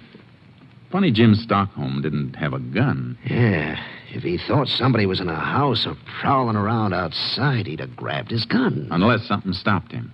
What are you thinking about, Jace? Just that the killer might have got in Carl's room. That's right over here. Uh-huh. Maybe Carl spotted the killer, hollered, and that'd make both Jim and Flo jump fast. Yeah. Jim wouldn't think of grabbing his gun. This window here has been jimmied up. You see that? Yeah. I guess you're right. Killer coming this way. Kids saw him, yelled. Tried to get out. Got as far as the room out here. Uh-huh. There's what they were killed with, Jason. Flat iron. An old-fashioned flat iron. Yeah, used as a doorstop. Killer grabbed it and used it. Wonder why he didn't shoot. How far away is the next ranch, Sheriff? 6 miles at least. Why? Just figuring maybe the killer didn't want to risk the noise of shots. Must have picked up the flat iron. Why, he killed the little kid, too. Didn't want anybody to be able to identify him. Yeah, likely. Well, what now, Jace? I'd like to fine-comb this house for fingerprints. Meantime, I got a few things I'd like you to find out in town.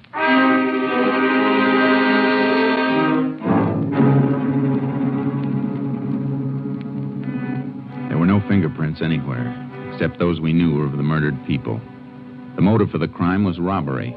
Jim Stockholm kept fairly large sums of money on hand to pay cash for whatever he bought. We didn't find a penny in the house. The whole thing looked hopeless. Like the sheriff said when he came back to the Stockholm ranch. Yeah, the coroner can't give us much, Jace.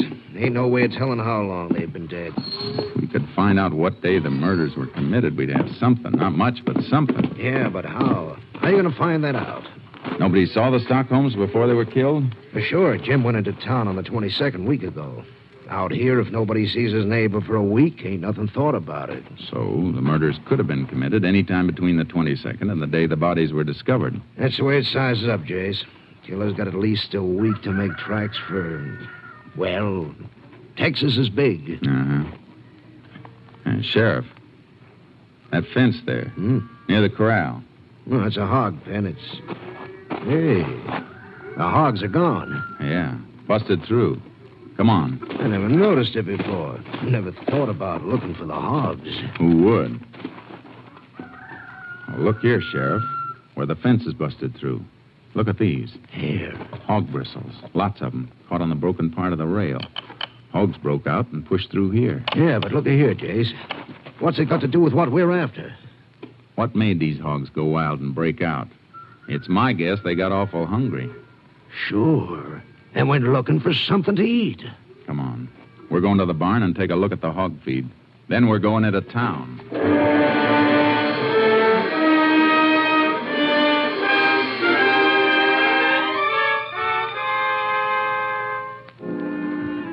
We found 3 sacks of hog feed in the barn. 2 of them were full, unopened.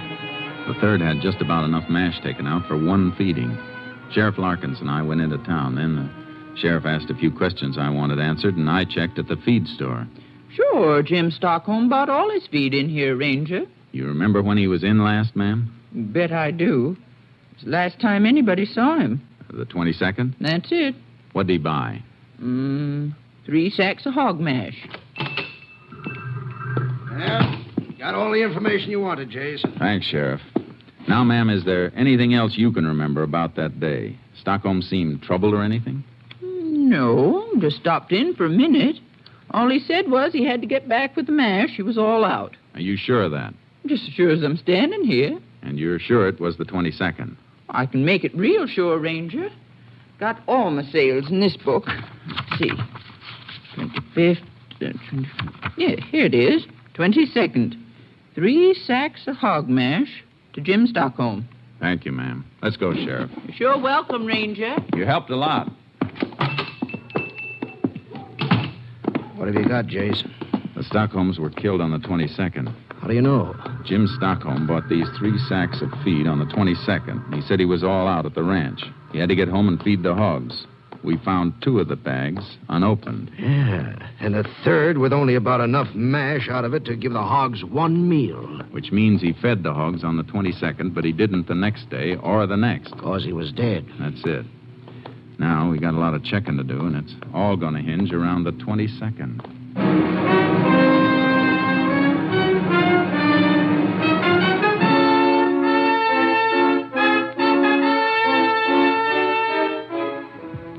We questioned everybody, but it all added up to a big round 0. Everybody knew Jim Stockholm and liked him. He didn't have an enemy. Everyone we questioned could account for his time on the 22nd. Nobody'd seen a stranger in town. So I played a hunch. Sheriff Larkins and I rode over to the Stockholm ranch trying to pick up anything. Then about 8 miles north of the ranch, we got a break. Hey, Jace! Jace! Yeah, Sheriff? Come here, will you? What do you got, Sheriff? I don't know. It looks like ashes. Empty bean can there, too. Looks like somebody cooked himself a meal here. Horses' tracks around here, too. 1 horse. Yeah. Looks like they might be about a week old. Might not mean a thing, Jace. Could be anybody's horse. Sure could, but nobody in town saw a stranger. Little town like that, people notice a stranger right away. But if a man came riding from this direction, chances are nobody'd see him. Still could be anybody. I know. Well, I'm going to take a real close look. Okay, I'll cover this part. Good. Sheriff, come here. Get something? I think so. Look. Tied his horse to this mesquite. See? The horse stood here, a piece of mesquite broken off. Oh, and here's something else. Take a look. Dirt. Just ordinary earth. Take a good look. It's different from the earth around here. It sure is. Different color and different texture. Sheriff, I got a hunch this dirt scraped off a boot when he got back in the saddle. Scraped off by a stirrup. Yeah, here's a bigger hunk of it. Yeah, reddish color. You ever see dirt like this around here? No. That hunk's got a funny shape. Packed in against the instep of a boot, it'd take this shape. You had any rain around here lately? Dry as a bone. There's only one way earth packs up in an instep if it's wet. The man who left this couldn't have come far. Come on. Let's see if we can find a couple of his footprints.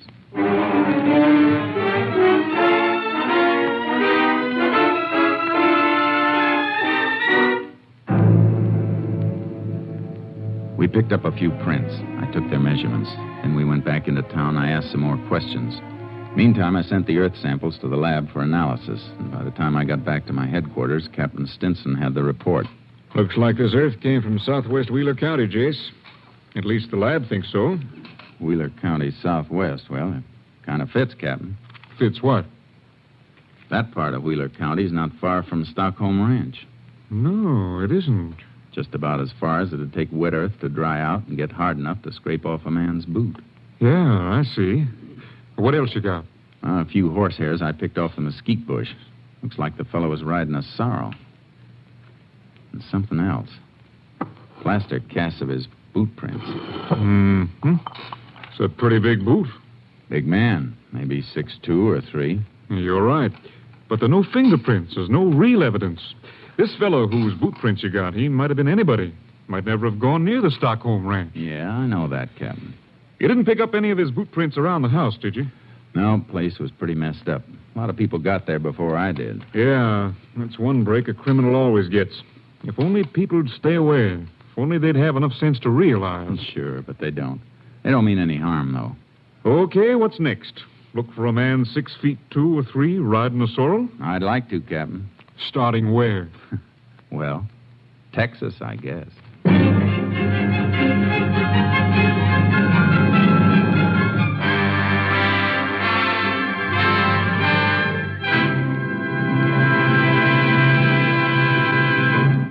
It's National Wheaties Week.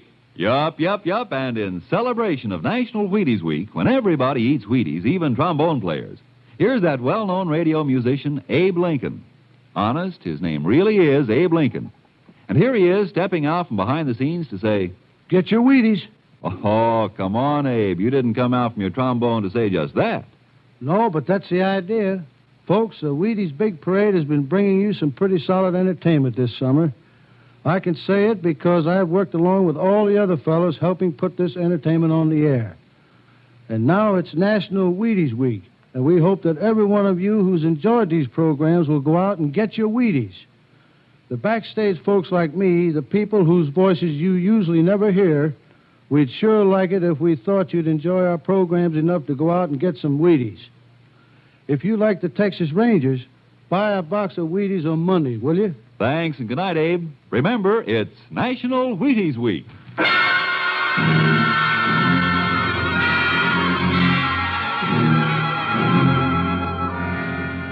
I kicked around for a few days, covering all the ground I could between the Stockholm Ranch and Wheeler County, and then I reported back to Captain Stinson. Kind of picked up something interesting, Captain. Like what, Jace? Weather reports. Here's a map of Wheeler County. The places I've marked in red had rain within the last 3 weeks. Oh? Well, what about it? Well, this place. Right here. The only spot of the marked places that'll show the same kind of earth we had analyzed. I checked. Mm-hmm. So it's narrowed down to that. But you can't arrest a man just because he happened to be in a place where it rained. I know I'm working on a shoestring, but there's no other lead, nothing. Might be I'll hit a stone wall or pick up some poke who just happened to pass through the spot where we found the prints of Earth. But it's a chance, Cap, the only one. Well, suppose you chase down that lead in Wheeler County and your man's gone. Oh, I don't expect to find him there. He left there and landed at Stockholm Ranch, maybe. And left no fingerprints. There's not a single piece of evidence. It's still the only lead. You want to stick to Wheeler County, huh? That's about it, Captain. Maybe pick up a description of a possible suspect. Well, where'll you start? Well, here's what I think. The man we're looking for is a drifter. Maybe a poke that picks up work here and there where he can get it. The fact that he ate a can of beans and cooked it himself means he didn't have a nickel to buy a decent meal, even though he was near a town. That kind's usually a drifter. Made a buck here and a nickel there. You see what I mean? All right, Jace. Play the hunch. But if the lead peters out... I'm hoping it won't. See you later. Now, you keep in touch. Yeah. Radio or phone. So long.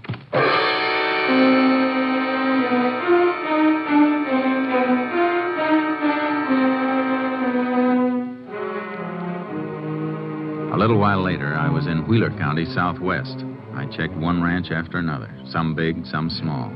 What I wanted to know was, had anyone seen a man about 6'2" or 3, a man who owned a sorrel and didn't have steady work? I once read where a man found a needle in a haystack. Did it on a bet. Well, my needle could be in any haystack. Then on the Claude Edwards ranch near Ramsdell, I ran into something. Sure, I remember a poke about like that, Ranger. Big fella. Had himself a sorrel. Did he work for you, Mr. Edwards? Couple of days. Drifted in looking for something to do.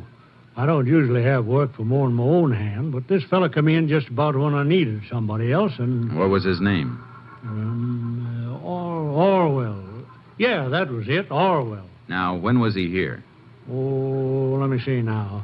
That'll be around the 19th, 20th. And when did he leave? He do something, Ranger? I don't know, Mr. Edwards, but I'd sure like to hear everything you know about him. Well, he worked for a couple of days, then come in asking for his pay. That was maybe the 22nd. Are you sure?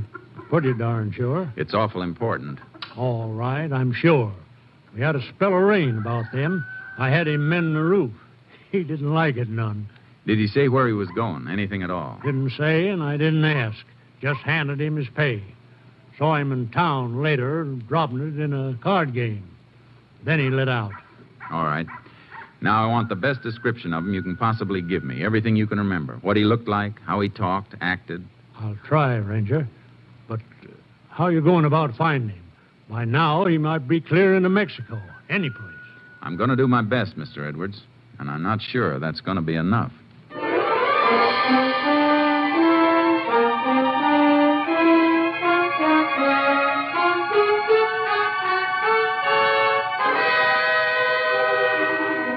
I got a description of Orwell. 6'2", dark hair, road of sorrow, tight-lipped, not too easy to get along with, black mustache.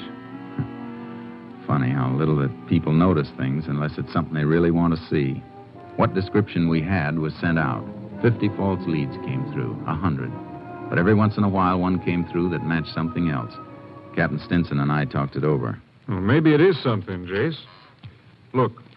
100 different leads, but there's one that shows up every so often. This one. Same description. Drifter, gambles a lot, had a dozen different jobs. There's something else, Jace. Now look at the pattern here. Yeah, I am. This one keeps moving southwest, always away. The others jump around. The last report came from San Carlo 2 days ago. Mm-hmm. I'd like to mosey into San Carlo and see if I can pick up anything from there. I figure this Orwell's moving slow. He's counting on being safe by now. What if you find him? There's still not much evidence. We'd have to get a confession out of him. Nothing we've got will stick in a court. I got an idea about that. Let me try it, Captain.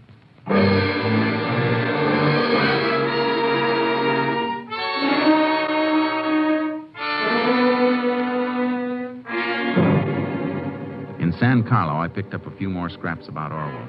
From what I'd learned, I tried to think like the man I was trailing. Tried to figure out his next move. He gambled a lot, so every town I hit, I asked questions. Went to ranches and asked about poker games and crap games. Orwell was like Quicksilver. Yeah, he was here. Left. He was there. Left after picking up a few dollars. But the pattern stayed the same. Always moving southwest. Then on the McMallet Ranch near the New Mexico border. Orwell?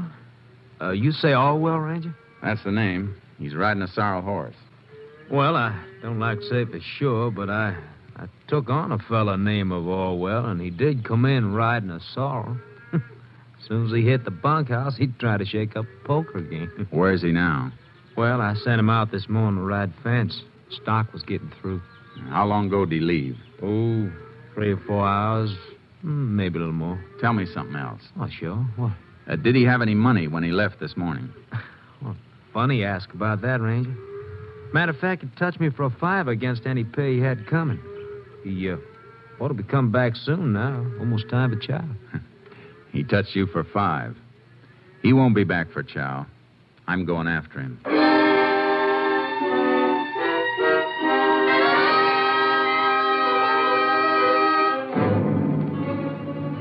I followed the fence rider's trail. It was well into the afternoon when I spotted a rider up ahead. I took off my badge and stuck it in my pocket, put my guns in my waistband under my jacket, and caught up with him.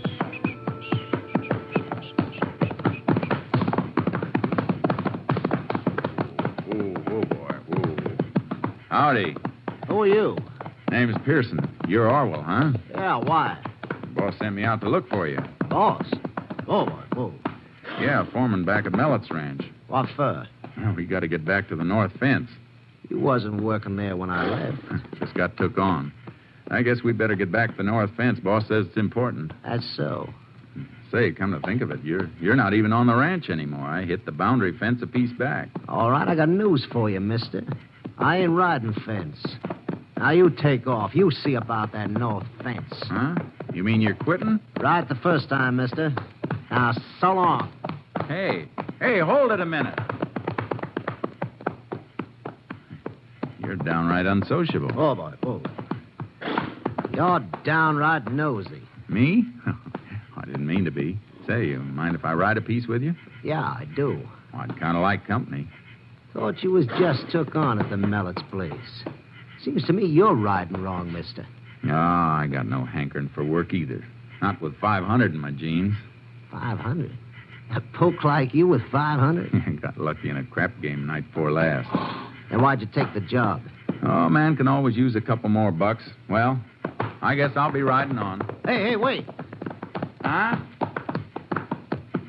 Okay. I kind of like company myself. You want to ride a piece with me? It's okay. We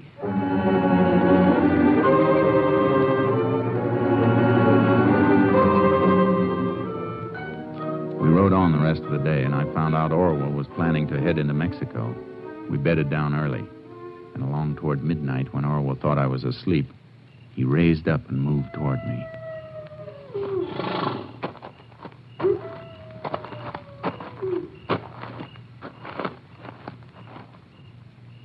Hey, Pearson,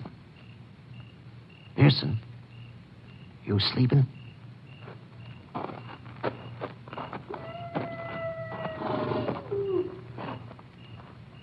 Something you want in my saddlebag, Orwell? I thought you were sleeping. No. Don't reach for it, Orwell. I'll blow your head off. What are you getting this head up about? Man starts to go through my saddlebags when I'm sleeping, I get touchy. I'm just looking for cigarettes. No need for that gun. Yeah? Sure. Wasn't looking for 500, were you? You call me a crook? You name it, Orwell.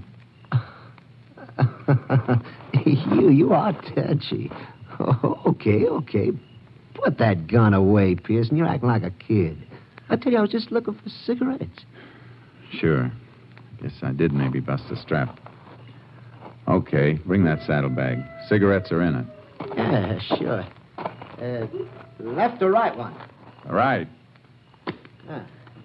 Hey, you open it this time. Hey, what you got in there? Stuff. Okay. Cigarettes are wrapped up in that piece of blanket. Help yourself. Well, thanks. Cigarettes in here? Feels like a ton of iron. Could be. Wait! Anything wrong, Orwell? It's a flat iron. Uh-huh.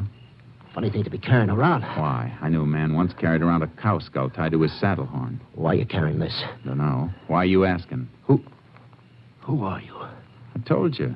Name's Pearson. Jace Pearson. Cigarettes are there. Help yourself. I don't want any. Suit yourself. Mind handing me that flat iron, Orwell? Why? I just want it. Go on. Go on, hand it to me. No. Hey, you're looking real pale, Orwell. You're not scared of coyotes, are you? Shut up. Iron makes a good nutcracker. Maybe I carry it for that. Shut up, I said. Go on, Orwell. Hand me the flat iron. Pick it up. It's not so heavy. It's heavy enough. Man could pick it up like this, lift it up over his head and bring it down hard like... Why not? Why, you... No. Orwell, stand still. Don't run.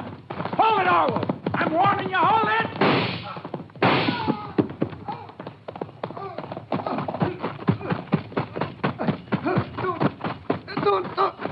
Don't shoot again. Unless I have to. Who are you? Pearson. Texas Rangers. Figured I'd get caught up with... Guess we better start going, Orwell. You're not hurt too bad. Shooting by moonlight kind of spoils a man's aim. Come on, let's go.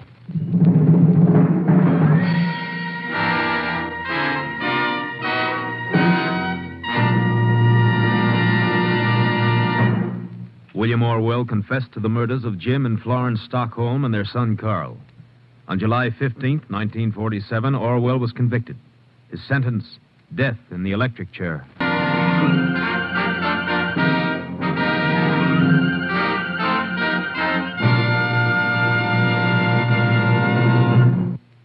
Joel McRae, your Texas Ranger, has asked me to ask you to have some Wheaties. Yes, have some Wheaties because it's National Wheaties Week. The week when everybody goes out and buys a box and enjoys a dish of America's famous whole wheat flakes. Start early in National Wheaties Week so you'll have time to buy 'em and eat 'em and buy some more and eat some more. Wheaties, that is. And while you're enjoying 'em, partner, you're getting wide-awake energy, whole wheat energy. There's a whole kernel of wheat in every Wheaties flake. Begin a better breakfast with Wheaties and see if you don't find yourself striding high, wide, and handsome right through the morning. Rangers can ride better, salesmen can sell better, plumbers can plumb better with a better breakfast. Milk and fruit and Wheaties. Get yours, Breakfast of Champions. It's National Wheaties Week. Next week, Joel McRae in another authentic reenactment of a case from the files of the Texas Rangers.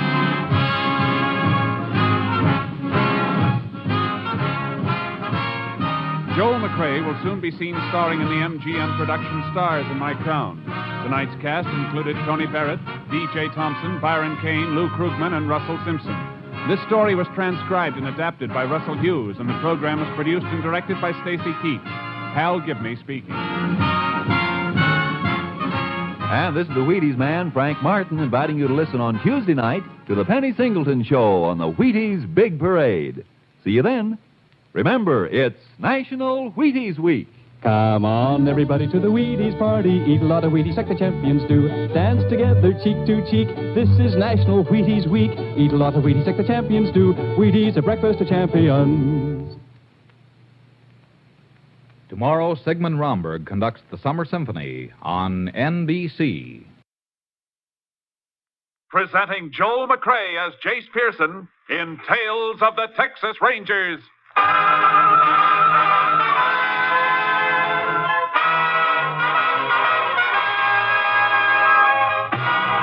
Tales of the Texas Rangers, authentic stories from their official files. Texas, more than 260,000 square miles. And 50 men who make up the most famous and oldest law enforcement body in North America.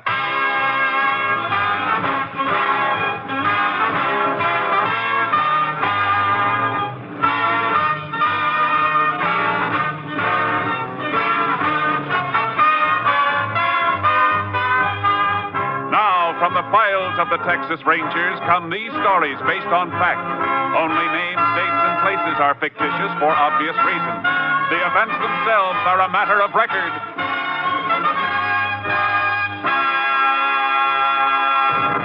Case for tonight, clean up.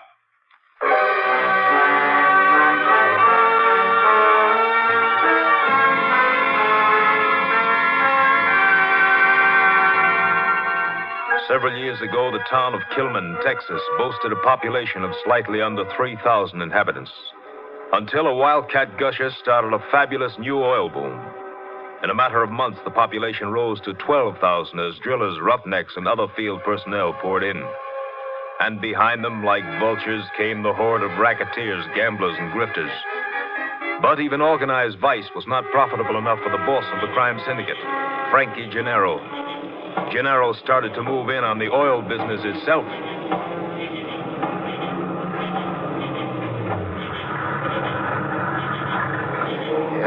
Sure Paul is alone, Studs? Yeah, Frankie. In the shack with a light. What have we been getting from him? Herb's got the figures. Yeah, he's got 4 wells in production. We've been getting 200 barrels a day. So what's his beef? He's still getting plenty? He choked the wells down. Says he won't pay off anymore. Yeah, we'll see about that. You better come in too, Herb. Yeah, okay, Frankie. Don't knock, open it. Hey, what's the idea busting in here? No idea, Paul. I hear you've had some kind of a misunderstanding with my boys here. There's no misunderstanding, Gennaro. You're just not getting any more oil from my wells. I'm not taking any more threats from you or your tin-horn friends. Watch what you're saying, pal. I'll say what I want. I'll not only say it to you, I'll say it to the law. Your mouth's got a loose trigger, Powell. Shoots off too easy. Get out. Get out of here before I bend this pipe wrench over your head. Hey, I'm son. Let go of me. Oh. Grab him, Frankie. Let me go. He's got a knife. Let him have it, Herb. Oh, he clipped me with that wrench. Well, he won't do it again, Such. This'll teach the other operators not to get smart. Come on, Herb. Yeah? Let's get out of here.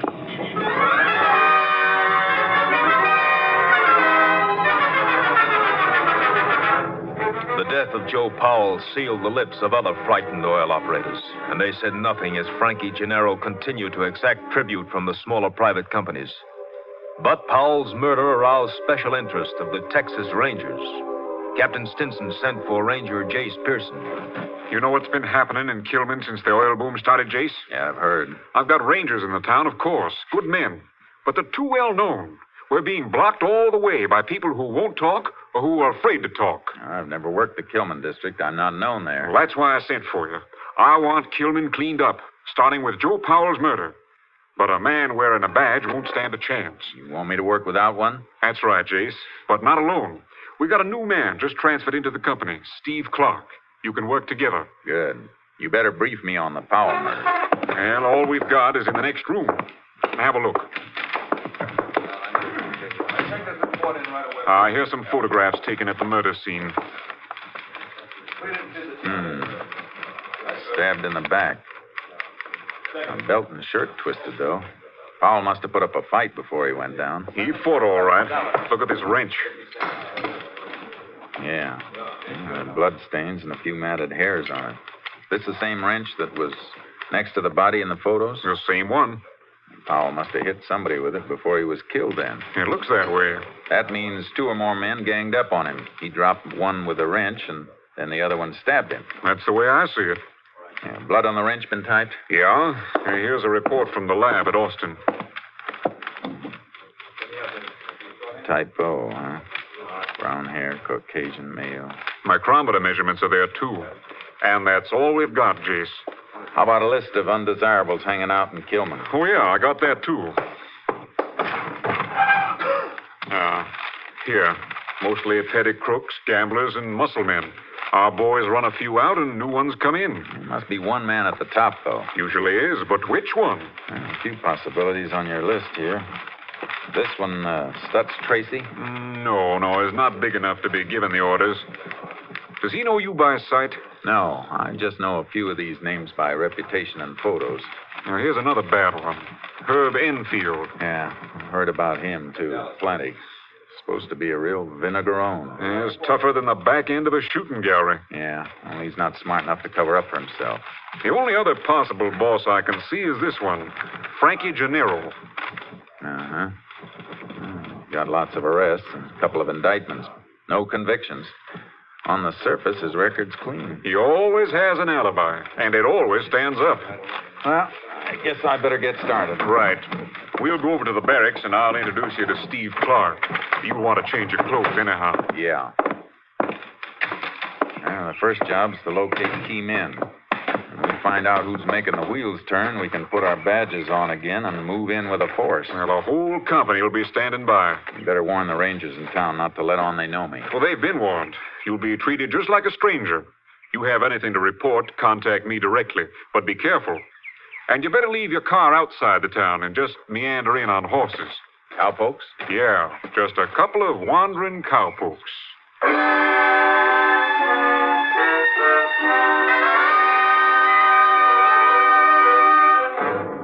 I met Steve Clark. We dressed like a couple of cowpokes and parked our car outside of Kilman. It was almost midnight when we rode in. The town was sprawled all over the map, dotted with trailers and crude shacks thrown together from tin and old packing crates. Despite the hour, everything was going full blast.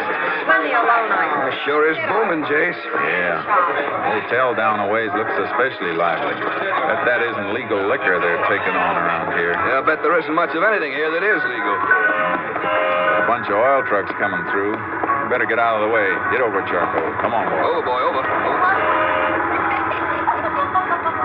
me that it's kind of late for them to be hauling oil. Ought to be a daytime operation. Might be a shortage of trucks, Jace. Everything has to be hauled. No pipelines to the refineries yet. You think it might be hot oil? Maybe.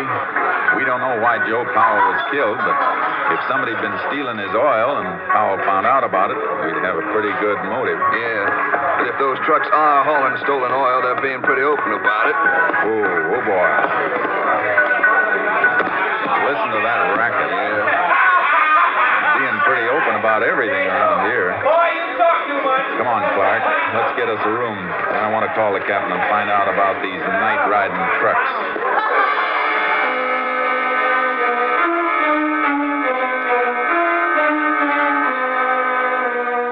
Any plan we had about staying at the hotel was cut short by the desk clerk.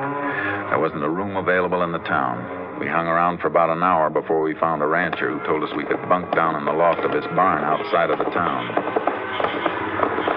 Cleaning that mess up isn't going to be easy, Jace. It's going to be even tougher than it looks, Clark. Notice what happened when the sheriff and one of the rangers they know walked in? Yeah, and all the gambling stopped 5 minutes before they got there, and all the liquor disappeared. Whoever's running that place knew they were coming. No wonder our men haven't been able to get any place. We could have stopped that place from operating, Jace. We saw what was going on. It wouldn't do any good to show a badge and shut down one spot. We got to shut them all. But first, we got to hook them all together. Yeah, guess you're right. Hey, look over there. Roadside phone booth by that gas station.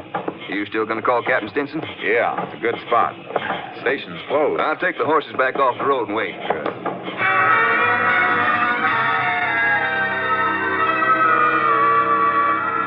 I got through to Captain Stinson at his home. But what he had to say about the trucks wasn't encouraging. Yes, Jace, we've had reports on the trucks. They run every night. Have our men ever stopped any of them? Yes, but they seem to be all right, Jace. They have receipts for everything they're carrying. And the trucks are properly licensed. I still can't see why they're running at night. Neither can I, but there's no law against it. Hasn't the commission set a limit on the number of barrels each well can pump in a day? Yes, each well is allowed 300 barrels a day, as long as the present pressure holds. Have the operators been accounting for that much oil each day? Yes, the commission keeps a careful check. Operators report production of 300 a day. The trucking company receipts show haulage of 300 a day. And the figures at the refineries tally, too. It's a three-way check, Jace. I don't see how they could beat it. Well, I'm still convinced that Powell's death has something to do with hot oil. Well, I can't help you there, Jace. It's all in your lap. I'm hoping to match the hair the lab found on that wrench Powell used. But I need a motive to narrow down the field. 12,000 people in town make a lot of suspects. Well, do the best you can. I will. I'm sending you a list of names. Men we spotted running gambling games and selling liquor at the hotel. We'll have to let them run for a while, till we move in with a big broom. We'll raise dust whenever you're ready.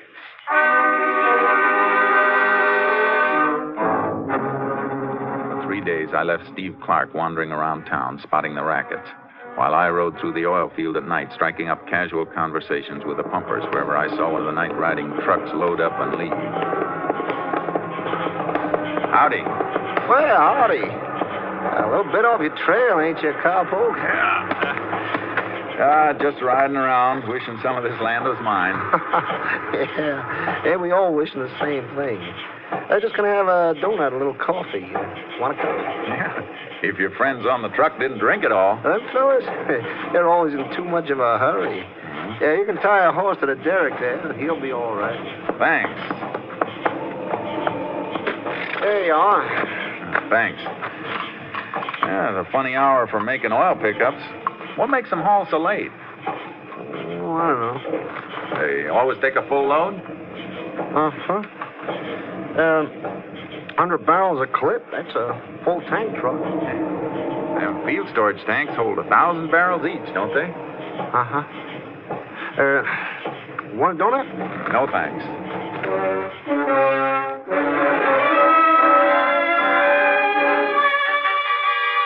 I checked with a few more pumpers, then rode out to the barn where Clark and I were bunking. I woke him up.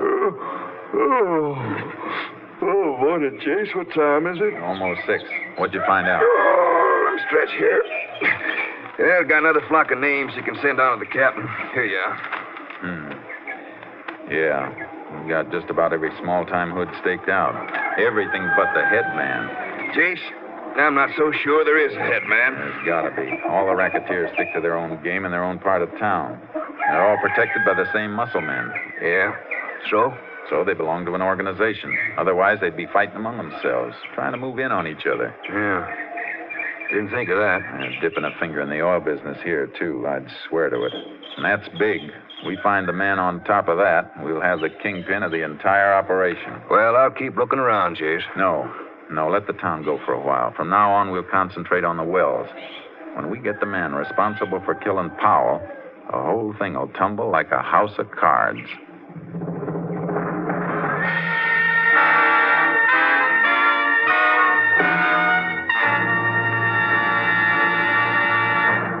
You are listening to Tales of the Texas Rangers, starring Joel McCrea as Ranger Jace Pearson. Beginning 1 week from tomorrow, that's Sunday, October 8th, Tales of the Texas Rangers will be heard at a new time. Remember, our next show is Sunday, October 8th, 1 week from tomorrow. Now we continue with tonight's case, Cleanup, an authentic story from the files of the Texas Rangers.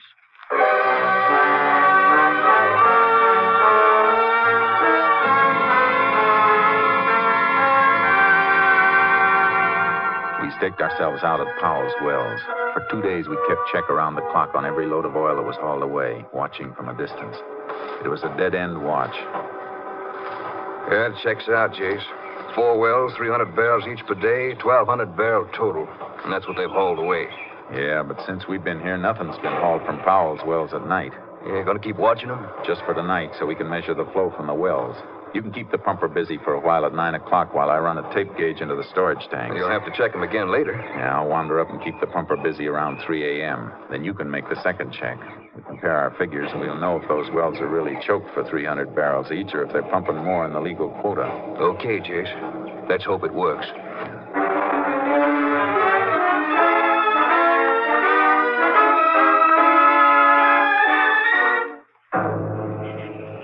We made the check, but we didn't have to do much figuring. The wells were on the nose.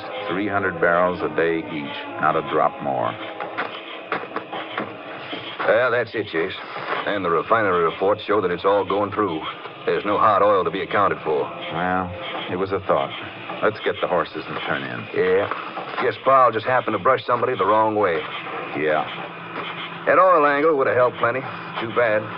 Hey, wait a minute. There's a car coming. Hey, yeah. He's turning up the road toward that rigging over there. Rigging isn't lit. Nobody's working there. It was a dry hole. Get low. Yeah. His lights will sweep this way when he turns.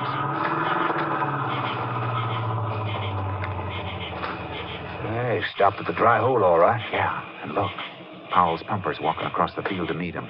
Yeah, they're going up to the knowledge house on the rig. It's a funny place to be holding a meeting at this time of night. It's a cinch they don't want to be seen. That pumper knows more than he told us. Come on. What's the plan, Chase? Maybe we can slip under the platform of the rigging without them seeing us. If we can get under the knowledge house, we may learn a few things through the floorboards.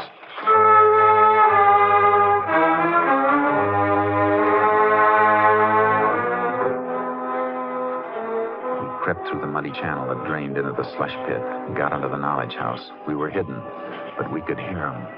Trucks will start making pickups again tomorrow night. Here? Why not?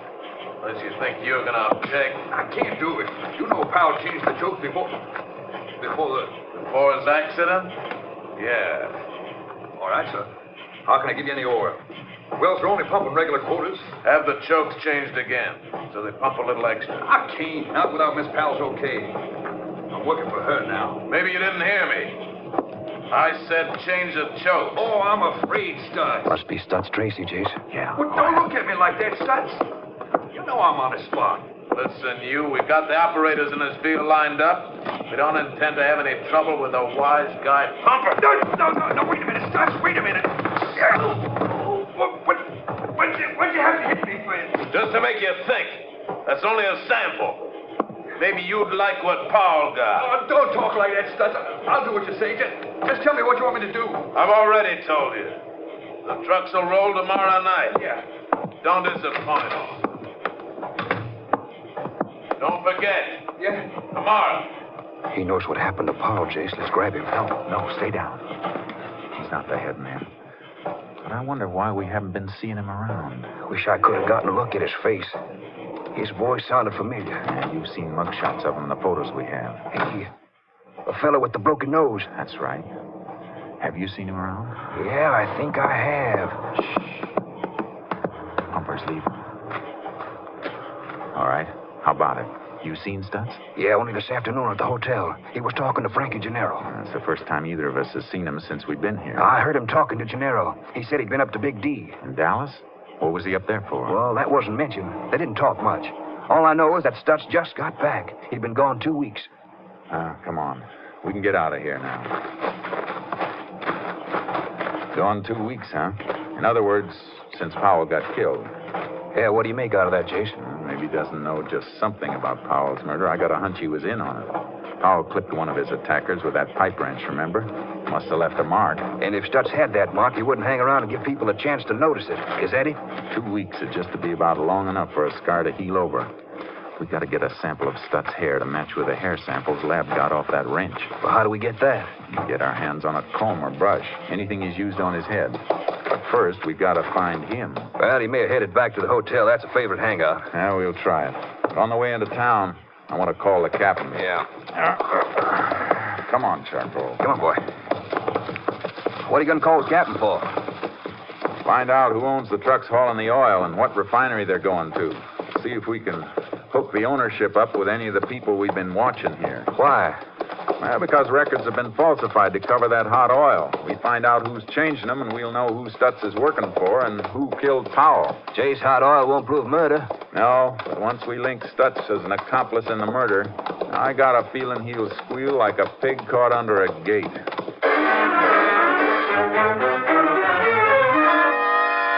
I made my call to Captain Stinson. He arranged to have the trucks followed and the ownership checked. Then Clark and I headed for the hotel where business was going on as usual. There he is, Jace, at the counter. They're using it as a bar. Herb Enfield and Frankie Gennaro. There's a trio the warden of Huntsville would love to have. Well, maybe you'll get him later on. Well, what do we do? Just wait around until Stutz combs his hair? No. Look, on the stool beside him. What? Oh, his hat. Is it his? That's the one he was wearing when I saw him this afternoon. Good. There'll be enough hair strands in it or little clippings in the band to tell us what we want to know. Well, Chase, how do we get it? I'll call for a drink and crowd him. You just grab it and fade. You want me to take it back to the barn? No. No, there's a small airfield near the next town. Get it over there and call the Austin lab and have it picked up. They can report to Captain Stinson. When I call him in the morning, he should have enough for us to start dropping the net.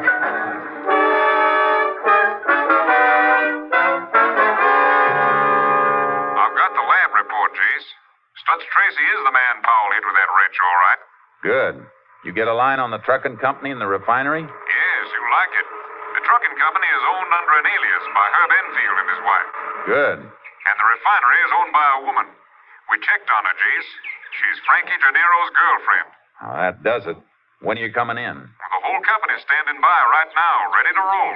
Well, then come ahead and throw up roadblocks on the way. An awful lot of people are going to want to leave here in a hurry.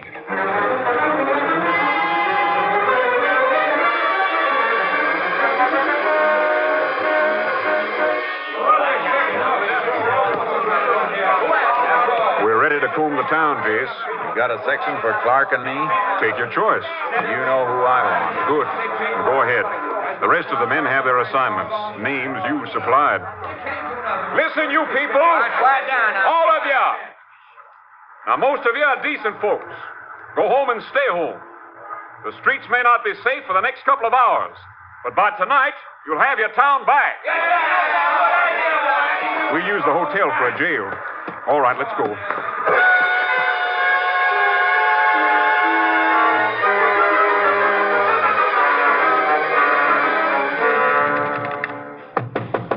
You men in there, you're surrounded. Come out with your hands up.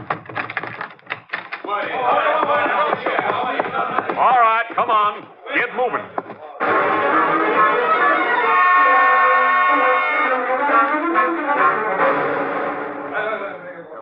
All right, all of you up against the wall. And don't anybody reach for a gun. Anybody else want to try that?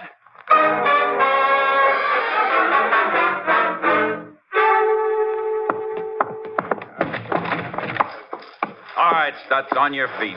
What do you cowpokes want? We're not cowpokes. We're Texas Rangers. Rangers? But... Get up. Get up. You're coming over to the hotel lobby. We'll tell you all about it.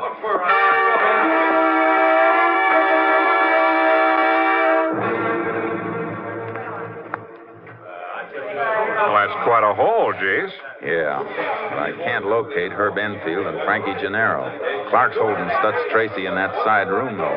He might know where the others are. You got the photos of the hair samples lab matched? Yeah, here. Good. I'll show these to Stutz. They should convince him.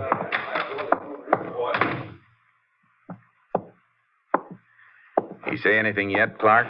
Jace, not a buzz. I'm not gonna say anything either. Stutz, I got something to show you.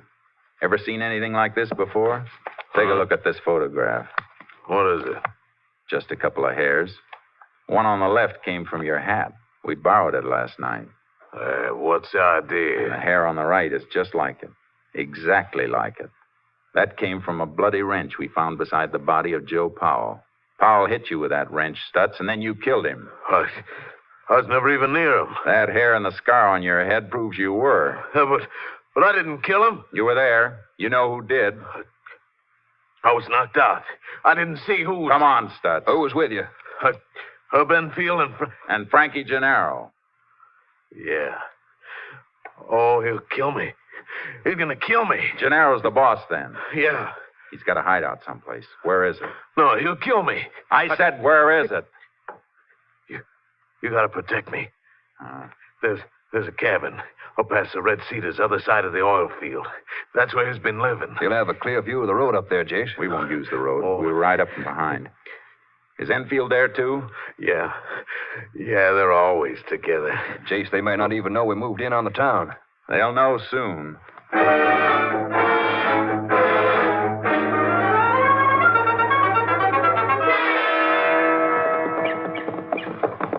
Yeah, there's the cabin, Jace. Pretty fancy. It ought to be. They've milked plenty out of this town. Yeah. Cow's running dry for 'em now, though. Hey, somebody around the side of the cabin there in a hammock. That's Gennaro. In a nice silk robe. He's in for a change of wardrobe he isn't gonna like. He's getting up, Jace. He sees us. You looking for something? Yeah. You're wanted in town. That's Tracy send you for me? Huh? Oh, yeah. Yeah, he did. Enfield, too. Anything wrong in town? I don't think so. You see anything wrong, Clark? No. No, I thought everything was fine. Hey, Herb! Yeah, Frankie? Stutz wants us in town. Sent these fellows out to tell us. Oh? I've seen you two around before, haven't I? Hey, what's that on your shirt, cowpoke? Oh, that's just a Texas Ranger badge. Come on, both of you. You're going into town. You shady! You, fellas mind telling me what you think you've got on me? Well, let's start with the killing of Joe Powell. I can prove I was someplace else when Powell was killed. Herb and Stutz and I were playing cards with 3 other men all night long. Not this time, Gennaro. What do you mean? We've already proven where Stutz was, and he's made a full confession. There'll be no alibis this time. Don't move, Gennaro. Look out for Enfield! Wait a minute, we don't want to fight. Shouldn't fool around with a gun, Herb. A knife in the back is your specialty. Oh, my arm. Well, I'm glad to see you know that I didn't kill Powell. Sure, Gennaro. You're the boy with the brains. You don't do the work. You order it. That's something you can't prove. No? You don't think Herb is going to take all the blame, do you? You're not going to set me up, Gennaro. Shut up! I want a lawyer. Yeah, I can understand that. I never saw a fellow who needed one more. All right, get moving. Take it easy.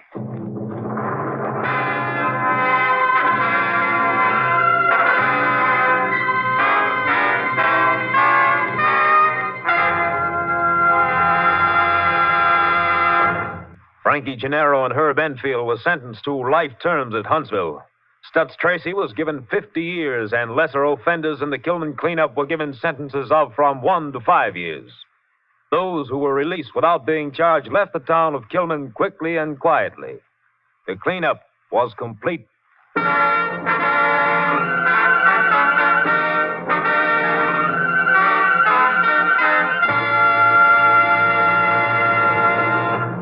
And now, here again is the star of our show, Joel McCrea. Folks, here's a special announcement I think you'll be interested in. You will next hear Tales of the Texas Rangers beginning Sunday, 1 week from tomorrow. Yes, we're moving to a brand new time on Sundays, beginning Sunday, October 8th. I hope you'll make it a point to hear us at our new time, beginning in just 8 days. Good night, folks. See you next Sunday. A week from Sunday, Joel McCrea in another authentic reenactment of a case from the files of the Texas Rangers.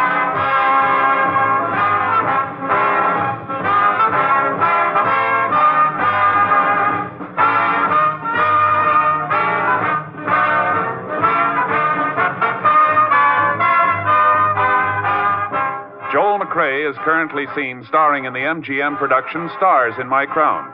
Tonight's cast included Tony Barrett, Lou Krugman, Paul Frees, Tom McKee, Herb Ellis, and Byron Kane. This story was transcribed and adapted by Joel Murcott, and the program was produced and directed by Stacy Keach. This is Hal Gibney speaking, and reminding you to be with us again at our new time, 1 week from tomorrow, Sunday, October 8th.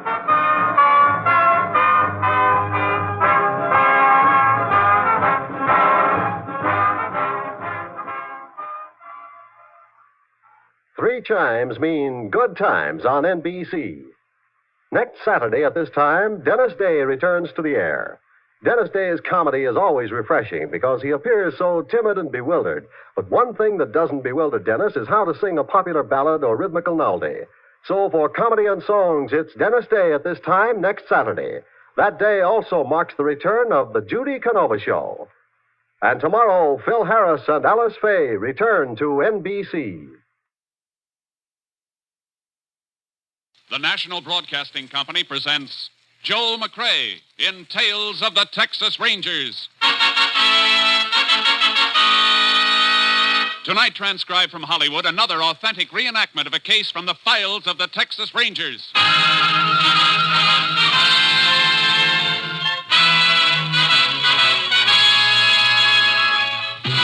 Tales of the Texas Rangers, starring Joel McCrea as Ranger Jace Pearson. Texas, more than 260,000 square miles, and 50 men who make up the most famous and oldest law enforcement body in North America.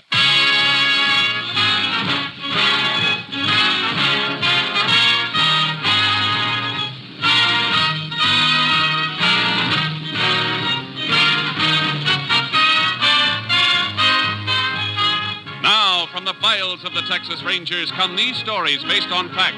Only names, dates, and places are fictitious for obvious reasons. The events themselves are a matter of record.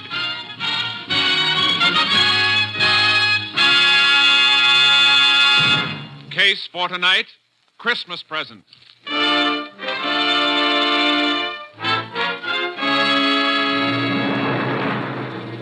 It is 2 p.m., December 21st, 4 days before Christmas in the Depression year of 1931. On a city street corner in North Texas, a man dressed as Santa Claus suddenly leaves his post beside a large red pot labeled Help the Poor. Shivering with cold, he enters the newly opened building of the Panhandle Equity Bank and approaches the bank guard. Say, mister, you mind if I stay in here a few minutes, warm up a little? I sure don't. I've been watching you through the window. Don't know how you stood it as long as you did. Oh, this Santa Claus outfit's pretty warm at first, but then the cold sort of creeps in on you. How long they expect you to stand out in that? Oh, 8 to 2. 6 hours, that's all. Well, it's 2 o'clock right now. You can go home. Not till my relief man shows up, I can't. Can't leave till he gets here. Some money in the pot out there. Oh. Well, why don't you wait right in here till you see him? Well, I was hoping you'd say that, because I'm sure... Oh, there he is now. Just drove up in a car. Oh, he can't leave a car parked there in front of the bank. There's a time limit on parking. Well, I think he's just wondering why I'm not there. I better go out and... Oh, he sees me. He's coming in. Howdy. Howdy. Was wondering when you get here. God let me come in and warm up. I hope your Santa Claus suit is warmer than his. We'll be closed up by the time you need warming. I don't think I'll get very cold. I got a Colt 45 in my pocket, pointed right for your belly. Now, don't move. Oh, don't move, he said. Keep your hand away from your gun. You guys are pulling the stick up. No kidding. You figured that all out by yourself, stupid? Let's make it a nice, quiet stick up, huh? Just walk to the rear of the bank with us, take us through the door to the money in the vault. Now, go on. You'll never get away with this. You just trying to attract any attention. You'll never live to know whether we're doing or not. All right. Open that door. The girl by the desk has to open it. It's button control. Well, tell her you won't in. Miss Keene. Oh, I'm sorry, Mr. Lovett. Your Santa Claus friend's coming in with you? Yeah. We're so busy, I didn't even notice it. Something wrong, Mr. Lovett? You look kind of sick. You'd be more than sick if you let out one yell. They got guns in their pockets, Miss Keene. Watch your mouth, sister. Nobody else can see us now. Take his gun. I've got it. Now, sister, whether he lives or not is up to you, understand? What do you want me to do? Open the case of those money trays. Get to it. All right. You got the sack.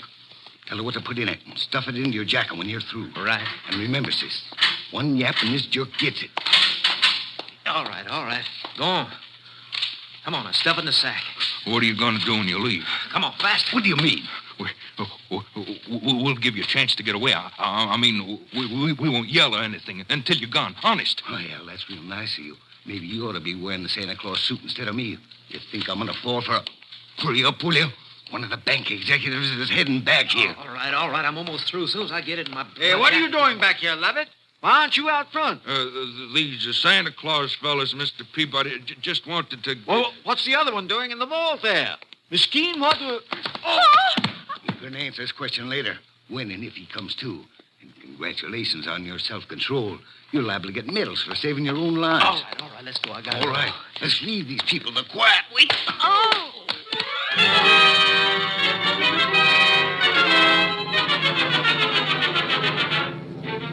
A statewide alarm was put out to all law enforcement agencies in a matter of minutes, but the perpetrators of the Santa Claus stick-up had vanished.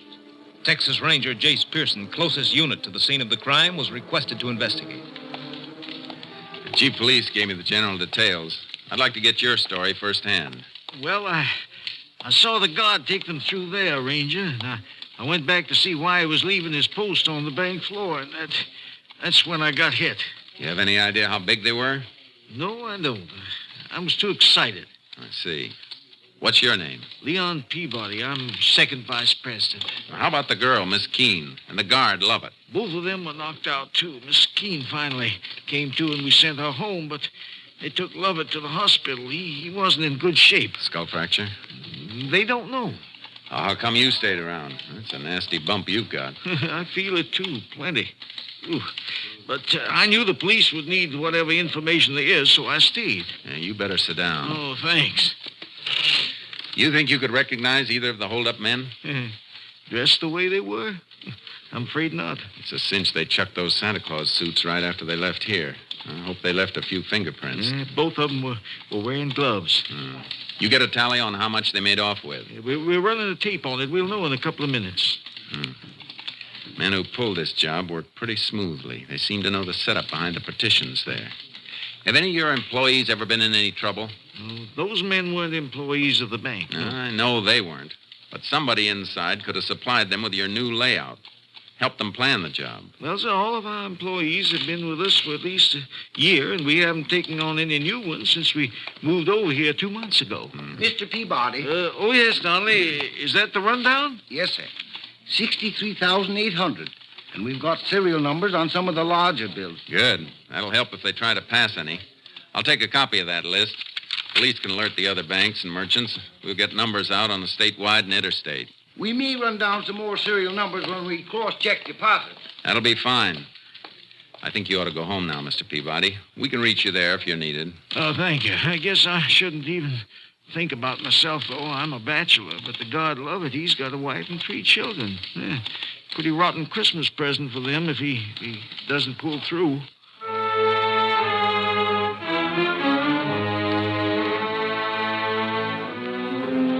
I paid a call on Miss Keene, the girl who'd been slugged, but she was in a state of shock and hysteria. By nightfall, all possible angles had been checked, and we still didn't have a lead. My boss, Ranger Captain Stinson, flew in, and I met him at the airport and drove him to town. You talked to all the welfare agencies that have Santa Clauses stationed on the streets? Yeah, and every man they have checked out clean. It was a phony setup, Captain, even though one of the bandits spent the whole day right out in the corner outside the bank. Well, that was smart. Well, the bank guard used to seeing him.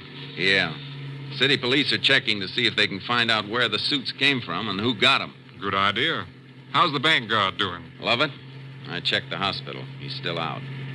No fracture, but they can't bring him around. He may have... KTXA to Unit 10. That's yours, Jace. Yeah. Unit 10. Go ahead, KTXA. City police report stolen car found in alley off Crockett Street between Maple and Lolly. Maybe car used in Panhandle equity bank robbery. Police chief requests your assistance. 10-4. Proceeding there immediately. 10-4. Unit 10, clear. KTXA Austin. We better get there fast. This may be the break we need.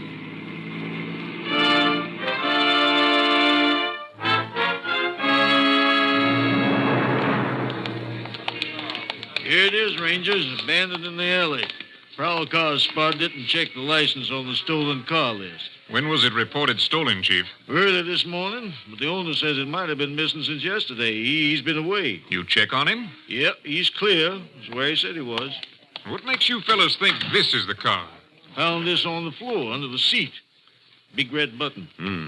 Off a Santa suit, all right. I'm going to climb in behind the wheel for a second. Ask one of the men in the prowl car to flash his light this way. Sure. Let's have a spotlight here, will you, boys? Okay, Chief. That do, Ranger? Yeah, that's fine. Hey, have any of your men moved this rear vision mirror, Chief? Nope. How about this front seat? You slide it back to get that button you found? No, just saw it under there and reached in and got it. What are you trying to figure, Jace? The last fellow who drove this car was pretty big, about an inch or inch and a half taller than I am. What makes you think so? Because the seat's all the way back where it would be for a tall driver. And I have to raise myself a bit to get a clear view through the rear vision mirror. Hey, that's good thinking, Jace. Yeah, but maybe he didn't touch anything. Maybe he left the car just like it was when he stole it. I'll give odds against that. A man who's getting away from a bank stick-up wants to know what's coming behind him.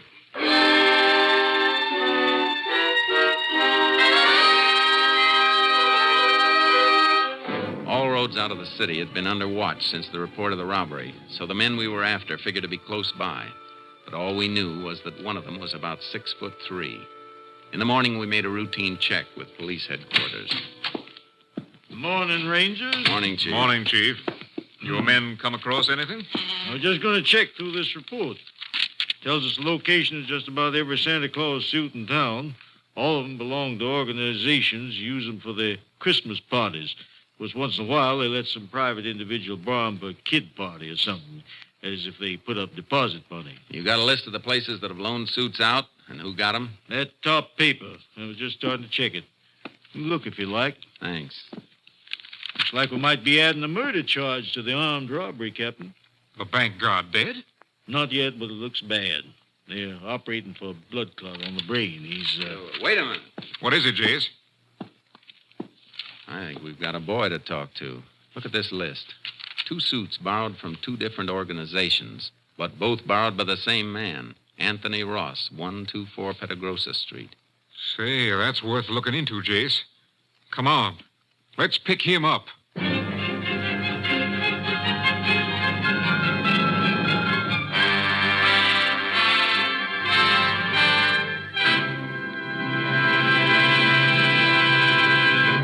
You are listening to Tales of the Texas Rangers, starring Joel McCrea as Ranger Jace Pearson.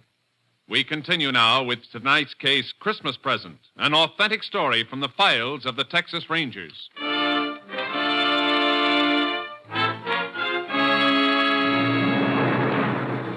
The home of Anthony Ross at 124 Petagrosa Street turned out to be a rundown shack on the outskirts of town.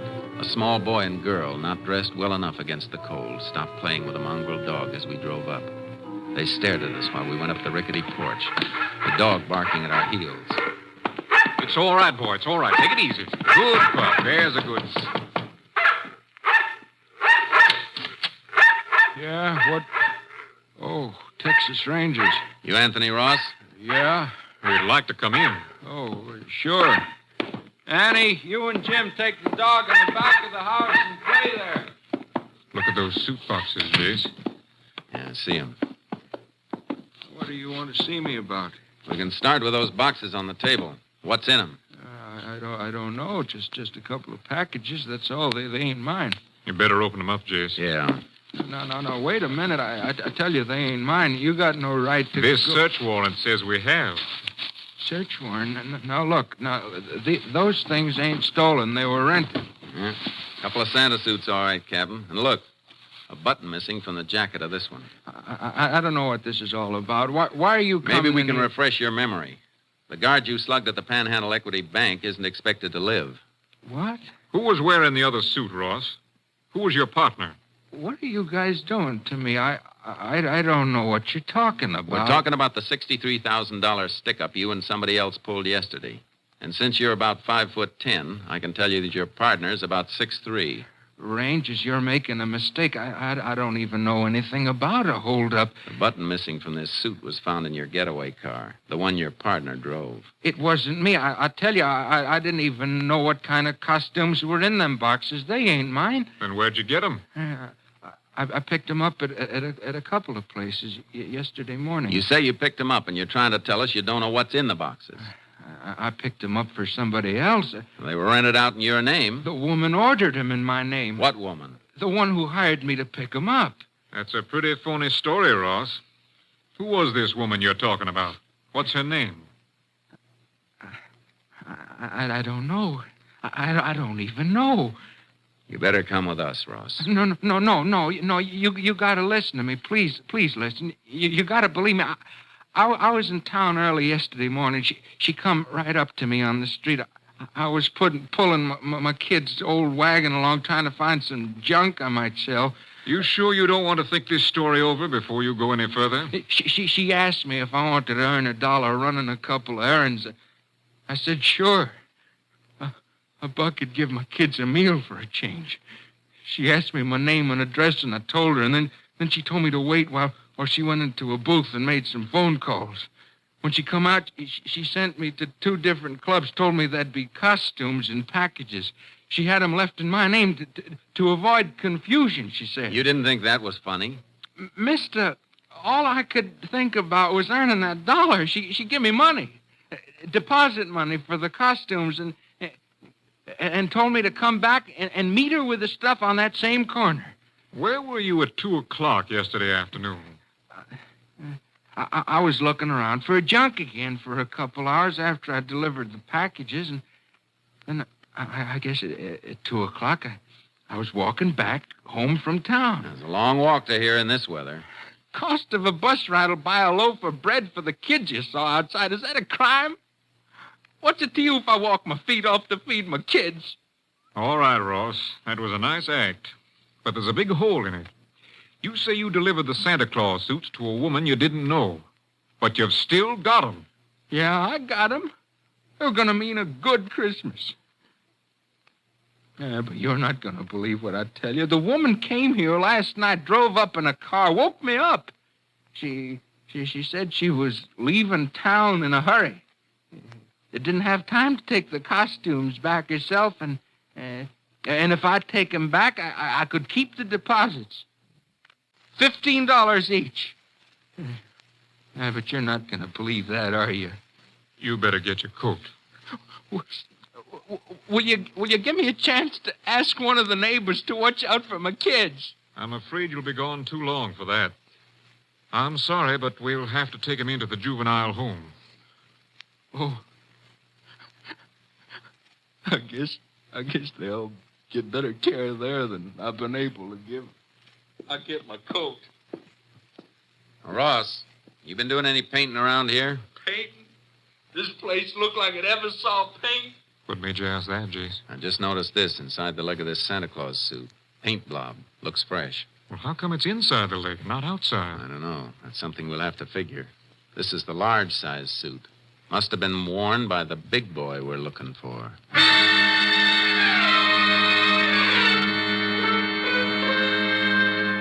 The captain and I did a job we hated, dropping the Ross kids off at the juvenile home. Sometimes it's the only thing to do. They cried for their father. Always makes something inside you cry a little with them. We took Ross to the jail and locked him up. Well, that seems to be it, Rangers. By the time he comes up for trial, he should be ready to name his accomplice. That is, if we don't find him before then. I'd go along with that, Chief, if we'd found any money on him or in the house, even a few dollars. Kids got under your skin, huh, Jess? They got under yours, too, Captain. You know it. Yeah, but we got to remember, that bank guard has kids, too. You got any late reports on him from the hospital? Man stationed there says the operation is over. Don't know how it's going to come out yet, though. You might as well go over there and check with the doctors, Jace. I got to get back to company headquarters. Do me a favor, then. You're heading toward Austin. Take the Santa outfits with you and have them sent on to the lab. Get an analysis of that paint in the trousers. Maybe some traces in the boots, too. Well, how come the boots? They're made to go on over regular shoes. I figured that paint stain on the inside of the pants came from a blob of paint on the shoe of the man who put them on. I see. All right, Jace, you want to know the content of the paint and see if lab can run down the source, is that it? Yeah. You working up to some kind of a lead? Maybe. A few things I'm trying to fit together. Maybe they won't fit. If they do, though, you'll hear from me.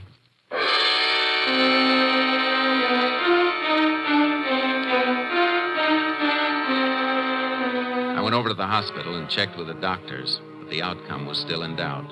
The guard's wife was there, face twisted with worry and fear. There was nothing I could do to help, so I got some sleep. Then in the morning, I went back to see the police chief. Oh, Ranger, I'm glad you dropped in. I just had a long-distance call from your lab headquarters at Austin. Report on that paint. Mm-hmm. Here, I wrote it all down. Paint is manufactured right here in town. Brand name is Light Glow. Light Glow, huh? Mm-hmm. Can you get a list of local painting contractors who use it? Well, I reckon just about all of them do. It's good paint, and this wouldn't hardly be Texas if we didn't deal with a local outfit, would it? No, it wouldn't. Thanks a lot. I'll see you later. Where are you going? Over to the Panhandle Equity Bank.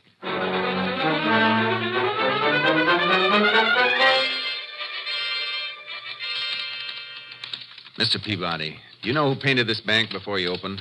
Well, there was a contract for the building, included the painting. I guess that was done on a subcontract. Can you find out from the contractor? Sure, but do you mind my asking why? I told you the day of the robbery. Everything was too well planned. Like the men who did it knew the inside of the bank. Yes, I remember you saying that.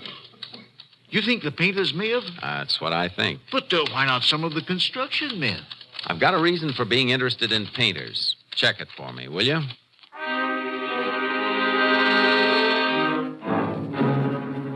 He checked. Contractor gave the name of the painters. 2 men, Eddie West and Martin Poggin. They'd been working the day of the robbery, he said, at a house on the north side of town.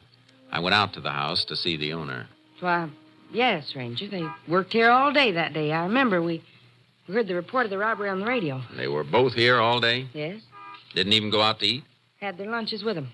Kind of smelly when the house gets painted. Most women usually get out of the way. I wanted to watch them, so I was here every minute to see they didn't get sloppy. I like things neat. I see. Well, thanks, ma'am. I'm sorry I bothered you. Why are you asking about them, Ranger? Nothing important. Not as long as you say they were here. Goodbye, ma'am. Merry Christmas to you. Yeah, the same to you, Ranger. Merry Christmas. She was the alibi for Eddie West and Martin Poggin. But she was too nervous about answering a few simple questions. Nervous enough to make me wonder. I went back to the jail, got Anthony Ross out in my custody, and drove him to the north side of town. All right, get out, Ross. We're going in here for a minute. Why? What are you trying to frame now? I just want you to meet somebody.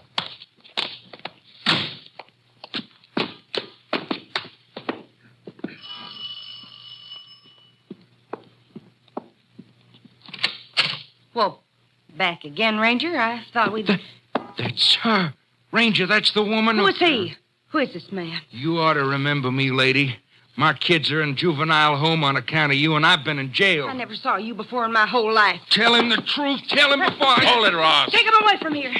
Go away, both of you. Ranger, I got those costumes for her. For her! You're a liar, a liar! That word fits somebody, all right. Can I come in and have a look around, ma'am? What for? What do you want? I want to check over the painting job to see if it's just new painting or if there's some new plaster under it someplace. You can't come in. You have no right. The boys you're alibying for must have come back here after they cracked the bank. Because you must have picked them up in your car after they ditched the one they're using. I don't know what you're talking about. Wouldn't carry the money on them. Did they cover it up here, safe under fresh plaster and paint until it cools off? No. I You can call for a search warrant and wait till a crew comes and tears this place apart. It'll go better for you if you don't try to cover. The money isn't here. Well, come on. Where is it? It's here, all right. In that wall. Behind the picture. Come on, Ross. Now, which one's your boyfriend? Hogan or West? Eddie. West. He said we'd get married. Go to Europe next year. You'll all go someplace next year, but it won't be Europe. West about 6'3". Yes. How did you know? I got an early Christmas present. Somebody sent me a crystal ball. As soon as I call the police and dig out that bank money, you're coming with us. Ranger, I'm clear now, ain't I? Looks that way, Ross, but you'll have to go back to jail for a while and be checked out by the local police. That won't take any longer than it'll take me to pick up Eddie West and Martin Poggin.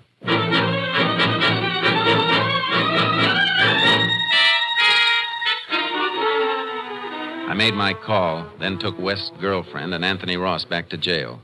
Poggin and West were playing it smart, working right up to Christmas Eve like a couple of house painters would be doing. I found out where they were working, a loft of a warehouse. Local police covered the building while I went in.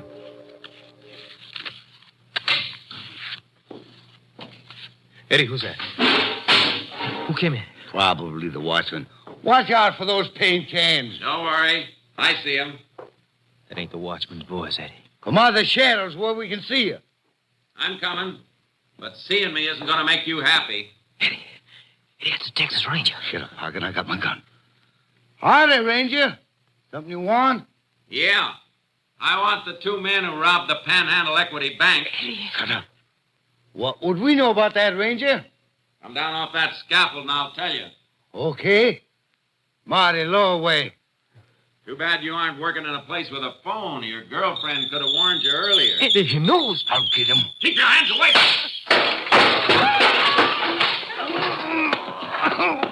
I'm hurt. I'm bleeding. I just nicked you when you tried to dig for that gun in your pocket. You're not hurt. We didn't do nothing, Ranger. Somebody should have told you that the real Santa Claus gives. He doesn't take. Get up and try this present I've got for you. A pair of handcuffs.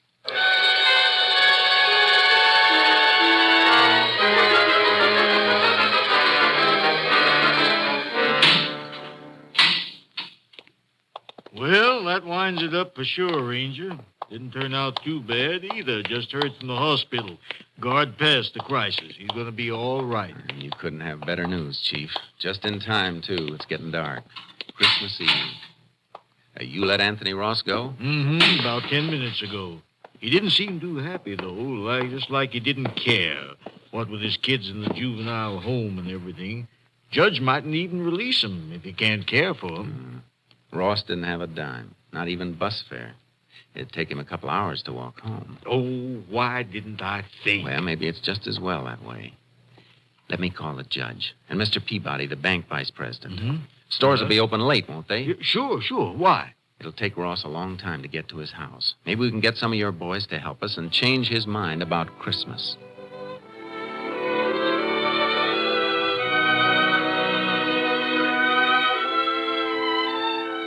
There's Ross. You hear him coming up the walk now? Mm-hmm. Coming slow. His tail is dragging. Yeah. Not that I blame him. Are the kids asleep? Yeah. All bundled up in them new blankets. Shh.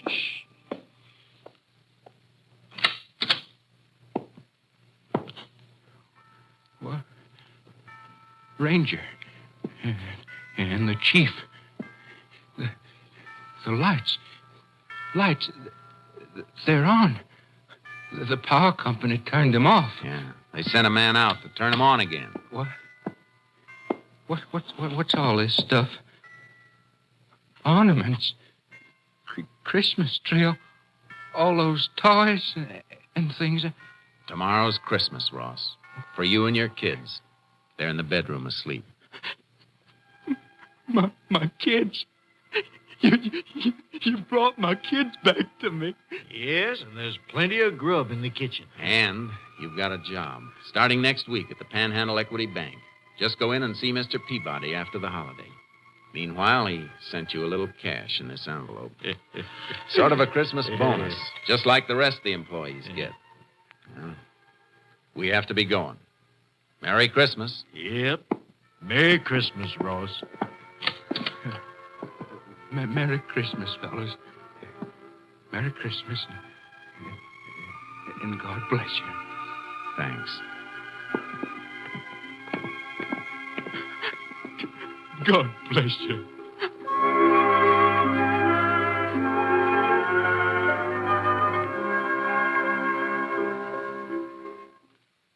On behalf of all of us on Tales of the Texas Rangers, this is Joel McCrae wishing you a very Merry Christmas. Next week, Joel McCrae in another authentic reenactment of a case from the files of the Texas Rangers.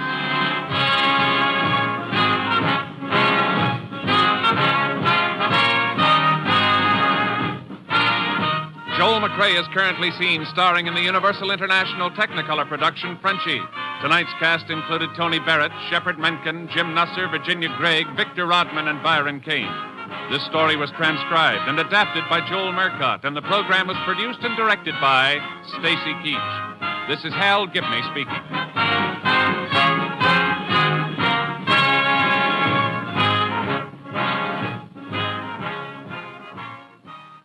Three chimes mean good times on NBC. Monday means music on NBC, and for your Christmas night listening pleasure tomorrow, the Voice of Firestone presents soprano Eleanor Stieber in a thrilling selection of Christmas melodies. Next, Jack Parr calls a Marine veteran in Japan on NBC.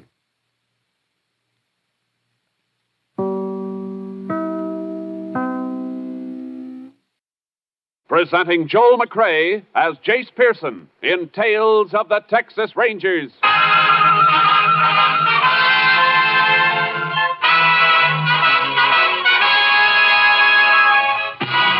Tales of the Texas Rangers, authentic stories from their official files. Texas, more than 260,000 square miles, and 50 men who make up the most famous and oldest law enforcement body in North America.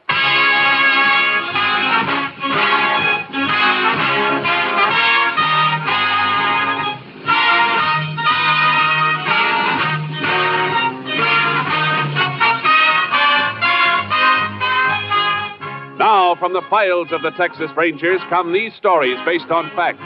Only names, dates, and places are fictitious for obvious reasons. The events themselves are a matter of record.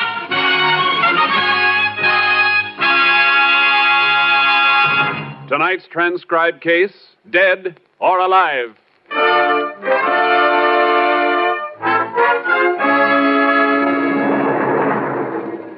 At exactly 9:13 a.m. on Wednesday, April 16th, 1947, the French freighter Grand Camp, carrying a highly explosive cargo of ammonium nitrate fertilizer, blew up in the harbor at Texas City, Texas.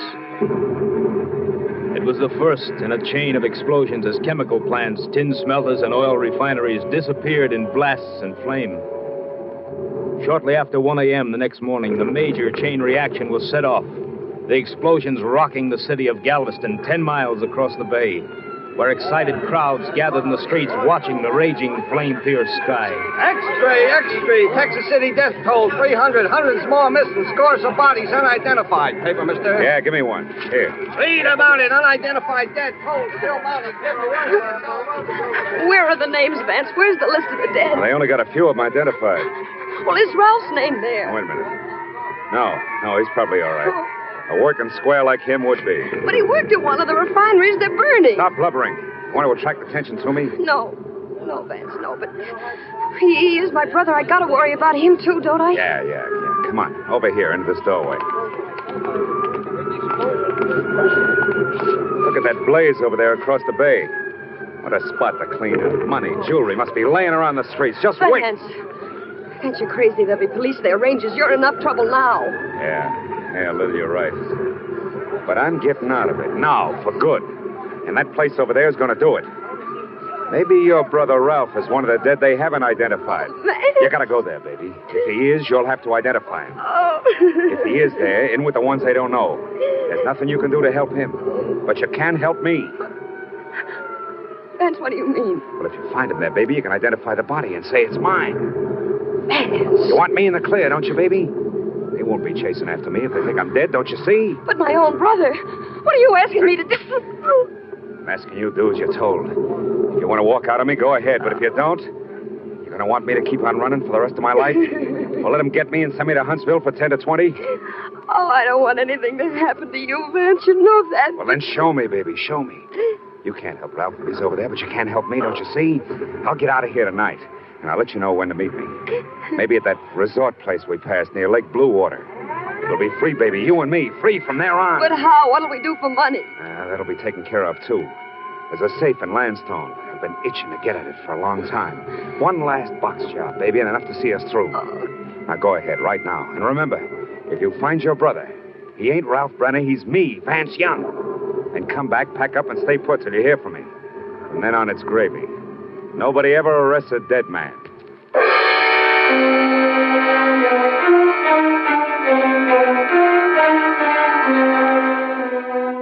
By Friday morning, April 18th, more than 200 bodies, many still unidentified, were laid out in the Texas City High School gymnasium. Texas Rangers, including Ranger Jace Pearson, were on hand to help distraught relatives make identification.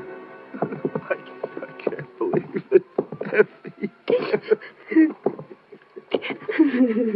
You're sure your husband isn't in any of the other places where bodies are being held? No, Ranger. He may be all right. Lots of men have been so busy helping others, he may be one of those. Oh, if only he isn't here. Let's hope he isn't. The embalmers are still working on more bodies over at McGar's garage. It's the only place handy. Keep your hopes up, but don't hope too much for a while. I'll be all right. Might as well start looking through this next row now. They're pretty bad cases. Recognize anything on this one? No.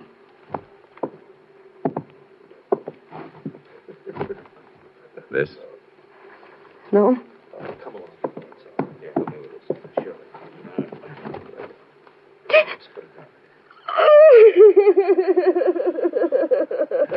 I'm sorry. I'm very sorry, ma'am. Are you sure? That ring on his finger. I gave it to him a long time ago. Yeah, I know. It isn't easy, but try and get a grip. I'm all right, Ranger. You better give me the name for the tag. His name is... Vance. My husband, Vance Young.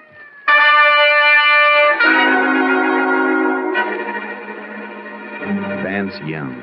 The name burned in my mind like a branding iron. There was no time to ask her, and yet I had to ask. It was part of my job. I waited until we got out into the street.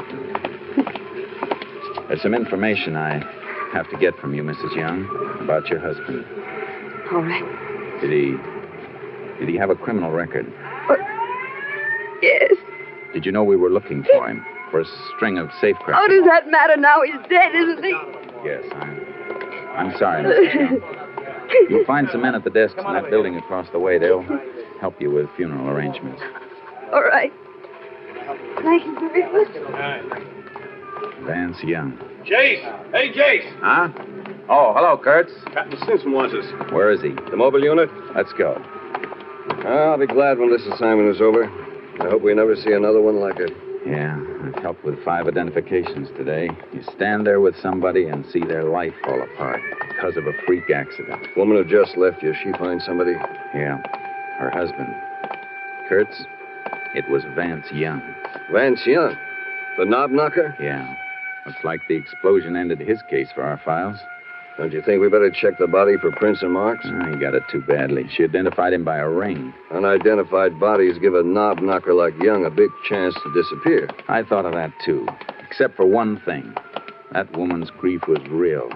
She wasn't faking it. A week passed. A week of horror and nightmares, till the fires in Texas City were controlled and stopped, and men with tight lips and grim courage started to rebuild the ruins. Most of us Rangers went back to regular duty in our regular areas. Then one day, while Bud Kurtz and I had just finished a routine job and were driving back to headquarters, a call came through via shortwave.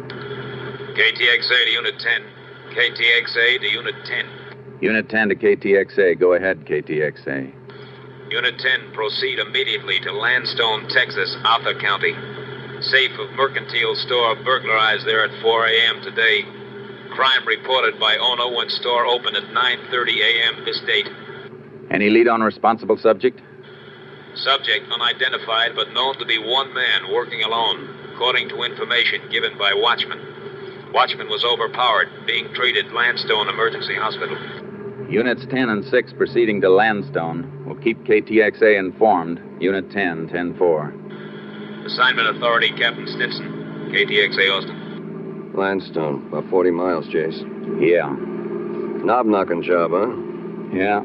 At least, though, there's one safe specialist we can eliminate right from scratch on this one. Who?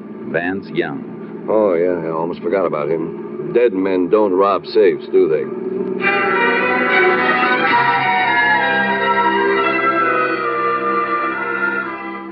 We reached the Landstone Mercantile Store at 11:15, and Sheriff Joe Pastroni showed us through. These back rooms are used for storage. He came in through the back, went through that door over there to the general office. That's where the safe is. How'd he get into the building? Forced the watchman to let him in. Watchman patrols this whole area, door shaker. Has keys to get into all the stores if he sees anything that looks funny. And then he must have met the safecracker outside. Yeah, I guess so. Watchman was pretty dazed this morning. Well, the doc is patching him up at the hospital. Deputy will drive him back here as soon as his head's fixed. Now, as you can see, been over everything for fingerprints. You find any? Sure, hundreds. They probably all belong to employees of the store. The best bet is to check the prints on the safe first. Already did that. Only 2 sets. Owner of the store and the bookkeeper. Well, that won't tell us anything, Jace, unless one of them robbed the store. It isn't likely. Better have a look at the safe now, Sheriff. Sure thing. Our last office back here. What make is the safe, Sheriff? It's Will's Atlas, new model. It's a tough box, Jace. Steel and wrought iron plates and more alarm wires than a marionette show. Yeah, but a good safecracker could divert the alarm circuit without tripping it. And the box is a cinch because he's got the wire holes to start working on. Here we are.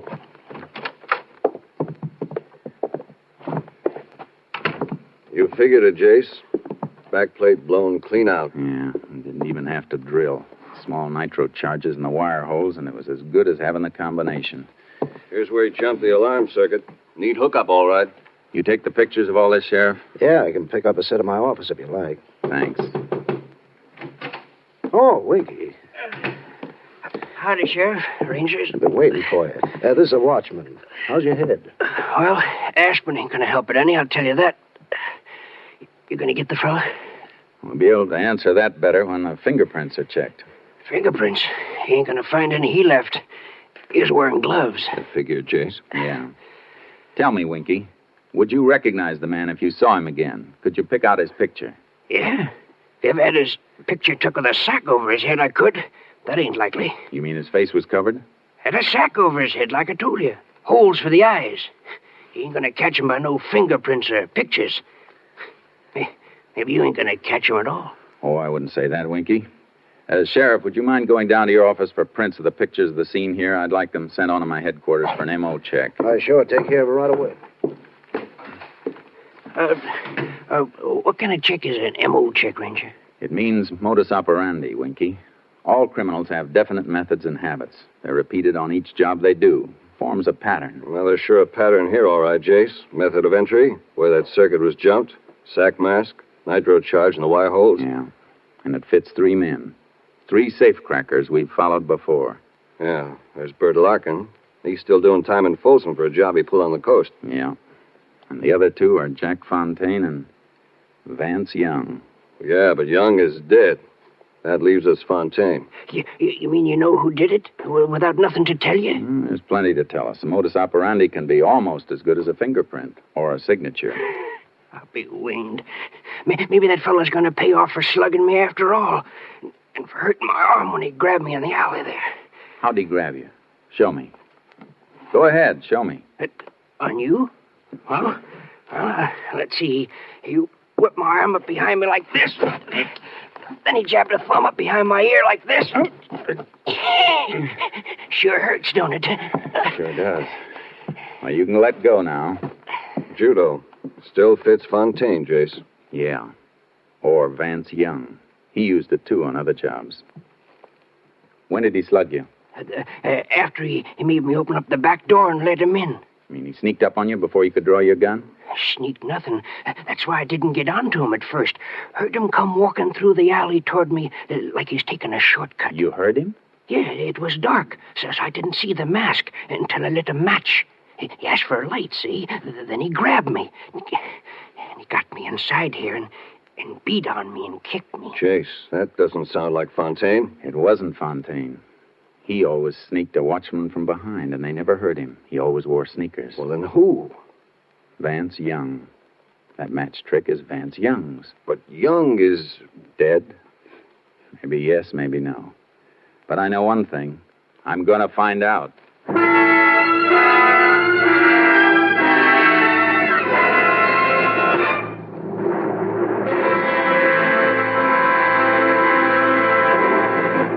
You are listening to Tales of the Texas Rangers, starring Joel McCrea as Ranger Jace Pearson.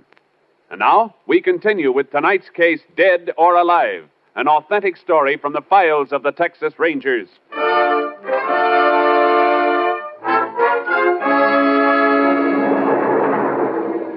I headed for Texas City and Galveston. Kurtz and I had no way to move until we knew for certain whether Vance Young was dead or alive. As we drove, I put through a request for headquarters to dig up some information. We were still on the road when KTXA came up with the answers. KTXA to Unit 10. KTXA to Unit 10. Unit 10 to KTXA. Go ahead, KTXA. Have information you requested. Woman who identified body of Vance Young in Texas City gave name as Lillian Young, residing at 410 Harbor Lane, Galveston. Deceased was wearing ring used in identification. Has subject Lillian Young claimed ring? No claim has been filed yet. Ring still being held at property claims in Texas City. Unit 10 also requested check on place where body identified as Vance Young was originally found. Body was among those recovered from debris of Amalgamated Refinery Plant 7. Unit 10 believes identification may have been falsified. Possibility Vance Young still alive. Units 10 and 6 continuing investigation. May be tied in with robbery in Landstone, Texas. Proceed and keep KTXA informed. Authority, Captain Stinson. Unit 10, 10-4. KTXA, Austin. You get that address, Kurtz? Yeah, 410 Harbor Lane, Galveston. If we're right, she may have cleared out by now, but we've got to try it. What do you want me to do? I'll drop you at Texas City. Get that ring and check every living person who worked at Amalgamated. See if any of them remember that ring and the man who wore it. Right. I better call KTXA again and have that marriage record traced. Find out when and where that woman married Young. What her maiden name was, everything we can get. We'll be in Texas City in a couple of minutes. I can start the check from there and bring the information to you where we meet. The Harbor Lane address in Galveston.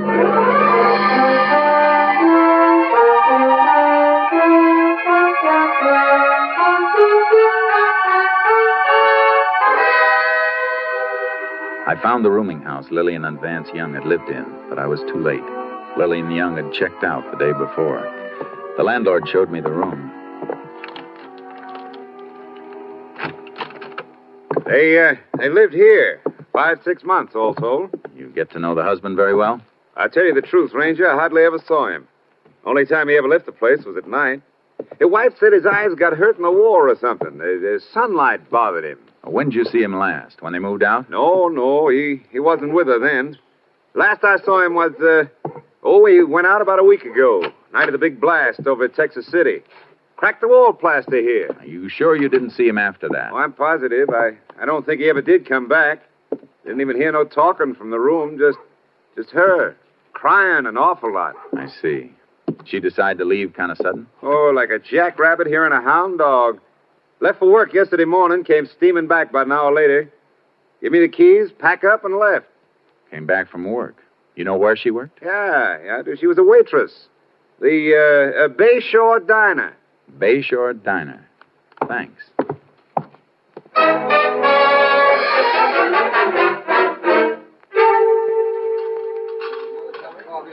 So she up and quit on me just like that yesterday morning, right smack in the middle of the breakfast rush, too. Because the postman come in and give her a special delivered letter. Who was it from? Who was it from? With 20 orders of ham and in the fire, I got time to read a mail? All I know is she leaves me the serving, the dishes, and the cleaning and everything. Stop beefing, Chuck. That little old gal had trouble. Yeah, you should talk. All you got to do is drive one cab. You don't have the serving and the dishes and the Why cleaning don't and everything. you find yourself a little old chaplain to hear your troubles and give me some coffee? Come on. Okay. Maybe you can tell the ranger more about Lil than I can. Hanging around her, making eyes at her all day. You took her out when she left here. Is that right, driver? Did she leave here with you? Well, she hired my cab, if that's what you mean. Where'd you take her? Well, I took her home, waited while she packed some things, then rushed her to the bus depot. She said somebody in her family was sick and she had to go help them right away. I guess that's what the letter was about. I was sitting there having my breakfast like I always do, and Yeah, I understand. But what about the bus depot? You know what bus she caught? The northbound toward San Antone. Cut it mighty fine, too. Got there just about a minute before the bus pulled out. Would have made it a lot easier if she didn't make me come dashing back about a mile after we left here. Back here to the diner? No, back to the laundry down the street. Guess she had some stuff in there. Although, she didn't bring a bundle out with her. Then on top of that, she says she can't pay me. Not that I'd mind, except for the 10 extra blocks back to the laundry. I could have put the flag back up if she told me beforehand. You say the laundry's right down the street. Yeah, about half block. Thanks. I'll walk down. Hey, Jace! Hi, Kurtz. Fellow at the rooming house told me you came down here. Yeah. Find out anything on that ring? Plenty. Couple of men who worked at Amalgamated recognized it. Belonged to a plant man named Ralph Brenner. Then it wasn't Young's. No. I got that rundown on Young's wife. Her maiden name was Lillian Brenner. The guy she identified was her brother, not her husband. Then that's why she was broken up. I knew that part wasn't an act. Come on. Where are we going? We're going into the laundry business.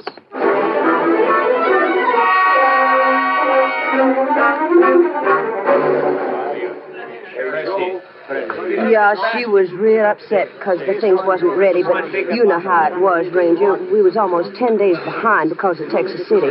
They was even using our delivery trucks for emergency over there. Some of our men left the job to help out. Yeah, sure. But what did she leave here? Waitress uniforms? Oh, lands, no. Diner up there has a regular uniform service. All she ever left here was men's shirts. Probably Vance's shirts, Jace. Yeah. Real good shirts, too, Ranger. Kind you don't have to starch at all. And real fancy colors, too. Dude wouldn't want to be found dead in some of them. Did she say she'd be back to pick them up? Oh, no. She asked me to send them to her, COD. Said she needed the money she had on her for traveling. Shirts like that, you'd think her and her man was living off the top of the hog, but... Sure. But did she give you an address? Oh, yeah, I got it right here in this book. Right here. She wrote it down herself. General delivery, Lake Bluewater. The shirts are ready now. I'm going to mail them out tonight when I leave. We'll save you the trouble. Wrap them up, and we'll deliver them for you.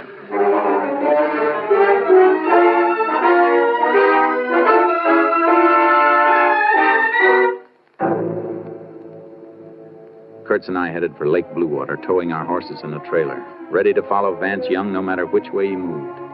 It was dark as we drove into the town. The clock on the courthouse was just striking 9. Not many people on the streets, Jace. Looks like everything's closed up for the night except for the movie and the drugstore. Better find a place and turn in.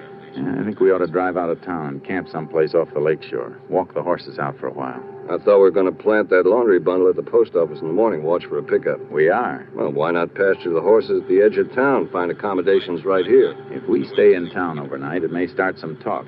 Talk drifts. We don't want to tip our hands. I guess you're right. Well, let's get out to the lake and find a campsite. Funny thing about Young's wife remembering his shirts. Guess it's force of habit for a woman. Strong thing, habit. His safe-cracking habits told us he was still alive. And now maybe her habits are going to make him wish he was dead again.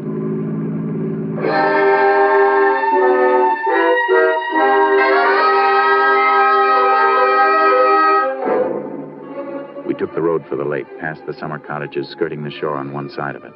Then as we rounded a curve and passed a house and a group of resort cabins, I spotted something. Hey, Jace, what's the matter? I saw something. Wait till I back up. Headlights picked it up as we came around this curve. There. Look at those. All I see is the back of a few cabins, some wash on a line. Look at those 2 shirts on the end of the line. Look like a couple of rainbows, even in this light. Hey. That's the kind of color scheme Vance Young goes in for. Shirts we have in the laundry bundle are just like those. Lights on in a few of the cabins. Yeah, I'm going to leave the car here while we have a look at those shirts. Horse trailer will make too much of a racket if we drive in. Yeah, no chance of being taken for tourists with that on the back. Better cut the motor and douse the headlights. Yeah. What was the laundry mark on those shirts we've got? 410, Mark. That was the number of their house in Galveston. Come on. Let's see if we can find it on that line. And close the car doors easy. Right.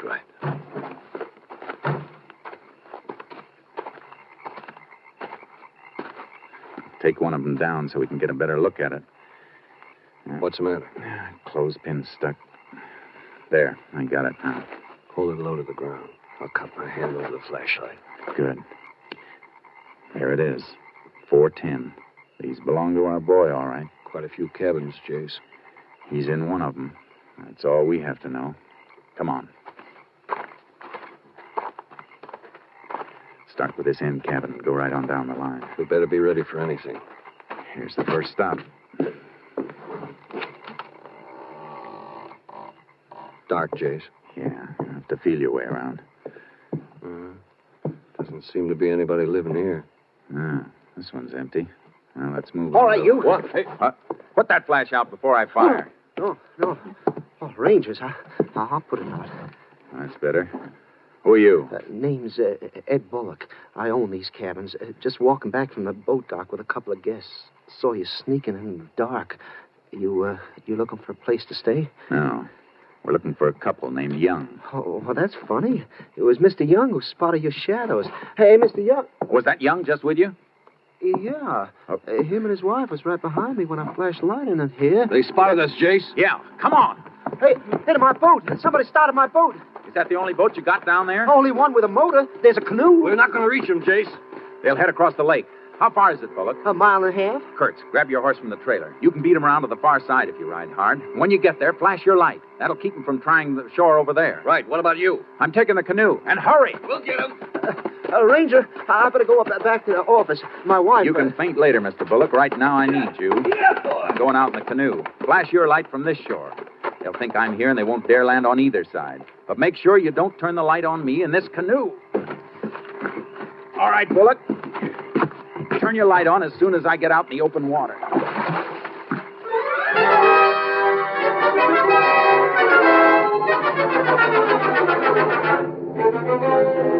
I paddled the canoe toward the center of the lake. Kurtz beat the Youngs around to the opposite shore, and I could still hear their motor when I saw the beam of Kurt's light. The Youngs saw it, too. The beam wasn't strong enough to reach them. I heard the boat in a turn, and the motor came back toward me for a moment. Then it went dead on the dark water. What'd you stop the motor for, Vance? Shut up. They're waiting for us on each shore. But their lights don't reach us. Thanks, we gotta get out of Will here. you shut up and let me think? There's a little wind. The boat will drift to the far end of the lake. But that's so slow. Well, what do you want me to do? I can't swim like you can. Why can't you use the oars? Because the oarlock squeaks, stupid. They'd hear him. Yeah, there's only two of them. They can't cover the whole shore. Gee, Vance, it's so dark. And Hey, I hear something. What? Something in the water. You're crazy. Can't you see their lights on the shore? Well, Vance, I do hear something. I see it. It's a canoe. What? Don't move, Young. I'm coming into your boat. What, you? I'll drain you with the sword. Look out! Help! Help! Let go of me. Let go! No. Hey, have you got him? He can't swim. Where he's going, it won't matter. Grab onto the canoe and kick for shore. I got a nice dry shirt waiting for him.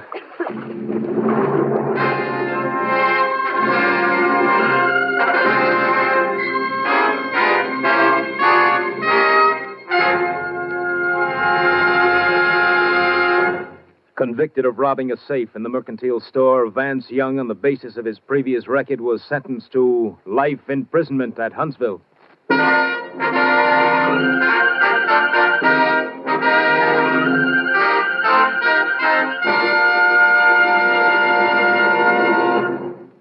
This is Joel McCrae. Many of our listeners, particularly in Texas, recall these cases we've been dramatizing, and some listeners have sent in questions about the Rangers. Yes, it's true. There are only 50 Texas Rangers. And to show you how busy these Rangers are, from 1946 to 1948, the Rangers handled nearly 17,000 cases. With Texas as big as it is, that means they cover about 4 times greater area per man than any other police officer in the world. Next week, we'll have another authentic story I believe you'll enjoy very much. Like the others, it's based on their official files, adding further glory to the Rangers. Hope you'll be listening. Good night. Next week, Joel McCrea in another authentic reenactment of a case from the files of the Texas Rangers. Joel McCrea is currently seen starring in the MGM production Stars in My Crown. This story was transcribed and adapted by Joel Murcott, and the program was produced and directed by Stacy Keach. This is Hal Gibney speaking. 3 chimes mean good times on NBC. Your Saturday hour of fun begins in 4 weeks. You'll hear Judy Canova and this young man. Hello, everybody. This is Dennis Day. On October 7th, I'll be starting a new season on the air. There'll be fun for all, lots of music and laughs. So join us for our opening show, October 7th, over your favorite NBC station. Yes, beginning October 7th, hear Dennis Day, then Judy Canova in an hour of fun on NBC. 3 chimes mean good times on NBC.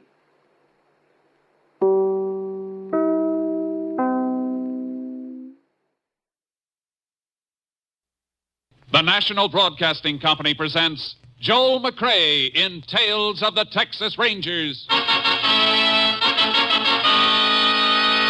Tonight, transcribed from Hollywood, another authentic reenactment of a case from the files of the Texas Rangers.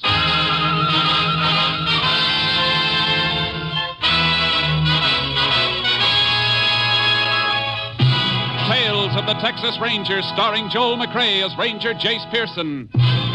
Texas, more than 260,000 square miles, and 50 men who make up the most famous and oldest law enforcement body in North America.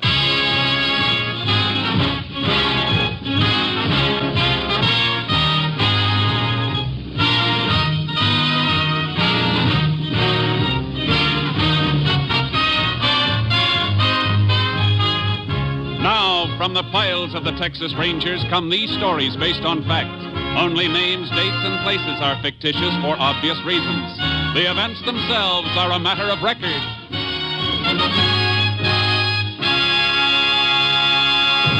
Case for tonight, Soft Touch.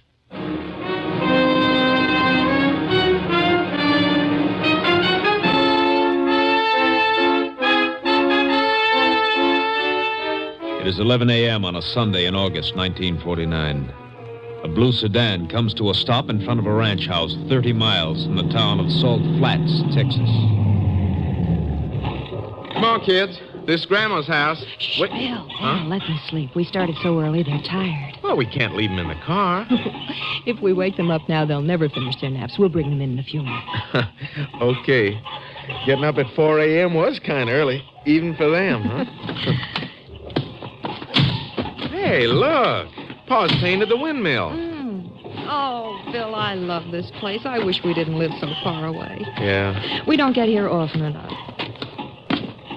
Hey, wonder where the folks are. They usually stand in the middle of the road waiting for us when they know we're bringing the kids for a visit. The door's open. Your mother's probably in the kitchen cooking enough food for a dozen. Yeah. Don't smell anything cooking. Ma? Pa? You home? Maybe they're still at church, Bill. No, they're always back by 10 o'clock. The garage door was closed, too. Pa always leaves it open when he's got the car out. Oh, then they must be in back someplace. Yeah. Hey, Ma? Pa, where are you? I've never known your mother to be any place but in the kitchen, Bill. Yeah, but she doesn't hear so well anymore. Let's take a look. Ma? Nobody here, Judy. Bill? Bill, what's that spilled on the floor at the door to the pantry? Huh? Hey, Judy, it looks like blood. Oh, Bill.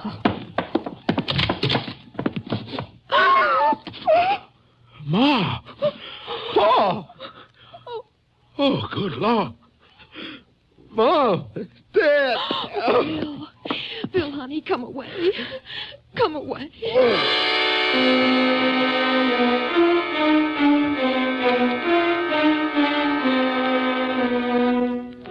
The brutal murder of the rancher and his wife was reported. Texas Ranger Jace Pearson was notified by shortwave radio. He reached the ranch house less than 1 hour after the bodies were discovered. I'm sorry to have to ask questions at a time like this, Mr. Ross. It's all right. My kids are asleep in the car, though. Mind if my wife takes them into town? I won't leave you here, Bill. Please, honey, I'll be all right. I don't want the kids to come in here even know about this. Might be best, ma'am. I'll meet you at the hotel later. All right, honey. Better tell me anything you know, Mr. Ross. Yeah. Well, we drove out from Fort Worth this morning. That's my home now. I'm a commercial artist. This is the first time we've been here in 5 months. Hello, Sheriff. Howdy, Ranger. Your wife told us to come right in, Bill. I sure am sorry. Yeah, it's... Might have known something was wrong when I didn't see your folks at services this morning. They never did miss. You better go on with what you were telling me, Mr. Ross. But nothing else to tell. Judy noticed the blood in the kitchen by the pantry door. Okay.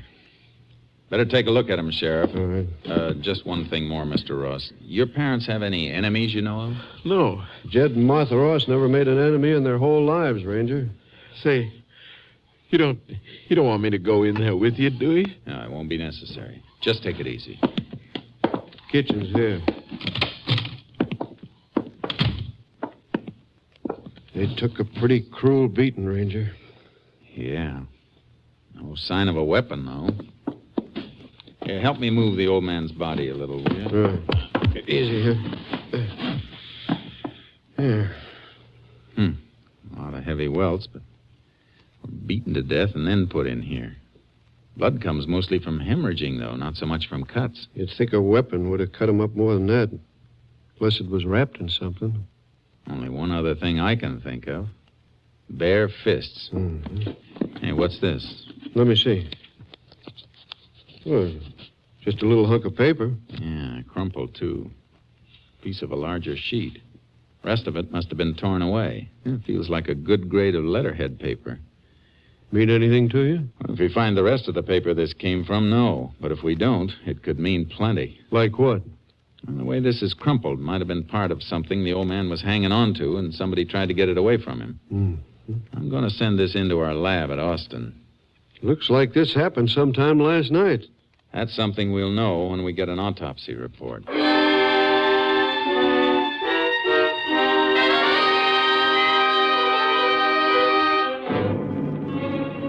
Called to have the bodies and the piece of paper picked up. Then we checked around the outside of the house. The gravel road wouldn't hold a car track. But behind the house, we found marks where a horse had been tied. I got charcoal out of the trailer, and the sheriff got a horse from the ranch barn. You went right toward the southeast quarter. Ross has 200 acres and cotton down there. Yeah, I see it. Might have ridden over there yesterday on one of his own horses. No. Horse that made this trail wasn't one of Ross's. Pony we're following has a spread hoof. Whoa. Look. See the marks? There's a bar across the frog on the right forefoot. Yeah. Wondered why you were checking the shoes on the horses back there in the barn. Yeah, that's why. Who owns the adjoining place? Other side of the cotton. Big Chuck Whitaker. Now, let's get moving. I want to have a talk with this Big Chuck Whitaker. Come on, Chuck. Here, boy.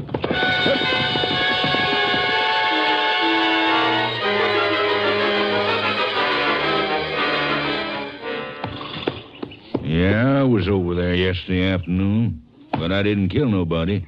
Well, that's very interesting, Mr. Whitaker, because we didn't tell you anything about anybody being killed. I know you didn't, Ranger. My phone happens to be on the same party line as the Ross Ranch. I heard their son Bill call when he found him this morning. You make a habit of listening in? I had a call to make. I picked up the phone I heard. Couldn't help it. Now, if you're through asking questions, I'd like to go back to mending this harness. That can wait, Chuck. You're not exactly broken up about losing your neighbors. Ranger, I got troubles enough of my own. Why did you go to Ross's yesterday? What time were you there? In the evening, just before sundown. Ross was fixing to have some crop dusting done again. I wanted to talk to him about it. How about doing the job for him? No, Ranger, the crop dusting plane comes down from Salt Flats. Oh. Well, go ahead, Whitaker. Yeah, last time Ross dusted the spray he carried over on my place. Some of my cattle watered down near that cotton. Made 'em sick. Yeah, Ross say he'd watch out for it? Yeah. And that was all? That was all. Then I come home. All right, Whitaker. Come on, Sheriff. All right. So long, Chuck. Yeah. Easy, boy. Here. Hey, wait a minute. Whoa. Chuck. Yeah, Chuck? Yeah, I just thought of something. When I left Ross's place just before dark, a car drove up as I came around the house. Who was in it? Man, that's all I know. You didn't see his face? No. Only thing that makes me think of it was something I noticed. Car wasn't from around here. Oh, how do you know? Well, they had one of them fancy frames around the license plate. You know the things I mean. That got the name of the town stamped on it. Did you notice the stamp? Yeah. Car was from San Antone. San Antone, huh? Thanks. Yeah. Let's go, Sheriff. Get up, Chuck. Help. Good thing he noticed that car and remembered it. Might be a big help. Yeah. Might be a big lie, too. That man's hard. He just acts hard, Ranger. Kind of sour since his wife ran off with one of his cowhands a few years back. But he don't need no harm. Maybe not. He makes a bad impression. He's liable to send more flowers to Ross' funeral than most anybody around. I've known killers to do that before, too.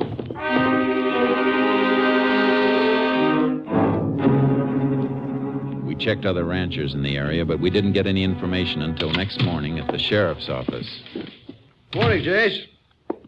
Heard anything from your headquarters yet? No, waiting for him to call me now. And what's that, the autopsy report? Yeah. Medical examiner seems to agree with your idea. Death might have been caused by a beating with fists. Pretty thorough job of beating. You read this? Yeah. Old woman died of a broken neck. Struck right at the base of the brain. Rabbit punch. Yeah. Old man Ross hemorrhaged to death, like you said. Broken jaw, broken nose, ribs smashed in under the heart.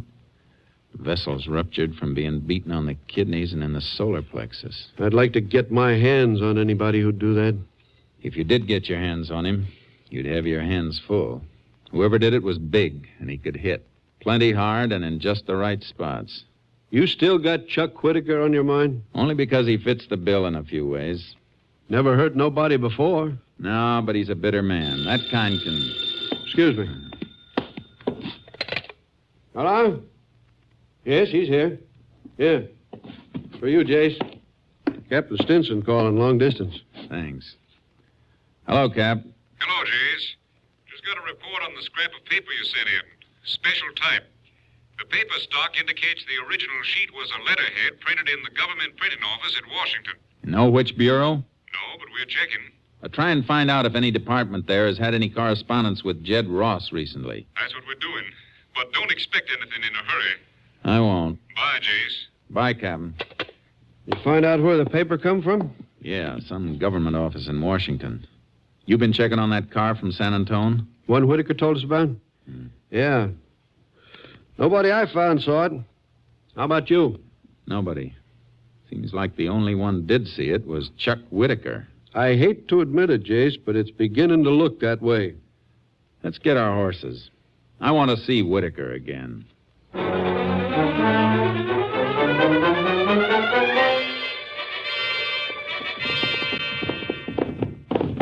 When you've known a man all your life, you hate to think he's a murderer.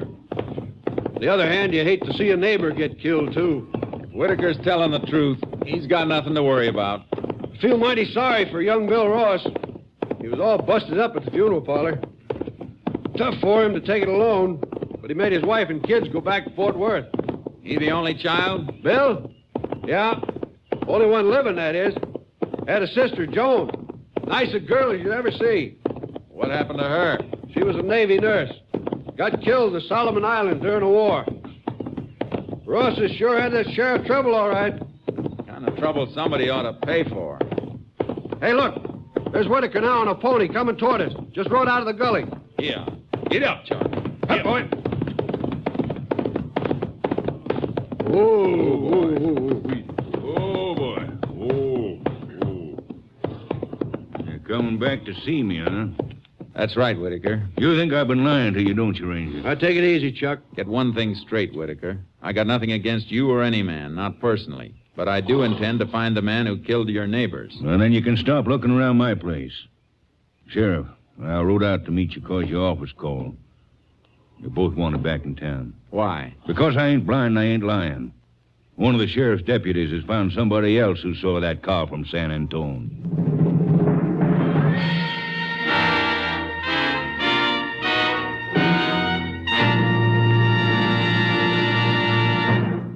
You are listening to Tales of the Texas Rangers, starring Joel McCrea as Ranger Jace Pearson.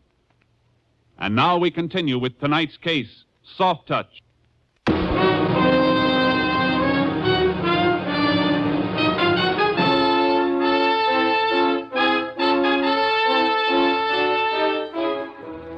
We went back to town and from there to a roadside cafe about 15 miles out the state highway.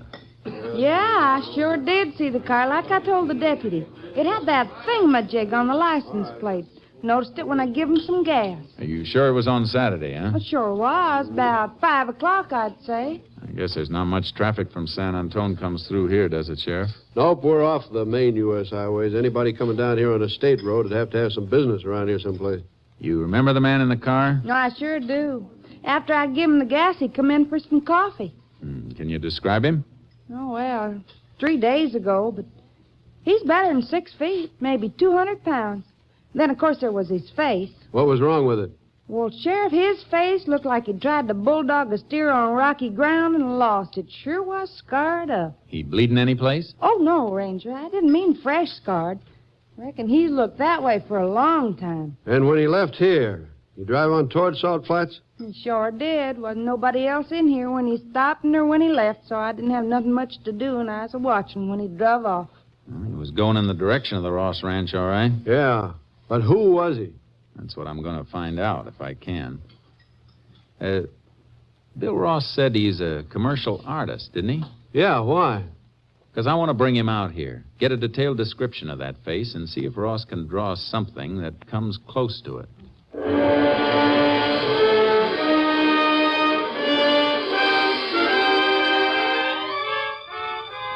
We sent for Bill Ross, but before he joined us at the sheriff's office, something else turned up. A long-distance call from Captain Stinson. We found out what that letter from Washington might have been, Jace. Good, Captain. Let's have it. Well, it might have been from the Veterans Administration. Answer to a letter Jed Ross wrote asking if they had any record of a United States Marine named Herbert Walsh. What else? Well, for some reason, Ross wanted to know if there really had been a Herbert Walsh in the Corps, and especially if he'd been wounded and hospitalized in the Solomon Islands. The piece of paper you sent in might have come from the answer the Vets Administration sent to Ross. What was the answer? There's no record of a Herbert Walsh, Jace. Does it fit anything?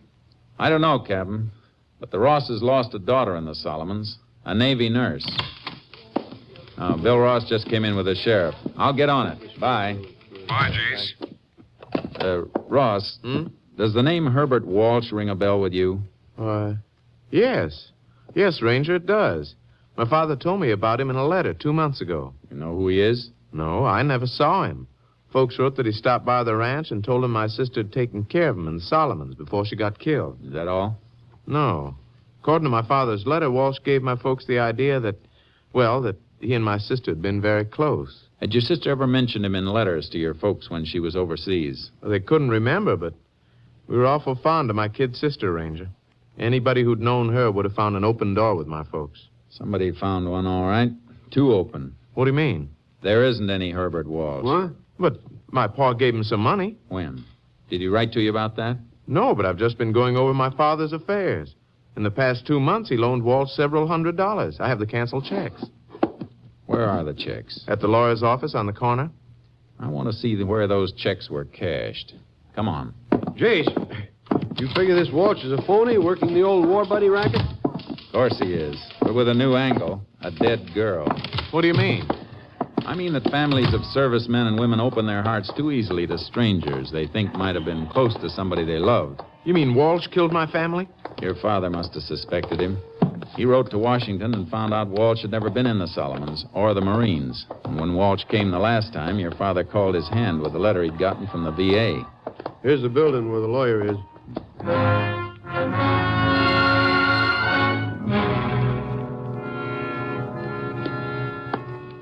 Here are the checks, Ranger. 4 of them, total of $600. Endorsed by Walsh. Cashed for him by merchants in San Antone. That car came from San Antone, Jace. That sure fits. It sure does. Let's get out to that cafe and get that sketch drawn up.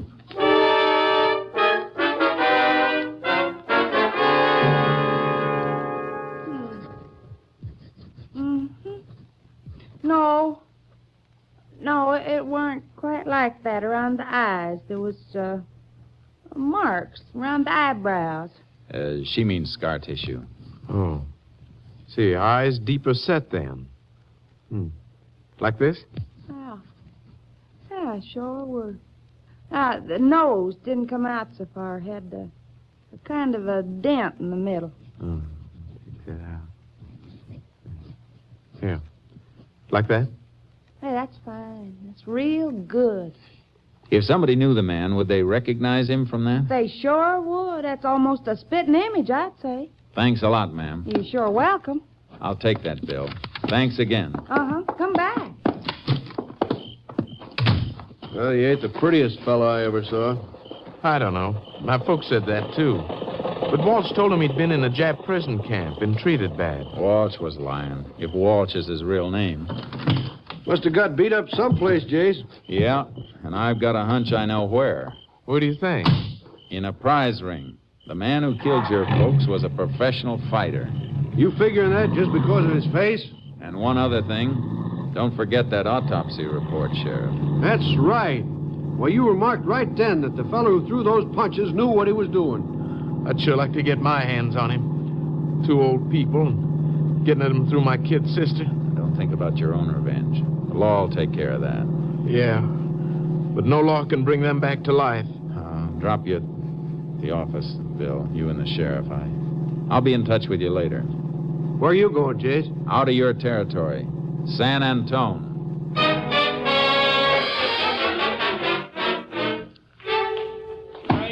All right, come on, Chris. Throw that 1-2 faster. Faster.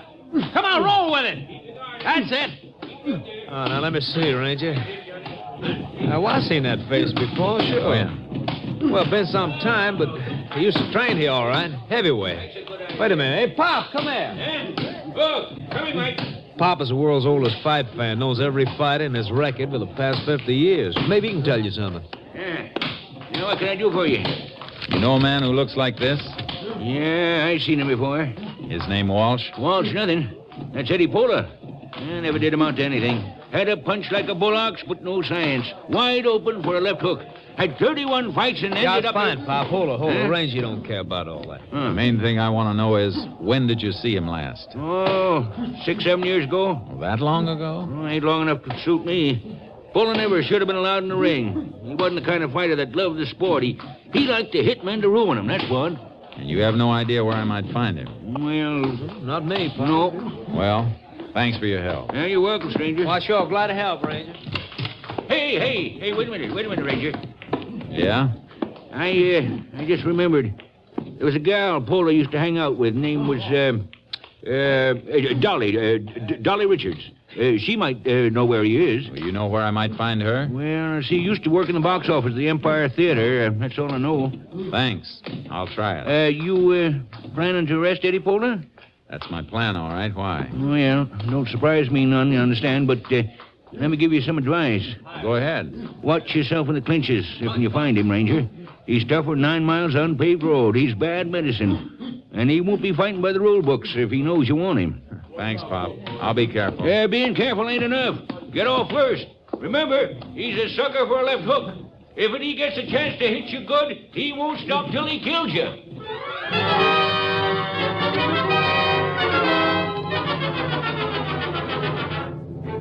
I checked the Empire Theater for Pola's girl, Dolly Richards, but she hadn't been seen for years.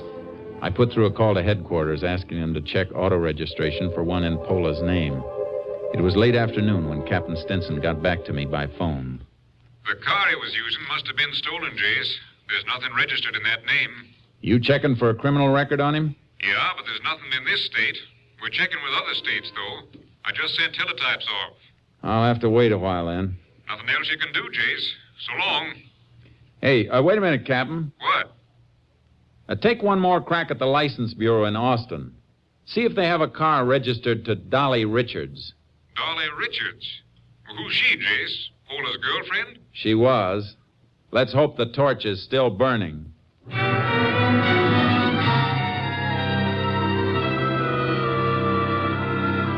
I didn't move from the phone until the captain called back.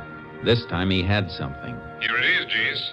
Car registered to Dolly Richards. Texas license T49753. Her address is RFD number 4 on Farm Highway 73. It's a turnoff north of Tilden. Well, that doesn't sound right to me, Captain. Car I want had San Antone marked on the license plate frame. That's still all right, Jace. Dolly Richards bought the car 6 months ago from a San Antone dealer. Frame might have been on there. That's better. Any out-of-state record on Pola? Not yet. You want to wait another hour or so? No. You can give me word by short wave. I'm heading toward Tilden.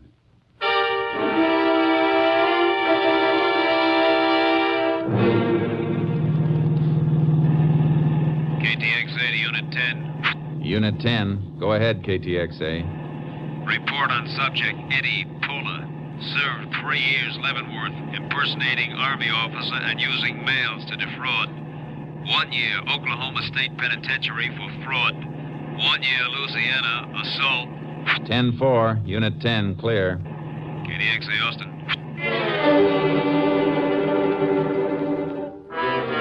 I took the turnoff north of Tilden, headed for the sprawling country ribboned by Farm Highway 73.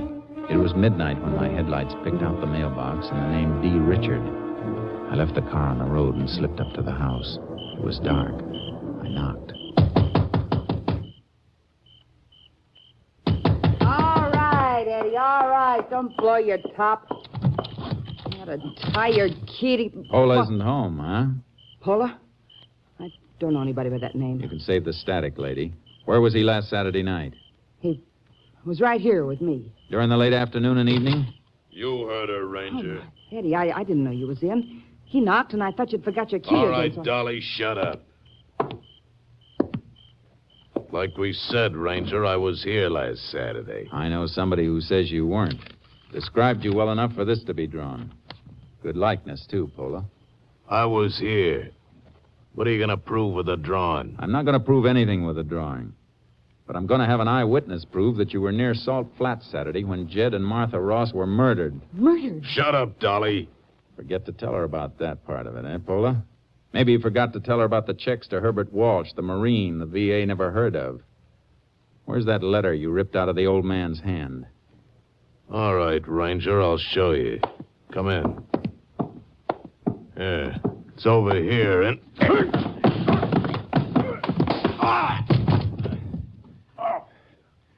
The old boy at San Antone Jim told me you were open for a left hook, Pola.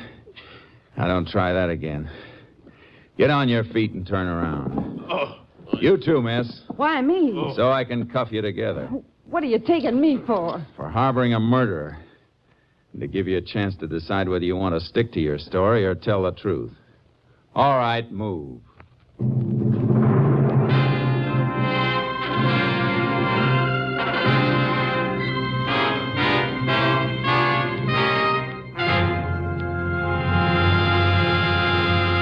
Dolly Richards turned state's evidence against Eddie Pola. Pola was tried, convicted, and sentenced to death in the electric chair. And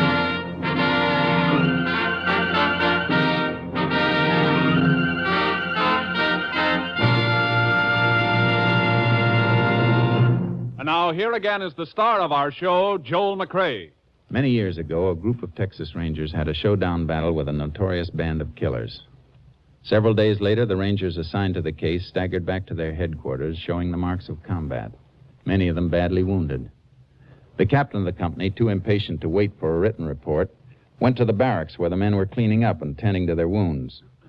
What happened, the captain asked. There was silence for a moment as the Rangers looked up at him. Finally, one of them said, "Oh, nothing much, Cap. We had a little shooting match, and they lost. Good night, folks.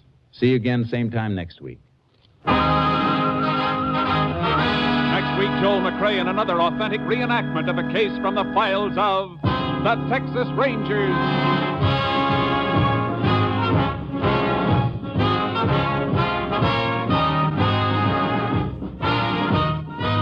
Joel McCrea is currently seen starring in the Universal International Technicolor production Saddle Tramp. Tonight's cast included Tony Barrett, Paul Frees, Mike Barrett, Tom Tully, Bill Johnstone, Byron Kane, and Virginia Gregg.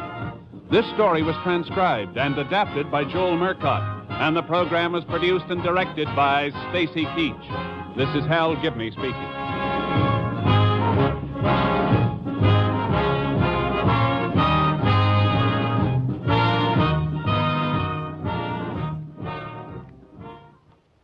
Three chimes mean good times on NBC.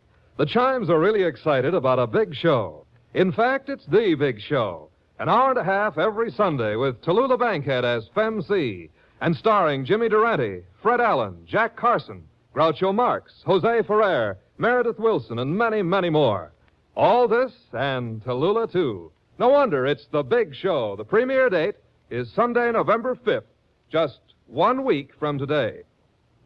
Phil Harris reminding you that next it's Theater Guild on NBC.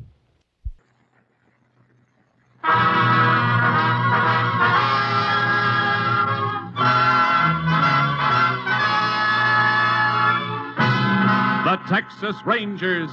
Texas Rangers, first to advance, last to retreat. Texas, more than 260,000 square miles. And 50 men who make up the most famous and oldest law enforcement body in North America.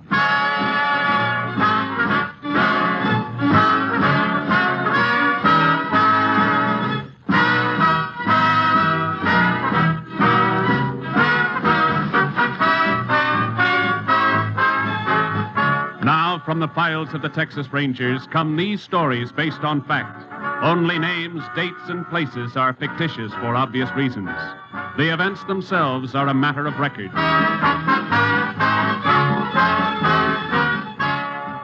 To a Texas Ranger may go as many as 4 assignments a week. A case may lead him into the remotest corner of the plains or the crowded streets of the biggest cities.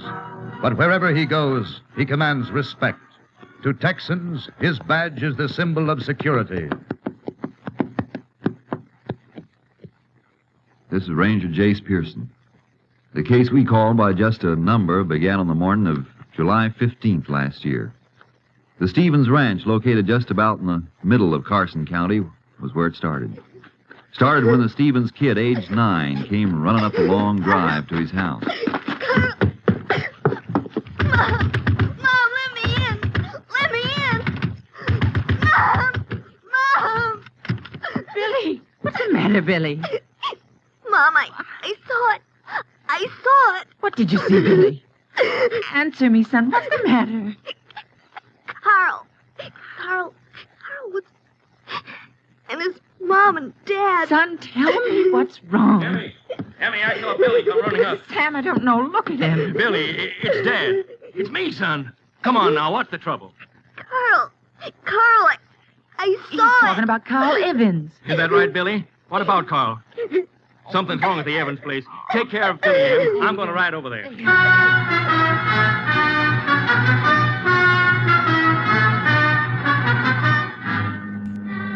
Sam Stevens saddled a horse and rode to the Evans Ranch, over 3 miles away. What he saw there made him call the sheriff, who arrived a half hour later. They're in here, Sheriff. All right, Sam. Oh. This is what Billy saw. Kid all right? Hysterical when I left. Look here. Flat iron, Sam. Yeah. Don't touch it. Blowing Tom Evans was killed with it. And him. The kid, Carl. Yeah, little Carl. What kind of dirty... Who'd do a thing like this? It's gonna be hard finding out who did it. Hard? Yep. No telling when it happened. Oh. Yeah, I see. Reckon even the autopsy won't tell much. Not in this case.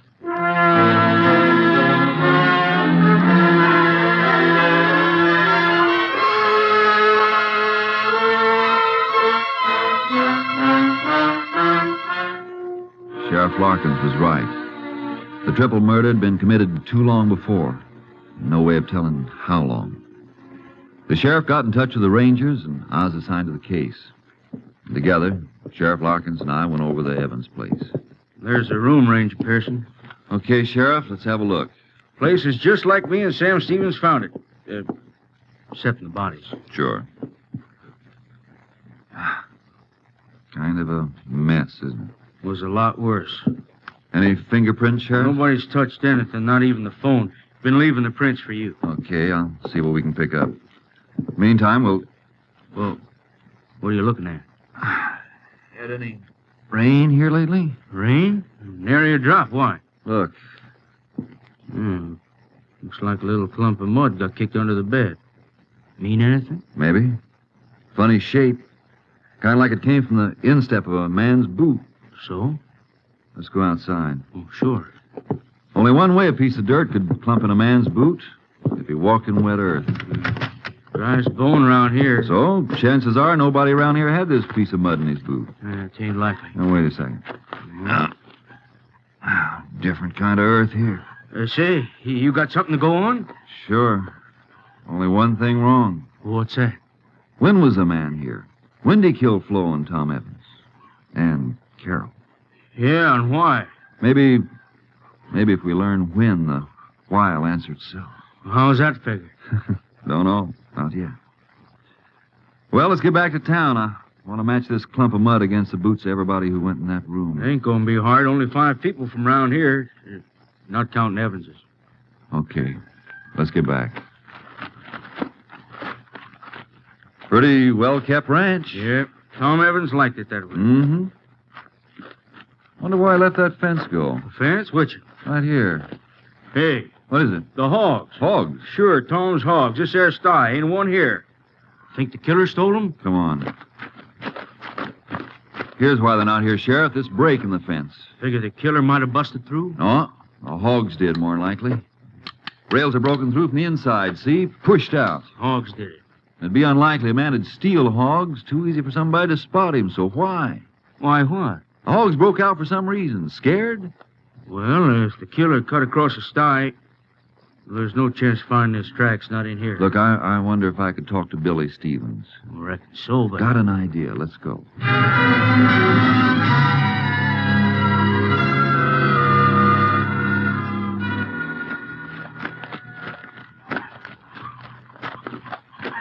Hello, Billy. Huh? Nice pony, Billy. Yours? Oh, yeah, he's mine. He don't know you, mister. Oh, I'll fix that. Hello, boy. You got a name, Billy? Uh-huh. Jinx. Fixing for trouble, huh? Got a good mouth, fine legs. Good boy, Jinx. He don't let everybody pet him. Oh, can't blame him for that. Oh, by the way, my name's Pearson, Billy. Jace Pearson. Howdy. Howdy. You come to see my dad? Well, matter of fact, Billy, I dropped by to see you. Me? Yep. Ever see one of these, Billy? Texas Ranger badge. That's right. You a ranger? Sure am. Gee. Billy. Yeah, Ranger Pearson? Kinda need your help. Mine? Real bad like. But... Sure. The other day, you went to see your friend. Carl Evans. I want you to remember something, Billy. It'll be a big help to me if you can. I ain't gonna think. Oh, not about that, Billy. About the hogs. Hogs? Mm-hmm. Did you see the hogs? Mr. Evans' hogs? That's it? Sure. I saw them. In the sty, huh? No, they were loose. Running around loose. Sure? Sure. Running around making noise. And then I went up to the door. I knocked. Nobody answered. I went to the window. I looked in. And I... Fine. Guess we'll write down about the hogs in my notebook. And I'll put it in my report. With my name? With your name. You'll probably get a letter of thanks from the colonel. I will? Sure thing. Well, Billy, be seeing you. Hey, Can I tell the kids I helped the ranger? You want to? Gee, you betcha. Okay. You tell them I couldn't have done without you.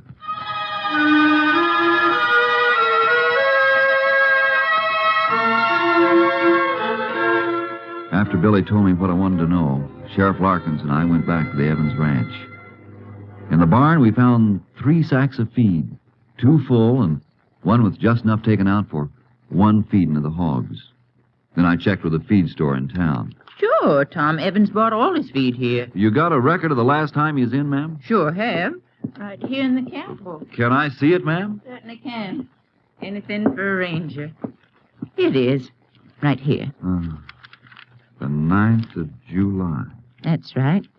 Just 6 days for Billy Stevens. 6 days before. Pearson, anytime you're ready, got all the people together who was in that room. Got on the same boots you wore that day. Oh, thanks, Sheriff. Now, ma'am, you're sure it was the 9th? It was the 9th. Could have told you that, Pearson. A couple other folks saw Tom Evans here in town. Yeah, I know. So him and his family could have been killed any time between the 9th and the 15th. Yep. Ma'am. Yes? Tom Evans say anything, in a hurry? Anything like that?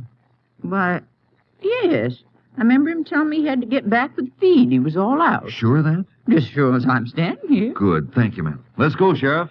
Sure hope you get him. Thank you, ma'am. Anything fitting together? The murders were committed late on the 9th or early the morning of the 10th.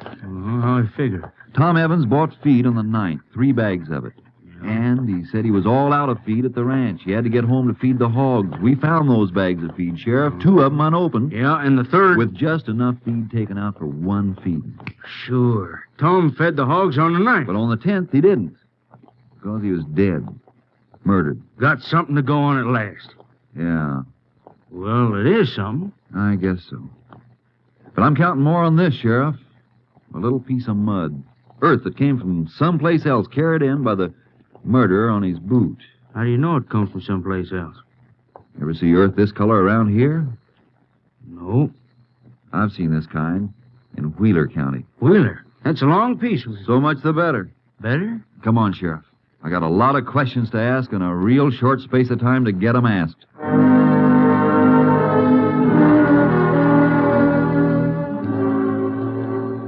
Mud and hogs. Didn't sound or look like much.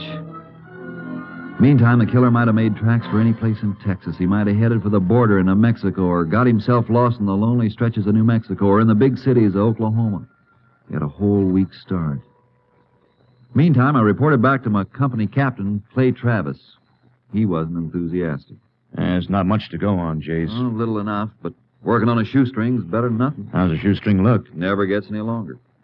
Anyway, Cap, Evans was in town on the 9th, and he went to the bank, drew out $100. Couldn't find that money on his ranch. Robbery? Yeah. The way I figured, the killer was surprised, grabbed this. Flat iron. Uh-huh. That iron's been gone over by the lab, and the only thing on it was blood. The Evans's. Couldn't pick up a clean print any place in the murder room, either. You ever figure it mightn't have been a stranger? Sure. But I'm laying my money on that piece of mud. Oh, say a report on it came from the Austin lab. You want to look at it? Sure do. Okay. There it is. Hey, you were right about Wheeler County. Mm-hmm. Well, looks like we're narrowing down a little. This particular sample found in southwest Wheeler County. It still covers a good piece of territory. Yeah. But there are just so many ranches in that section. Ranches? Oh, you figure your man might have worked on one, then? Could be. The way I look at it, he wandered down into Carson County, into town, might have seen Evans with the money, tailed into the ranch. Without being seen by anyone? That's my point, Cap. This time of year, there's a lot of folks passing through, looking for work. Ever pay much attention to one of them? Yeah, lots of times. You're paid to do it. Other folks aren't. Not unless he acts up to attract attention. So you've got no description? Might get one in Wheeler County. I'm going to check every ranch there and send in samples of earth from every one of them. Be seeing you. How are you going? I'll take the radio car. Keep in touch that way.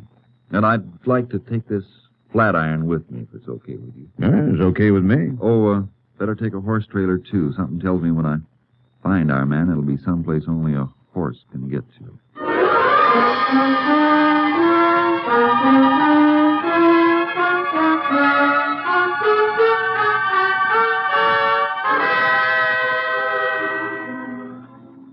Somewhere I once read that a man had found a needle in a haystack. Did it on a bet. Well, there was only one haystack. Southwest Wheeler County was one ranch after another, and every dead end I ran into gave the killer another break, a longer lead, a better chance to get away. And the man who found the needle knew what a needle looked like. We had no description. A needle stayed in one place. Our man could move around. I asked a lot of questions, all the same every place I hit. Then on a ranch near Ramsell, I got the first real lead. Come on, have some coffee. We can talk. Don't go to any trouble. Trouble for a ranger? You boys got any idea what you look like when you turn up? Good or bad? Son, us folks living out here all alone, that badge you're wearing's like a handshake. How'd you like something to eat? Well, it can't stay long, Mr. Williams. Oh, looking for somebody, huh? A murderer. Can I help any? I don't know. It all depends. Depends on whether you hired any hands the last, month or so. Sure, got some here now. You want to see them? No. Besides, I don't think my man would be here. Huh? But you're looking. You come here. I want to know if any hands left here around the 9th of the month. This month. 9th. Nope, didn't close out nobody on the 9th. The 7th do? Just about right. Closed out Orwell that day. Orwell?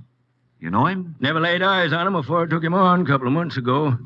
Why'd he leave? Ornery cuss. Never got along with anybody. Always asking for his pay in advance. Had it spent before it hit his pockets. Now, I want you to think carefully. Give me the best description of him you possibly can give. Every detail, how he talked, acted, looked, everything. You figure he's your man, huh? I don't know, Mr. Williams. Until I get a better lead, I'll trail this one.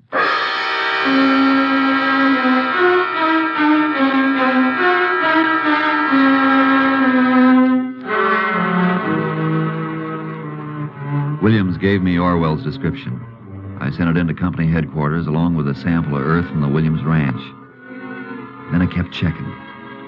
Yeah, here and there, Orwell had been seen. Got in a poker game, lost some money, picked up a few dollars doing odd jobs, but always moving westward toward Carson County and the scene of the murders.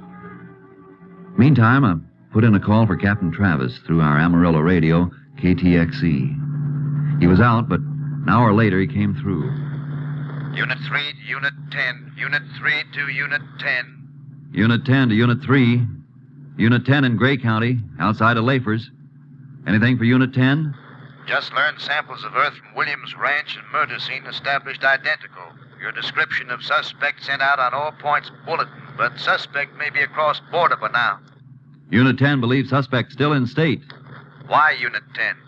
When suspect left Williams Ranch, he had his pay. Didn't keep it long. Evidence indicates suspect a drifter. Probably thinks he's safe by now and won't move fast. Highway patrols and ranger units near borders alerted. Suspect's previous travel habits indicate he stays to back trails. Which direction you moving, Unit 10? Unit 10 moving west, toward Carson County. We'll keep Unit 3 informed. Unit 10, 10-4.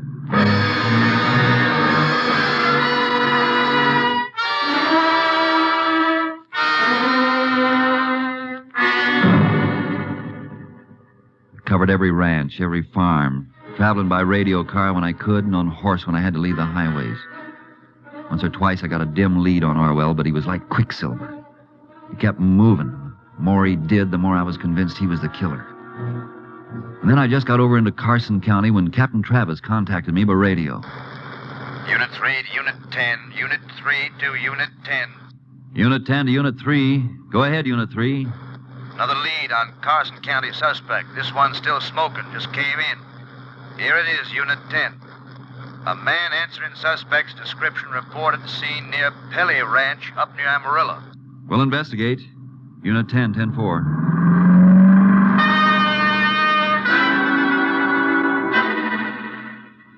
I covered the 60-odd miles to the Pelly Ranch near Amarillo in something less than an hour. Got in touch with the foreman and told him what I wanted. But he told me... Got no hand named Orwell, Ranger? Sure? Darn sure. Man you described's a poke named Martin. Well, that doesn't mean a thing. Probably a phony name. Sure, could be. What do you want to do about it? Where is this Martin? Riding fence, north of here. I want to get to him. Not in your car. I got a horse. You'll need it. But look here. If this guy's what you say, he ain't going to stay long in one place. Hands got paid off yesterday, and Martin's headed for the north fence early this morning. Where'd he start from? I can show you. Come on. You say this Orwell was riding a sorrel? That's what he left the Williams ranch on. Well, this Martin's riding a black. Man can change horses as well as his name. Sure. You see him start out this morning? Yep, rode as far as the edge of the corral with me. Tell him when I want it done. That'll help some. Looks like it'll be a trailing job. Yes, guess so.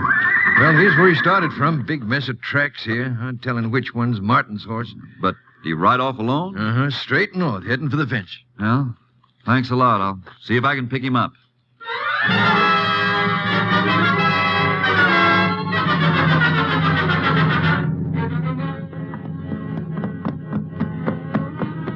I rode for 2 hours, cutting back and forth in an arc trying to pick up the trail.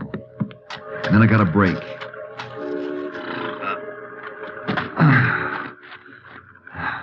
Someone had pulled up at a stream to water his horse, and there were boot tracks in the soft earth around the stream. A cigarette butt that hadn't been smoked too long before. Paper was still fresh. The horse's tracks didn't go north from there. They turned off due west and kept along the bank of the stream. Looked like Orwell or Martin was keeping close to water. That meant he wasn't going to ride any north fence, but was heading for the border of New Mexico. He wanted good camping spots handy. Well, looked like Martin was my man. But I didn't know. To be sure.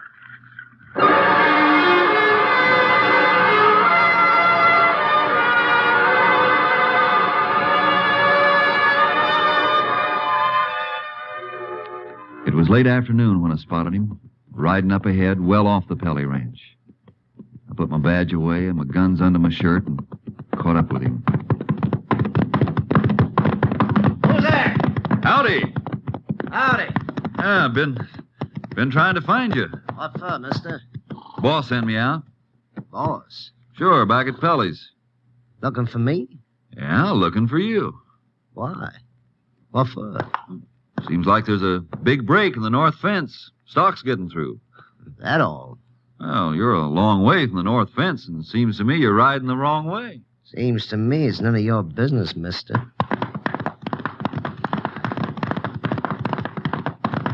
I thought you were working for Pelly. Nope. How come? Quit. Yeah? You tell Pelly? Nope, just took a look at the fence. Too much of it for me. He wasn't working for Pelly when I left. Just got took on this morning. Ah. Well, you go fix the fence. I'm going my way. Huh? I told you I'm going my way. No harm if I ride a piece with you, is there? Ain't asked you to. Unsociable, ain't you? Nosy, ain't you? No, just friendly. Oh, look, I don't want anybody riding with me. Now get on your way. We're going to have trouble. Now, funny, I keep looking at you thinking I've seen you before. Well, you ain't. Could have swore I saw you in Carson County. Never was there. Seems like I saw you. You must have worked there. Never was there, I said. Okay. A man can make a mistake, can't he? Now get on your way. Something funny, mister? Yeah, just thinking. Boss sends me out to find you, and here you are dusting off. Here I am feeling the same way. I ain't anxious to work either. No? How come? I thought you was just took on. Yeah, but changed my mind. I got enough money. Oh? You? Sure. Ran into a little crap game. Kind of ran in luck. That's so? Yeah. Couldn't make a wrong throw. Kept bobbing 7s, 11s, one right after the other. A man gets in luck, he can make a kill. Yeah, 500. Yeah, I guess you don't feel much like working. Thought maybe I'd hit for New Mexico. Maybe go as far as California. I thought so myself. Yeah, okay, you want to ride with me? Okay by me. Swell. Kind of like good company myself. Especially when I got to camp out.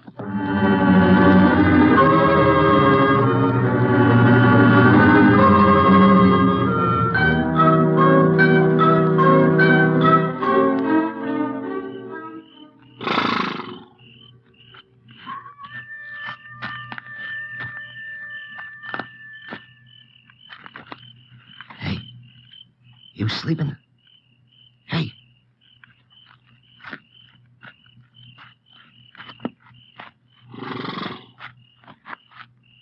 Some you want my saddlebags, Martin? What? I thought you were asleep. No, don't reach for it, Martin. I'll blow your head off. What are you getting head up about?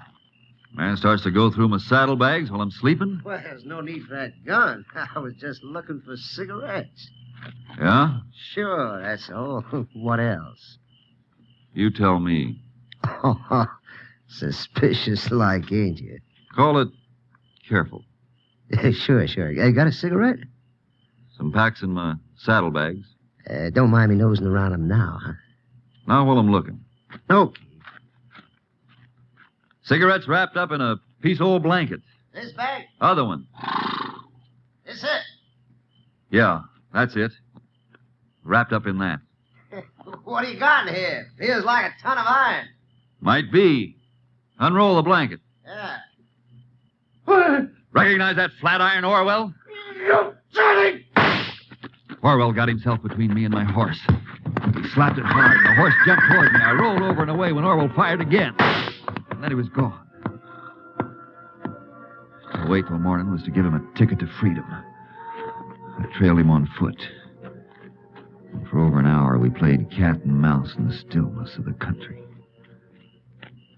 Then I came to a little arroyo.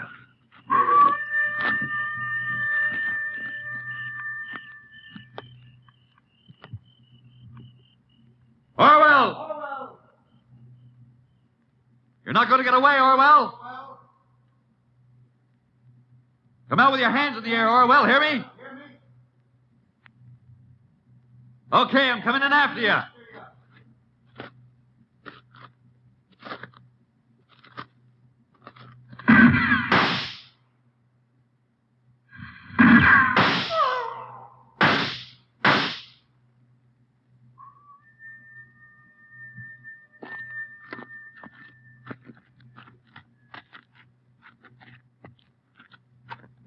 Toss your gun out, Orwell.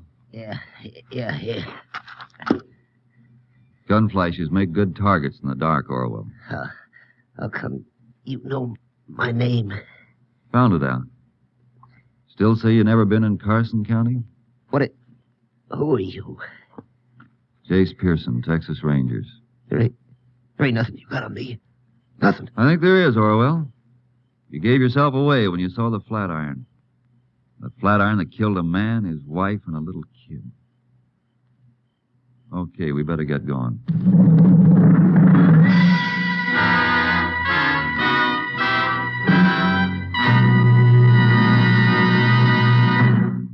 The case was closed when Orwell broke down and confessed. Not long after, he went to the electric chair at Huntsville.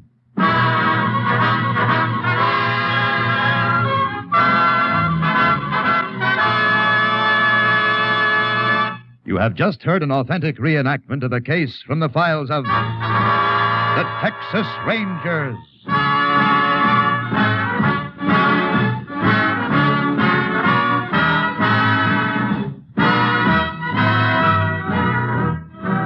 Tonight's script was written by Russell Hughes and produced by Stacy Keach. Next week, the National Broadcasting Company will bring you another case from the records of the oldest law enforcement body in North America, the Texas Rangers.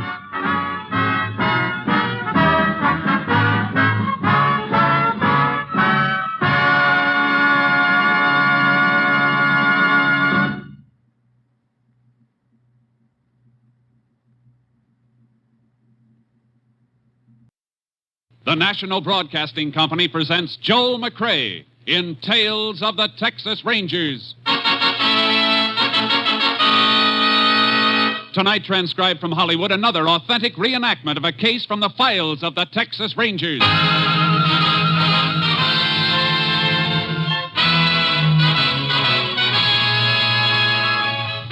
Tales of the Texas Rangers, starring Joel McCrea as Ranger Jace Pearson.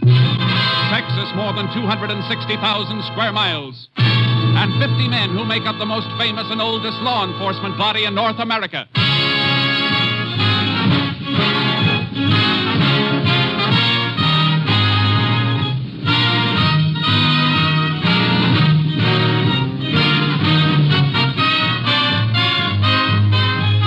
Now, from the files of the Texas Rangers come these stories based on fact. Only names, dates, and places are fictitious for obvious reasons. The events themselves are a matter of record.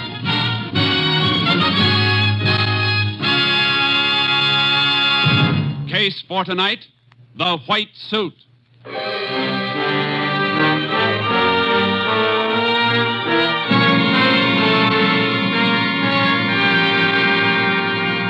It is 6 a.m., June 23rd, 1947. There is only one prisoner in the Live Oak County Jail. He is John Elliott Bascom, a notorious and dangerous gunman. In the anteroom connecting the jail with the sheriff's office, Deputy George Keaton dozes, snoring at the end of a long and uneventful night's duty.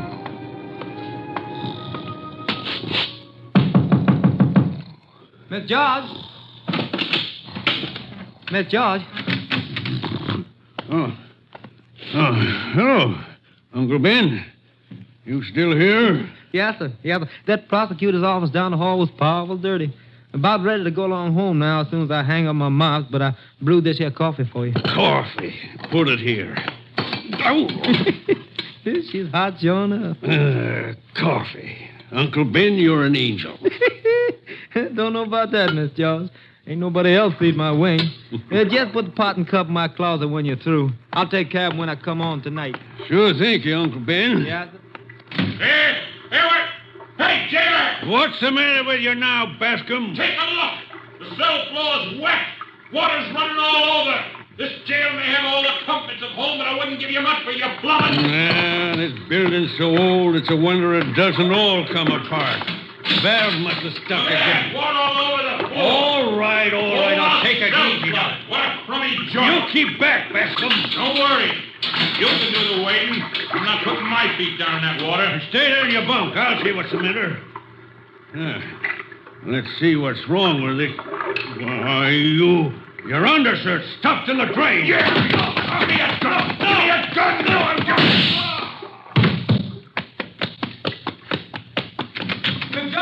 Miss George!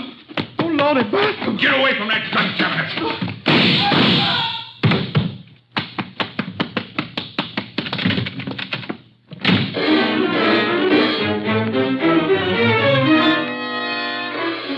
Sheriff Chris Olson discovered the bodies of his night deputy and the courthouse janitor when he came into his office at 8 o'clock. He immediately telephoned the Texas Rangers, and a short time later, Ranger Jace Pearson arrived. Jace Pearson, am I glad to see you? It's been quite a while, Sheriff. Jace, this is a bad thing. Anything involving Bascom is. You got any line on him yet? No, apparently he slipped out of town afoot. We don't even know what direction he took. Probably east up Rocky Valley. That's the quickest way into open country. Ranger Harris was ordered out on this assignment with me. Oh, where is he? I dropped him with a walkie-talkie at 2 Mile Bridge on the way in. He's riding through the brush now, cutting for a trail. We ought to find out pretty soon if Bascom's still afoot. And if he isn't? Well, the highway patrol's already closed the main roads into this area. As soon as we get a localization, mounted units will move in and attempt to close the gaps. We'll get him, Sheriff. Well, I sure hope so. Oh, excuse me. Sheriff's office, Olson speaking. Sheriff, this is Bob McDougal out on Route 7. A man just stole my truck out of the field where I was working. You got a description? I didn't get a very good look at him. He was clear across the field. A medium-sized fellow wearing a pair of white coveralls, headed toward Prado. What kind of truck? A red half-ton pickup, 46 model. Anything else to identify it? It's kind of beat up. The grill's broken out in front. I think that's enough for us, McDougal. You know who it was? I think so. But you better get in as soon as you can and file a theft report, just the same. Farmer's truck was stolen about 8 miles out of Route 7. It's Bascom, all right, Jace. White coveralls. Yeah, those jail suits sure show up. Come on, my unit's out front. We'll get this on the radio as we roll.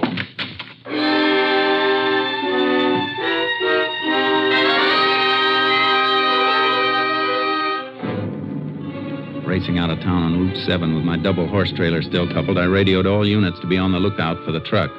Then I contacted Ranger Harris through his walkie-talkie and asked him to meet us at 2 Mile Bridge. He was there when we arrived. Nice timing, Ed. What's up, Jace? Got a line on Bascom. Let's get your horse loaded in with charcoal. Okay, Bascom still afoot? No. He grabbed himself a truck about 8 miles down the road. Yeah, he would. This side's clear, Jace. Right, watch your toes. Yeah, charcoal, you got company. In you go, boy. Yeah, better bring the walkie-talkie up front with you, Ed. Got it. Ready? Heave! All snug. Come on. Sheriff Olson, meet Ranger Harris. Howdy, Sheriff. Howdy, Ranger. So, that's your walkie-talkie, is it? Well, not much to it. Yeah, pretty compact, all right. Hangs right on the saddle. You can keep in touch with your headquarters with it? At Austin? No. Practical range about 5 miles. Closer the better. Strictly a field outfit. Oh, I see. All set? Maybe we can drive Mr. Bascom right into the roadblock at Dry Creek Crossroads.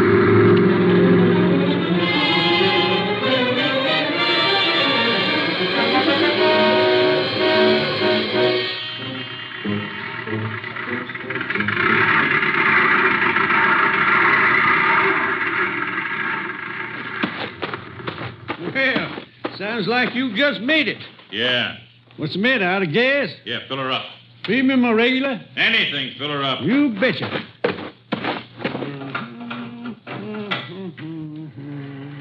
Say, isn't this old Bob McDougal's truck? Yeah, I'm taking it into Prado.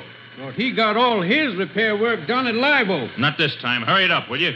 He's trying to bubble over on me. Filler pipe must be bent. Old Mac sure beats up a truck, don't he? Yeah.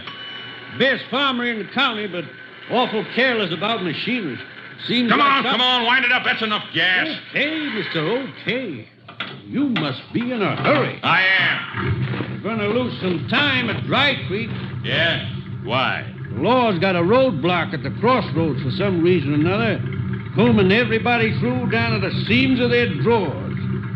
5 2/10. That's 131. Charge it. Hey! All right, you smart mechanic. Let's see how far that gas gets you.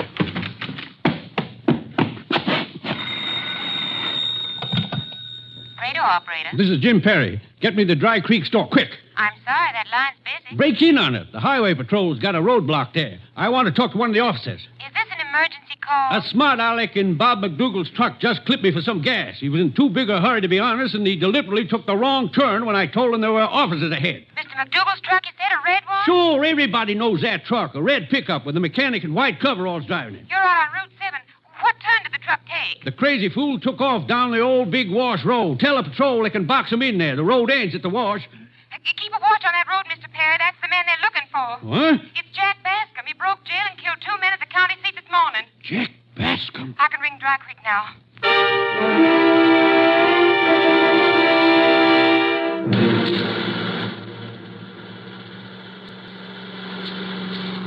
KTXA to Unit 10. KTXA to Unit 10. Unit 10 to KTXA. Go ahead, KTXA. Subject Jack Bascom refused to pay for gasoline. He turned south from Route 7 at Perry's filling station, your vicinity. That's Perry's down there at the foot of the hill. 10-4. Unit 10 approaching Perry's now. We'll keep KTXA advised. Unit 10 clear. 10-4, KTXA Austin. Yeah, that's Jim Perry out in front, flagging us down now. Officer, I just got held up. Yeah, we know. For some gasoline. You know? The radio, Jim. Now, that's the turn he took over there? Yeah, the Big Wash Road. How long ago? Maybe 10 minutes. Pretty good start on us, Jace. Yeah, for the kind of country there is down here. Let's don't let him get any more.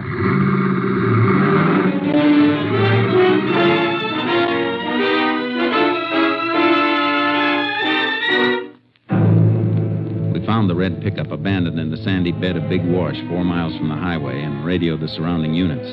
John Bascom's tracks led straight into broken country beyond the wash. He couldn't go any further in the truck, and neither can we. Looks like work for the horses from here on, Ed. Let's get him out. Right. I'll give you a hand, Jace.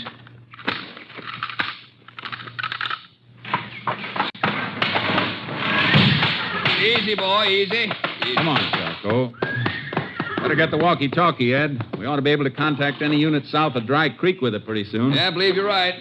Hey, you boys leaving me a foot, Jace? You can take the unit back, Sheriff. Maybe join the highway patrol at Dry Creek. Bascom's headed southwest. He probably figures to slip past the roadblocks. He might be making a wide detour over toward Highway 11. Might be. All set, Jace. Okay. Anything else I can do? Yeah, keep your fingers crossed. I will. Trailing Bascom isn't going to be any cinch for you boys. He's desperate, armed, and he knows his trail tricks. I know. Easy, boy. For good measure, I don't like the looks of those clouds over there. But all we need is a storm to wipe out what little sign he may leave. Well, let's get started, Ed. So long, boys. Good hunting. Thanks, Sheriff. Come on, Charlie.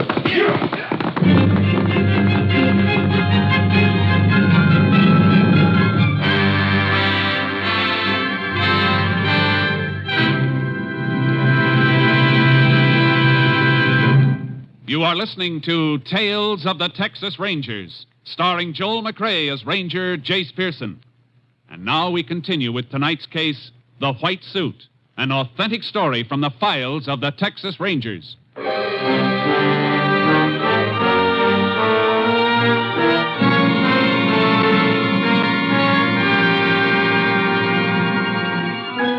4 o'clock, Ed Harris and I were deep into the rough country south of Big Wash.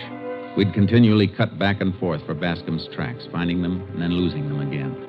It was slow work, covering 5 miles to his 1, while he steadily built up his lead on us. He was infernally clever. Take it easy going down here, Jace. This canyon wall was any steeper, we'd be hanging by our collars.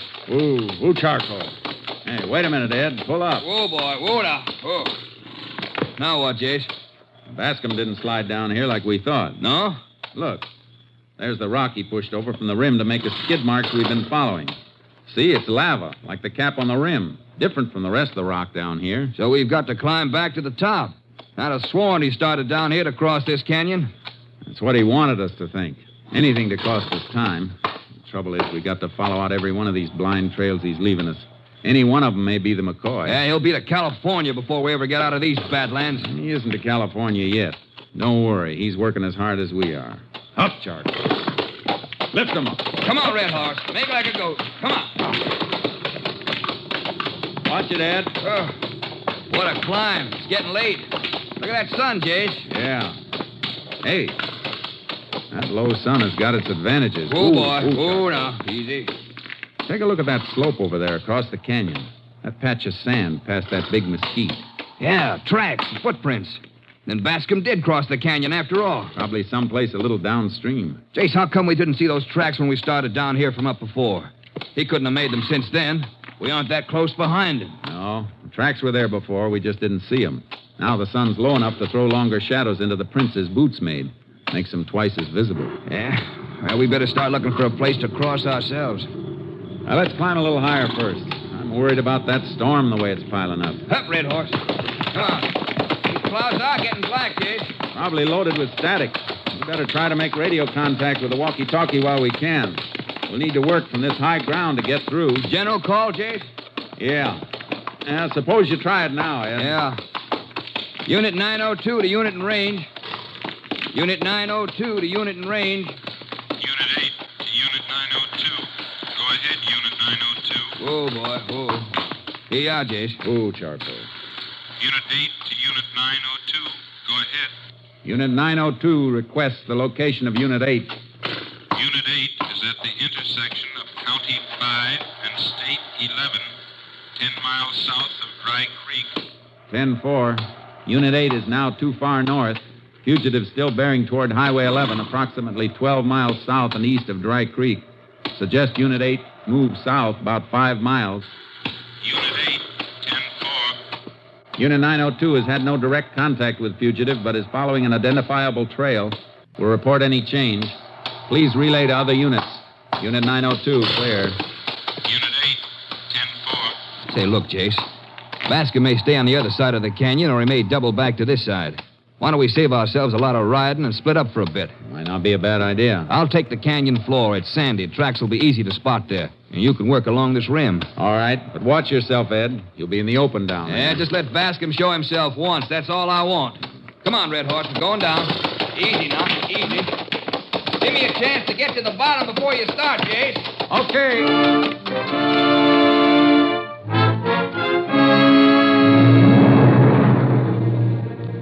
Something about a manhunt sharpens the hunter's senses. I sat on the rim for long moments watching Ed Harris descend that canyon wall, feeling danger without being able to identify it. Suddenly, smoke blossomed behind a rock on the opposite rim. I saw Harris sag in his saddle before the horse carried him out of sight.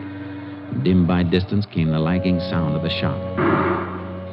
Go, Charcoal. Go, boy. Harris! Harris, you all right?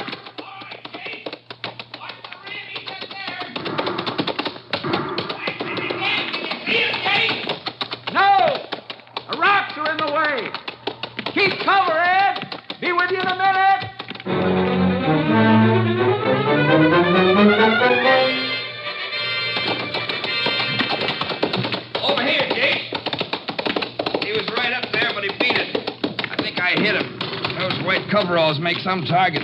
Probably realizes that by now, and he'll really run. How bad are you hit?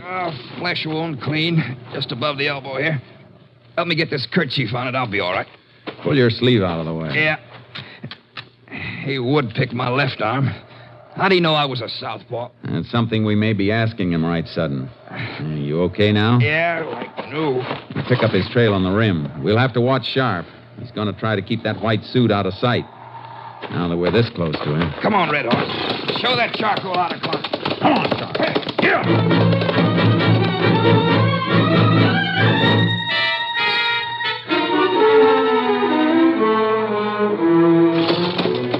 Come on, boy. Easy now. Just a little more. Almost to the top. Come on now.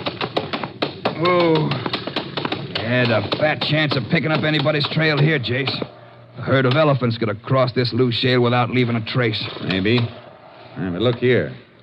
You see them? Yeah. Ants, a whole trail of them. Ants don't go after anything in this country they can't eat. Let's see what these are having for supper. Here we are. On this piece of shale. Yeah, blood. And then I did nail him. We got a wounded animal on our hands, Jace. May let go at us from behind any of these brush clumps. I don't think he's hurt so bad he won't keep on running. There's just a few drops here. I'm afraid you just creased him. That was pretty long range. Well, it won't be the next time I get him in my sights, I promise you that. I owe him something for this arm. Let's go. He's probably headed for that big mesquite thicket. Yeah, he would. Come on, Red Horse. Up, Charcoal. Hey, Jace. Look, out there in the open.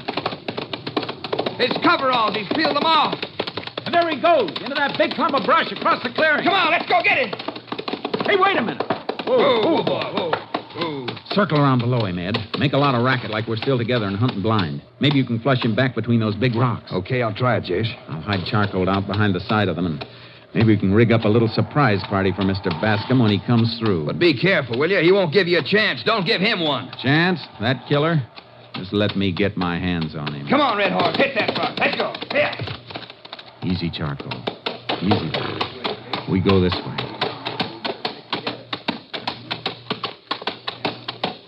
Ooh, boy. There's the shade of this rock for you, Charcoal. Easy now, boy. Quiet.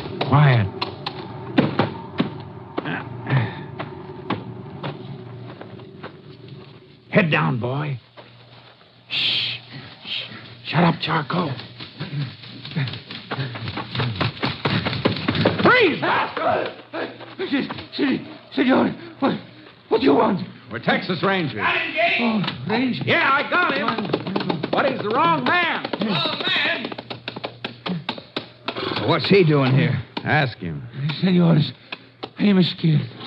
Padre mia, in this place is nobody. I am a lonesome man, mind my sheep. Then I hear the gun 2-3 times. When? No, a few minutes ago. I think maybe it's my friend Diego come from next valley with gun to kill coyote. We have much trouble with coyote here, senor. We aren't looking for coyotes. Where'd you close? I go to see if it's my friend when this malo hombre, this very bad man, is jump from the bush. His gun is very big. He took my clothes. He tell me not to move and he run. I stand still till he's gone. Then I run too. Which way'd he go? How do I know, senor? Me, Pedro, I am scared to death. Sorry, Pedro. Forget about your clothes. You're a lucky man to be alive. Si, I know, senora. Si. You better get some more clothes before that storm hits. You aren't exactly dressed for bad weather. Oh, steady, Charcoal. Looks like our surprise didn't come off, Ed. Let's get moving before Bascom builds up a lead on us again. Yeah, let's go, Red Horse. Yeah, you, Charcoal.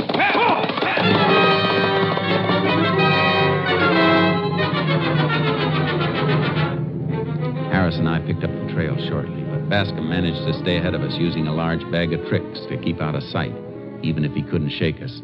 When the sun set behind towering thunderclouds, we were working our way down a wide, arid valley, keeping some distance apart.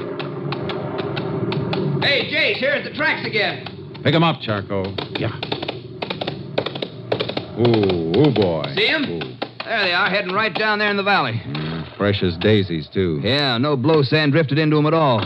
We better try that general call again, Ed. To report our position? Yeah, look at the direction those tracks are taking. They've been swinging that way the last half hour. Yeah, I noticed that. Headed almost due east now.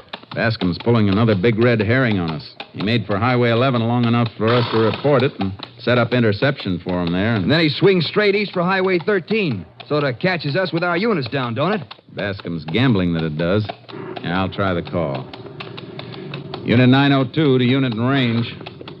902 to unit in range.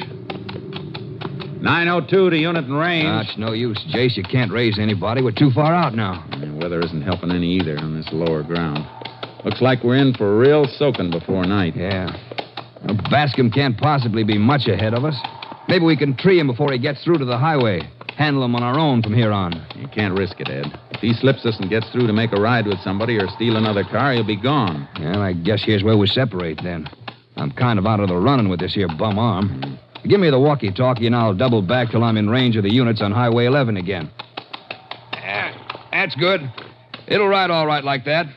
Anything special for the boys? Ask him to request coverage on Highway 13 all the way to Prado. And keep trying till you get through. I'll stick on his trail. I'll have a relay into KDXA in half an hour. As soon as you do, you better head out toward Dry Creek and get that arm looked after. I'll wait till we've got Bascom. Good luck, Jace. Same to you, Ed. Come on, Charcoal. Here.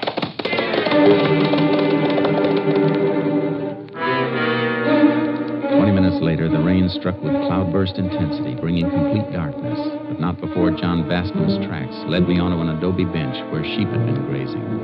He'd removed his boots here, and his tracks blended with a maze of other bare footprints left by Mexican sheep herders. I rode on slowly. Suddenly, a small, rain-drenched boy stepped out from the brush. Charcoal nearly ran him down. Ooh, Charcoal. Steady, boy. Hey, you there. Hey, boy, Nino. Wait. Get up. He ran like a frightened little rabbit. Light winked as the door opened and closed, the door to an adobe shack. As I approached, I saw the blinds were tightly drawn, almost as though to prevent the leakage of any telltale light from the candle burning dimly inside.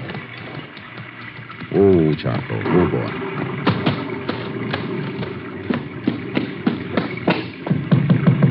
Open up. Open up. ¿Quién es? Who are you? Texas Ranger. Let me in out of this rain. I want to ask you some questions. Oh, no, senor. I cannot let you in. My husband, he's sick. He's very sick. That your boy that just ran in here? Sí, senor, my Juanito. He was going to look for the mama goat. The storm, she's bad. You frightened him, senor. You gave me a turn for a minute, too. Look, I need a little help. Me, I would do anything for the Texas Ranger. I'm trailing a man, a very dangerous man. He must have passed close to here about the time the rain began. Where is he now?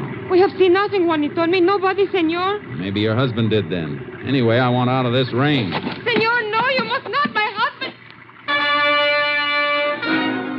This woman was deathly afraid, but her eyes told me she wasn't afraid of me. Of the storm, perhaps, of the sickness in her house, or of the blanket-wrapped man lying on a bunk in the corner of the room with his bare feet protruding toward me. The door was thick. I pushed it inward as far as it'd go and stepped quickly behind it. Senor, please. Slide your gun out from under that blanket and drop it, Bascom. The gun, Bascom. Drop it or I'll break your other arm. Drop it.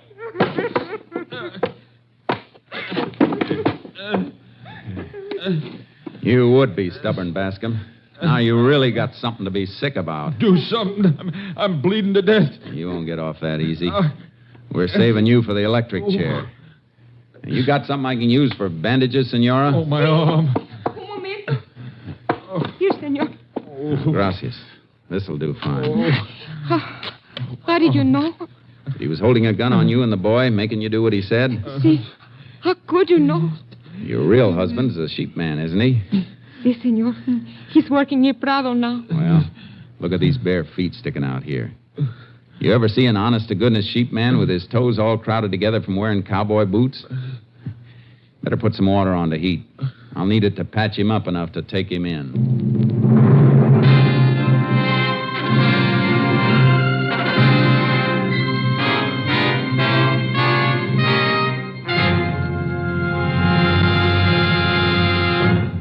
John Bascom was tried in Live Oak County and found guilty of the murder of 2 men. On the 2nd day of December 1947 at Huntsville Prison, his sentence was carried out. Death in the electric chair.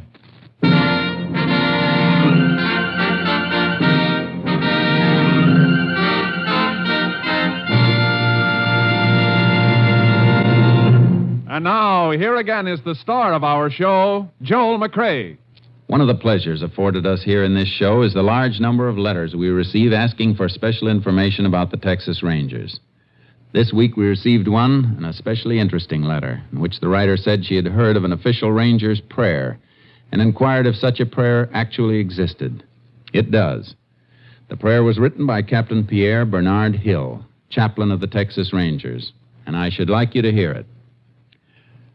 O God, whose end is justice, whose strength is all our stay, be near and bless my mission as I go forth today. Let wisdom guide my actions, let courage fill my heart, and help me, Lord, in every hour to do a ranger's part. Protect when danger threatens, sustain when trails are rough. Help me to keep my standard high and smile at each rebuff. When night comes down upon me, I pray thee, Lord, be nigh, whether on lonely scout or camped under Texas sky. Keep me, O God, in life, and when my days shall end, forgive my sins and take me in, for Jesus' sake. Amen.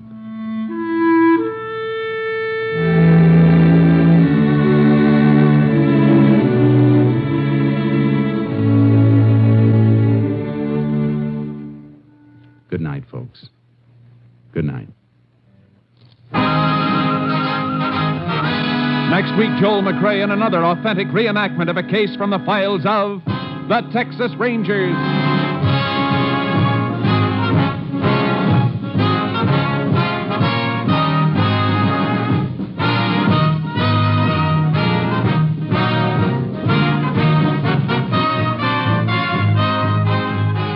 Joel McCrea will soon be seen in the Universal International Technicolor production, Frenchie.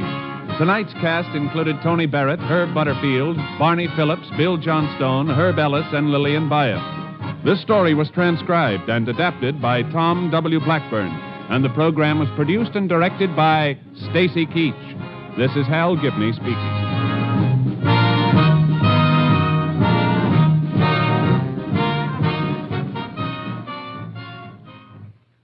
Three chimes mean good times on NBC.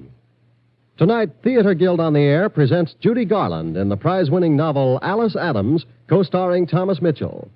Another Sunday evening favorite is The $64 Question, starring Jack Parr.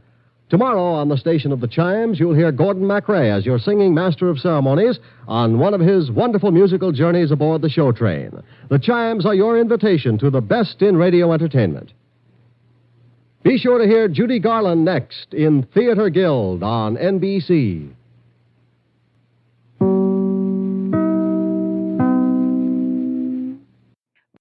Wheaties presents Joel McCrea in Tales of the Texas Rangers. On stage tonight, transcribed from Hollywood, another in the Wheaties big parade of exciting half-hour presentations.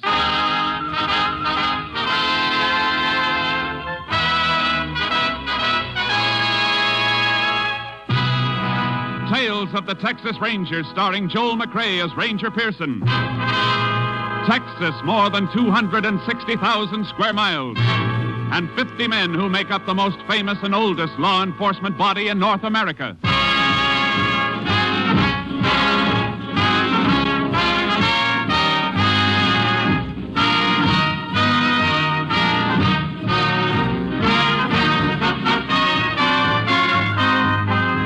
From the files of the Texas Rangers come these stories based on fact. Only names, dates, and places are fictitious for obvious reasons. The events themselves are a matter of record.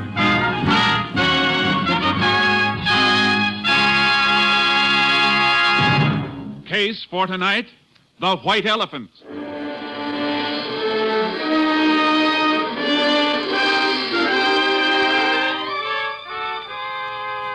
It is January 16th, 1950. The time, 6:28 p.m. A freight train just outside of a West Texas town gains speed and rolls through the gathering dusk. Inside a gondola car, a hobo crouches in a corner as the brakeman comes toward him. All right, Bo, this is where you get off. Now, listen, pal, just let me get to the next town. I said this is where you get off. But we're moving. Yeah, you get on where we was moving, you can get off. Now, come on, or I'll dust the top of your head. Now, listen, don't do it, I tell you. Get on your feet like this. No, let go. No, you want to get tough, huh? I told you to let me alone, pal. Slug me, will you? You ain't getting me. I'm coming.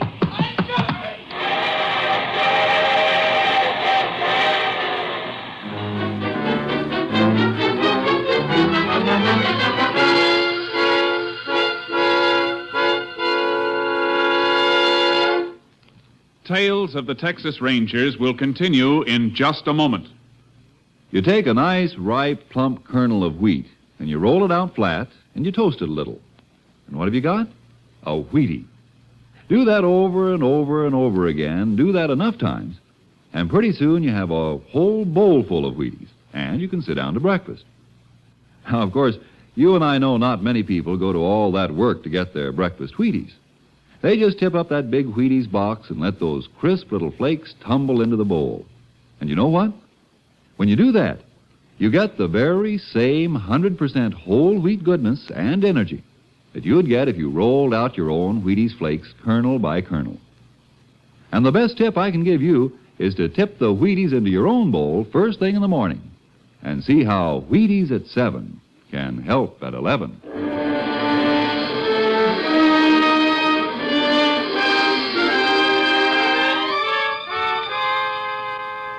At 2:55 a.m. of the morning following the freight train incident, a rancher named Banker noticed a small coupe parked on the shoulder of the road. It bore Oklahoma license plates. Banker turned his spotlight on the car, saw a man slumped down on the driver's seat. A half hour later, Sheriff Caldwell, notified by Banker, began investigation of the murder and called in the Texas Rangers.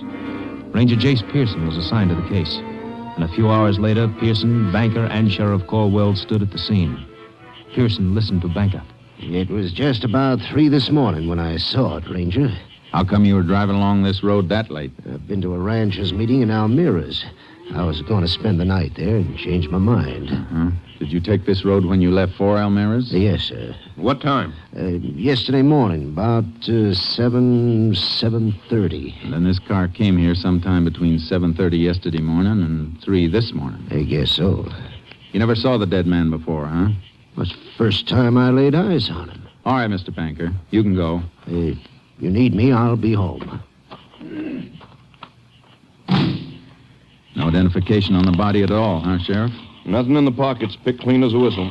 Anybody else been around the car? Nope. Deputy kept his eyes on it. The car's facing west. Going west when it was stopped. Tire tracks on the shoulder tell that. Mm-hmm. Blood on the seat. Yep. 38 bullet done it. 38? Might be a police special. Banker got one? Banker, but... Just asking, for now. You see, You see something? Look here, Sheriff. Huh? Set of tracks leading up to the car. Ordinary shoes, not boots. Heel marks are too broad for boots. Yeah, looks like it. Look at this one. Sole print with a hole in it. Now look. The prints lead from that way, north, up to the car. A little scuffle, and the prints turned back north. Mm-hmm. In other words, Sheriff, somebody walked up to the car, stood there, then turned and went back north. Oh, and here's something else. Grease. Looks like grease. Smeared on the car door. Same side footprints are on. Grease might be from the car. Looks too stiff and heavy for that. Yeah. What about it coming from a freight train, Jace? Why? Well, there's tracks about a mile north of here. Freights use the side and a pull-on when passengers got to pass. Maybe it all ties in, Sheriff. A shoe with a hole in it, grease, freight siding. Yeah, might be worth going after. Where do we start? Here at the car first. I'm going to check it over inch by inch. Meantime, you get hold of a freight schedule. I'll meet you at your office.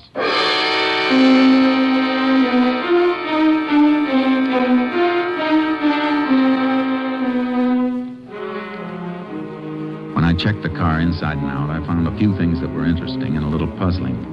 I sent a sample of grease to the laboratory for analysis and took plaster casts of the footprints. Then went on to Sheriff Caldwell's office. He had the information I'd requested. Here it is, Jace. Schedule of freights went through yesterday. How many? 3 of them.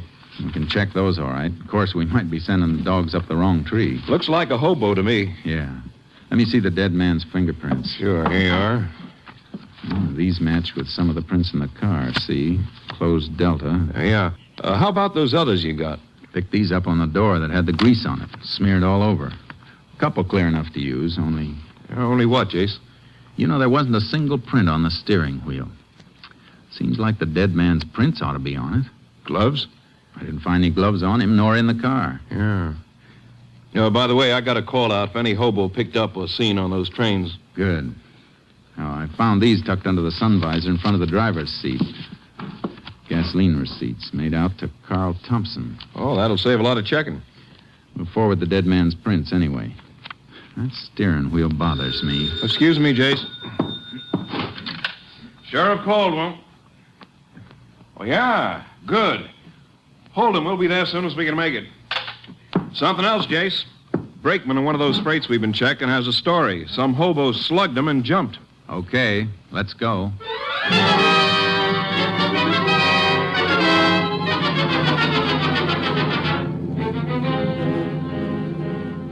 The brakeman took us to the approximate spot the hobo jumped off the freight. Sheriff Caldwell and I picked up the trail and followed it by horse. We hoped to apprehend the suspect before he could reach a town and lose himself and us. After 6 hours, we stopped.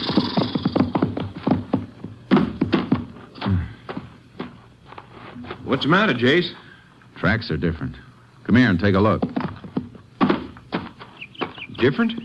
Yeah, look. The right print's a little deeper, favoring his left a little. Hurt himself, huh? Must have twisted his leg when he took the jump off the freight. Kept getting worse. Sat down here, smoked a cigarette. Here's the butt. He ain't going to make such a good time with a bum leg. And we've been traveling at a steady trot. Uh-huh. Okay. Let's get going.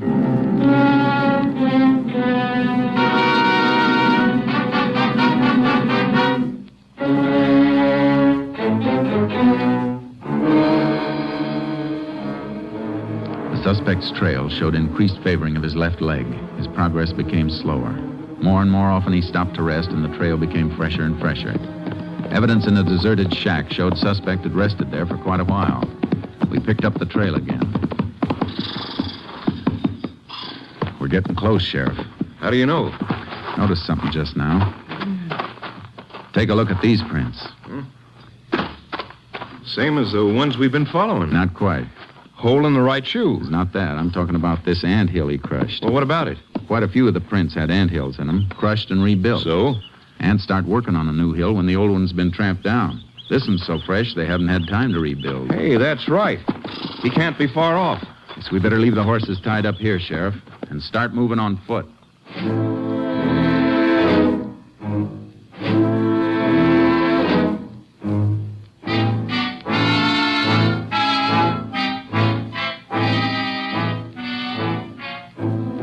At 8:15 that evening, we found the man we were hunting. He was asleep. He gave us no trouble, and he denied anything and everything about the crime. We took him back, and I kept questioning him, but he stuck to his story. I never was there. I didn't do it. Ever own a gun? 38 police special? I told you 100 times I never owned no kind of gun. How'd you take all that skin off your arm? Dunno. Fell, maybe. You got that while you were running away. When you jumped off the freight, after you slugged the brakeman. No. Grease on your jacket. How'd it get there? Maybe off in the freight. Sure. That car we showed you, the one you said you'd never seen before. It's the truth. Is it? Hold up your right foot. What? Hold it up. Hole in the right shoe. What of it? Here's a plaster cast. Cast at the print of the scene of the murder. Take a good look. But I wasn't there, I tell you. Ever hear of fingerprints? Oh, sure. Here are yours. And here's a set found at the crime. They match. You still say you weren't there? I didn't kill nobody. Let me see your hands. When'd you wash them last? I don't know. Maybe a couple of days ago. You know, we can tell if you fired a gun. I never had no gun. Did you rob the man in the car? No. Look at me. You were there, weren't you? We can prove it. Well, all right, I was there. But I didn't kill him. Why'd you lie? Well, I was scared. If you're innocent, you don't have to be scared. Look, Ranger, I got a couple of bag wraps. That all? Hey, sure. We can check that, too. All right. I got a couple of wraps for pinching stuff. Nothing big. Now, look. Tell me exactly what you did. Well, I come in off a freight. I was walking across when I seen the car. I figured it was funny, something funny. Why? Well, car parked like that. Then I walked over, seen the fella in there. He was dead. I beat it, hopped the freight. That all? You know what else up to now. Did you get in the car at No, all? sir, no, sir. Did you touch the body or take anything from it? I swear it, Ranger, I didn't. Did you touch the steering wheel and then wipe it off? Wipe it? No. What for? Look, I tell you, Jace? Yeah, Sheriff. Come here, will you? Sure. You stay put. I got no place to go. Here's all the dope and the murdered man, Thompson. Come in just now. Carl Thompson, resident Tulsa, Oklahoma, traveling salesman for Prince Extract Company. This checked? Double. Tallies with the gasoline receipts. Mm-hmm. What about him? The hobo? Yeah.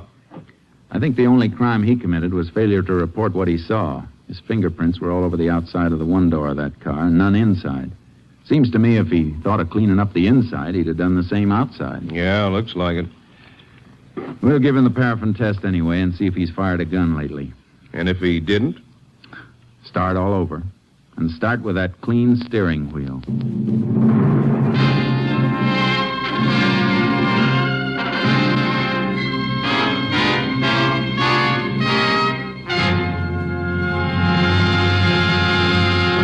In just a moment, we continue with Tales of the Texas Rangers, starring Joel McCrea as Ranger Jace Pearson. I guess nobody gets much of a taste treat out of taking their calcium and iron and phosphorus or their vitamins straight. But you simply have to have all those things to keep feeling good. And you should have them first thing in the morning, too. Because morning's the time you do most of your big day's work. That's when you really need the energy.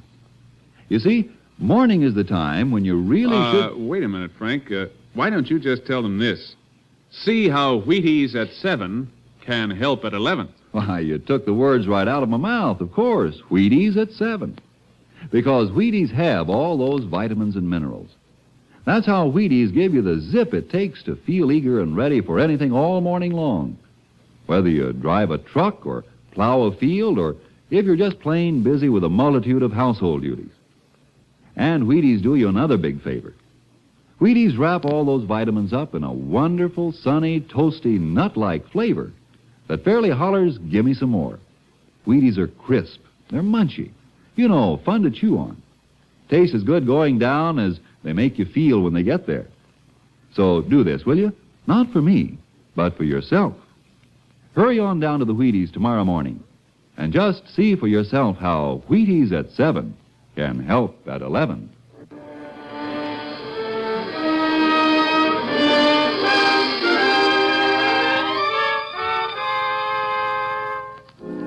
The result of the paraffin test was negative, but we held the hobo pending further investigation. I reported back to my captain, Stinson, at company headquarters. I told him I was pretty sure that the hobo's story checked out. Yeah, it looks like it. But somebody killed Thompson. Killed him and then drove him in his own car to where that rancher spotted it. There wasn't anything on Thompson, huh? No money, no papers, only these. Gasoline charge account receipts. Somebody went to an awful lot of trouble to clean him, but they overlooked these. Mm-hmm. On top, this looks like a plain case of murder with robbery as the motive, but if that was it, why go to all the risk of being spotted in a car with Oklahoma plates? Why not just kill him and leave him? I don't know, Jace. What you're thinking? Well, Thompson was a traveling salesman, traveled a lot in a few days. Now, suppose the killer realized that with Thompson far enough away from the scene of the crime, we'd have a pretty tough time finding out just where the murder was committed. Yeah, that could be. But why? Well, maybe the killer couldn't leave the spot. So he did the next best thing. Took Thompson's body away. And maybe it wasn't just robbery. Well, what else? I don't know yet, but I got some more checking to do. It'll take maybe a couple of hours, and then I might have some answers.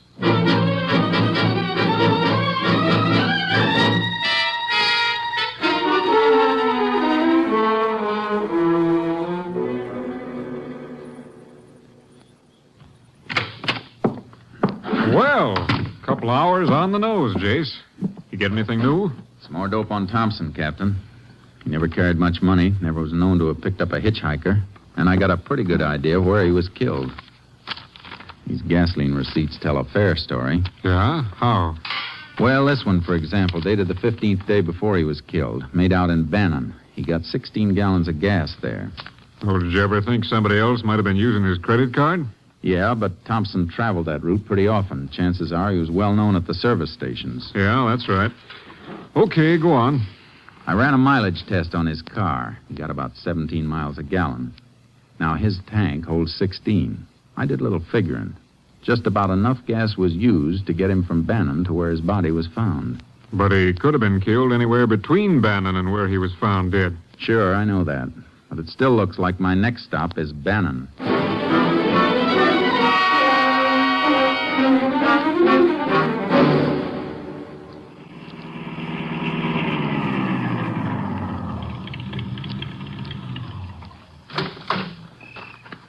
Howdy, Ranger. Howdy. How many? Whatever she'll take. Sure thing.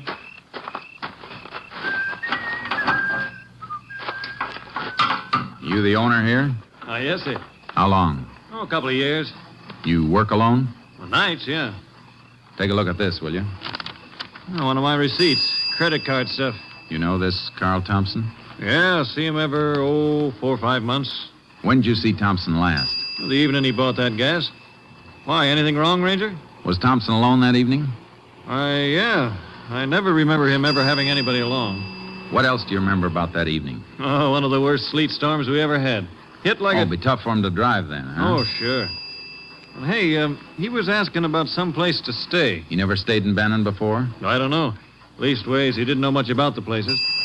I told him to try the hotel. He said it was full up. He said the motels were jam-packed. The lousy weather. You know where he went? Well, said he was going to try and find a place along the highway. Why, anything wrong? Plenty. Here's for the gas. I might come back and ask you some more questions. Thanks.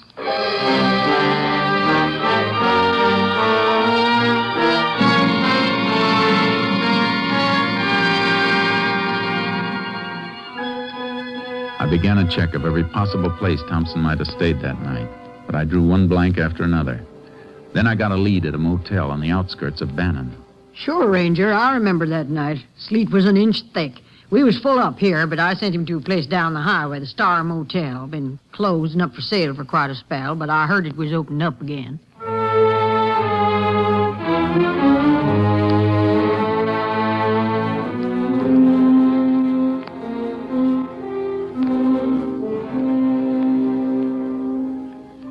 I went to the Star Motel. It was closed tight. Every cabin was locked, the windows boarded. There wasn't a soul around. I was just about to leave when I noticed something. The electricity must have been on somewhere in the place because the little wheel under the dials of the meter was spinning. It was enough to send me back into town to ask a few more questions.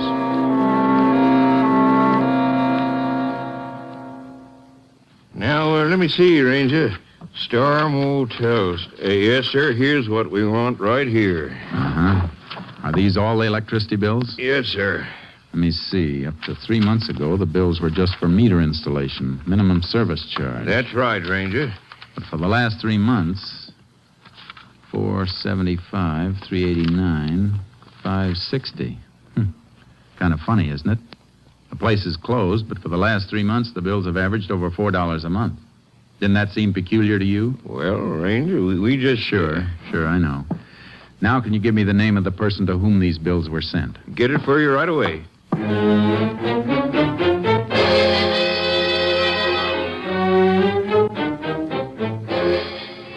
Why, yes, Ranger, Mr. Carlson's here. I believe he's on the phone right now, but if you come in... Thank you, ma'am. You Mrs. Carlson? Yes. I hope I'm not bothering you any, Miss Carlson. Not at all, Ranger. My husband's here. Oh, yeah? Yeah, I see. Well, I think that could be arranged. Yeah, sure. Tell you what, I'll come out a little later. I'll bring the client with me. Sure. Thanks for calling. Goodbye. And this is Ranger Pearson. Oh, hello. Sorry to barge in like this, Mr. Carlson, but I got a few questions. Questions? Sure. What about? You own the Star Motel, don't you? Yes, I do. Star Motel. Oh, that white elephant. White elephant? Yeah, I've been trying to get rid of it for 2 years. Why? Well, like Bessie said, it ain't been worth a hoot since the new highway went in 2 years ago. Only half the traffic that used to pass it. It hasn't been used for 2 years? Well, I guess I didn't mean exactly that. What did you mean? I tried to keep it going for a year after the highway went through, but Couldn't rent enough rooms. Wasn't worth trying to save. You got the keys to it? Keys? Oh, sure. Is something wrong, Ranger? Might be, ma'am. Can you take me through the motel, Mr. Calson? Anytime. Right now, suit you? Couldn't be better. Let's go.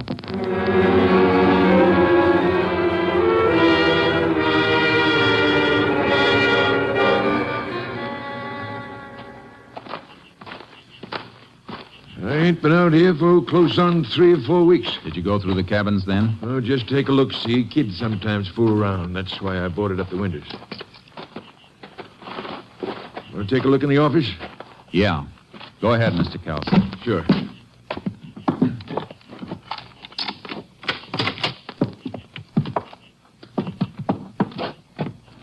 Nothing in here, Ranger. Nope, there's not. Anything in particular you're looking for? Yeah. You have this floor washed lately? Oh, heck no. Ain't no use paying for something like that. It's been washed recently. Huh? But why? How do you know? Scrubbing wood with hot water always raises the grain, and hot water isn't as good as cold to wash out blood stains. Blood? Blood? Reach! Both of you! What's the matter Hands with away you? from the guns, Ranger. Now, both of you, sit down. Go on. Hark! Hark! Come on! What the devil is this? Who are you fellas? My guess is a couple of men I want for murder, Mr. Calson. Murder? Just check the telephone wire. Everything okay? Yeah, push that guy. Me? Why? I never carry a gun. Well, we'll just make sure. Yeah, he's clean. All right, now strip the Ranger's gun belt. Wait a minute. You got the drop on me. Maybe I'd have to be a fool to draw. But if you don't want me to be a fool, don't touch these guns. You try and take them off me, and I'll go down using them, and I might get lucky. All right, Locke. Let him alone. He's too smart to start anything. Go get the panel truck out and start loading our stuff fast. Well, what about them? We can lock them in. Fix their car so they can't get out of here for a while after we leave. If they try to come out while we're still here, we'll blast whatever door or window they try to come through. Get that, Ranger? I get it. Okay. I'll be outside, Chuck. So your name's Chuck, huh? Good as any. What are you and that other fellow doing in my place? Go ahead, Chuck. Tell him. Some other time, friend. Now you two listen. Because I ain't going to say this twice. Try to bust out before you hear us drive off, and you'll get it good. Now stay put. Oh, they got us locked in. Yeah. Oh, don't go near that window. You heard what he said. Little crack in the boarding. I'm just taking a look. What are they doing? Come here and take a look for yourself. Oh, I should have watched the place more. I never knew anyone was using it. Been used plenty. Look what they're taking out. Furs. All kinds of stuff. It's beginning to make sense. Closed down motel made a nice storage bin for stolen and smuggled goods till they could run it to the markets. Oh, they'll get away. You said there was a murder. Take it easy, Mr. Calson. We'll get them. Oh, they'll be across the border in a half an hour before we could even reach a phone. Maybe you better take a chance and get shot down in cold blood? No. But we'll get them all right. Know why, Mr. Calson? Why? Because you'll help.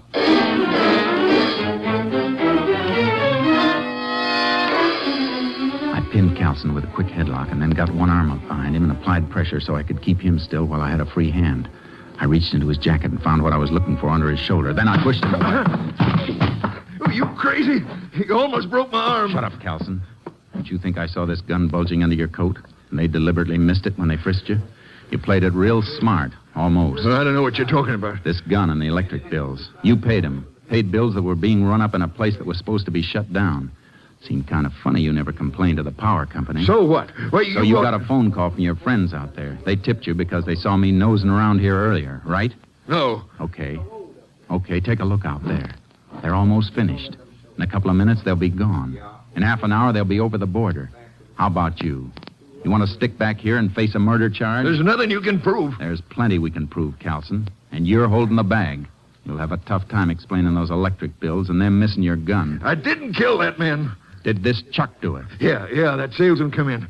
He saw what was going on. Chuck killed him, then drove him away. All right. Now listen real careful to me. I'm going to fire this gun of yours. Then you hammer on the door and holler for him. Get it? What do you want to Just do then? listen. When they come up, tell them you had to kill me. Tell them to open the door. Then, Mr. Calson, step back and out of the way fast. They'll be gone in a minute. Make up your mind. All right. Go ahead, I'll do it. Any funny tricks and you get it first. Now, ready? Pound that door and holler. Chuck, Lark, give me a fence. Open the door. Now, when it's open, step back. What's the matter? Carlson, open the door. I had to kill him. He was making a break for it. You just knocked him out. Reach, both of them. Hey, what's the big idea? Why, you...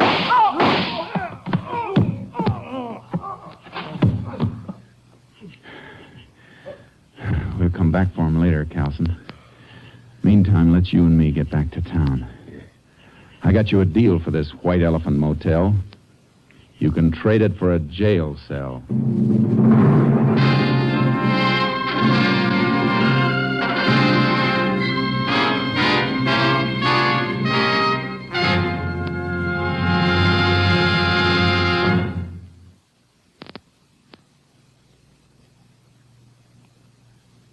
And now, here is the Wheaties man, Frank Martin. All right, sound effects man, ring the alarm clock. Yeah, I used to groan, too, when I heard that sound. But one morning I said to myself, now look, Martin, you gotta get up. Why fight it? Think about something pleasant. And right away I thought, Wheaties. That's about the pleasantest thinking a man can do.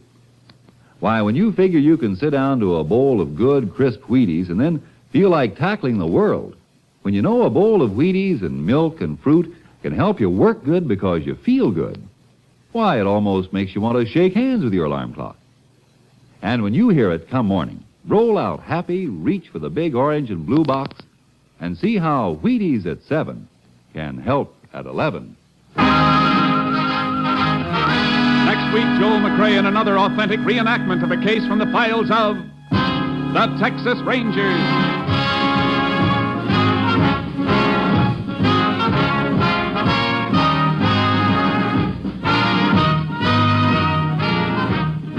Joel McCrea will soon be seen starring in the Universal International Technicolor production Saddle Tramp. Tonight's cast included Tony Barrett, Paul McVeigh, Lou Krugman, Jeff Corey, Robert Bruce, Byron Kane, and Jeanette Nolan. This story was transcribed and adapted by Russell Hughes. The program was produced and directed by Stacy Keach. And this is Hal Gibney speaking.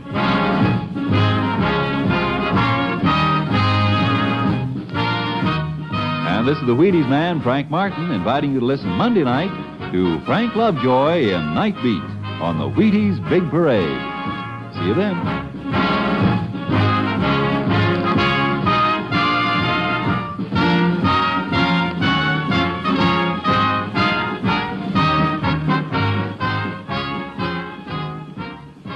Listen tomorrow for the Summer Symphony. Now it's Basin Street time on NBC.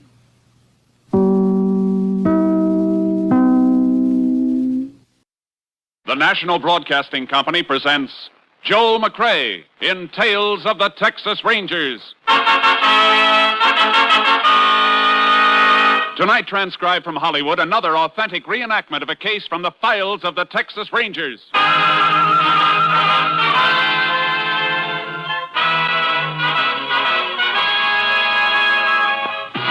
Tales of the Texas Rangers, starring Joel McCrea as Ranger Jace Pearson.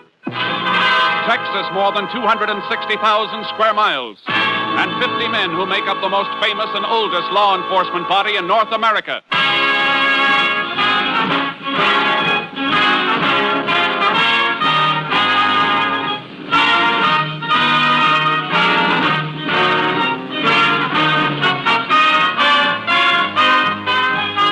Now, from the files of the Texas Rangers come these stories based on fact.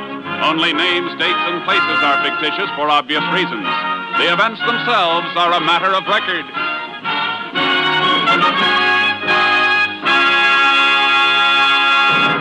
Case for tonight, hanging by a thread.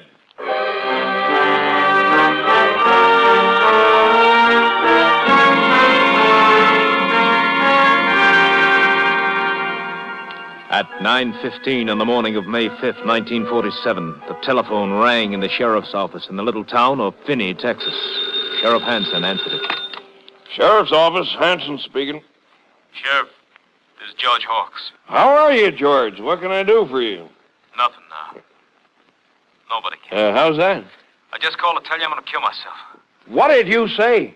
You heard me. It'll take you 20 minutes to get out to my place. By that time, I'll be dead. Now, wait a minute, George. What? Hello? George! Operator!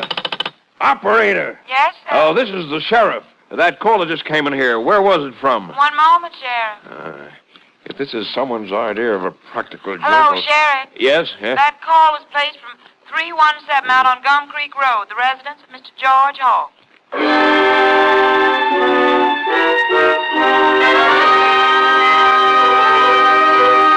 The sheriff raced out to the Hawks Ranch and found George Hawks dead, hanging in the barn. Then he made another discovery which prompted him to put in a call to the Texas Rangers. Ranger Jace Pearson was assigned to the case and drove to the Hawks Ranch to meet Sheriff Hanson.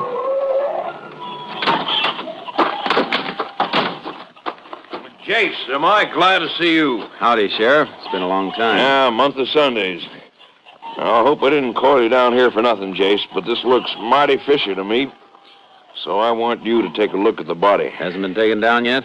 No, I put in a call to the coroner, but he was out somewhere. I left a message for him to come out here as soon as they could locate him. How'd you find out about the body, Sheriff? I got a phone call, Jace, about 9:15. Said it was George Hawks and he was going to kill himself.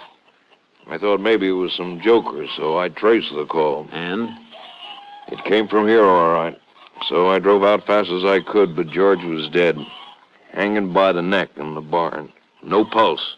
Body still warm. Sheriff, I know you didn't call me down here to investigate a routine suicide. What's the catch? Well, I'm getting to that. Come in the barn. This is just the way he was when I found him. You notice that's a wire he's hanging from, not a rope. Yeah. Cut off the clothesline, probably. Yeah. How'd you know? Guessed. I saw the clothesline had been cut, part of it dragging on the ground in the yard. You Rangers don't miss much, do you? Not if we can help it, Sheriff.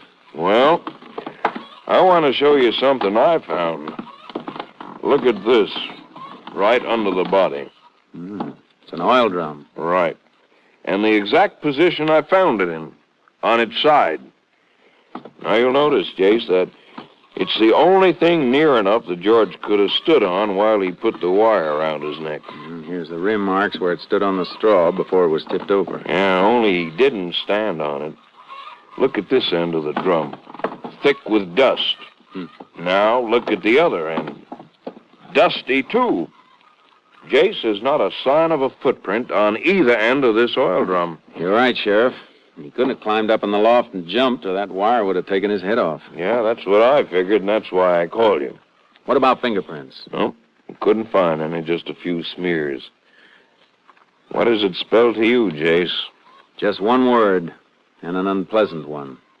Murder.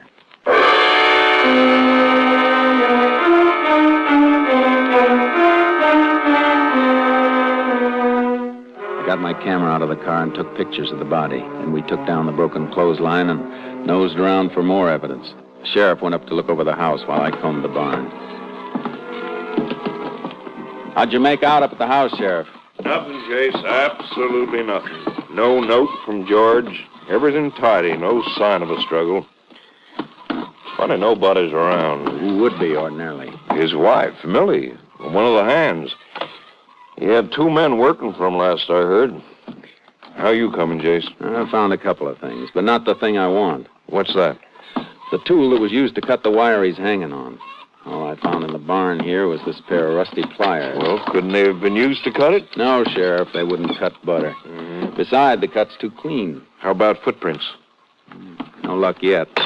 But I think I've found what the killer stood on to string the body up. What? The stepladder. I found it under the tool bench. Been used lately. Marks in the dust where it'd been dragged out and then pushed back. Well, what are you fixing to do, Jace? Going up the ladder and take a look at the beam where the wire's looped over. Here, I'd better hold it for you. It's pretty rickety. Thanks. Find something? I think so. What is it, Jace? Look at this. Stuck on a splinter where the wire went over the beam. It's a piece of black thread. Yeah. Black wool thread. Well, are you a string saver, Jace? In a case like this, yes. Let's take a look outside. What about a motive, Sheriff? For suicide? or murder? Either. Can't think of a one offhand. George was a pretty normal guy. Happily married. Didn't have any enemies that I know of. How about those two hands you mentioned? Well, this new one, Brad Johnson, been working for George about 6 months. Only met him a couple of times. Seemed to be all right. In a quiet sort of way. And the other? Old Tom, he's okay. Drinks a lot. George used to fire him regular and then take him back when he sobered up. There's no good footprints in the yard here. Nope. Ground's packed pretty hard. Oh, Sheriff. Car coming up the house. Is that the coroner? That? Well, no, that looks like... Well, sure, that's George Hawk's car. That's Millie driving it. Mrs. Hawk's. Come on. We'll have to tell her, Sheriff. This is the only part of the job I really hate. Yeah, I know, Jace. Sheriff, what are you doing out this way? And... Morning, Mrs. Hawks. This is Ranger Pearson. Howdy, ma'am. Ranger? What's happened? What's the matter? I'm sorry to have to tell you, Millie, but George... Something happened to George? Yes. He's dead. Oh, no. Come on, Mrs. Hawks. We'll take you to the house.